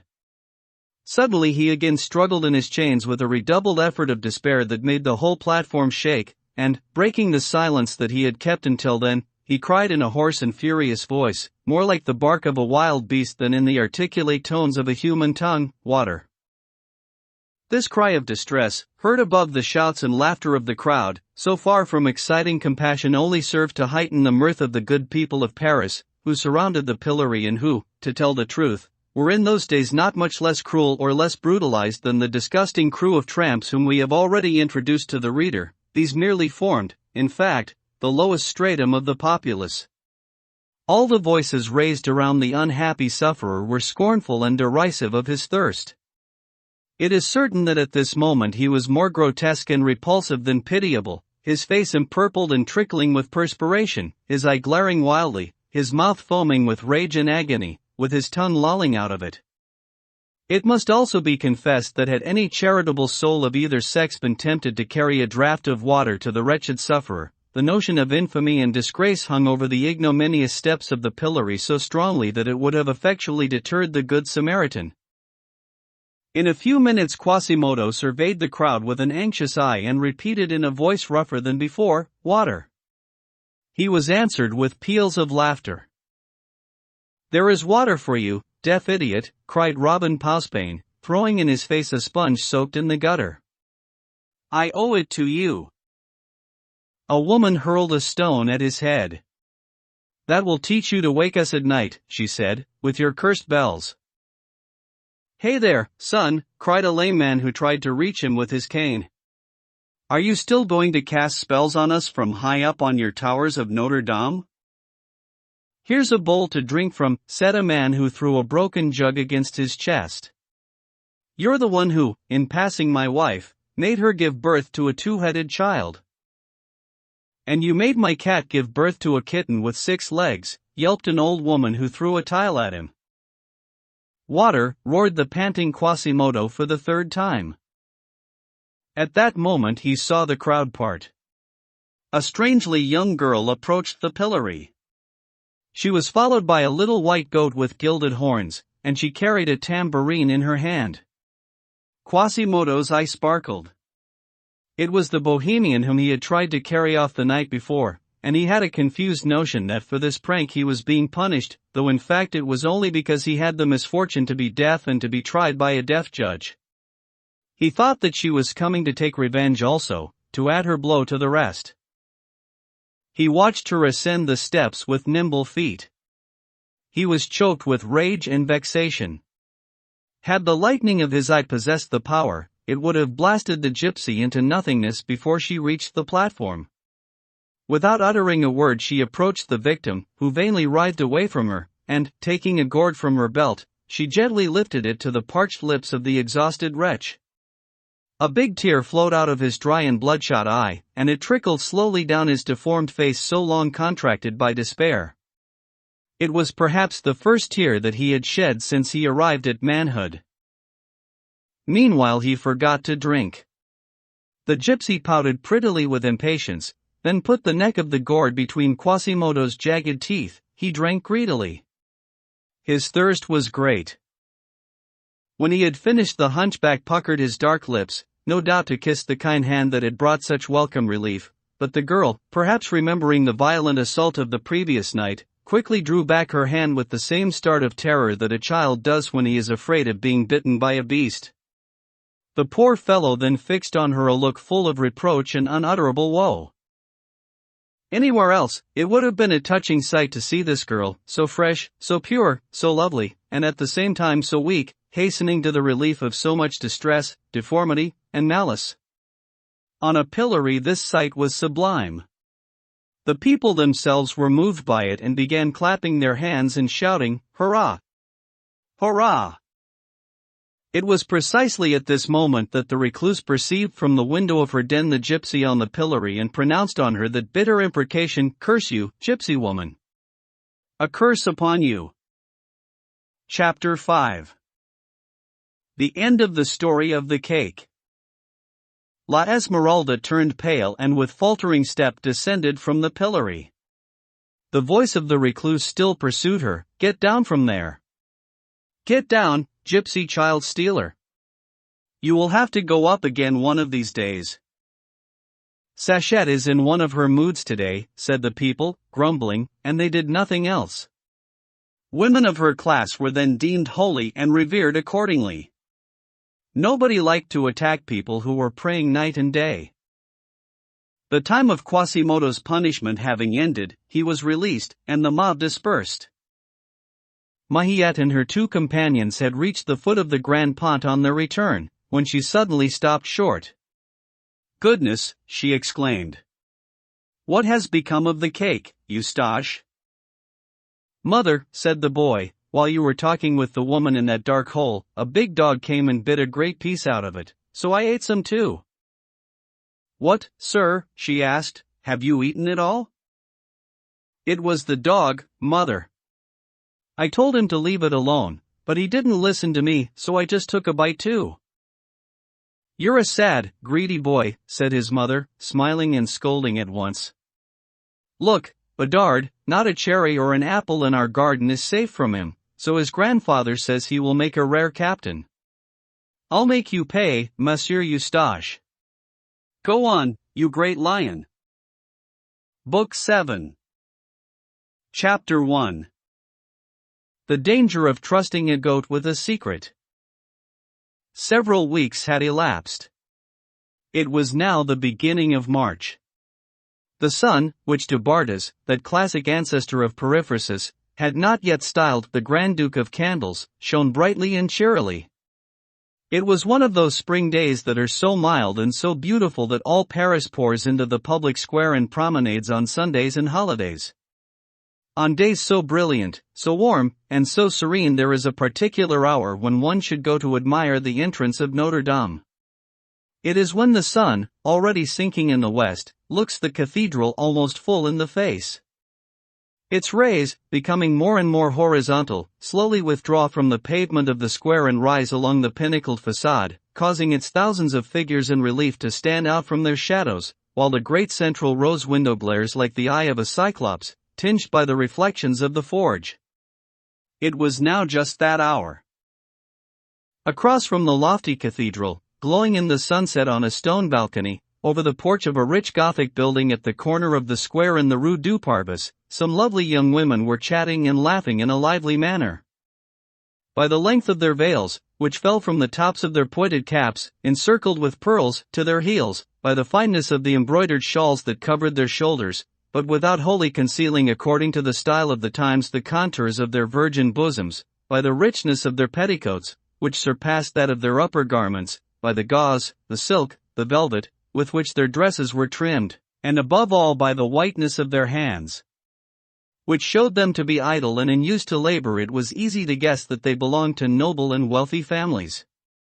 It was, in fact, Demoiselle Fleur-de-Lys de Gondelaurier and her companions, Diane de Cristal, Aimlotte de Montmichel, Colombe de Galefontaine, and little de Champchevrier, who were visiting at the house of the Dame de Gondelaurier, a widow, because of the expected visit of Monseigneur de Beaujeu and his wife, who were to come to Paris in April for the purpose of selecting ladies of honor for the Dauphiness Marguerite.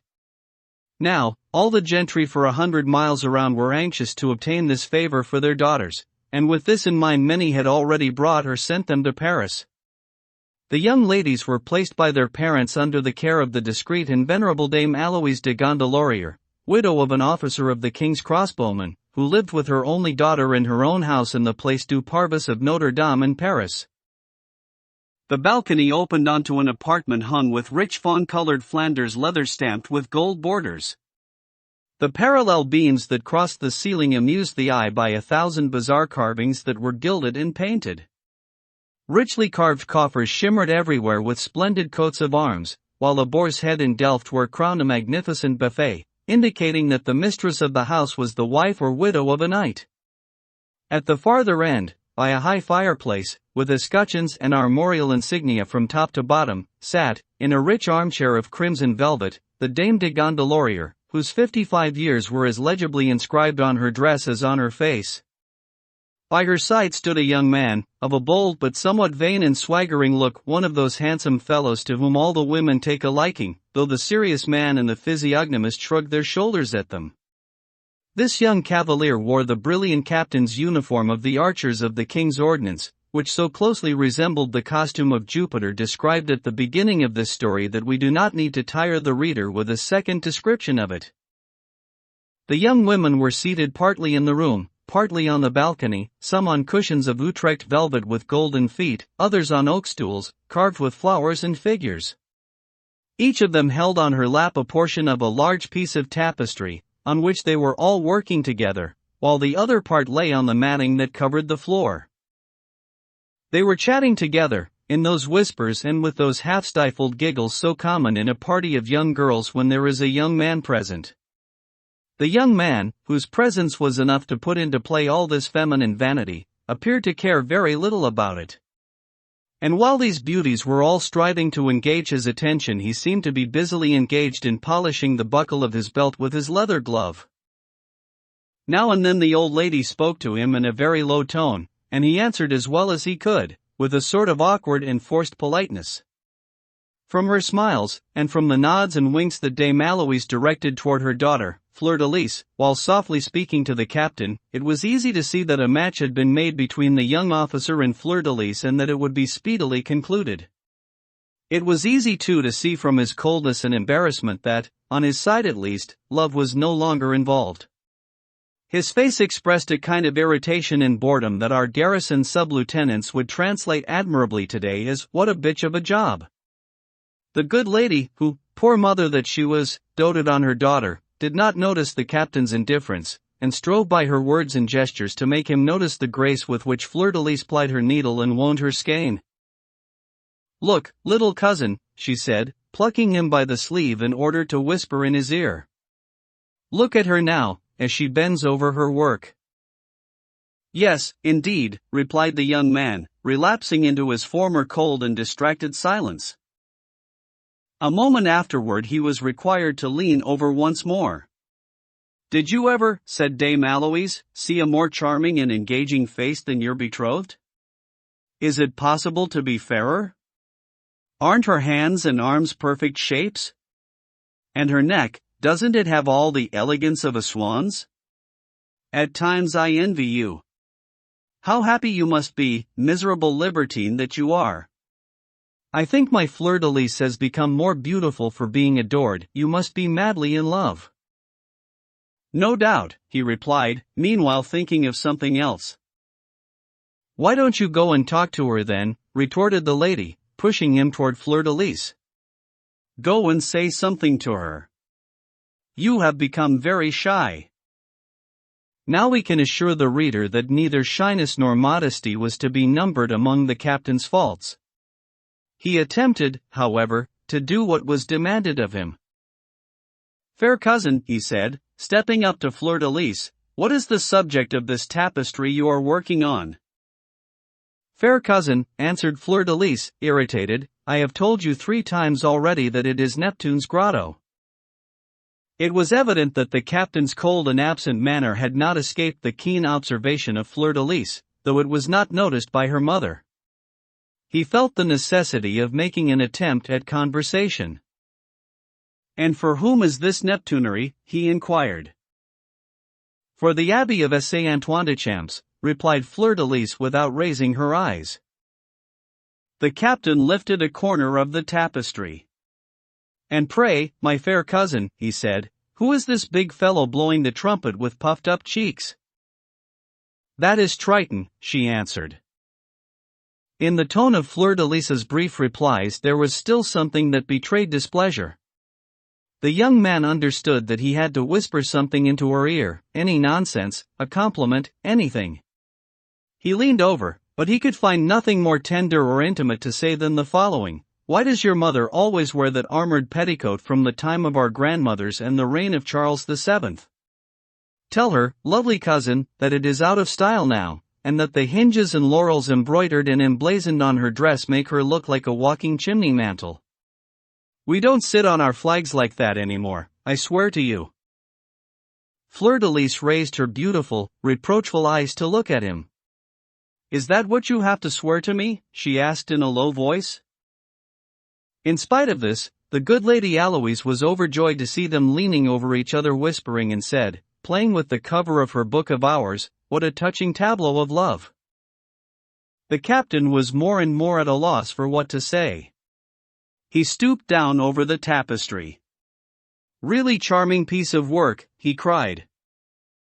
At this exclamation, Colombe de Galefontaine, another beautiful blonde, of a delicately fair complexion, in a dress of blue damask, timidly ventured to address a question to Fleur-de-Lis in the hope that the handsome captain would answer it. "My dear gondolier," she said, "have you seen the tapestries in the Hôtel de la Roche-Guyon?" "Isn't that the hotel next to the Garden of the Lingera?" asked Diane de Crystal, with a laugh. This young lady had remarkably beautiful teeth and consequently laughed at every occasion. "And near the great old tower of the ancient wall of Paris?" inquired Ame Lotte de Montmichel, a charming brunette with a lovely complexion and dark curls, who had a habit of sighing as the other of laughing, without knowing why. "My dear Colombe," continued Lady Aloys, "don't you want to tell us about the hotel that belonged to Monsieur de Bacqueville under King Charles VI? There are very beautiful, superb tapestries of the finest quality there." "Charles VI. Charles VI, grumbled the young captain while playing with his mustache. My God, the good lady has a long memory. Madame de Gondelaurier went on, beautiful tapestries, truly. The work is so respected that it is believed to be absolutely unique. At this moment Bérengère de Champchevrier, a little sylph of 7 years, looking down on the square through the rails of the balcony, cried, "Oh! Look, Godmother Fleur-de-Lis! Look at that pretty dancer on the pavement playing the tambourine among the people down there." "Some gypsy, I dare say," replied Fleur-de-Lis, carelessly turning her head toward the square. "Let's see! Let's see," cried her lively companions, running to the front of the balcony while Fleur-de-Lis, thinking of the coldness of her lover, slowly followed, and the captain, released by this incident, which cut short a conversation that embarrassed him not a little, returned to the farther end of the apartment with the satisfaction of a soldier relieved from duty. Being at the service of the gentle Fleur-de-Lis was nevertheless charming and delightful, and so it had formerly seemed to him. But now the prospect of an impending marriage left him colder and colder every day. The fact is, he was of a rather inconstant disposition and, if the truth must be told, rather vulgar in his tastes. Though of high birth, he had contracted more than one of the habits of the common soldier.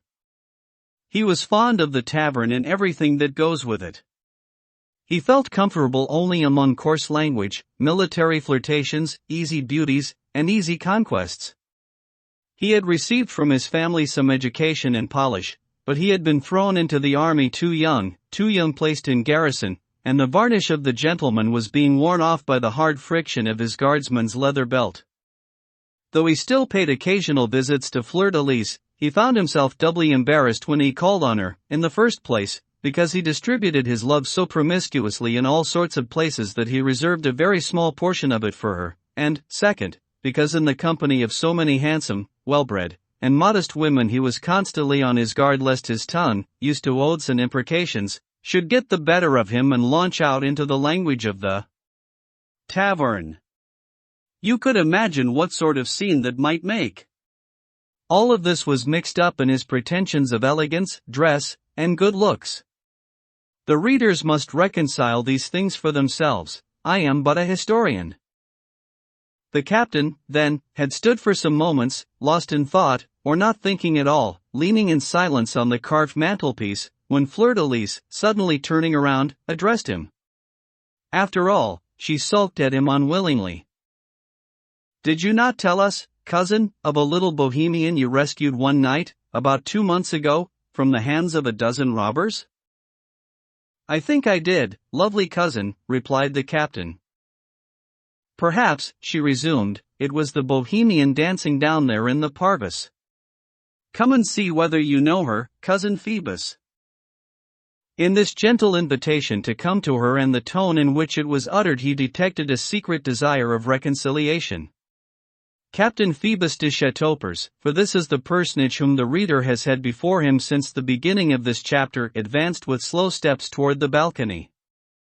"Look," said Fleur-de-Lis, softly grasping the captain's arm, "look at the girl dancing in that circle. Is she your Bohemian?" Phoebus looked. "Yes," he said. "I know her by her goat." "Oh! What a pretty little goat!" exclaimed Aimlade, clapping her hands in admiration. "Are its horns of real gold?" asked Bérengère. Without moving from her armchair, Lady Aloïse spoke. "Isn't she one of those Bohemians who arrived last year by the Port Gibbard?" "Mother," Fleur-de-Lis said sweetly, "this gate is now called the Porte d'Offre." Mademoiselle de Gondelaurier knew how shocked the captain was by her mother's outmoded ways of speaking. He started laughing and saying between his teeth, "Port Gibbard. Port Gibbard. It was made for Charles VI.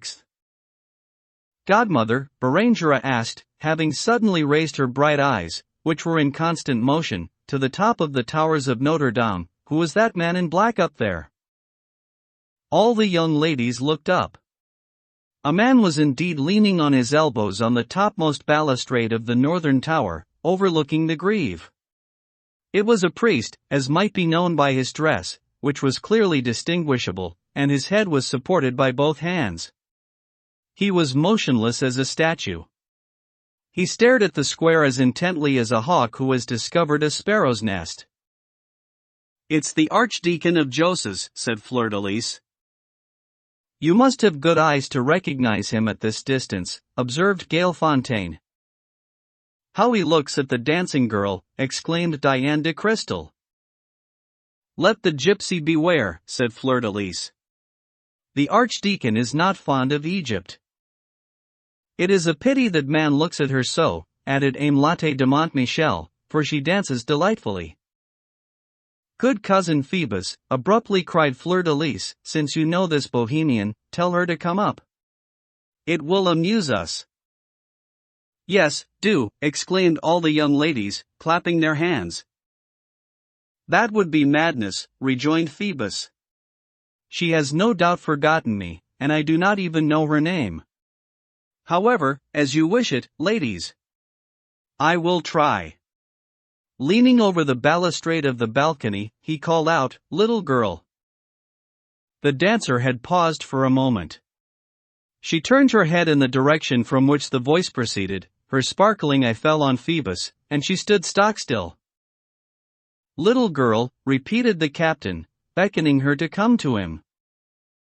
The girl still looked steadfastly at him, then she blushed deeply, as if every drop of blood had rushed to her cheeks and, taking her tambourine under her arm, she made her way through the circle of astonished spectators toward the house to which she was summoned with slow, faltering steps and with the agitated look of a bird unable to resist the fascination of a serpent.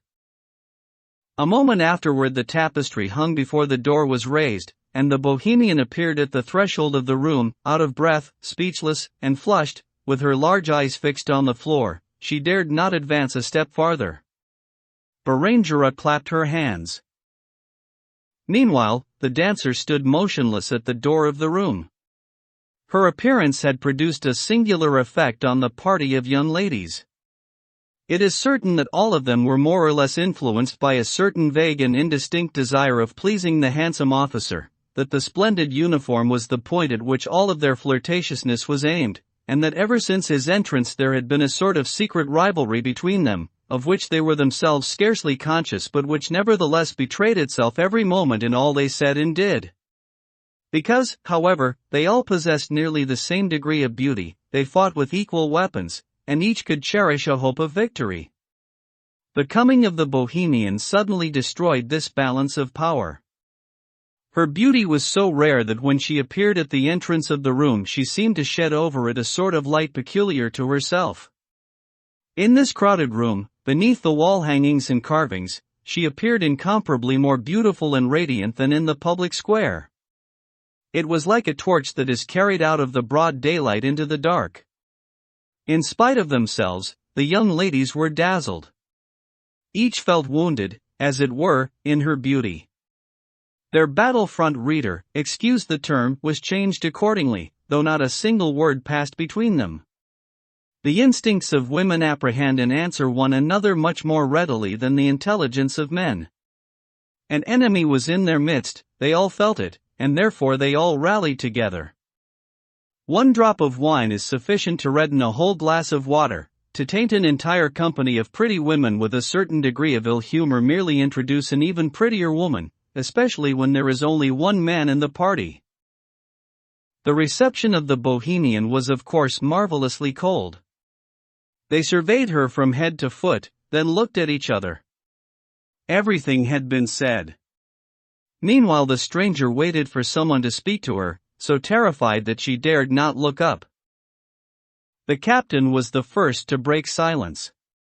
"A charming creature," he cried with his intrepid stupidity. "What do you think of her, my pretty cousin?"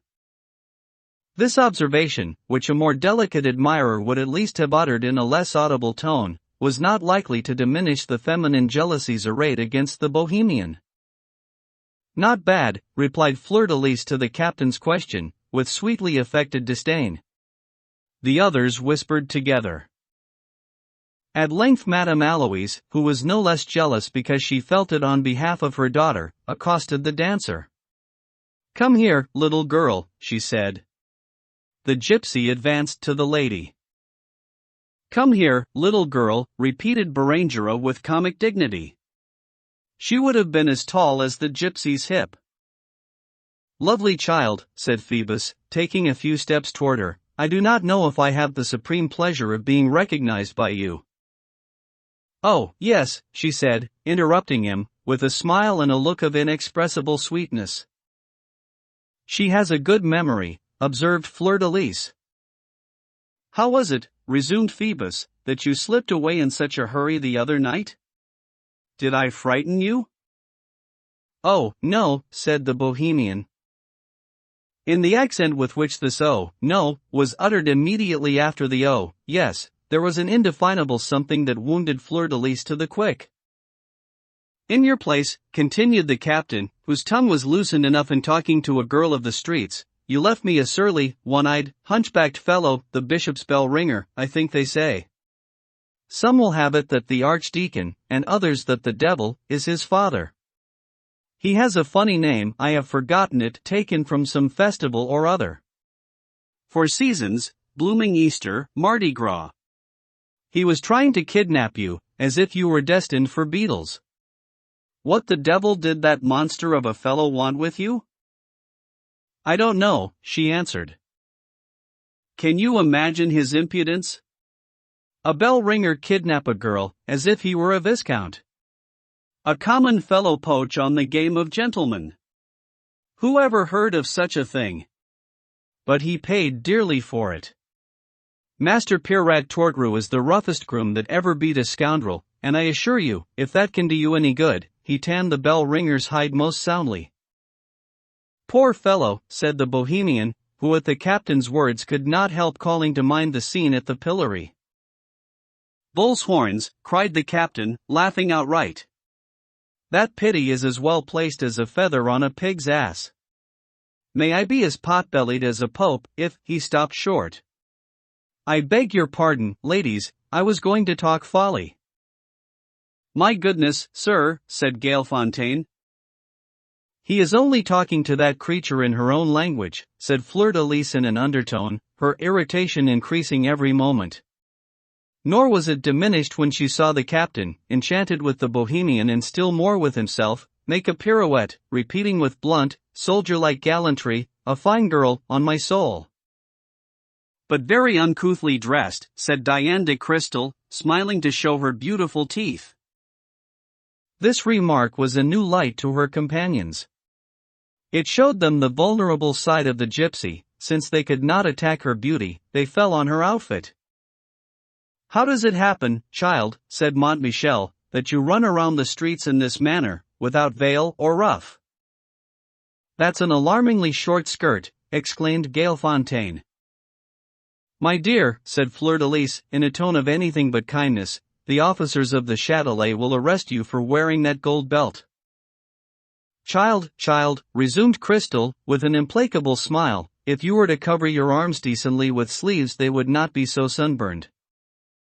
It was in truth a sight worthy of a more intelligent spectator than Phoebus to see how these fair damsels, with their keen and poisoned tongues, twisted, glided, and writhed around the dancing girl, they were at once cruel and graceful.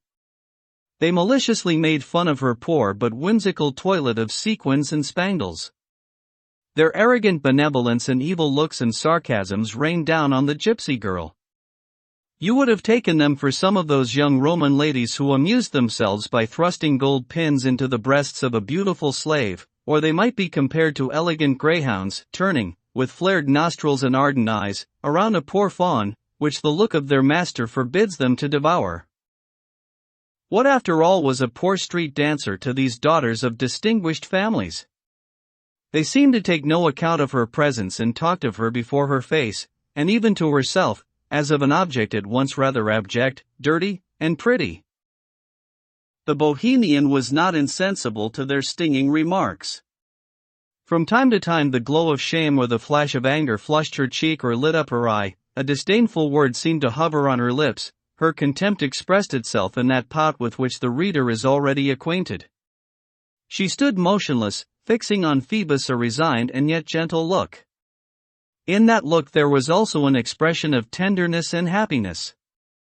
You would have said that she restrained her feelings for fear of being chased out.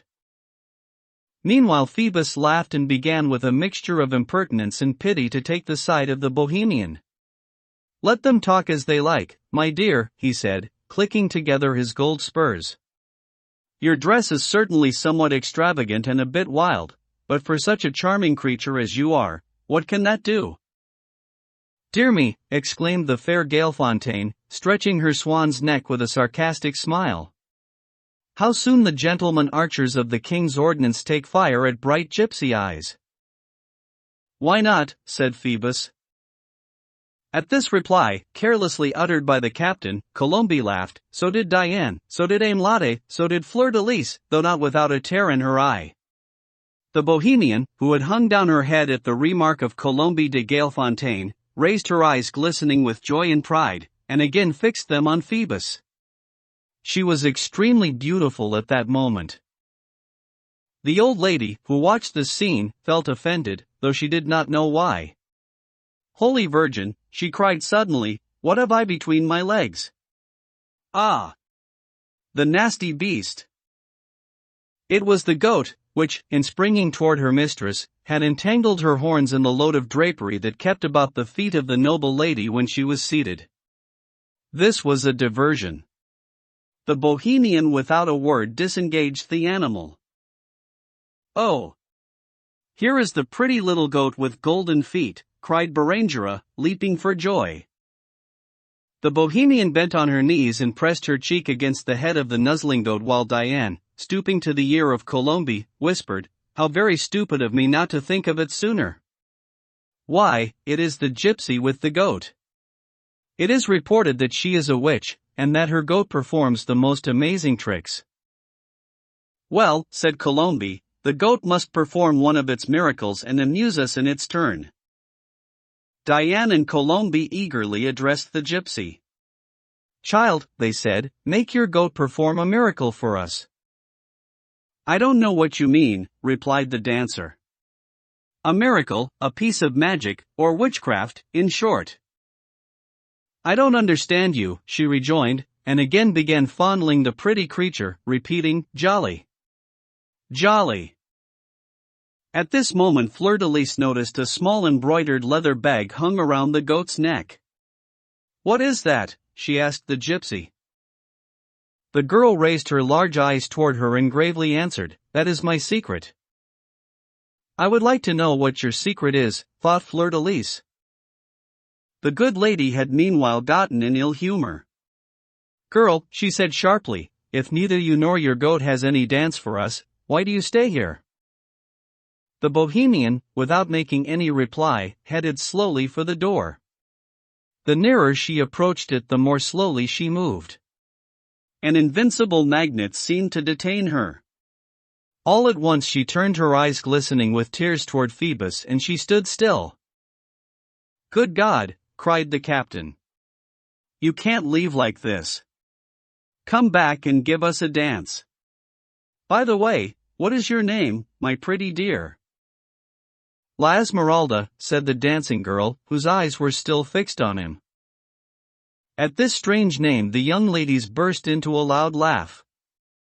A terrible name for a girl, said Diane. You see plainly enough, observed Aimlotte, that she is a witch. My girl, said Dame Aloise in a solemn tone, your parents never found that name for you in the baptismal font. While this scene was taking place, Bérengère had enticed the goat into a corner of the room with a piece of bread. They were immediately the best friends in the world. The curious girl loosened the little bag from the neck of the animal, opened it, and emptied its contents on the mat. They consisted of an alphabet, each letter separately inscribed on a small piece of boxwood. No sooner were these playthings spread out on the mat than, to the astonishment of the child, the goat, one of whose miracles this no doubt was, sorted out certain letters with her golden foot, arranged them, and shuffled them gently together, in a particular order, to make a word, which the animal formed with such readiness that she seemed to have had a good deal of practice in putting it together. Bérengère, clapping her hands in admiration, suddenly exclaimed, "Godmother Fleur-de-Lis, come and see what the goat has done." Fleur-de-Lis ran to her and shuddered. The letters that the goat had arranged on the floor spelled the name Fuss. "Was it the goat that did this?" she asked in a changed voice. "Yes, indeed it was, Godmother," replied Bérengère. It was impossible to doubt the fact. "The secret is out," thought Fleur-de-Lis. At the outcry of the child, all who were present, the mother and the young ladies, and the Bohemian, and the officer, hastened to the spot. The dancing girl saw at once what a blunder the goat had made. She changed color and began to tremble, like one who had committed some crime, before the captain, who eyed her with a smile of astonishment and gratification. For a moment the young ladies were struck dumb. "Phoebus," they at length whispered to one another. "Why, that is the name of the captain." "You have a wonderful memory," said Fleur-de-Lis to the petrified Bohemian. Then, bursting into sobs, "Oh," she stuttered, in a tone of anguish, covering her face with both her fair hands. "She is a sorceress." All the while a voice cried bitterly in the depth of her heart, "She is a rival." She sank fainting to the floor. "My daughter! My daughter!" shrieked the terrified mother. "Get out of here, gypsy from hell," she said to the Bohemian. La Esmeralda picked up the unlucky letters in the twinkling of an eye, made a sign to her jolly, and left by one door while Fleur-de-Lis was borne away through another. Captain Phoebus, being left by himself, wavered for a moment between the two doors and then followed the gypsy girl. Chapter 2.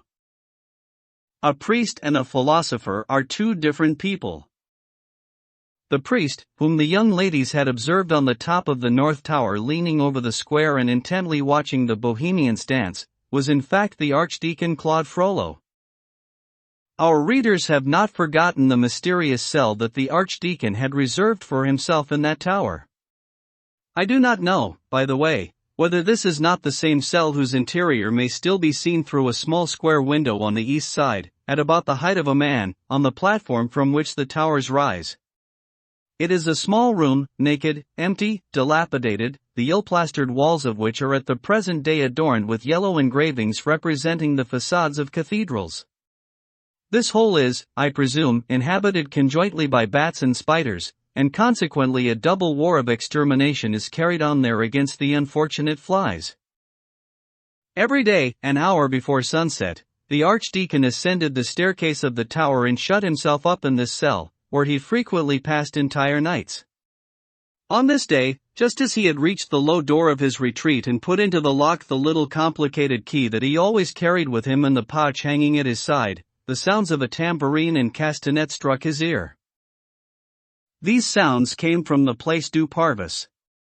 The cell, as we have already stated, had only one window, looking out on the roof of the church. Claude Frollo hastily withdrew the key, and the next moment he was on the top of the tower, in the attitude of profound reverie in which the young ladies had seen him.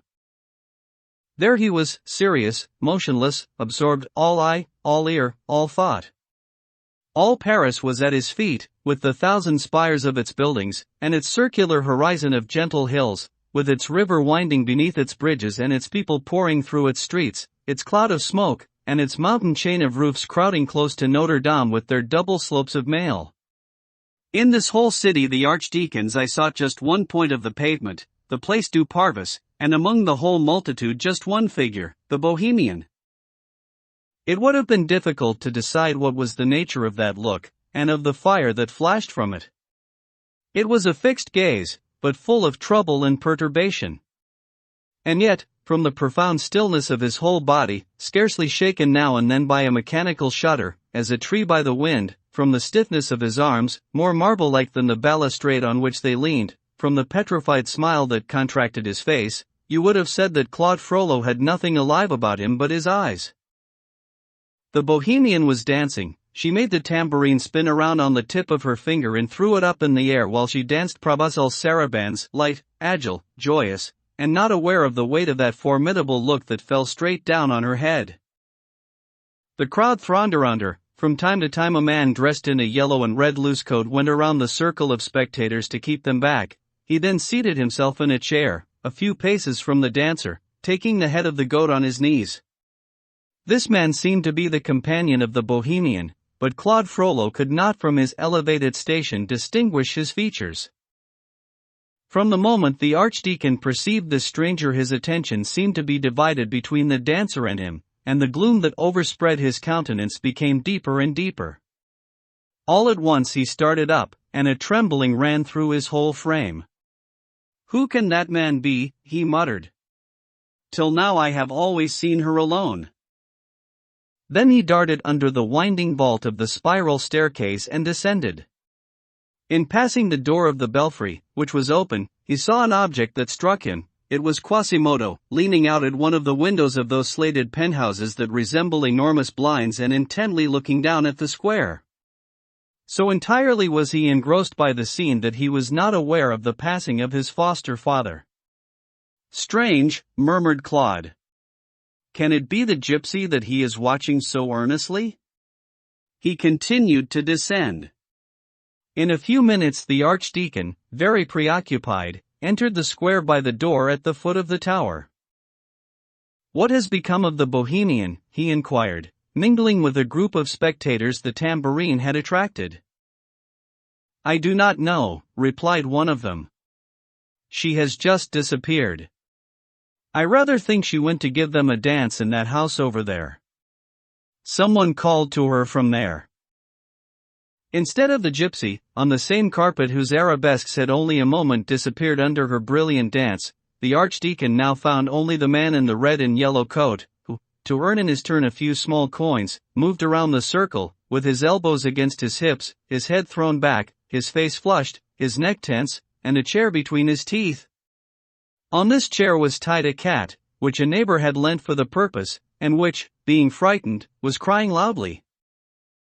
"By Our Lady!" exclaimed the archdeacon at the moment when the performer passed him with his pyramid of chair and cat. "What is Pierre Gringoire doing here?" The stern voice of the archdeacon threw the poor fellow into such a commotion that he lost his balance, and chair and cat tumbled pell-mell onto the heads of his assistants, amid the inextinguishable laughter of the crowd.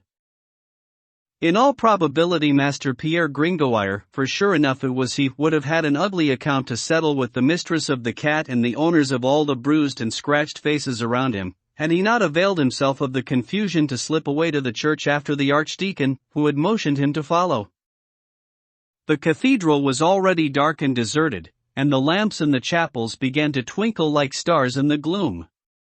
The great rose window of the front alone, whose 1,000 colors were lit up by a ray of the setting sun, shone in the dark like a cluster of diamonds and threw its dazzling reflection on the farthest extremity of the nave. After they had advanced a few steps from the entrance, Dom Claude, stopping short with his back against a pillar, looked steadfastly at Gringoire. In this look there was nothing to excite dread in Gringoire, deeply ashamed as he was of having been caught by a serious and learned personage in that buffoon's costume. The look of the priest had in it nothing that was sarcastic or ironic, it was serious, calm, and piercing. The archdeacon first broke the silence. "Come here, Master Pierre. There are many things that I want you to explain.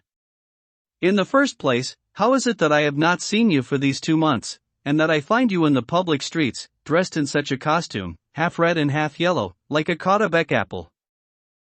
"My lord," replied Gringoire dolefully, "it is indeed a strange outfit, and one in which I feel about as comfortable as a cat in a coconut shell. It is a sad thing, I admit, to let the gentleman of the watch run the risk of belaboring under this sorry disguise the shoulders of a Pythagorean philosopher.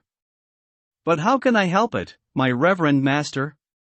The blame rests with my old coat, which basely abandoned me in the depth of winter, on the pretext that it was falling to tatters. What could I do?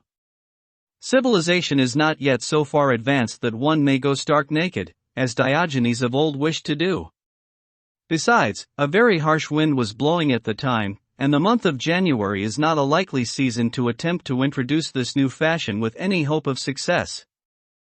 This cloak presented itself, I took it and gave up my old black coat, which, for a hermetic philosopher like me, was far from being hermetically sealed. So here I am in a performer's costume, like Saint Genest. I have fallen in the world, to be sure. But Apollo, tended swine for Admetus. 1. A respectable profession truly that you have taken up, replied the archdeacon. I admit, master, that it is better to philosophize or to wax poetic, to cultivate the flame in the furnace or to receive it from heaven, than to carry cats around the streets. That is why, when I heard your exclamation, I was stupid as an ass before a spit. But what would you have, my lord? A poor devil must live, one day as well as another, and the finest Alexandrines ever penned are not worth as much as a pica of brie when it comes to filling a hungry stomach. You know, for example, that famous epithalamium I composed for Madame Margaret of Flanders, and the site refuses to pay me for it on the ground that it was not good enough, as if one could furnish tragedies like those of Sophocles at 4 crowns apiece. Of course, I was ready to perish of hunger. Luckily, I knew that I was pretty strong in the jaw, so I said to this jaw, try feats of strength and balancing, work and feed yourself. A band of beggars, who are my very good friends, have taught me 20 different Herculean feats, and now I give to my teeth every night the bread that they have helped to earn in the day. After all, I grant that it is a sorry employment of my intellectual faculties, and that man was not made to play the tambourine and to carry chairs between his teeth. But, my reverend master, in order to live one must earn a livelihood. Dom Claude listened in silence. Suddenly his hollow eye assumed an expression so searching and so piercing that Gringoire felt that look penetrate to the inmost recesses of his soul. Well, Master Pierre. But how does it happen that you are now in the company of that gypsy dancing girl? Mercy, replied Gringoire. It is because she is my wife and I am her husband. The gloomy eyes of the priest glared like fire. Wretch! Is this really so? He cried, furiously grasping Gringoire's arm. Have you so completely forsaken your God as to become the husband of that creature? By my hope of paradise, Monseigneur, answered Gringoire, trembling in every joint, I swear that she allows me no more familiarity than if I were an utter stranger. What are you talking about then, husband and wife? Rejoined the priest. Gringoire lost no time in relating to him as concisely as possible the circumstances with which the reader is already acquainted, his adventure in the Cour des Miracles, his marriage with the broken jug, and the course of life he had since followed. From his account, it appeared that the Bohemian had never shown him more kindness than she had done on the first night. It is disappointing, though, he said, as he finished his story. I have the misfortune of being married to a virgin. What do you mean? Asked the archdeacon, whose agitation had gradually subsided during this narrative. It is rather difficult to explain, replied the poet. It is a superstition. My wife, as I am informed by an old fellow we call among ourselves the Duke of Egypt, is a child that has been either lost or found, which is the same thing. She has a charm hung around her neck that, they say, will someday cause her to find her parents, but that would lose its virtue if the girl were to lose hers. So then, rejoined Claude, whose face brightened up more and more, you really believe, Master Pierre, that this creature is still virtuous? What chance, Dom Claude, does a man have against a superstition? This, I tell you, is what she has got into her head. I consider this nun-like chastity, which keeps itself intact among those Bohemian females, who are not remarkable for that quality, a very rare circumstance indeed. But she has 3 things to protect her: the Duke of Egypt, who has taken her under his safeguard, her whole tribe, who hold her in extraordinary veneration, like another Notre-Dame, and a certain little dagger, which the girl always carries somewhere or other, notwithstanding the ordinances of the provost, and which is sure to be in her hands if you just grab her waist. She is a fearless girl, I can tell you. The archdeacon pursued his cross-examination of Gringoire. In the estimation of the latter, La Esmeralda was a charming, fascinating, inoffensive creature, with the exception of the pout peculiar to her, a simple, warm-hearted girl, exceedingly ignorant and exceedingly enthusiastic, fond above all things of dancing, of noise, of the open air, a sort of human bee, having invisible wings at her feet and living in a perpetual whirl. She owed this disposition to the wandering life she had always led. Gringoire had contrived to learn as much as this, that she had traveled over Spain and Catalonia, and as far as Sicily. No, he believed that she had been carried by the caravan of Zingaree to which she belonged into the kingdom of Algiers. The Bohemians, Gringoire said, were vassals of the king of Algiers, as chief of the nation of the White Moors. So much was certain, that La Esmeralda had come to France while very young by way of Hungary. From all these countries the girl had brought scraps of odd languages, snatches of old songs, and foreign ideas, which made her language as curious a piece of patchwork as her dress, half Parisian and half African. She was a favorite with the people of those quarters of the city that she frequented, for her sweetness, her gracefulness, her personal attractiveness, her dancing, and her singing.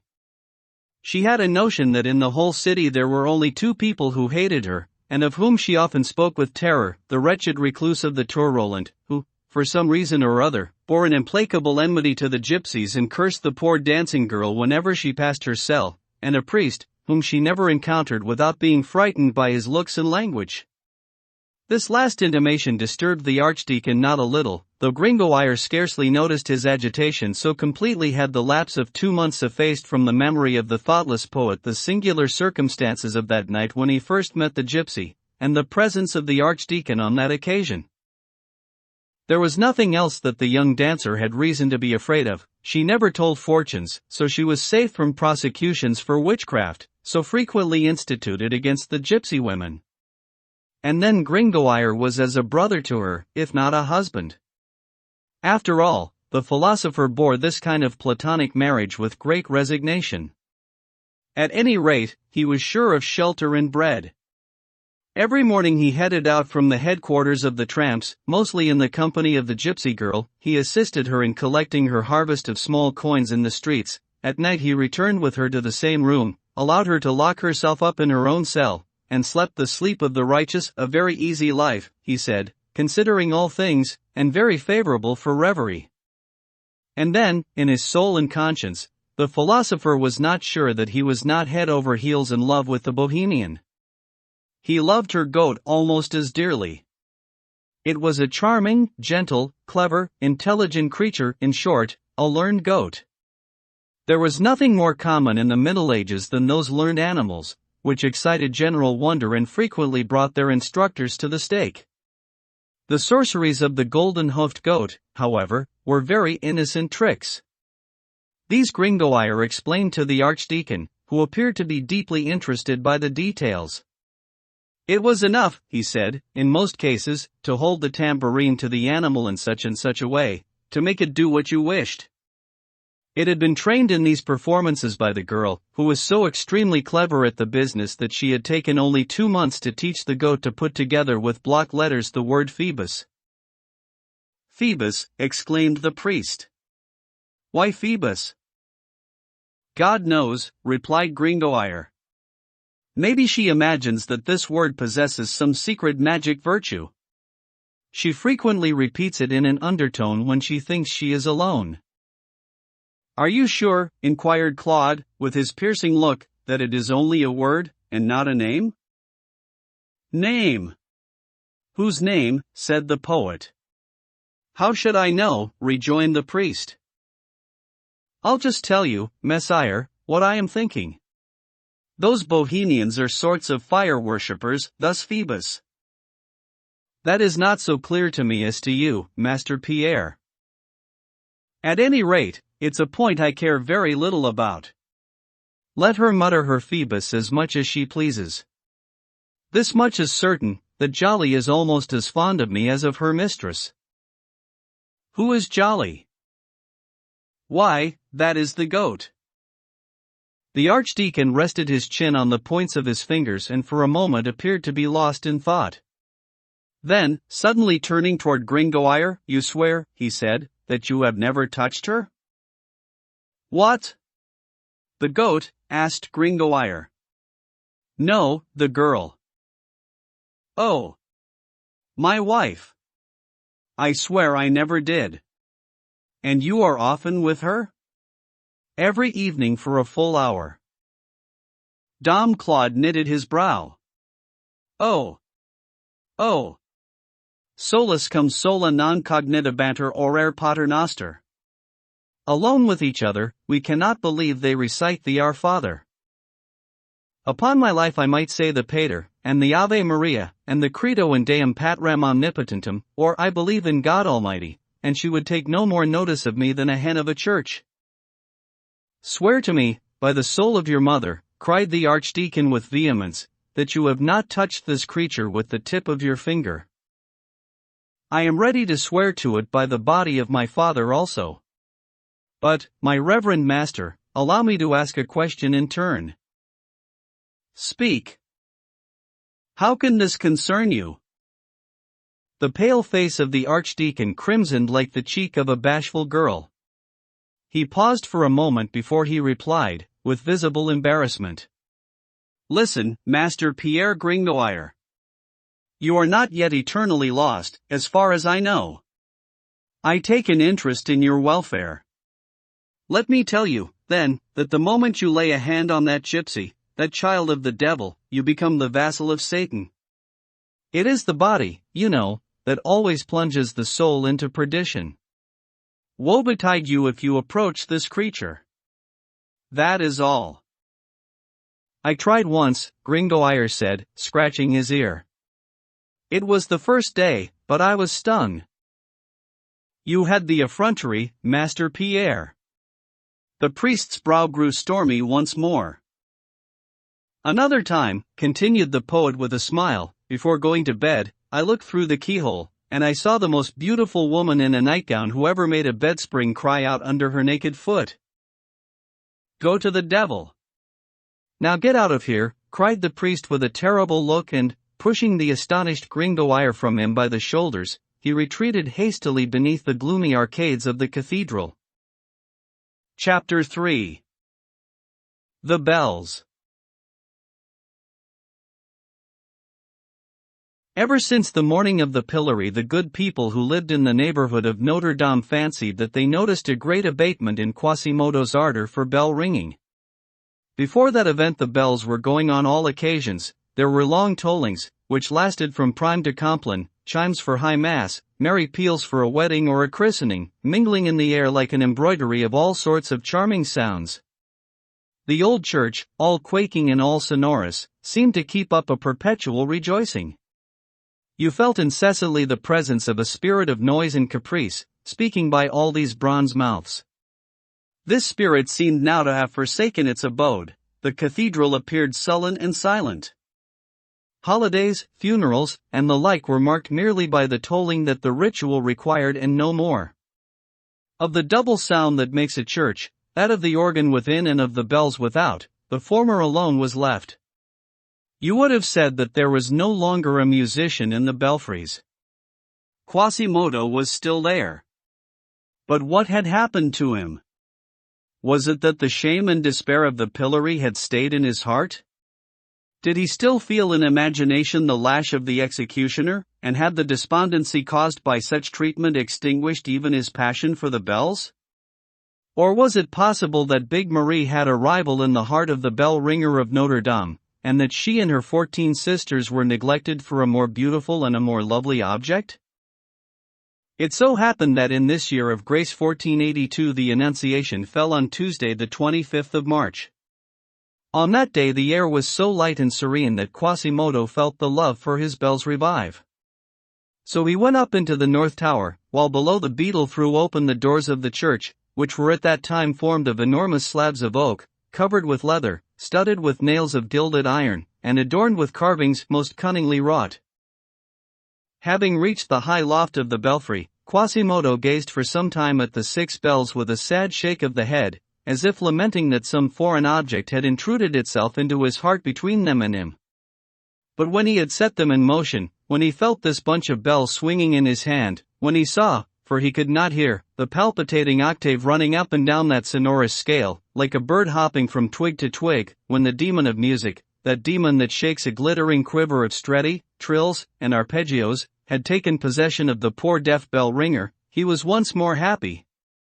He forgot all his troubles, his heart expanded, and his face brightened up. He paced back and forth, he clapped his hands, he ran from rope to rope, he encouraged the 6 chimers with voice and gesture, as the leader of an orchestra spurs on intelligent virtuosi. "Go on, Gabrielle, go on," said he, "pour your flood of sound into the square, for it is a holiday. Don't lag, Thibaut, no idling. Move, move, are you rusty, lazybones? Well done. Quick, quick. Peel it lustily, make them all deaf like me. That's right, bravely done, Thibaut. Guillaume, Guillaume, you are the biggest, and Pasquier the smallest, and yet Pasquier beats you silly. Those who can hear, I wager, hear more of him than of you. Well done. Well done, my Gabrielle. Harder and harder still. Hey, you 2 sparrows up there. I do not hear you give out the least chirp. Of what use is it to have those bronze mouths if you only yawn when you ought to sing? There, work away. It's the Annunciation. There is beautiful sunshine, we need a carillon. Poor Guillaume. You are quite out of breath, my big fellow. He was thus engaged in egging on his bells, and all 6 of them bounded and shook their shining haunches, like a noisy team of Spanish mules, urged first this way then that by the calls of the driver. All at once, looking down between the large slates that like scales cover the perpendicular wall of the belfry to a certain height, he saw in the square a young girl bizarrely dressed, who stopped and spread on the ground a carpet on which a little goat came and placed itself. A circle of spectators was soon formed around them. This sight suddenly changed the current of his ideas and congealed his musical enthusiasm as a breath of air congeals melted rosin. He paused, turned his back to his bells, and, leaning forward from beneath the slated penthouse, eyed the dancing girl with that pensive, kind, even tender look that had once before astonished the archdeacon. Meanwhile the bells, left to themselves, abruptly ceased, to the great disappointment of the lovers of this kind of music, who were listening with delight to the peal from the ponto change, and they went away as sulky as dogs to whom you have held out a piece of meat and given a stone. Chapter 4. Anak. One fine morning in the same month of March, I believe it was Saturday, the 29th, the festival of Saint Eustache, it so happened that our young friend Jehan Frollo du Moulin noticed, while dressing himself, that his breeches, containing his purse, gave out no metallic sound. Poor purse, he said, drawing it out of his pocket, not one little cent. How cruelly you have been gutted by dice, Venus, and the tavern. There you are, empty, wrinkled, flaccid. You are like the bosom of a fury. I would just ask you, Messire Cicero and Messire Seneca, whose dog-eared works lie scattered on the floor, of what use is it to me to know, better than a master of the mint or a Jew of the Pont aux Changers, that a gold crown is worth 35 unzanes, at 25 sous 8 deniers parisis each, if I have not a single miserable black liard to risk on the double 6. O Consul Cicero! This is not a calamity from which one may extricate oneself with periphrases, with quemad modems and verum inimberos. 2. He began to dress in silent sadness. While he was lacing his boots a thought occurred to him, but he gave it up immediately. Again it presented itself, and he put on his vest the wrong side out, an evident sign of some violent inward struggle. Eventually, throwing his cap on the ground, he exclaimed, "Too bad. Come what may, I will go to my brother. I shall get a lecture, but then I shall get a crown." Then, hastily throwing on his surcoat trimmed with fur, and picking up his cap, he rushed out of the room like a desperate man. He went down the Rue de la Harpe toward the site. As he passed the Rue de la Huchette his olfactory sense was gratified by the smell of the brochettes incessantly roasting there, and he cast a sheep's eye at the gigantic apparatus that one day drew from Calatageron, the Franciscan, this pathetic exclamation, "Verament, quest rotisserie sono cosa stupenda," 3 but Jahan had no money to buy breakfast with, and with a deep sigh he pursued his course under the gateway of the Petit Châtelet, that enormous cluster of massive towers that guarded the entrance to the city.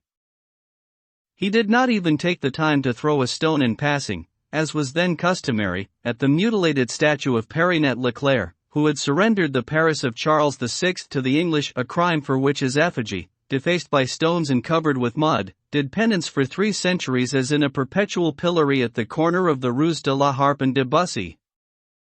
Having crossed the Petit Pont and the Rue Neuveste Genevieve, Jahan at length found himself before Notre Dame. Again he wavered in his purpose, and he walked for a few moments around the statue of Monsieur Legros, repeating to himself, "I am sure of the lecture, but shall I get the crown?" He stopped a beadle who was coming from the cloisters.